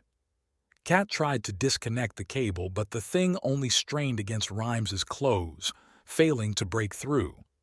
Her attempts helped Rhymes close the gap, and the man again barreled towards her, brushing through Kat's attempted kick. Getting crushed beneath Rhymes was not an option. Kat kept her feet dancing behind her, retreating against Rhymes's push, even as they stepped beyond the lot's boundaries and into thicker snow. She threw jabs with her left hand even as Rhymes caught her right with his own.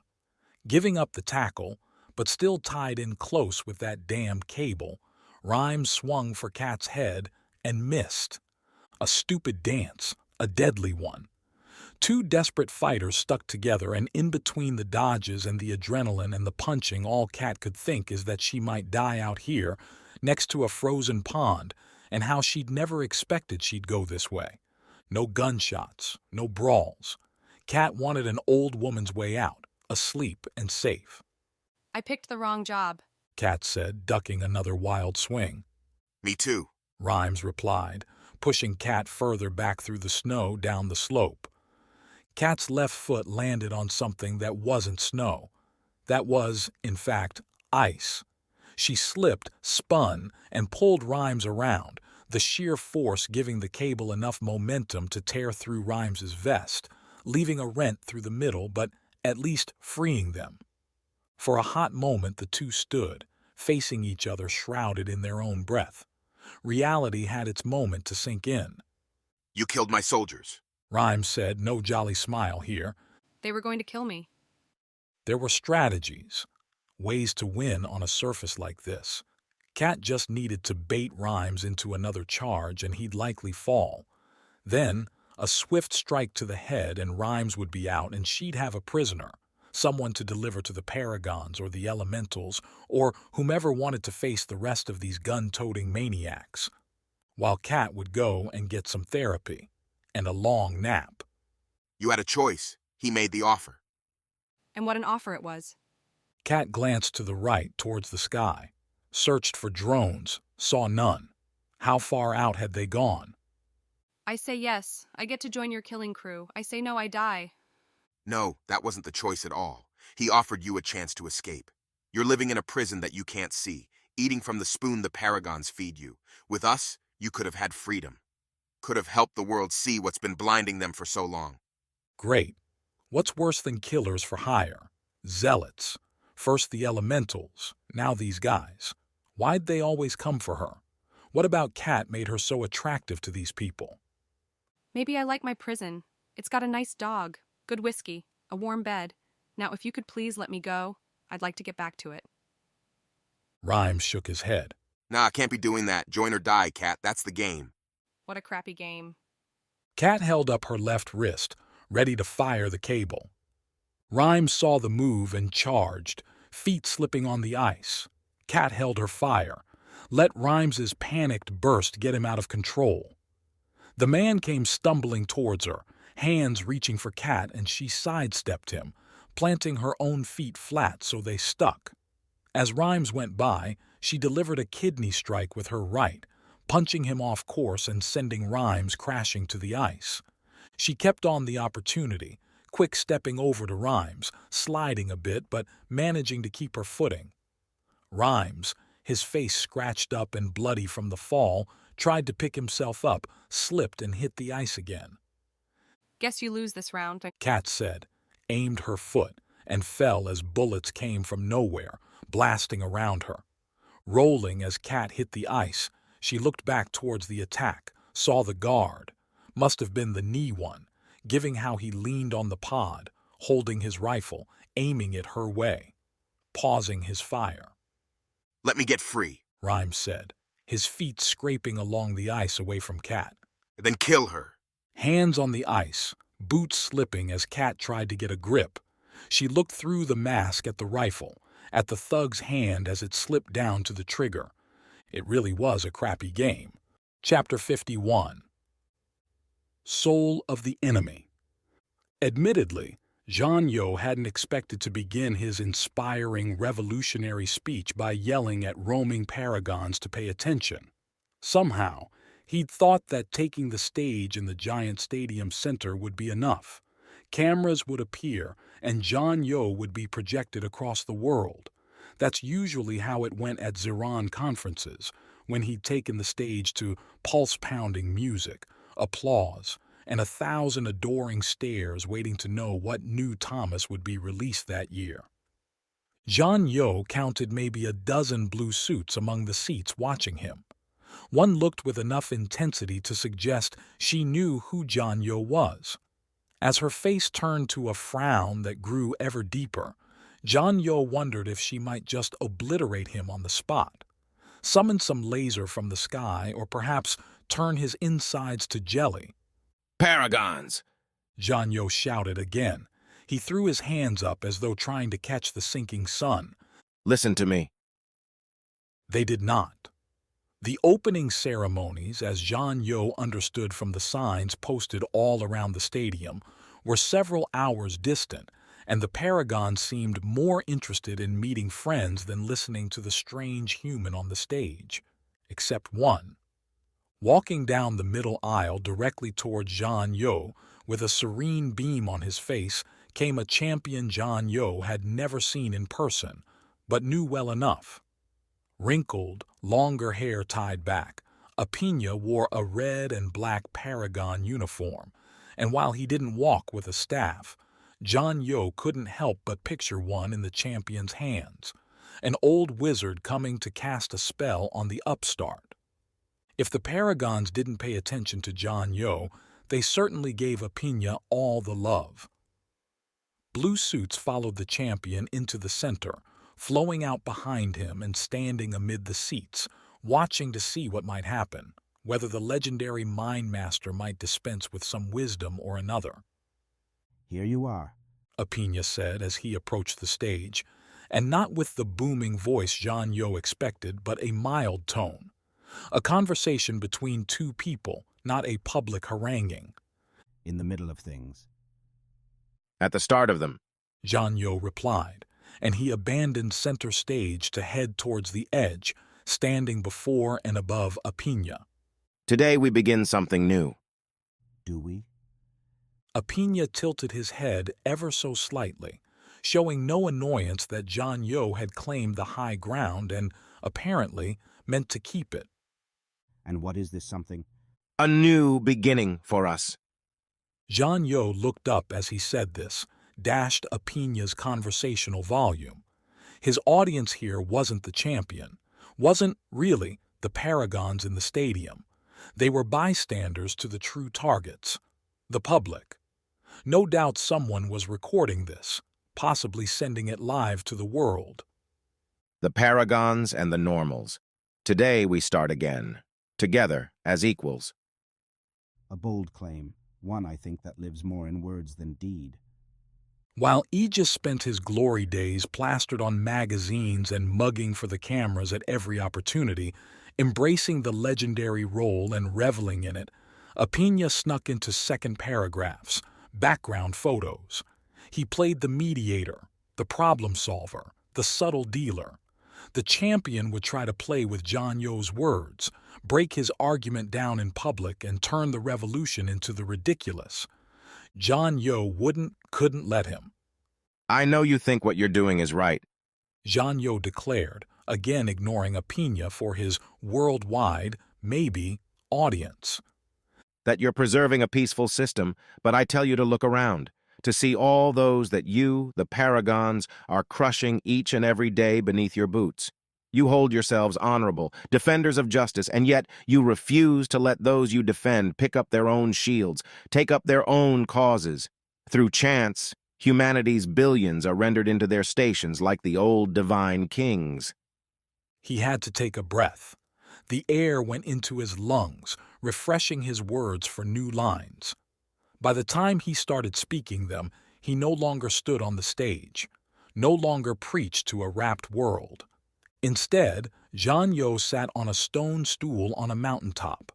A granite chessboard, game all set to start, sat before him, and on its other side, on a similar squat stool, sat Apina. The champion had that same smile, the grin one might give to a child who persists in their strange, harmless behavior.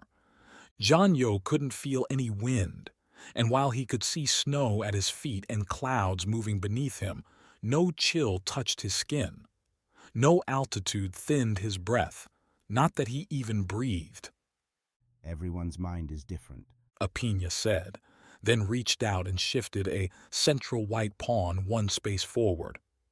I used to greet people on their own terms, try to make a home that fit their experience. I came to realize that did not help my efforts, so now I bring them here. Apina nodded John Yo's way. Zeron's former leader knew how to play chess, but knowing the rules and being any good at the game were two different things, so he copied Apina's move and tried to think up a response. I know you might be confused, even frightened, Apina said, shuttling his queen forward into the pawn's vacated space. But no harm will come to you here, and little time will pass out there. Our words are light, our bodies beyond physical bounds. Here we can reason without emotion, resolve without rage. Again, John Yo copied his opponent. I don't have anything to argue. You know what I am fighting for, what I want. Normals on an even plane with Paragons. Apina shifted another pawn. John Yo stopped caring about the game. He would copy Apina's every move until the champion won, or it became a mess. A noble goal, if a misguided one. The people in power often want to keep it. You are not young. Apina added a lecturer's touch to his tone. You witnessed our rise, and you know the world that came before. The chaos that ruled as leaders pursued their greed, their vendettas, and their selfish ideas. You flourished in what came after, and yet you would do away with it. Not do away. Share it. Keep your champions, keep your Paragons, but let us inside the doors. Give normals the chance to decide our own fates. Bring government back to all the people, rather than a few. Apina and John Yo played through several moves in silence before the champion spoke again. You claim that such a move would benefit the many, but where is your evidence? Democratic societies existed before the Paragons, yet were unable to prevent our rise. They faltered beneath flawed leaders. And so will you. You're already seeing it after Aegis. Not every Paragon is honorable. Not every champion is you. What happens when one goes off on their own? What happens when millions die because a champion doesn't care anymore? Then they will be dealt with. John Yo wanted to laugh, wanted to cry. See, this is what I mean. There are no controls, no levers for the common people to pull to keep you in check. The police police the police, and the normals suffer for it. Apina took John Yo's queen, a stumbling setup that would have been obvious if John Yo had been paying attention. While he couldn't copy Apina's moves anymore, John Yo resolved to play with erratic abandon, swapping one piece for another to bring the game to a rapid end. You killed Aegis. No matter what you say, we cannot listen. By plunging that sword into his back, you destroyed your own position. That was a mistake. I didn't want to kill him. I just wanted him to see my side of things. And he did not see? Apina took another piece, a knight this time. John Yo took his revenge, even if taking Apina's knight put his own bishop in jeopardy. He did not believe me. He thought I was arrogant, that I was making a mistake. Apina nodded slowly as he took John Yo's bishop and left himself protected from any real counter. Do you think, if a legend suggests you might be making a mistake, perhaps approaching your problem from the wrong angle, he might be right? John Yo tried to consider Apina's words, but they seemed less like an argument and more like a feeling welling up inside. The cold doom that comes when the wrong path is chosen is walked. I'm doing what I think is right, but I might be doing it wrong. He moved a piece aimlessly, a pawn scratching forward. Apina took John Yo's last knight. Let John Yo move again in silence, and Apina snagged another piece. The game had become a full-on rout. Remember, we are all invested in humanity. Together, normals and paragons advance society. You yourself have transformed the world with Ziran's efforts more than almost any of us. True. Another move. John Yo only had a couple pieces left, surrounded by Apina's hordes. Then don't you agree that we have our roles to play, the normals and the paragons? That this revolution of yours is spending lives and energy that could otherwise be used to help those in need? John Yo couldn't put together a coherent thought. Words slipped away as he tried to say them.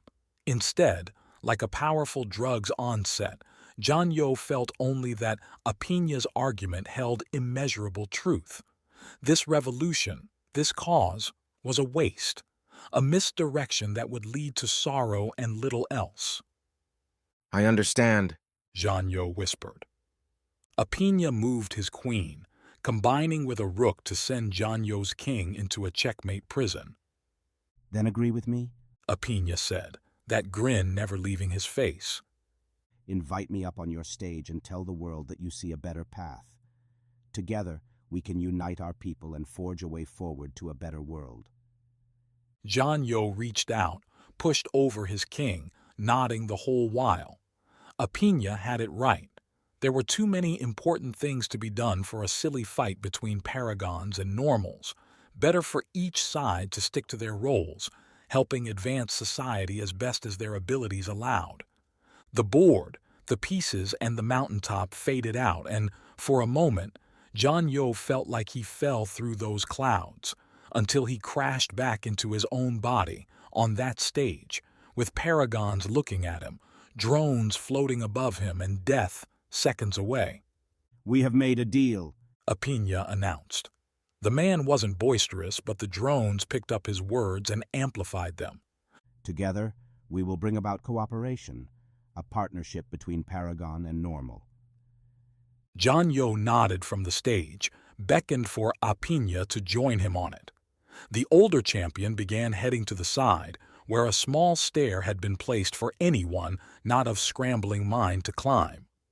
As the champion walked, John Yo turned back to the expectant Paragon crowd, to the drones crowding around. Towards the back, pushing her way forward, he recognized a face, the woman that had tried to kill him in Chicago. John Yo had to tell her that he had made a mistake, that he had it wrong. They should not be at war, but should be allies fighting to preserve this perfect world. Zhang Yo raised his right hand high, waved it towards her, saw Celise look his way, the hatred on that face. So strong, so angry. Zhang Yo went back a step, two, and dropped his hand, unsure and unsettled. How to build a bridge to that one? Zhang Yo didn't know, and so he turned to Apina, just now getting on the stair, and looked for answers. But the champion's smile vanished with ripping, roaring earth, rattling explosions, spitting fire, and a sudden dark sucking Zhang Yo down, down, down. Chapter 52. Assessing the damage. Mynx. Mynx. The noise jolting her eyes open wasn't a word, but a seamless sound sent straight to Mynx's mind, designed and tested to ensure a visceral response every time. The ping bounced, blared, and broke the blinders holding Mynx unconscious, and revealed the stadium beneath her. Beneath? Wait. As Mynx blinked into reality, small squares appeared across her vision in blues, greens, and reds. They shifted and centered on various spots around. Disaster. Smoke rose with flickering fires beneath as bodies moved or lay still. Shouts for help and screams for those lacking it echoed as emergency sirens drew near. Amid hollowed-out bleachers and torched, pitted turf, the stadium's concrete shell still stood, like a fractured, empty skeleton. One she had left behind, that she floated above. A suit. That's where she was. Mynx mushed her way through the mental backlog as more and more squares popped up on her visor, slamming over and onto one another. So many, and so few moving. I evacuated you before the explosives went off, Reeves said, the AI coding his words with the appropriate sadness. After Celise struck you, I had the emergency suit going anyway. How did you know? Know what? I'm assuming there were bombs? That's why the stadium looks like this? Or did an anomaly lose their mind? Analysis pegs Zhang Yo as the likely source. When he took the stage, I began an immediate security analysis given that... He doesn't have suicidal tendencies. Mynx interrupted, letting cold logic numb the sick desperation growing in her gut. Skip the details. Give me the cause. There doesn't appear to be a single fault. Different explosives went off throughout the stadium. Mynx took the suit's controls, began a controlled descent back towards the stadium. The emergency suit, more a big, safe box than a means for combat or service, had two flexible arms that Mynx could use to lift some bodies out. Now that the situation called for a hero, Mynx might as well be one. Small bombs didn't do this. We planned for things like that, any riots, small arms attacks by Zhang Yo's people. They didn't have to. Whomever planned this knew what they were doing, Mynx. The attacks didn't come from outside. They were already hidden in the stadium. Hidden where? Everywhere. The merchandise, the food, the chairs, and the stage. Within stadium vents. I think the only reason the stadium's still standing is enough anomalies reacted, suppressed the damage with their powers. All of you should be dead. Reeves was saying their entire summit. Every piece of it had been compromised. Mynx had established security, yes. Had placed drones around the entrance and had vetted the companies providing every item. All had checked out. All had been doing business with the Paragons for years and years. So either someone had managed to sneak in explosives, or the Paragons had been compromised at the very start. Supplies had started arriving 2 days ago, bulk shipments matching the summit's haste. Mynx thought they had done their best, but perhaps mistakes had been made. Assumptions assumed. Who would dare strike against the champions after all? As she dropped, Mynx saw Paragon flags blowing their tattered selves in the dusty wind. More shouts filtered through the suit speakers, and when Mynx touched down in the stadium's broken center, with torn-up turf, chair pieces, and shattered glass everywhere, she fought to suppress a sob. The Paragons were doing what they ought to. Those heroes not destroyed by the explosion bounded around, shifting debris and making way for medical drones and, by now, normals to lift the wounded out and away. Nobody paid attention to the woman in her suit in the center, watching her disaster unfold. Mynx ran through more checks with Reeves, numbly confirming emergency response, ensuring all the LA drones were either assisting with the disaster or scanning for those responsible. When she reached the end, with Reeves continually telling her that he'd already done all this and more, Mynx took a long, shuddering breath. "Let me out," Mynx said, and despite Reeves's protest, the suit obeyed. Its glass shield opened and Mynx stepped out onto the ruined surface. She wobbled a bit, her head hurting, but managed to steady herself with an outstretched arm. Without the suit's filters, Mynx breathed in who knew how much dust, how many chemicals. She felt heat from residual fires, their sparking flames glowing around her as the sun dropped away. And she heard, champions had seen it all before. That's what Mynx had thought. That's what she'd told herself before innumerable missions. Nothing could surprise her, and no horror could be too much for her icy veins. Mynx could stand it all, shut it away and go back to her machines, make them more ruthless, more effective so the Paragons who couldn't handle humanity at its worst wouldn't have to. And yet, here was something she hadn't seen. Her friends, some among her closest confidants, might be buried around her right now. Others might be dead and gone, vaporized or spirited away in ambulances, only to be seen again at a funeral or a morgue. Mynx considered herself a logical creature, built on numbers and proofs, facts and figures. Apina, Burov, they handled the emotions. They were prepared to deal with this on the level it required. Mynx could only cope by turning emotions into numbers. If even half of the champions had been killed today, the world would be thrown into chaos. Power struggles like the one in Atlantis would erupt, and factions like the Elementals, did Rosamund survive, might take advantage, form their own little territories. The Paragons might be able to claw things back, but it would require massive efforts. Mynx would need drones by the thousands, by the millions. But who would trust her now? She would be alone, having drawn the champions and so many Paragons into an obvious trap. Mynx wouldn't get any respect, and she wouldn't deserve any. She walked, because what else could she do? Not too far from her, a Paragon in a shredded blue touched a concrete chunk and it fizzled, dissolved to dust, revealing a crumpled form beneath it. Two smaller drones zipped in, latched onto the body and lifted it away while the Paragon moved on to the next. Mynx went around her landed suit slow, as if in a nightmare, keeping a hand on the machine and herself stable. Physically, mentally, she frayed. The stage had splintered into pieces. A bomb must have been beneath it. No bodies there, no pieces around. No John Yo in sight, no Apina either, though the two had been right here, in the center. Apina should have stopped John Yo. The champion could turn anyone against anything, or into nothing at all. Now he'd vanished himself, perhaps blown away. Mynx could only hope John Yo had suffered the same fate. Mynx, Reeves said, speaking through her Tama now. Please, I'm getting too many requests to handle. The Paragons need direction, and they need it from you. After what I did, what I've done. Mynx reached out, touched the stage's torn, flopping fabric. What do they want with me?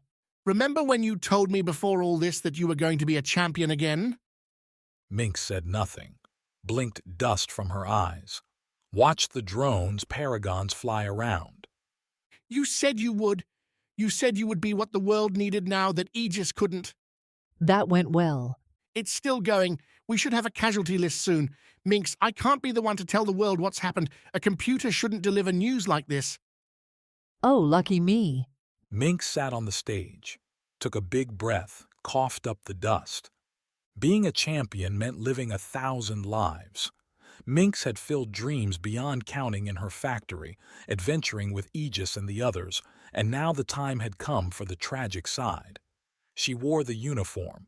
Mynx looked down at herself and wore it still, even if she was the only one. Tell me, Reeves, who did we lose? Chapter 53. The beach. In the dripping wet moments after the stampede through the waves to the boat, Thane and the other anomalies had to stop their rush to escape and confront reality. Namely, they had a boat with no motor, some supplies, and a couple of dozen powered people with no idea how to work together. With the day dipping into afternoon and nobody wanting to be battling drones in the dark, Thane shriveled himself up to get things sorted quick. As Cassidy shouted out an anomaly roll call, Thane leaned on her and placed every answer into its optimal position on the boat. Sook, with his air-gusting abilities, made a natural engine. He'd be at the back, rotating out with Sienna, who could redirect her kinetic energy to give the boat a boost. Another anomaly, Avery, claimed to be the one who'd sealed the boat in the first place. Able to turn surfaces into smooth glass, his power at first seemed pointless, but Thane had to think about more than the calm waters in Arthur's Bay. Out beyond where waves might rise up tall and the little boat could be rocked by surf, sealing the surface into a straight, smooth line might be essential. Other anomalies could twist energy, mold their own skin, or weave hard nets between molecules at a distance. Thane gathered these around the boat's midpoint, where they could shift to counter wherever the potential drone attack would come from. Ideally, the escaping anomalies would get time before the drones reacted, would pick up enough speed to break away from the pursuit. The drones might be able to follow the boat all the way to Hawaii, but Thane held to the hope that, with enough momentum and a little bit of a fence, they could punch through the line and outrace the more distant machines, getting to civilization in time to ditch the boat and disappear. That's all of them, Cassidy said, and Thane gave a weak look around at the clusters he'd arranged. Do you think it's enough? We can always use more, Thane said, looking back towards the beach where Arthur and his cadre stood, watching. Give them another call, see if any have changed their minds. Not sure that's a good idea. I don't think you made many friends with your pushback there. I'm not trying to make friends. Cassidy shook her head, sighed. Thane, you want to be a real leader? You're going to have to learn to act like you care. It's not that I don't care. It's that I care about more important things than people's feelings. Ask. If Arthur tries to fight, I'll jump off this ship and tear him apart. Thane hoped he didn't show the slight fear that trickled in at that idea. His arm still hurt where Arthur had torched Thane on the beach, a singularly strange sensation after decades dealing with pain as a novelty. Still, now was not the time to lose confidence in his abilities. Thane had to be the invincible beacon. You get us killed, I'm going to be very upset, Cassidy said, then handed Thane over to Sook to support and made her way off the ship, back into the water. Bring me to the back. I want to see what happens. Sure thing, boss, Sook said. By the way, pretty impressive. Didn't think this was actually going to happen when I found you in that cave. Thought we'd be dead by now, really. Sook, the bedraggled, lanky bodyguard, had thought Thane would lead him to his death and came anyway. Thank you, I suppose I do owe you for getting me out of that cave. When we get to a real city, I'll see your debt repaid. Don't worry about that. This has already been more than enough. More than I thought I'd get anyways. With Sienna on one side and Sook on the other, Thane watched Cassidy approach the beach. Arthur came up to talk to her, and while Thane couldn't quite hear what Cassidy said over the ocean's noise, he could see that she spoke around him, to the anomaly cluster on the beach. Arthur shook his head even as Cassidy started, then gestured for her to stop, his face getting more and more red with every word. The anomalies behind him didn't seem to care about Cassidy either, standing stone-faced as the void made her plea. Or tried. With a sudden darkening, Arthur thrust his hand into the air and drew the light around him, around the beach, such that everyone's shadows pulled towards the anomaly. Cassidy backed away a step, but Arthur didn't seem to be looking at her anymore. Instead, he stared past her, past the boat, and kept sucking in the light. Is he about to blow himself up? One can only hope. Arthur did not, though, go nova. Cassidy broke and ran back towards the boat as Arthur kept drawing in the light, splashing through as she went, as a bright afternoon turned into grim sundown, then to a lightless night. The anomaly blazed like a beacon, with yellow-white light swirling around him, as if Arthur had become his very own star. Thane thought he could hear Arthur yelling now, a wordless scream. Maybe Sook was right. Maybe Arthur would protest this whole adventure by exploding himself, casting everyone to oblivion. Thane couldn't even be angry at the thought. There wasn't time, and, in a way, this sort of grand end would be too impressive to fight against. There was nothing to do but watch and see whether Arthur would blow them all to ash. Then, as if pitching a fastball, Arthur bunched himself up and launched an arm forward. All that light within him, all the light that Arthur had sucked from the day, siphoned into that arm and out its end, rocketed off and over the boat towards the far horizon. In the instant the light left Arthur, like a cloud moving away or an eclipse meeting its end, daylight returned in a wave as everyone wheeled around to see whether Arthur had been making a pretty show or if he had a purpose. Arthur's bolt moved fast enough that by the time Thane turned around, he only saw the aftermath. A rippling, spastic explosion out at the dark drone line, one that burst and expanded, climbing between the drones like a virus and exploding one after another until 5 or 6 directly in the boat's intended path had vanished in the nova. He's helping us. What? Thane didn't understand either. Why would Arthur care about their escape? Why would he go through all that trouble to blow up the drones in their path? Kindness after Thane embarrassed him on the beach didn't seem like Arthur's trait. Thane! Arthur's voice carried over the waves, barely. I hope you liked my show. It'll be the last one you ever see. A stupid threat. Thane wanted to look back at Arthur, reply in kind, but points and shouts across the boat kept his attention on the horizon, on all those other black dots. Drones ringed the island, and now they were moving, responding to Arthur's attack, a bolt that would lead them right here, right to Thane and their escape. And the anomalies weren't moving at all. Go. Get the boat moving. We have to leave now. Cassidy came up, grabbed Thane as Sook and Sienna turned to get the boat going. Thane kept shouting for anomalies to get to their positions, to get ready for the attack, for the drone swarm to arrive.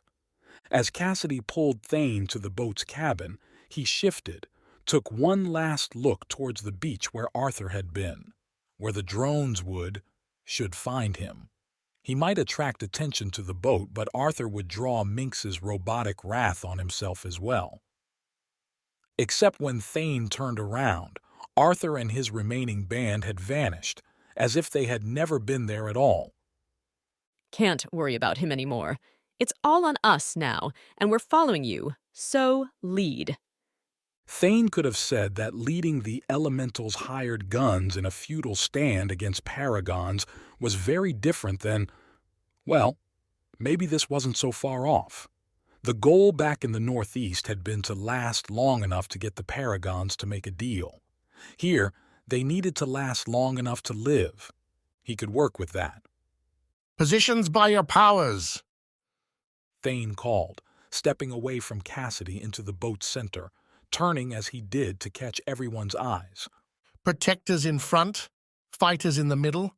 This won't be quick, so talk, find your friends, and work together. Whether the moment's desperation crystallized the response or some anomaly power spurred everyone to coordinated action, the boat rocked as anomalies found their positions. Seeing the response, Thane felt a bitter pride. All these villains and misfits throwing aside their charred past to come together in what would probably be a doomed effort. If it was, then Thane would be happy to stand beside them, his very first true team. The drones didn't care one bit about Thane's team, true or otherwise. The little black dots grew to car-sized monsters as the boat picked up speed heading away from the island. The flying machines streaked in, one after another. As soon as they're within your range, fire what you have. If you have a shield, work with your partners and raise them in turn. Not the most unified defense. With more time, Thane could have worked out firing sequences so anomalies didn't waste their energies attacking or defending from the same targets. Thane didn't have that luxury. They would have to learn on the fly. As soon as he finished speaking, Thane saw two anomalies in the boat's center point towards the oncoming drone. A small board shot from the boat's surface grew long and sharp before slicking over. The second anomaly's work, Thane imagined, into a shimmering spear that drove into the oncoming drone's shell, splitting the machine into sparking, fiery halves that disappeared into the water. A cheer went up, one that died quick as several more drones approached, and dozens more buzzed behind those. How many more could this ragged band destroy? Chapter 54. Connection. Know the best way to dodge a bullet. Get a dog to bite the shooter first. Kat figured she was about to take another trip to gunshot hell, but Seeker's black-white blur tackled the kneeling gunman before he could crack his shot. The husky bore the attacker to the ground, snarling and snapping at his wrist. Kat didn't blow the opportunity, pushing herself to her unsteady feet and making a slow dash towards the pond's edge. Rhymes went that way too, getting there first and making a shouting way towards the top, yelling curses at Kat's dog, at least until Calvin came running up behind the puppy. And definitely when Calvin stuck one hand in the snow and another on the downed man's body. A human icicle tends to make you reconsider your actions, and Rhymes turned his from a rescue charge into a straight-line flight through the snow, cutting between Kat and Calvin, heading for the pods. Don't let him get away, Kat shouted. She tried to aim the grapple, planted a foot wrong, and face-planted into the pond's snowy shore. She stuck her head up out of the snow to see Seeker still hadn't dropped his victim's hand.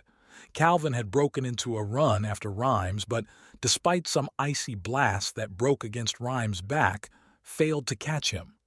After this, Kat snarled to herself, spitting out snow as she did so and breaking to her feet. I'm moving south. Rather than trace Rhymes's path along the snowy bank, Kat went right for the parking lot. She broke onto the asphalt, winced at the body still covering it, and saw Rhymes diving towards the pod they'd brought here, back when Kat had been sedated. That felt forever ago. Time really moved fast when you were getting shot at, punched, kicked, and tossed around on the ice.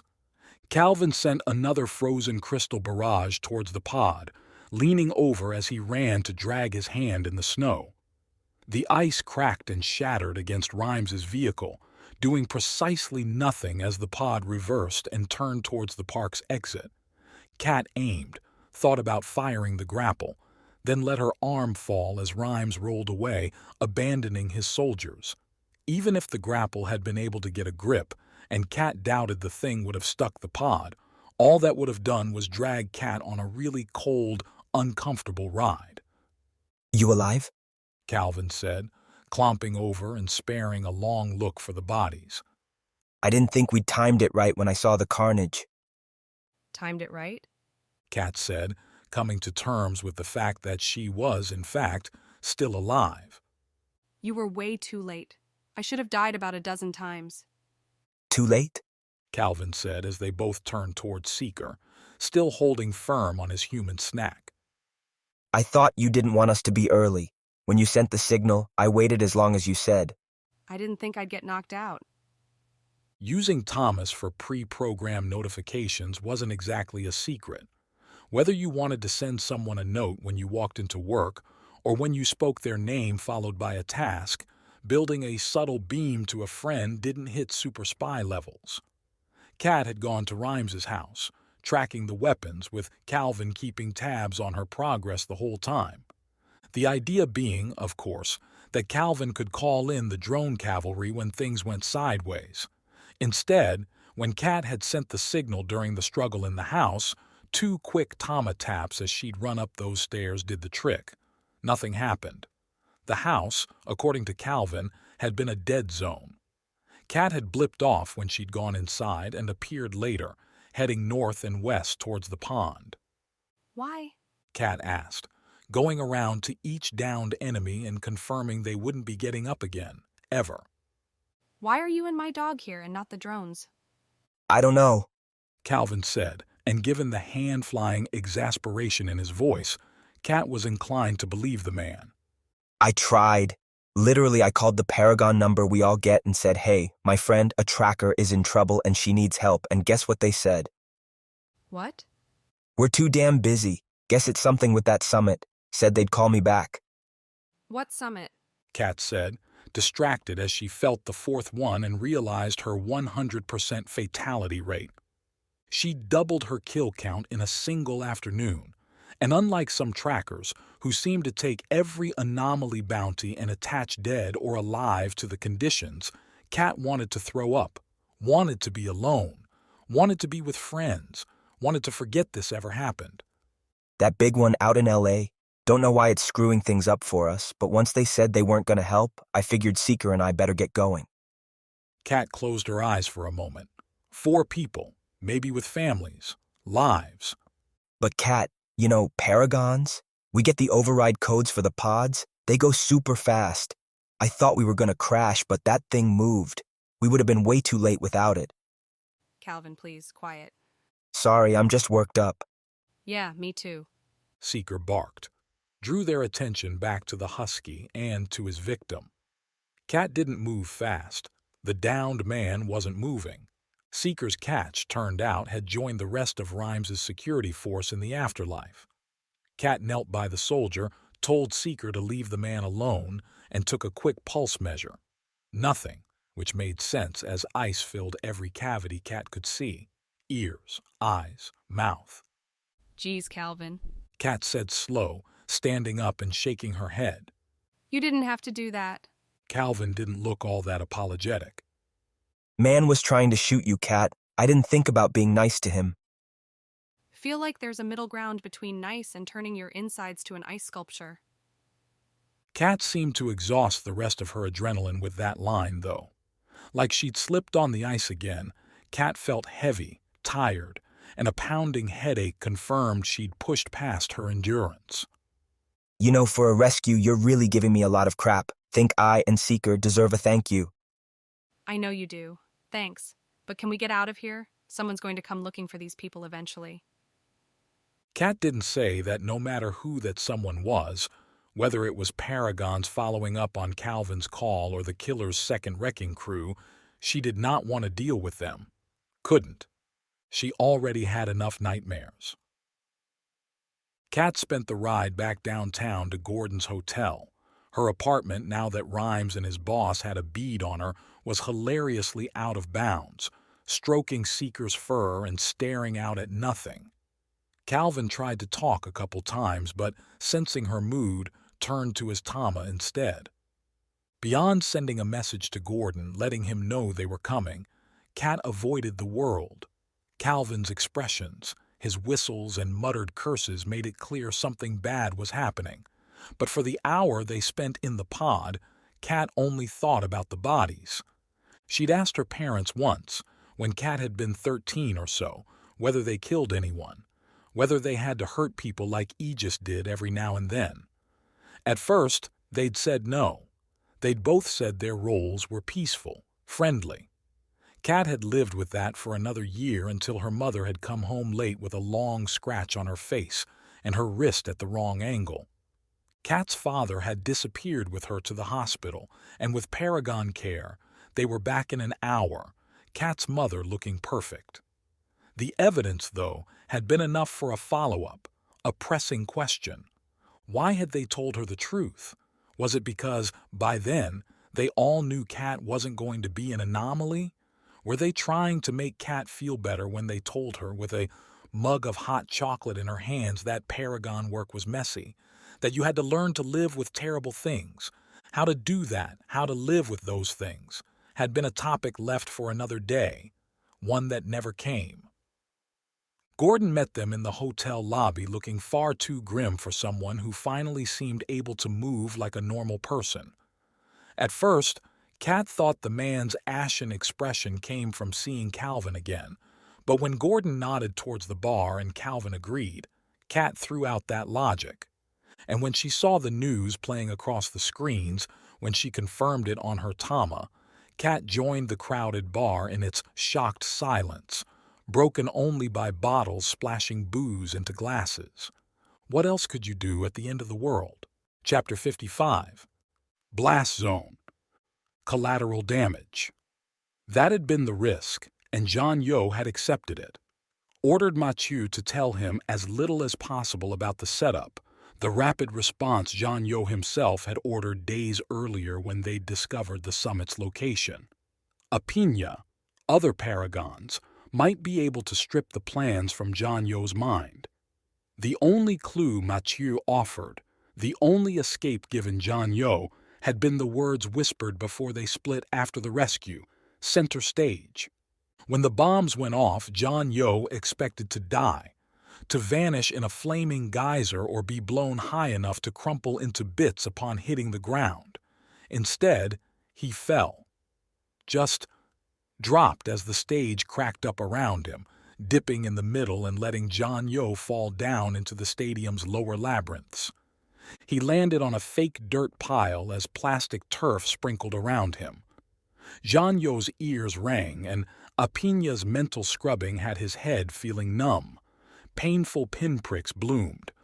A blue-white light once embedded against the chamber's ceiling, now hanging by a cord, flickered as debris continued to fall. From the shouts above, John Yo realized he'd either blacked out or had been lying on that pile for minutes already. He wanted to lay for minutes more, let the shock wear off. Except that wasn't going to work. John Yo had committed his ultimate act, destabilized the world. Dying now would definitely not be in his best interest, would waste this wonderful opportunity. He moved, gripped, and pulled himself forward across the dirt, down the pile and towards the stone ground. Every motion hurt, and John Yo felt blood's telltale warmth, wet on his legs, arms, down his face. Shrapnel, maybe, or the explosion's concussive force. Who knew? But he lived, and John Yo hadn't expected that much. The cement floor provided cold comfort. John Yo coughed at the dirty air. His eyes bleared in the dust, burned as who knew how many dangerous substances now floated around. A deep vibration came as something heavy landed above, rattling more dirt and sparking wires free from their damaged containers. Standing with shaky effort, John Yo took his first look across the wide room and realized the space covered the stadium's length, the entire field, with doors at either end. Maintenance for the turf, maybe. What would he do now? The thought tantalized John Yo. Future planning had been a risky endeavor, one only approached with broad words and maxims, a vague, inspirational tone that left the door open for success's slim possibility. He had focused on the now, but as John Yo limped along the cement, wandering around the collapsed sections, he played with a new world. While he wouldn't know how many Paragons, how many champions had fallen in the bombing, John Yo figured the chaos would be absolute, and normal involvement would be too hard to hide here. The world would know that people had decided to fight back against their masters, and those people would need a leader, would hold John Yo up as such. In their rattled fear, the Paragons, any remaining champions, would have to negotiate. With normals, billions and billions standing behind him, John Yo would have the leverage. The Paragons could call him whatever names they wanted, could declare him a monster and a terrorist, and John Yo would cling to that cleaner alternative, freedom fighter. At the table, faced with worldwide turmoil, the Paragons would have to grant concessions, would have to accept equal placement, treatment, a return to democratic government. The people, not divided between normals and anomalies, would have their day again.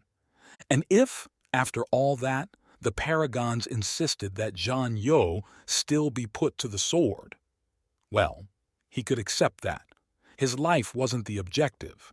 History would remember him.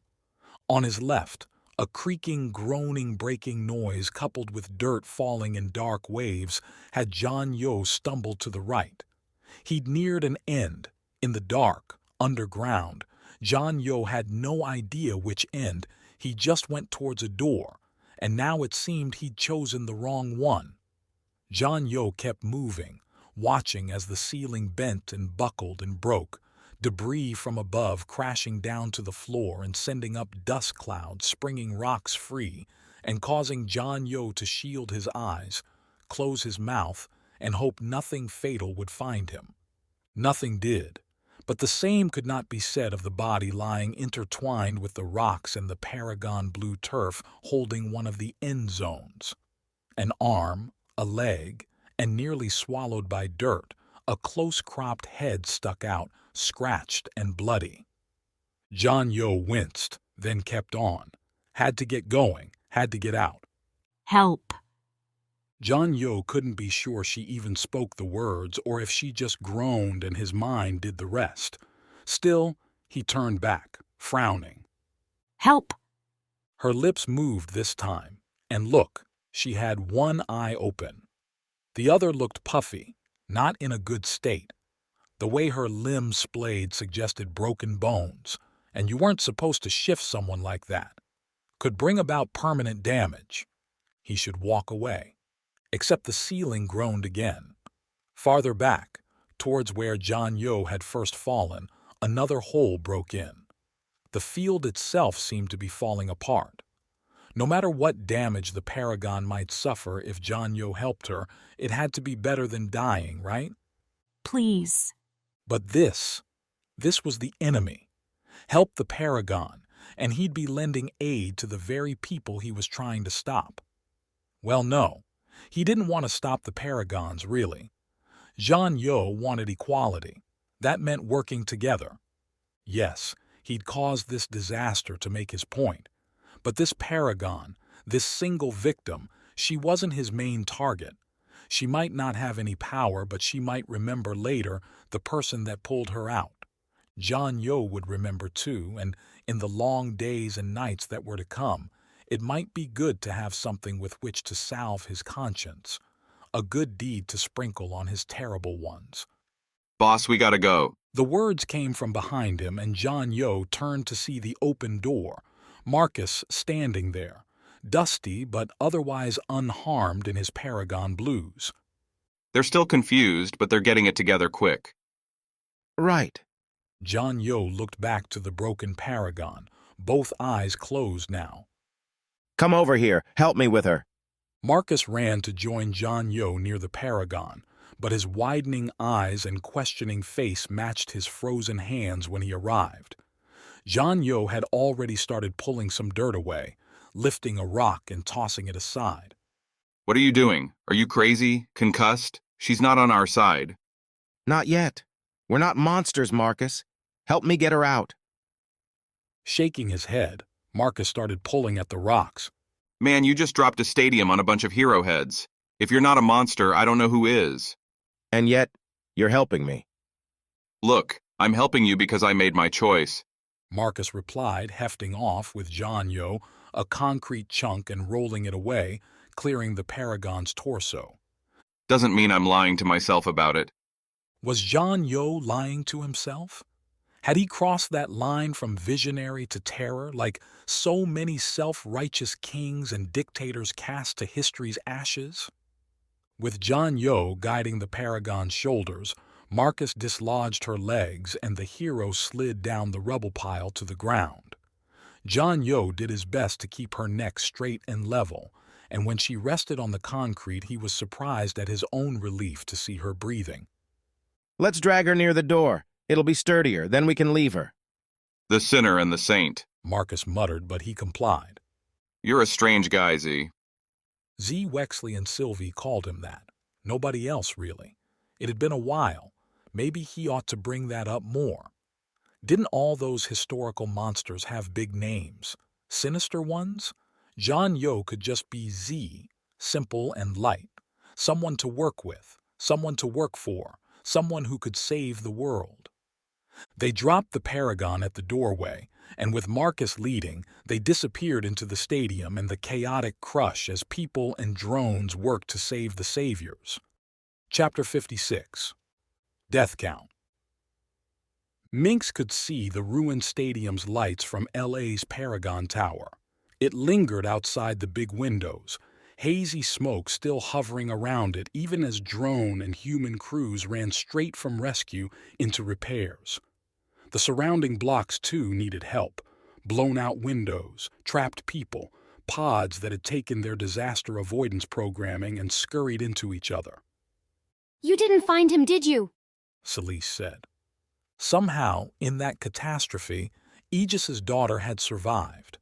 A placement miracle, caught up in a Paragon's protective bubble that the nameless rank-and-file hero had popped up when the first explosions came.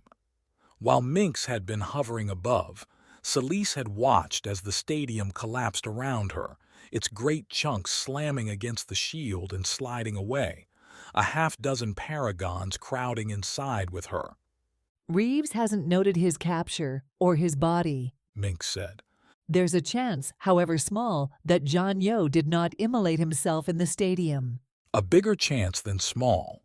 Mynx had found the hole in center stage, had sent a drone down through it and had seen the dirty footprints leading away. Then the whole damn field had fallen, burying any evidence, and her drone, with tons of turf and dirt. Whether John Yo had been caught in that collapse wouldn't be learned for days, possibly weeks. Knowing our luck, he probably got away fine and healthy, Celise said. She sat at the table while Mynx stood, though both drank tea. Both looked mostly out the windows into LA's night sky. Recording some big announcement, declaring that everything needs to be turned now. You should have let me shoot him. I should have. Celise, though, didn't sound heated, didn't sound angry. She sounded lost, defeated, like Mynx. Sorry for hitting you, Celise said, for the third time now since they'd taken refuge in the room. I just saw him and lost it. I understand. Mynx looked down at her Tama, tapped out some quick orders to Reeves to other Paragons. I can't say that I would have done the same thing, but I understand. I was going to go right up to him. Take him out right there in front of everyone. That was my plan. All of it. Celise sighed. It's like my life had a black box around him. I couldn't see past him, past what he did. Oh, Mynx knew that black box. She could see it, or so she imagined, off to the north. Her factory, waiting to draw her back into its whirring, mechanized confines. Projects to play with, ones on hold for too long now. That would have to hold a little bit longer. You can't afford that anymore. We can't afford that anymore. Yeah, I think I get that. The Paragons are going to need you. I don't know for sure how many champions are going to make it out of this, but we'll need leaders. You don't want me leading anything right now. Not want, need you leading. Whether you believe it or not, the Paragons look to you as Aegis's daughter. We need your support. Mynx pulled herself away from the windows, sat opposite Celise, and took a strong drink from her hot mug. Reeves kept going at Jean-Yo's Tama. While the stadium blew up? He's a computer. He can multitask. Celise nodded slow. Mynx wondered if she looked as tired, wrecked as Celise did. Probably. Maybe worse, as Celise was easily 30 years younger. Jean-Yo's whole plan revolves around getting the normals to push back against us. That's stupid. Everyone loves the Paragons. The world's doing the best it's ever done. You need to get out more, if that's what you believe. Says the champion that never leaves her factory. Mynx acknowledged that truth by raising her mug. Let the argument stall out. My point is that he's going to try and turn the public against us. We'll need to counter that. Ordinarily, I'd say the champions could just laugh in his face. But you're weak. We're weak, Celise. After this, we're very weak. We need to show we're not broken, and that we're willing to change. Celise sat back, her eyes narrowing to slits, her grip on that mug getting tight. You want a prop. That's what you want me for. A famous normal given a spot near the top. Not a prop, Mynx countered, surprised too that she meant it. It's not easy for me to say, Celise, but I might have been wrong. Maybe we do need normals in the Paragons. Maybe we even need a normal champion. And you're saying that's me. How convenient. Mynx pursed her lips, then straightened them, tried to find the diplomatic line, and nah, she just couldn't do it. Not on a day like today. Not now, with her Tama buzzing every second with another casualty report. Another headline declaring the champions dead and the world in turmoil. She slapped the table, hard, stood and glared down at the little girl who had turned into non-stop trouble since her father had gone. You will stop this, and you will stop it now. This is bigger than you, bigger than your pride. We cannot afford to play these stupid games right now. Get on board, or get out. For a second, an all too brief second, it seemed like Celise might actually listen. Like Aegis's daughter might fold to that argument and take the offer. Celise pushed herself back from the table, stood even to Mynx. I asked you once to let me in, and you said no. You told me the Paragons were only for anomalies, that I didn't belong. You don't get to change that when it's convenient. Life doesn't work that way. I'm not your ticket out, and I don't want to play your game. Leaving her mug on the table, Celise went to the door. I'm going after Jean-Yo. I'm going to finish what I started, and when I'm done, we'll see, Mynx. We'll see what kind of world we have left. I'll be waiting. Mynx said the words, but by the time they came from her lips, Celise had already slammed the door. Gone again. Mynx. Reeves interrupted the silence. I've been trying to buzz you. Noticed. We found Apina. He's alive. Chapter 57. The Way Out. Completing an anomaly inventory while in active combat was not, in fact, easy. Thane, trying to keep his anger and desperation in check and not go off like a raving mad beast, ran around the swaying ship, asking huddled anomalies who could do what and directing them to where they could be used. Those without offensive or defensive powers went to the poles, helping guide the boat through the reefs and sandbars along the island's outskirts. Others vanished below deck, to the shallow hold stocked with coconuts and dried fish, where they wouldn't get in the way. More than 24 anomalies on the boat, though, found places for their powers. Given that Mynx had used the island for dangerous anomalies, Thane didn't find it too surprising that the air around the boat soon filled with streaking lightning, waterspouts launched from the sea, Cassidy's gravity-bending voids, and other physics-defying manifestations. At first, the drones took the hits without thought, sweeping through on their lethal runs, spraying fire that Cassidy swept up in her void. Or if Cassidy had to take a breather, another anomaly combo package supplied the shield instead. The two anomalies, who'd been with Arthur, worked in tandem. One launched a giant waterspout from the ocean, her arm swinging up as she did so, like a showman, and the other would turn the spray into pure salt, creating a thick white column that puffed as drone fire pelted it. More offensive anomalies took their shots, bringing down or damaging drones with acid, flames, or straight-up concentration that bent and broke the machine's metal frames. The boat kept moving forward with Sook and Sienna alternating their gusts and kinetic lunges, and they were picking up speed. They cleared the reef, and larger waves buffeted the boat, sending it flying every few seconds as it crested one after another. The anomaly seal keeping the boat together held, and the craft skidded along the water's surface like it belonged there. Thane let himself hope, just a little.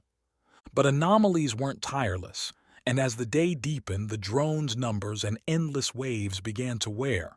Anomalies took hits, laser burns or bullets knocking them to the deck or over the side. Not that anyone had time to mourn or do anything other than take the Fallen's place. This escape wouldn't be a quick win. It would be an endurance contest, a challenge to last until they reached inhabited places, and there, maybe they could vanish into the crowd. Or a truly grim thought, these drones might never stop. The pursuit might follow them to whatever end, until every anomaly lay dead, whether at the sea floor or crowded street. Cassidy! Thane called as another drone pass left the anomalies gasping. Those on the line switched out, retreated to the boat's center, while replacements went to their positions, watching and prepping for the next swing. We need to change our plan. The Void, looking both spent and frustrated at the same time, leaned on Thane as she came away from her position. Agreed. I don't think we can keep this up for much longer, Cassidy said, and Thane, feeling the heat coming off her, couldn't argue. What's your plan? Does it get us out of here? We're playing defense, and that has to change. I'm thinking we'll never outrun them. Attack them how? We're barely staying alive, in case you hadn't noticed. You, Cassidy, you're the key. That's not what I want to hear. Thane pulled Cassidy down as salt pillars shot up and the next drone wave shot past. An anomaly standing on the boat's highest point seemed to take several energy hits from the drones and, turning as they went by, released the strikes back at their makers, sending two machines tumbling to the sea. A ragged cheer went up, even as the anomaly sank to his knees, blood pouring from his nose. How big can you make one? Could you capture a whole wave? Cassidy shook her head against his shoulder. I don't know, Thane. I'm so tired already. Even if I did, I might burn up. Start the ship on fire. I don't want to ask you, but I don't see another way. The next drone wave wheeled about, 24 sweeping in for a pass from the boat's aft. We're going to break, and soon. I thought you said, back on the island, that we could do this. Together. Cassidy murmured. I believed you. And I won't let you down. Thane pulled Cassidy to her feet, wincing as her skin singed his hands. We just need this. Now! The commands came quick once he had Cassidy moving to the boat's back. The Void looked towards the oncoming drones and focused, her skin heating red hot. Sienna pulled water when Thane asked, spraying Cassidy with ice-cold ocean, a continual shower that had Cassidy yelping, had her vanishing in fog as the liquid hit her and vaporized. Vaporized. Thane glanced at his own hands, shoulders.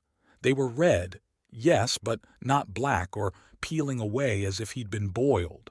He could withstand this much. Shouts, though, drew Thane's attention skyward, and then he saw why. The oncoming drone seemed to shimmer and stretch, some fading altogether as a black oval appeared and grew, its edges not a thick line but a blurry haze, light failing to escape.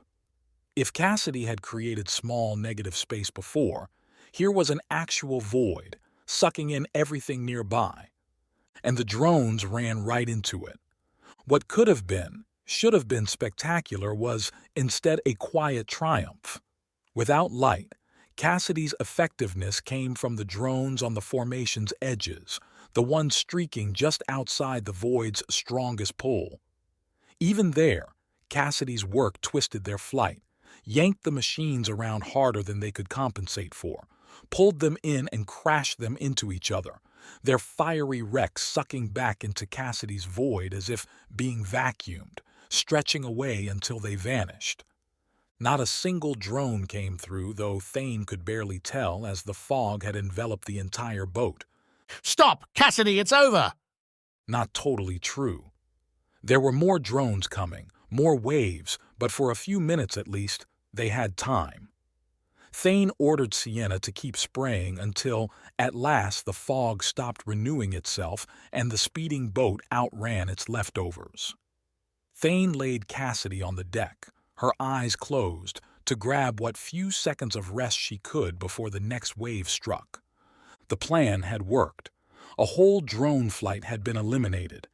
Do that a few more times and they could clear the skies, buy themselves the freedom they needed, and space for Thane to pull together a new idea. Did we win? Cassidy asked when Thane had coaxed her awake with some more splashing cold water minutes later, as the next drone wave coalesced for its attack. I guess I'm alive. You were brilliant, Thane replied, still holding her. You were everything we needed. You got them all. Every single one. Cassidy huffed a dry laugh, slid her eyes down the boat. Of that group. I'll have to do it again, won't I? Thane couldn't lie to her anymore. Not now, not ever. Can you? We die if I don't, right? Thane had no answer, only a sad nod. You'll have to hold me again. Tighter this time. I almost slipped, and it's only going to get worse. Stand next to a blazing inferno as she saved their lives? Thane could do that. Could reach into the deep unfairness, the sinister world that had brought them to this moment, and keep Cassidy standing, keep himself alive. I'll be there, Thane said, pulling her to her feet. Standing with you till the end. Chapter 58. The morning after. Kat couldn't find the fun with the world's end. She didn't want to join some revelry, throw out all the cares and accept annihilation in some giant bender, winding out the clock until the inevitable turned them to ash. No. Instead, what Kat, Calvin, and Gordon did after that first drink was stare around at each other and the others in the bar, all doing the same thing, and then make their way up to Gordon's room. They didn't really talk, didn't swap stories, or even describe how Kat had barely survived the run-in with Wexley, Rhymes, and his thugs. That whole thing didn't seem to matter in the larger context. When the world order vanished in a hot explosion, Kat's own issues seemed pathetic. Only Seeker, huffing around and licking Kat's white boots, seemed unperturbed. Calvin didn't follow them all the way. His Tama had lit up with Paragon requirements, requests, and then orders to report to the headquarters for assignments, for information. Kat tried to quiz him before the anomaly left, get some details, but Calvin had nothing to say except he'd be in touch. The man vanished into a silent, panicked night. Retreating to Gordon's hotel room felt wrong, or too confined, or too little in the face of existence. What did you do with disaster like this? The champions weren't friends, weren't relatives, didn't come to Kat's birthday parties, as if she had birthday parties. But the dire reports coming from L.A. felt like gut stabs anyway. I'm taking Seeker for a walk, Kat had said after they'd punched the elevator button but before the doors had opened. Good idea. Gordon had replied, neither considering how absurd a midnight walk would be in a city roiling after repeated Paragon calamities. Neither one spoke as they lapped blocks with Seeker. Pods rolled by, though Kat would have said the streets were emptier than expected, everyone inside mulling their fates. They passed bars still crowded, patrons staring at TVs or Tamas more than drinking. All those neon lights calling out dwindled in worry's thick shadow. Kat didn't know when sleep came. They collapsed on the mattress, Seeker between them, and woke up much the same, in a surreal state that pushed only one agenda: find out what had happened to their reality. There are people trying to kill you, Gordon said as they brushed teeth, washed faces, put on some normalcy. I know there's the whole Paragon thing, but that'll play out. You can't get distracted, not now. Uh-huh. I mean, we're trackers. We have skills. If the Paragons don't work, then something will come after them that'll need us. We'll be fine. Sure will. Kat stared at herself in the mirror. Not all that bad. A little scratch on her arm from the dive in the gunhouse, a red scab on her forehead from the dart, but otherwise, her coat and jeans hid the bruises from the murderous ice dancing. Everything will be just as it was, Gordon.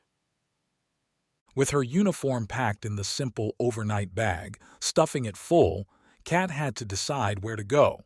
She wasn't any closer to finding the killer, And other than returning to the house and seeing if Rhymes wanted round two, there weren't any clear options. Not to mention Kat had taken out a bunch of lackeys. If the man wanted her dead before, he probably wouldn't like her anymore today. She'd be outnumbered, outgunned. Unless... Kat looked at her tama on her left wrist. As Thomas did, and as Kat made sure hers did very well, it had recorded every conversation she had yesterday. With the Paragons on her side, Kat could give Calvin the recordings and watch, popcorn in hand, as anomalies and drones did Kat's revenge for her. Went to the house and torched Rhymes. Maybe identified the lead man by his voice and took care of everything at once. Sure, the Paragons likely had problems, but a murder ring in Chicago had to merit some action. The city couldn't be left to anarchy because of a disaster in L.A. Can I go with you? Gordon asked as they left the room. The tracker boards don't have any information. Mynx, if she's still alive, isn't saying anything. Sure. Just remember that I'm apparently a target. You walk with me, you might get shot. I'm used to it. Are you? Gordon shrugged, and Kat didn't have enough energy to push the fight. She needed coffee and food, and preferably a return to her apartment without the fear of getting blown to pieces. Chicago apparently felt the same. After a long night contemplating disaster, lines spilled out for downtown coffee shops as people realized normal work would continue even if its normalcy seemed ridiculous now. Kat stood in line, though, placed the order on her tama and picked it up when the steaming cup plopped down on the counter. The reps worked, paid for the purchase. The whole exchange was enough to get a girl feeling like things might not be too bad after all. That feeling lasted 30 minutes until Kat, Gordon, and Seeker reached the Paragon Tower. She'd tried tossing a message to Calvin, but he hadn't replied. Morning news just kept on going about L.A. Apparently some champions had made it through, Mynx included, though nothing more than some cursory statement about perseverance, finding the culprits, and blah-blah boilerplate had gone out. Aegis would have been in front of all this. He'd have been standing in those ruins preaching fire and brimstone, courage and conviction, inspiration and determination in tragedy's wake. Instead, Kat and Gordon found a throng in front of the Paragon Tower, crushing out from the building's doors and into the wide streets. Drones and a few Paragon police had set up barriers in the chill morning, routing pods around, but they looked frazzled and just waved Kat by. You want to walk into that? Gordon asked as they stood on the outskirts. The crowd moved between worried shouts to angrier demonstration, strange words and chants calling for more freedom, more choice and justice for normals. Signs, some looking way too professional to have come in the half-day between L.A.'s crisis and this morning, called for the same. What's going on? Kat asked the air and received no answer. Even Seeker clung to her legs, not wanting to get near the negative energy. Justice for normals? Sounds like the guy that killed Aegis, Gordon said, shrinking through the crowd with her. Isn't that what he was all about? Haven't exactly had time to read news lately. Kat replied, but Gordon's comment did sound familiar. Regardless, it looked like the Paragons would have their hands full. Kat couldn't imagine anyone listening to her request, even if she made it inside. A supposed killer didn't measure up to the government's downfall. So where do we go now? Gordon said as they resumed an aimless trek along the city streets. Back to the hotel? Wait and see what happens. I want my apartment, and I don't want to be looking over my shoulder anymore. I want things too, Kat. Difference is, I know how to get mine. Ideas came from the strangest places sometimes, and Gordon's simple reply turned Kat's memory. Gordon, I need you to make a choice right now. Oh. Damn right, oh. I don't know what's going to happen next, but I don't think I can take on these guys by myself. The Paragons aren't going to help, not soon, maybe not ever. Kat said, taking a turn towards the train station. Gordon followed. I need allies, ones that'll act. I'm not enough? You help. Kat flashed a smile. But you and I aren't a match for this guy. Then who is? The killers made some enemies. Now that I have some idea of how to find him, they might help us take him down. But Gordon, they're not the good guys. We go to them, we enter into a pact with people the Paragons don't like. It might not go well for us. But if we don't do this guy's going to kill you. Probably. Then that's all I need to know. Chapter 59. Start the war. What do you do when everything's gone right and you still find yourself sitting in a dim trailer watching news reporting on other people, other places, other projects? Jean Yo didn't have a Tama, but Mathieu's hideout had a computer, and he'd connected it to his old accounts through a signal-obfuscating web to make tracebacks nigh impossible. He'd been expecting a flood, countless questions and interview requests from news organizations around the globe. How did he pull this off? Why did he do it? What did it all mean? Zero. And it wasn't like this information was secret. Jean Yo's personal contact information had been outed before, including by himself. A cursory peek around the internet would get you the goods. Yet, nothing. The Paragons, understandably, took questions by the thousands. Every news network, hell, every private citizen pitched their representatives panicked propositions that portended doom. As if this explosion, a single one in a single, mostly empty stadium, meant the end. Then again, listening to the Paragons, you might think it did. How can they say this? Jean Yo gestured at the screen, where LA's regional Paragon lead had just finished warning everyone to be careful, to avoid public spaces until the Paragons brought the criminals to justice. This wasn't some random attack. Better make it seem that way, Xander said. Then the young man returned to his dinner, munching into some fish farmed nearby. Paragons don't want to... Divide the people, yes, I get that. Jean Yo hunched forward. His left wrist itched where his Tama used to be. All this unity nonsense. Where was this yesterday? Didn't need it yesterday. Jean Yo threw an irritated look back toward Xander, but the kid wasn't watching, was looking at the screen. At least the TV had size going for it.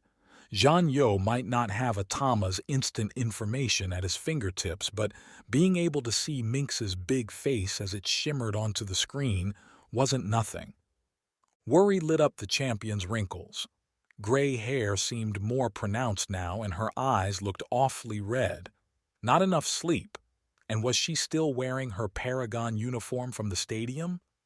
Now that felt like a compliment. Giving a champion so much nerve-wracking distraction and disaster that they couldn't even get a clean outfit on? If he couldn't have his revolution, then Jean Yo would settle for this. He ran a hand through his hair, winced as it brushed a cut. Jean Yo had plenty of those, bruises too, and his right ear seemed to miss about half the things coming into it. Mathieu didn't have a doctor handy, but one of the mercenaries had been a field medic, and his once-over review had pronounced Jean Yo battered but alive. Hey, Captain, Xander said, and Jean Yo looked over to see Mathieu come into the room, bearing 2 plates and 2 more sandwiches. The man still wore his tactical gear, as if he had to be ready for an attack at all times. How is it playing? Mathieu said, handing Jean Yo a plate. Getting the coverage we wanted? Coverage, yes. But it's all on the Paragons. All on how they will cope with the bombing. They're getting to make all of these tearful speeches about a better tomorrow.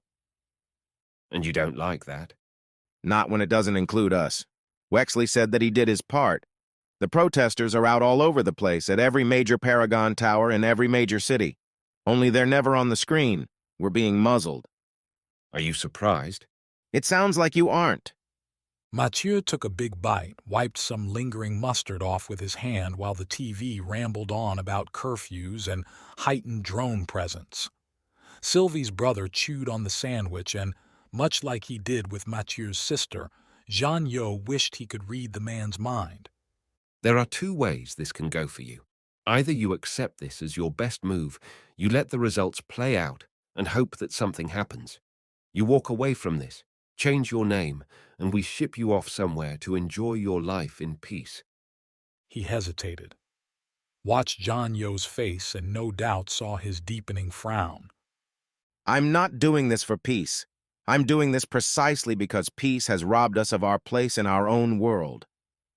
Then we look at the second way, which means we continue walking this road, taking it wherever it leads, no matter the cost. Jean Yo rolled his eyes.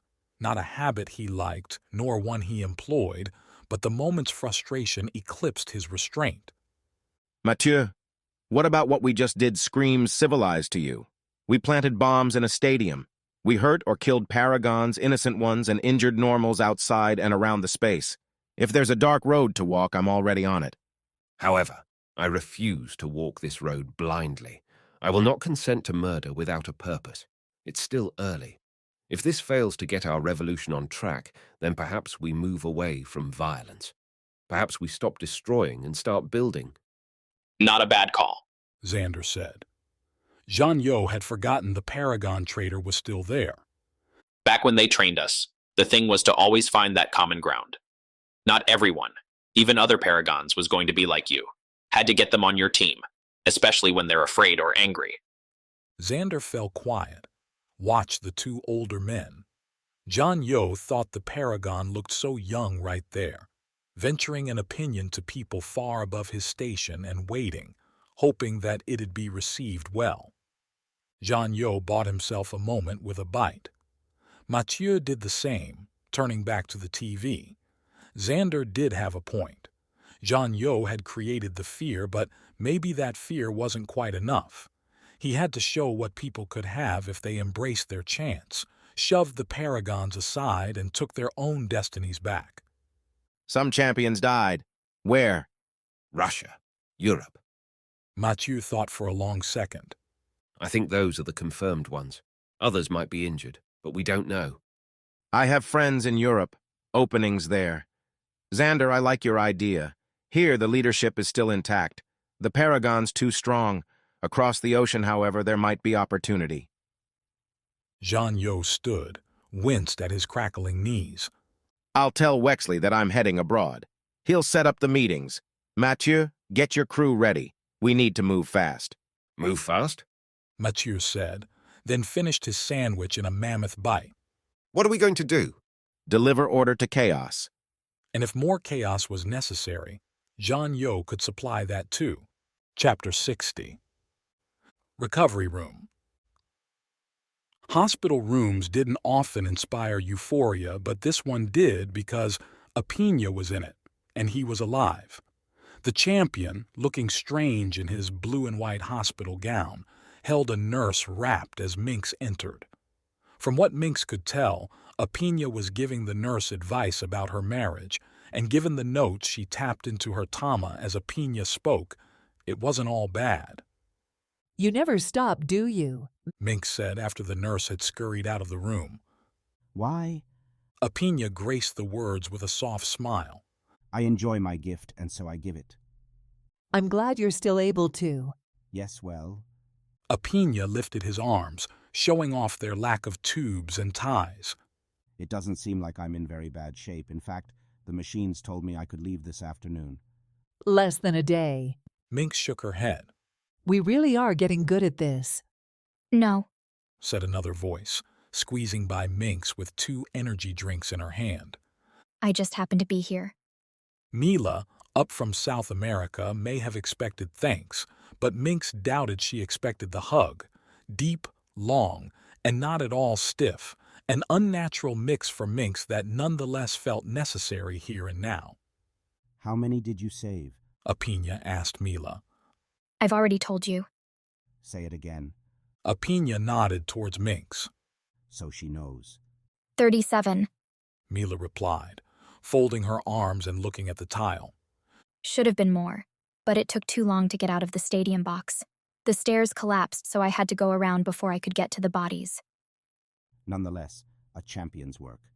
Apina clasped his hands, leaned back on the bed. And then you found me here, and turned me from a wrinkled wreck to a healthy man. Still wrinkled, though. Mynx shut the room's door. She wouldn't give this place confidential status, but keeping casual eavesdropping at bay would be nice. We lost Lucas and Burov. Most of the others have already left, flown back for treatment in their own regions. The summit had been a horrendous failure, and it continued to compound. Mynx had forced herself, with Reeves's constant pleading, to do a few interviews and put out more unifying statements. It all sounded somewhat hollow, but apparently they were playing well. Some protests had sprung up, but they were controlled, and regional Paragons had so far kept their heads. What would happen when it came time to sort the casualties and fill the holes, Mynx couldn't say. I'll be joining them this evening, I think, barring any setbacks. Your little magic doesn't cause any of those, does it? Only if you make me mad, Mila replied. Ah, then I definitely must leave as soon as possible. Pina, I was hoping you could stay another day or two. Just show some unity for a little while. Keep the impression that things aren't all bad. But they are all bad, Mila muttered. I would, Mynx. We haven't even had time to catch up. Pina put a hand towards Mila, who took it and kept quiet. Unfortunately, like the others, I now have an urgent and demanding public that will not rest while I am away. They'll want answers, and I'll need to give them, in person and with confidence. Pina didn't close with an apology. Mynx shouldn't have expected one. This was the way things were, no more, no less. Then do you have any advice? With Pixie being so new to this, I'll have to take the front, be the picture of Paragon pride and all that. My advice? I would find the ones who did this, and find them soon. Ruin them for the world to see, and then ditch them where none can find their bodies. Celise is already on that mission. Is she on it alone? Mynx glanced at Mila, who gave her the slightest shrug. Vengeance and anger weren't really Pina's game, but here came the most fervent words Mynx had heard from him in decades. I don't know. She left in a hurry. Then go after her. The champions have been attacked, Mynx. The Paragons have been assaulted. Reason and discourse are useless when the enemy refuses to listen. A threat like this must be eliminated, not accommodated. Now Mynx folded her arms, faced Pina head-on. You spoke to Janyo when he was on that stage. Did you learn something that has you talking like this? I learned that he believes in his cause with all his heart. He will not stop, Mynx. He will not stop until he gets what he wants. Well, neither will I. Mynx left the room a little later, after convincing Mila to stay and fill Pina's unity role for the cameras. As Mynx left the hospital, caught the pod that would take her to her factory, she sent out orders. All drones, worldwide, would keep looking for Janyo. If they found him, there would be no capture, no stunning and interrogation. And if Janyo played it quiet, kept himself hidden, Mynx had infiltrated the most secure places on the planet before the champion's reign, had assassinated villains from afar with a tiny, well-placed shot. The drones that had delivered quiet, bloody results for the Paragon Revolution had sat dormant for years and years. Time to wake them up. Chapter 61. The Dive. How many prison breaks involved a couple dozen anomalies blasting across the ocean in a makeshift boat held together by spit and superpowers? Thane bet pretty hard on 0, but he was starting to think this might be a success on the first try. With Cassidy coming in and out, given rest by the other anomalies using their abilities to create cover, the drones had suffered severe losses. The waves behind the boat glittered with black specks, some still smoking, as Cassidy's work left its evidence. Not that Cassidy herself wasn't exhausted. Thane had to hold her up every time, feeding into his own fear and desperation to keep himself safe from Cassidy's intense heat, even as icy seawater splashed over them. The Void did her work, though, and sucked one drone after another into that dimensional hole, rending them apart and keeping the escapes alive. The island dwindled on the horizon, its volcano a dark spear splitting the far sky. Arthur and his traitorous band were still back there, safe on land that would be, mostly, uncontested. They could have their trapped paradise, live out their quiet lives with nothing to show for the great gifts nature had given them. What are they doing? Cassidy murmured, leaning back in Thane's arms as he, in turn, leaned against the boat's port side. Who? Thane looked across the boat at the anomalies in their requisite positions. Amazing, really, how fast they'd all fallen in line. Thane only had to bark a few commands, and these hardy villains had leapt right to what needed to be done. That failure meant death might have had something to do with it, but Thane had encountered foolhardy anomalies before, ones that used their own egos to shield themselves from reason. Here, though, they had a crew. Aft, Sook pulsed the boat forward while, at the bow, another, Avery, who had sealed the boat in the first place, used his ability to glaze a path through the waves, creating a shimmering surface like plastic ice that the boat rocketed over. Other anomalies created drone distractions, kept water off the decks, or helped navigate by means Thane couldn't grasp. The drones! They're not coming in for another pass. True enough. Rather than clustering for another bolt-spraying blitz, enough anomalies held wrapped arms, legs, or lay prone on the deck getting tended to show the drone's assaults had worked. The drones seemed to be flowing out and around the boat, stringing their numbers into a wide circle. Up close, Thane might consider the maneuver a surrounding threat. The drones, though, hovered beyond anomaly range and to their own. It's like they're watching us, which is a problem. Eventually, the boat would near civilization. The plan had been to escape pursuit, to vanish on the open sea and make landfall without eyes. If the drones kept on them the whole way, Paragon forces could surround and recapture or kill Thane's small group. I can't get them that far out. I know. Thane moved Cassidy aside, helped her lean against the railing. At the boat's center, no obvious strategy presented itself. Thane inventoried his remaining anomalies and their abilities, looking for a key to unlock their escape and finding none. Open water didn't offer many options, even to the superpowered. They could keep on coasting forward and hope the drones spent their energy before the anomalies reached civilization. Or, we dive. You create an opening, a void ahead of us, and push it forward, clearing the water. Avery seals the water back as we pass through, and the others keep propelling us forward. They'll still be able to track us. Not if we go deep enough. Why would Mynx equip aerial drones for that? We get far enough down and we can outrun them. You believe. I hope, because otherwise the only way this ends is with our death. Cassidy didn't have a reply to that. Instead, with a shaky sigh and a grip on Thane's arm, she pulled herself to her feet. Thane shared the plans, and though he didn't find much excitement among the anomalies, resignation worked just as well. Thane, Cassidy, Avery, and Sienna made their way to the bow. In back, the other anomalies kept watch on the drones, kept the boat moving by pushing air behind them. Ready? Thane asked, and he watched Cassidy take one more look at the noonday paradise-like sunny sky, take in one last beautiful view. Ready. Once we start, we have to keep going until we can't anymore. Surface too early, and it's pointless. As Cassidy rapped her words, shouts rose up across the boat. The drones, apparently seeing something they didn't like, had broken their formation.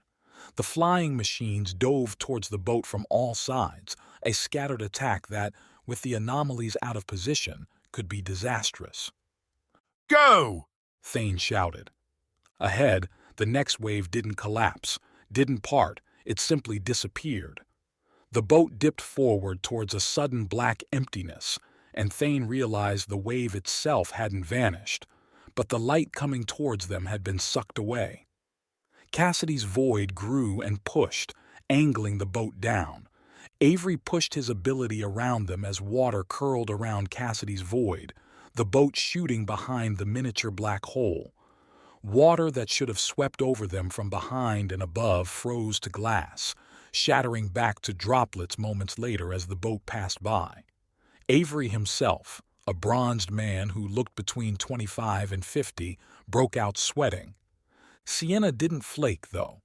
She pulled water from beneath the boat's bow, hastening their descent, and shot it over the group, its ice turning to steam on Cassidy's skin, softening Avery's own, and making Thane shiver so much that he delved into his lingering fear, hope, desperation to fortify himself.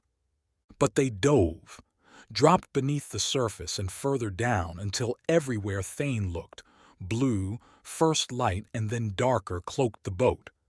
The water would block any drone shots, would buy them some time. No bolt could get through that much water, no bullet either, and these drones wouldn't have torpedoes on them. At least, Thane hoped Mynx hadn't been that prescient, that paranoid. One's still behind. A cry, and Thane parsed the words enough to look back, into that long and collapsing tunnel.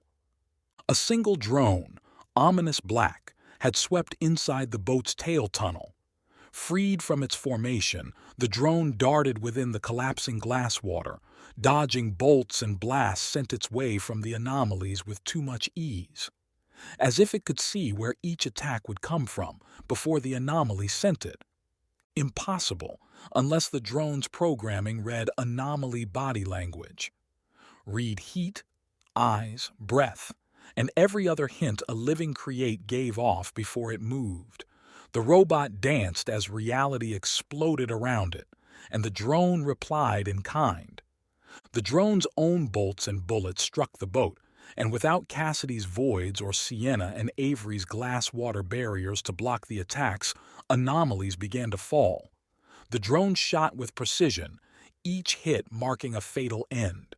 Sook collapsed when a bolt struck his chest, the boat shuddering as its acceleration faltered. Another minute, and the boat would be a tomb. Cassidy, we need another void. Behind us. In front, they needed a multi-meter black hole sucking a path through the depths. Cassidy, already shrouded in smoke from the effort, Thane holding her upright, her skin searing hot against his own, shook at his words. He saw her head turn, those tear-streaked eyes barely open against the pain. Please, I believe in you. A quick roar, followed by Metal's twisting shriek, came from behind them. Thane turned, saw the drone breaking apart, its engine still firing, barreling the wreckage towards them. Thane felt shards bounce off his own back, saw them pierce Sienna, Avery, the others, saw Sienna stumble and fall off the side, felt Avery's concentration snap as his hands went to his shoulder, where a thin metal spike had lodged itself. The glass tunnel fractured, stopped, and the sea began to fold in around them. Thane gave in to his fear, his desperation, his doom. With his arms tight around Cassidy, a nova still, the ocean rushed to claim them. This is the end of Champion's Call, the Hero's Codebook 2 by A.R. Knight. Listen on for an excerpt from Revolution's Rise, the Hero's Codebook 3. Text copyright 2021, all rights reserved. To find more of our books, check out www.blackkeybooks.com. Thanks for listening. The Hero's Codebook 3, an excerpt from Revolution's Rise. Shorts, a doubled-up t-shirt to fight the London chill, and new sneakers etching a blister into her heels as she pounded pavement through Hyde Park's stately greens. Celise caught idle glances as she ran. Late afternoon urbanites heading for a pub, a restaurant, or just home.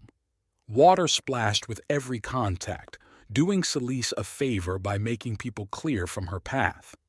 And letting the man, also jogging as he did every day around this time, stay in sight. Celise had left Mynx's meeting room in L.A., ditched the sob fest, and went to work.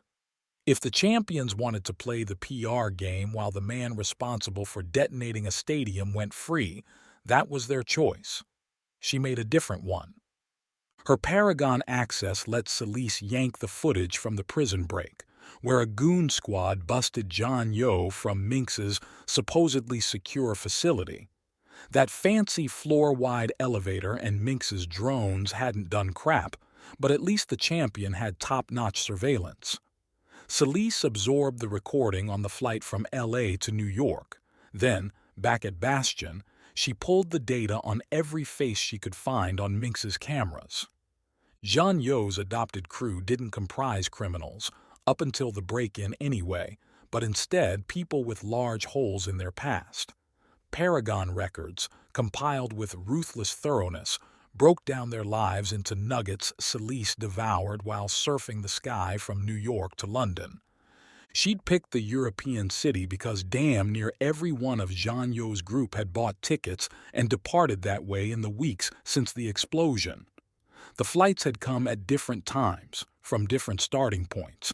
These people weren't total novices to spycraft, but the same destination made it easy to trace. Easy, at least, for a super-powered group covering the planet with its all-seeing enterprise. The man took his usual left, heading towards the park's east exit. Celise followed, maintaining distance and taking the occasional crosscut along a muddy detour to throw off any ideas. Her zigs and zags moved her parallel to the man, kept him within eyeshot. He hadn't deviated yet, and Celise had no reason to think he would. Another workday, another routine. Reaching the park's end, the man did a double-check for traffic.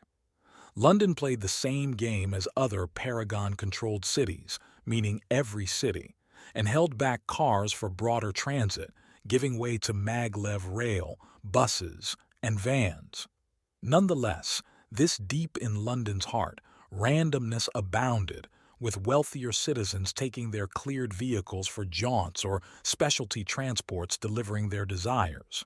Enough, anyway, that the man had to wait several long heartbeats for a truck to roll on by, batteries whirring and misty water spraying. Celise caught up, hung a few meters back. She paced, feet pounding the walk without moving, trying to seem every bit the impatient runner not wanting to stop. Her tama, tied to her left wrist, vibrated. Another call, another message, another request from Mynx's Paragon peddlers trying to find where Celise had gone, what she was doing. As if the champion didn't have better things to do with her time. An older gentleman standing to her left shifted his umbrella to block the now drizzle from landing on Celise's already sweaty short hair.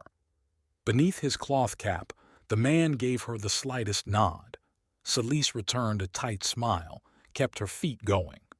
The truck motored on by, and the group shuffled forward. If any one place had surveillance capacity matching the Paragons, London was it. Cameras littered street corners, giving a person with the right permissions access to scan the city from a desk. Celise, holed up in a rented apartment, called in favors and digitally scoured London streets for a match. And now that match ran along ahead, past stores shutting for the evening and others opening. Shifts changed. Laughter mingled with shouted conversations, and Hyde Park's nature lost its sense to kitchens warming up for dinner. The park's simple clarity likewise fell to ad banners and brighter city lights, a sensory shift Celise tried to ignore as she treaded after her target. Too close. Her father's words whispered in Celise's mind. Aegis had it right. Those meters splitting Celise from her objective weren't enough. If the man bothered to look behind, if he felt Celise's eyes crawling his back, searching out any possible weapons hidden in his baggy track pants and loose jacket, he'd catch her out against the shambling, coat-covered crowds. But her father didn't know everything. He'd preach one stealth lesson after another only to fall back on his fists the minute something didn't work quite right. An easy instinct when Aegis could take 1,000 hits and not feel a one. Celise, though, couldn't fall back. Not here, when intersections and alleyways split off every other second. If the man's route through Hyde Park remained static, he took different options off this street every day. Celise suspected he always circled back to the same destination, but she never found the evidence. not for so many long hours watching fuzzy footage. Celise bit back a laugh as she worked around a soggy tour group. Aegis wouldn't have spent a minute on the recordings. He would have hit the streets, pulling rank to get what he wanted or smashing through enough walls until he found it. The man broke right, a casual turn onto a thin alley marked by dumpsters and dripping fire escapes. Celise approached, slowing into a walk, hands on her hips as if her jog had caught up with her little lady lungs. You're unarmed. The shorts, the t-shirts, the shoes left little space to hide a weapon.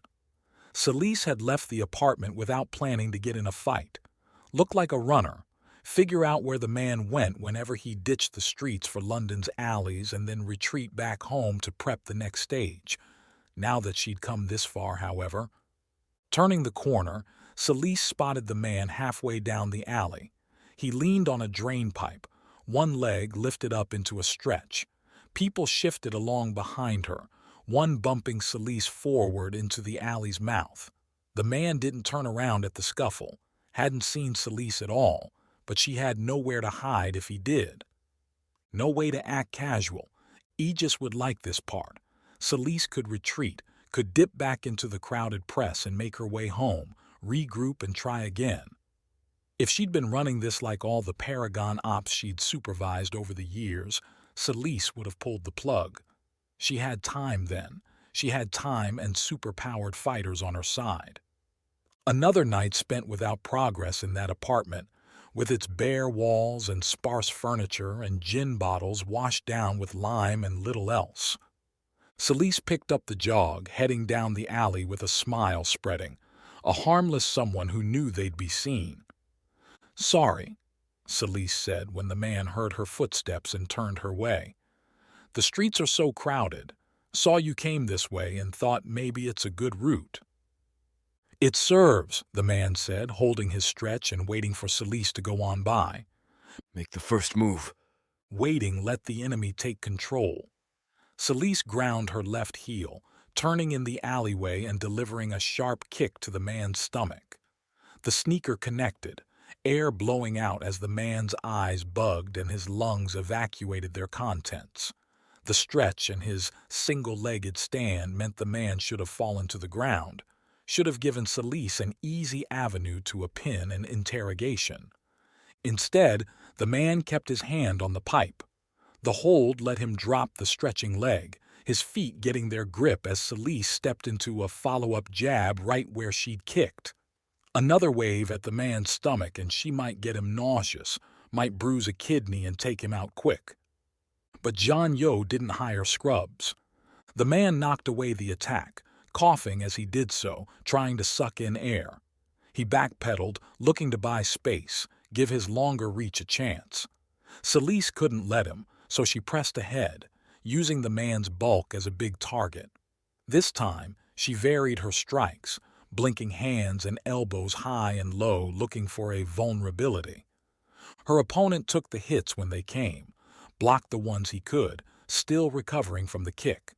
His stance, growing straighter and more settled by the second, showed Celise's hits to his shoulders, to his knees, and one good nail gouge to the cheek weren't doing enough. The swing came off a block, the man slamming down his left elbow to deflect a jab, then thrusting the fist right at Celise's eyes. She jerked aside, but not far enough, the blow catching her right temple and sending her back 2 steps. A bruise there, for sure. And more to come, going by the man's brawler posture. He had his hands up, feet on their toes and bouncing. Worse, a gleam played on a face ready and eager for the fight. "Don't know who you are, where you came from, but you picked the wrong alley today," the man said, accent placing him as a Canadian Northwoods product. Keep him off balance. "Nope, you're the man I'm looking for." Celise sprang the words with a spirited smile, an earnest look that threw the man for a fractional second.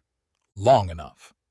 Kicking through a puddle, Celise sent dirty drops raining at the man, following behind them with a sidestep to the right. Her rival pushed through the trick, trying for a long-reach hit that depended on Celise sticking to the ground, like a normal fighter might. But Celise, daughter of the world's foremost Paragon, wasn't a normal fighter. She planted her left foot and jumped, heading at a hard angle towards the alley wall. The leap brought her so far right that the man's swing fell short, his follow-through bringing him right into Celise's rebound. Her right foot touched the wall a half-meter up, and Celise kicked off, reversing direction and punching forward with the added momentum. The man couldn't get his own swing back in time to block, taking Celise's shot right on the chin. Now his turn to stumble. Celise kept on forward, staying on her own feet after the wall jump and using the chaos to grab the man's left leg, twisting it as he recoiled.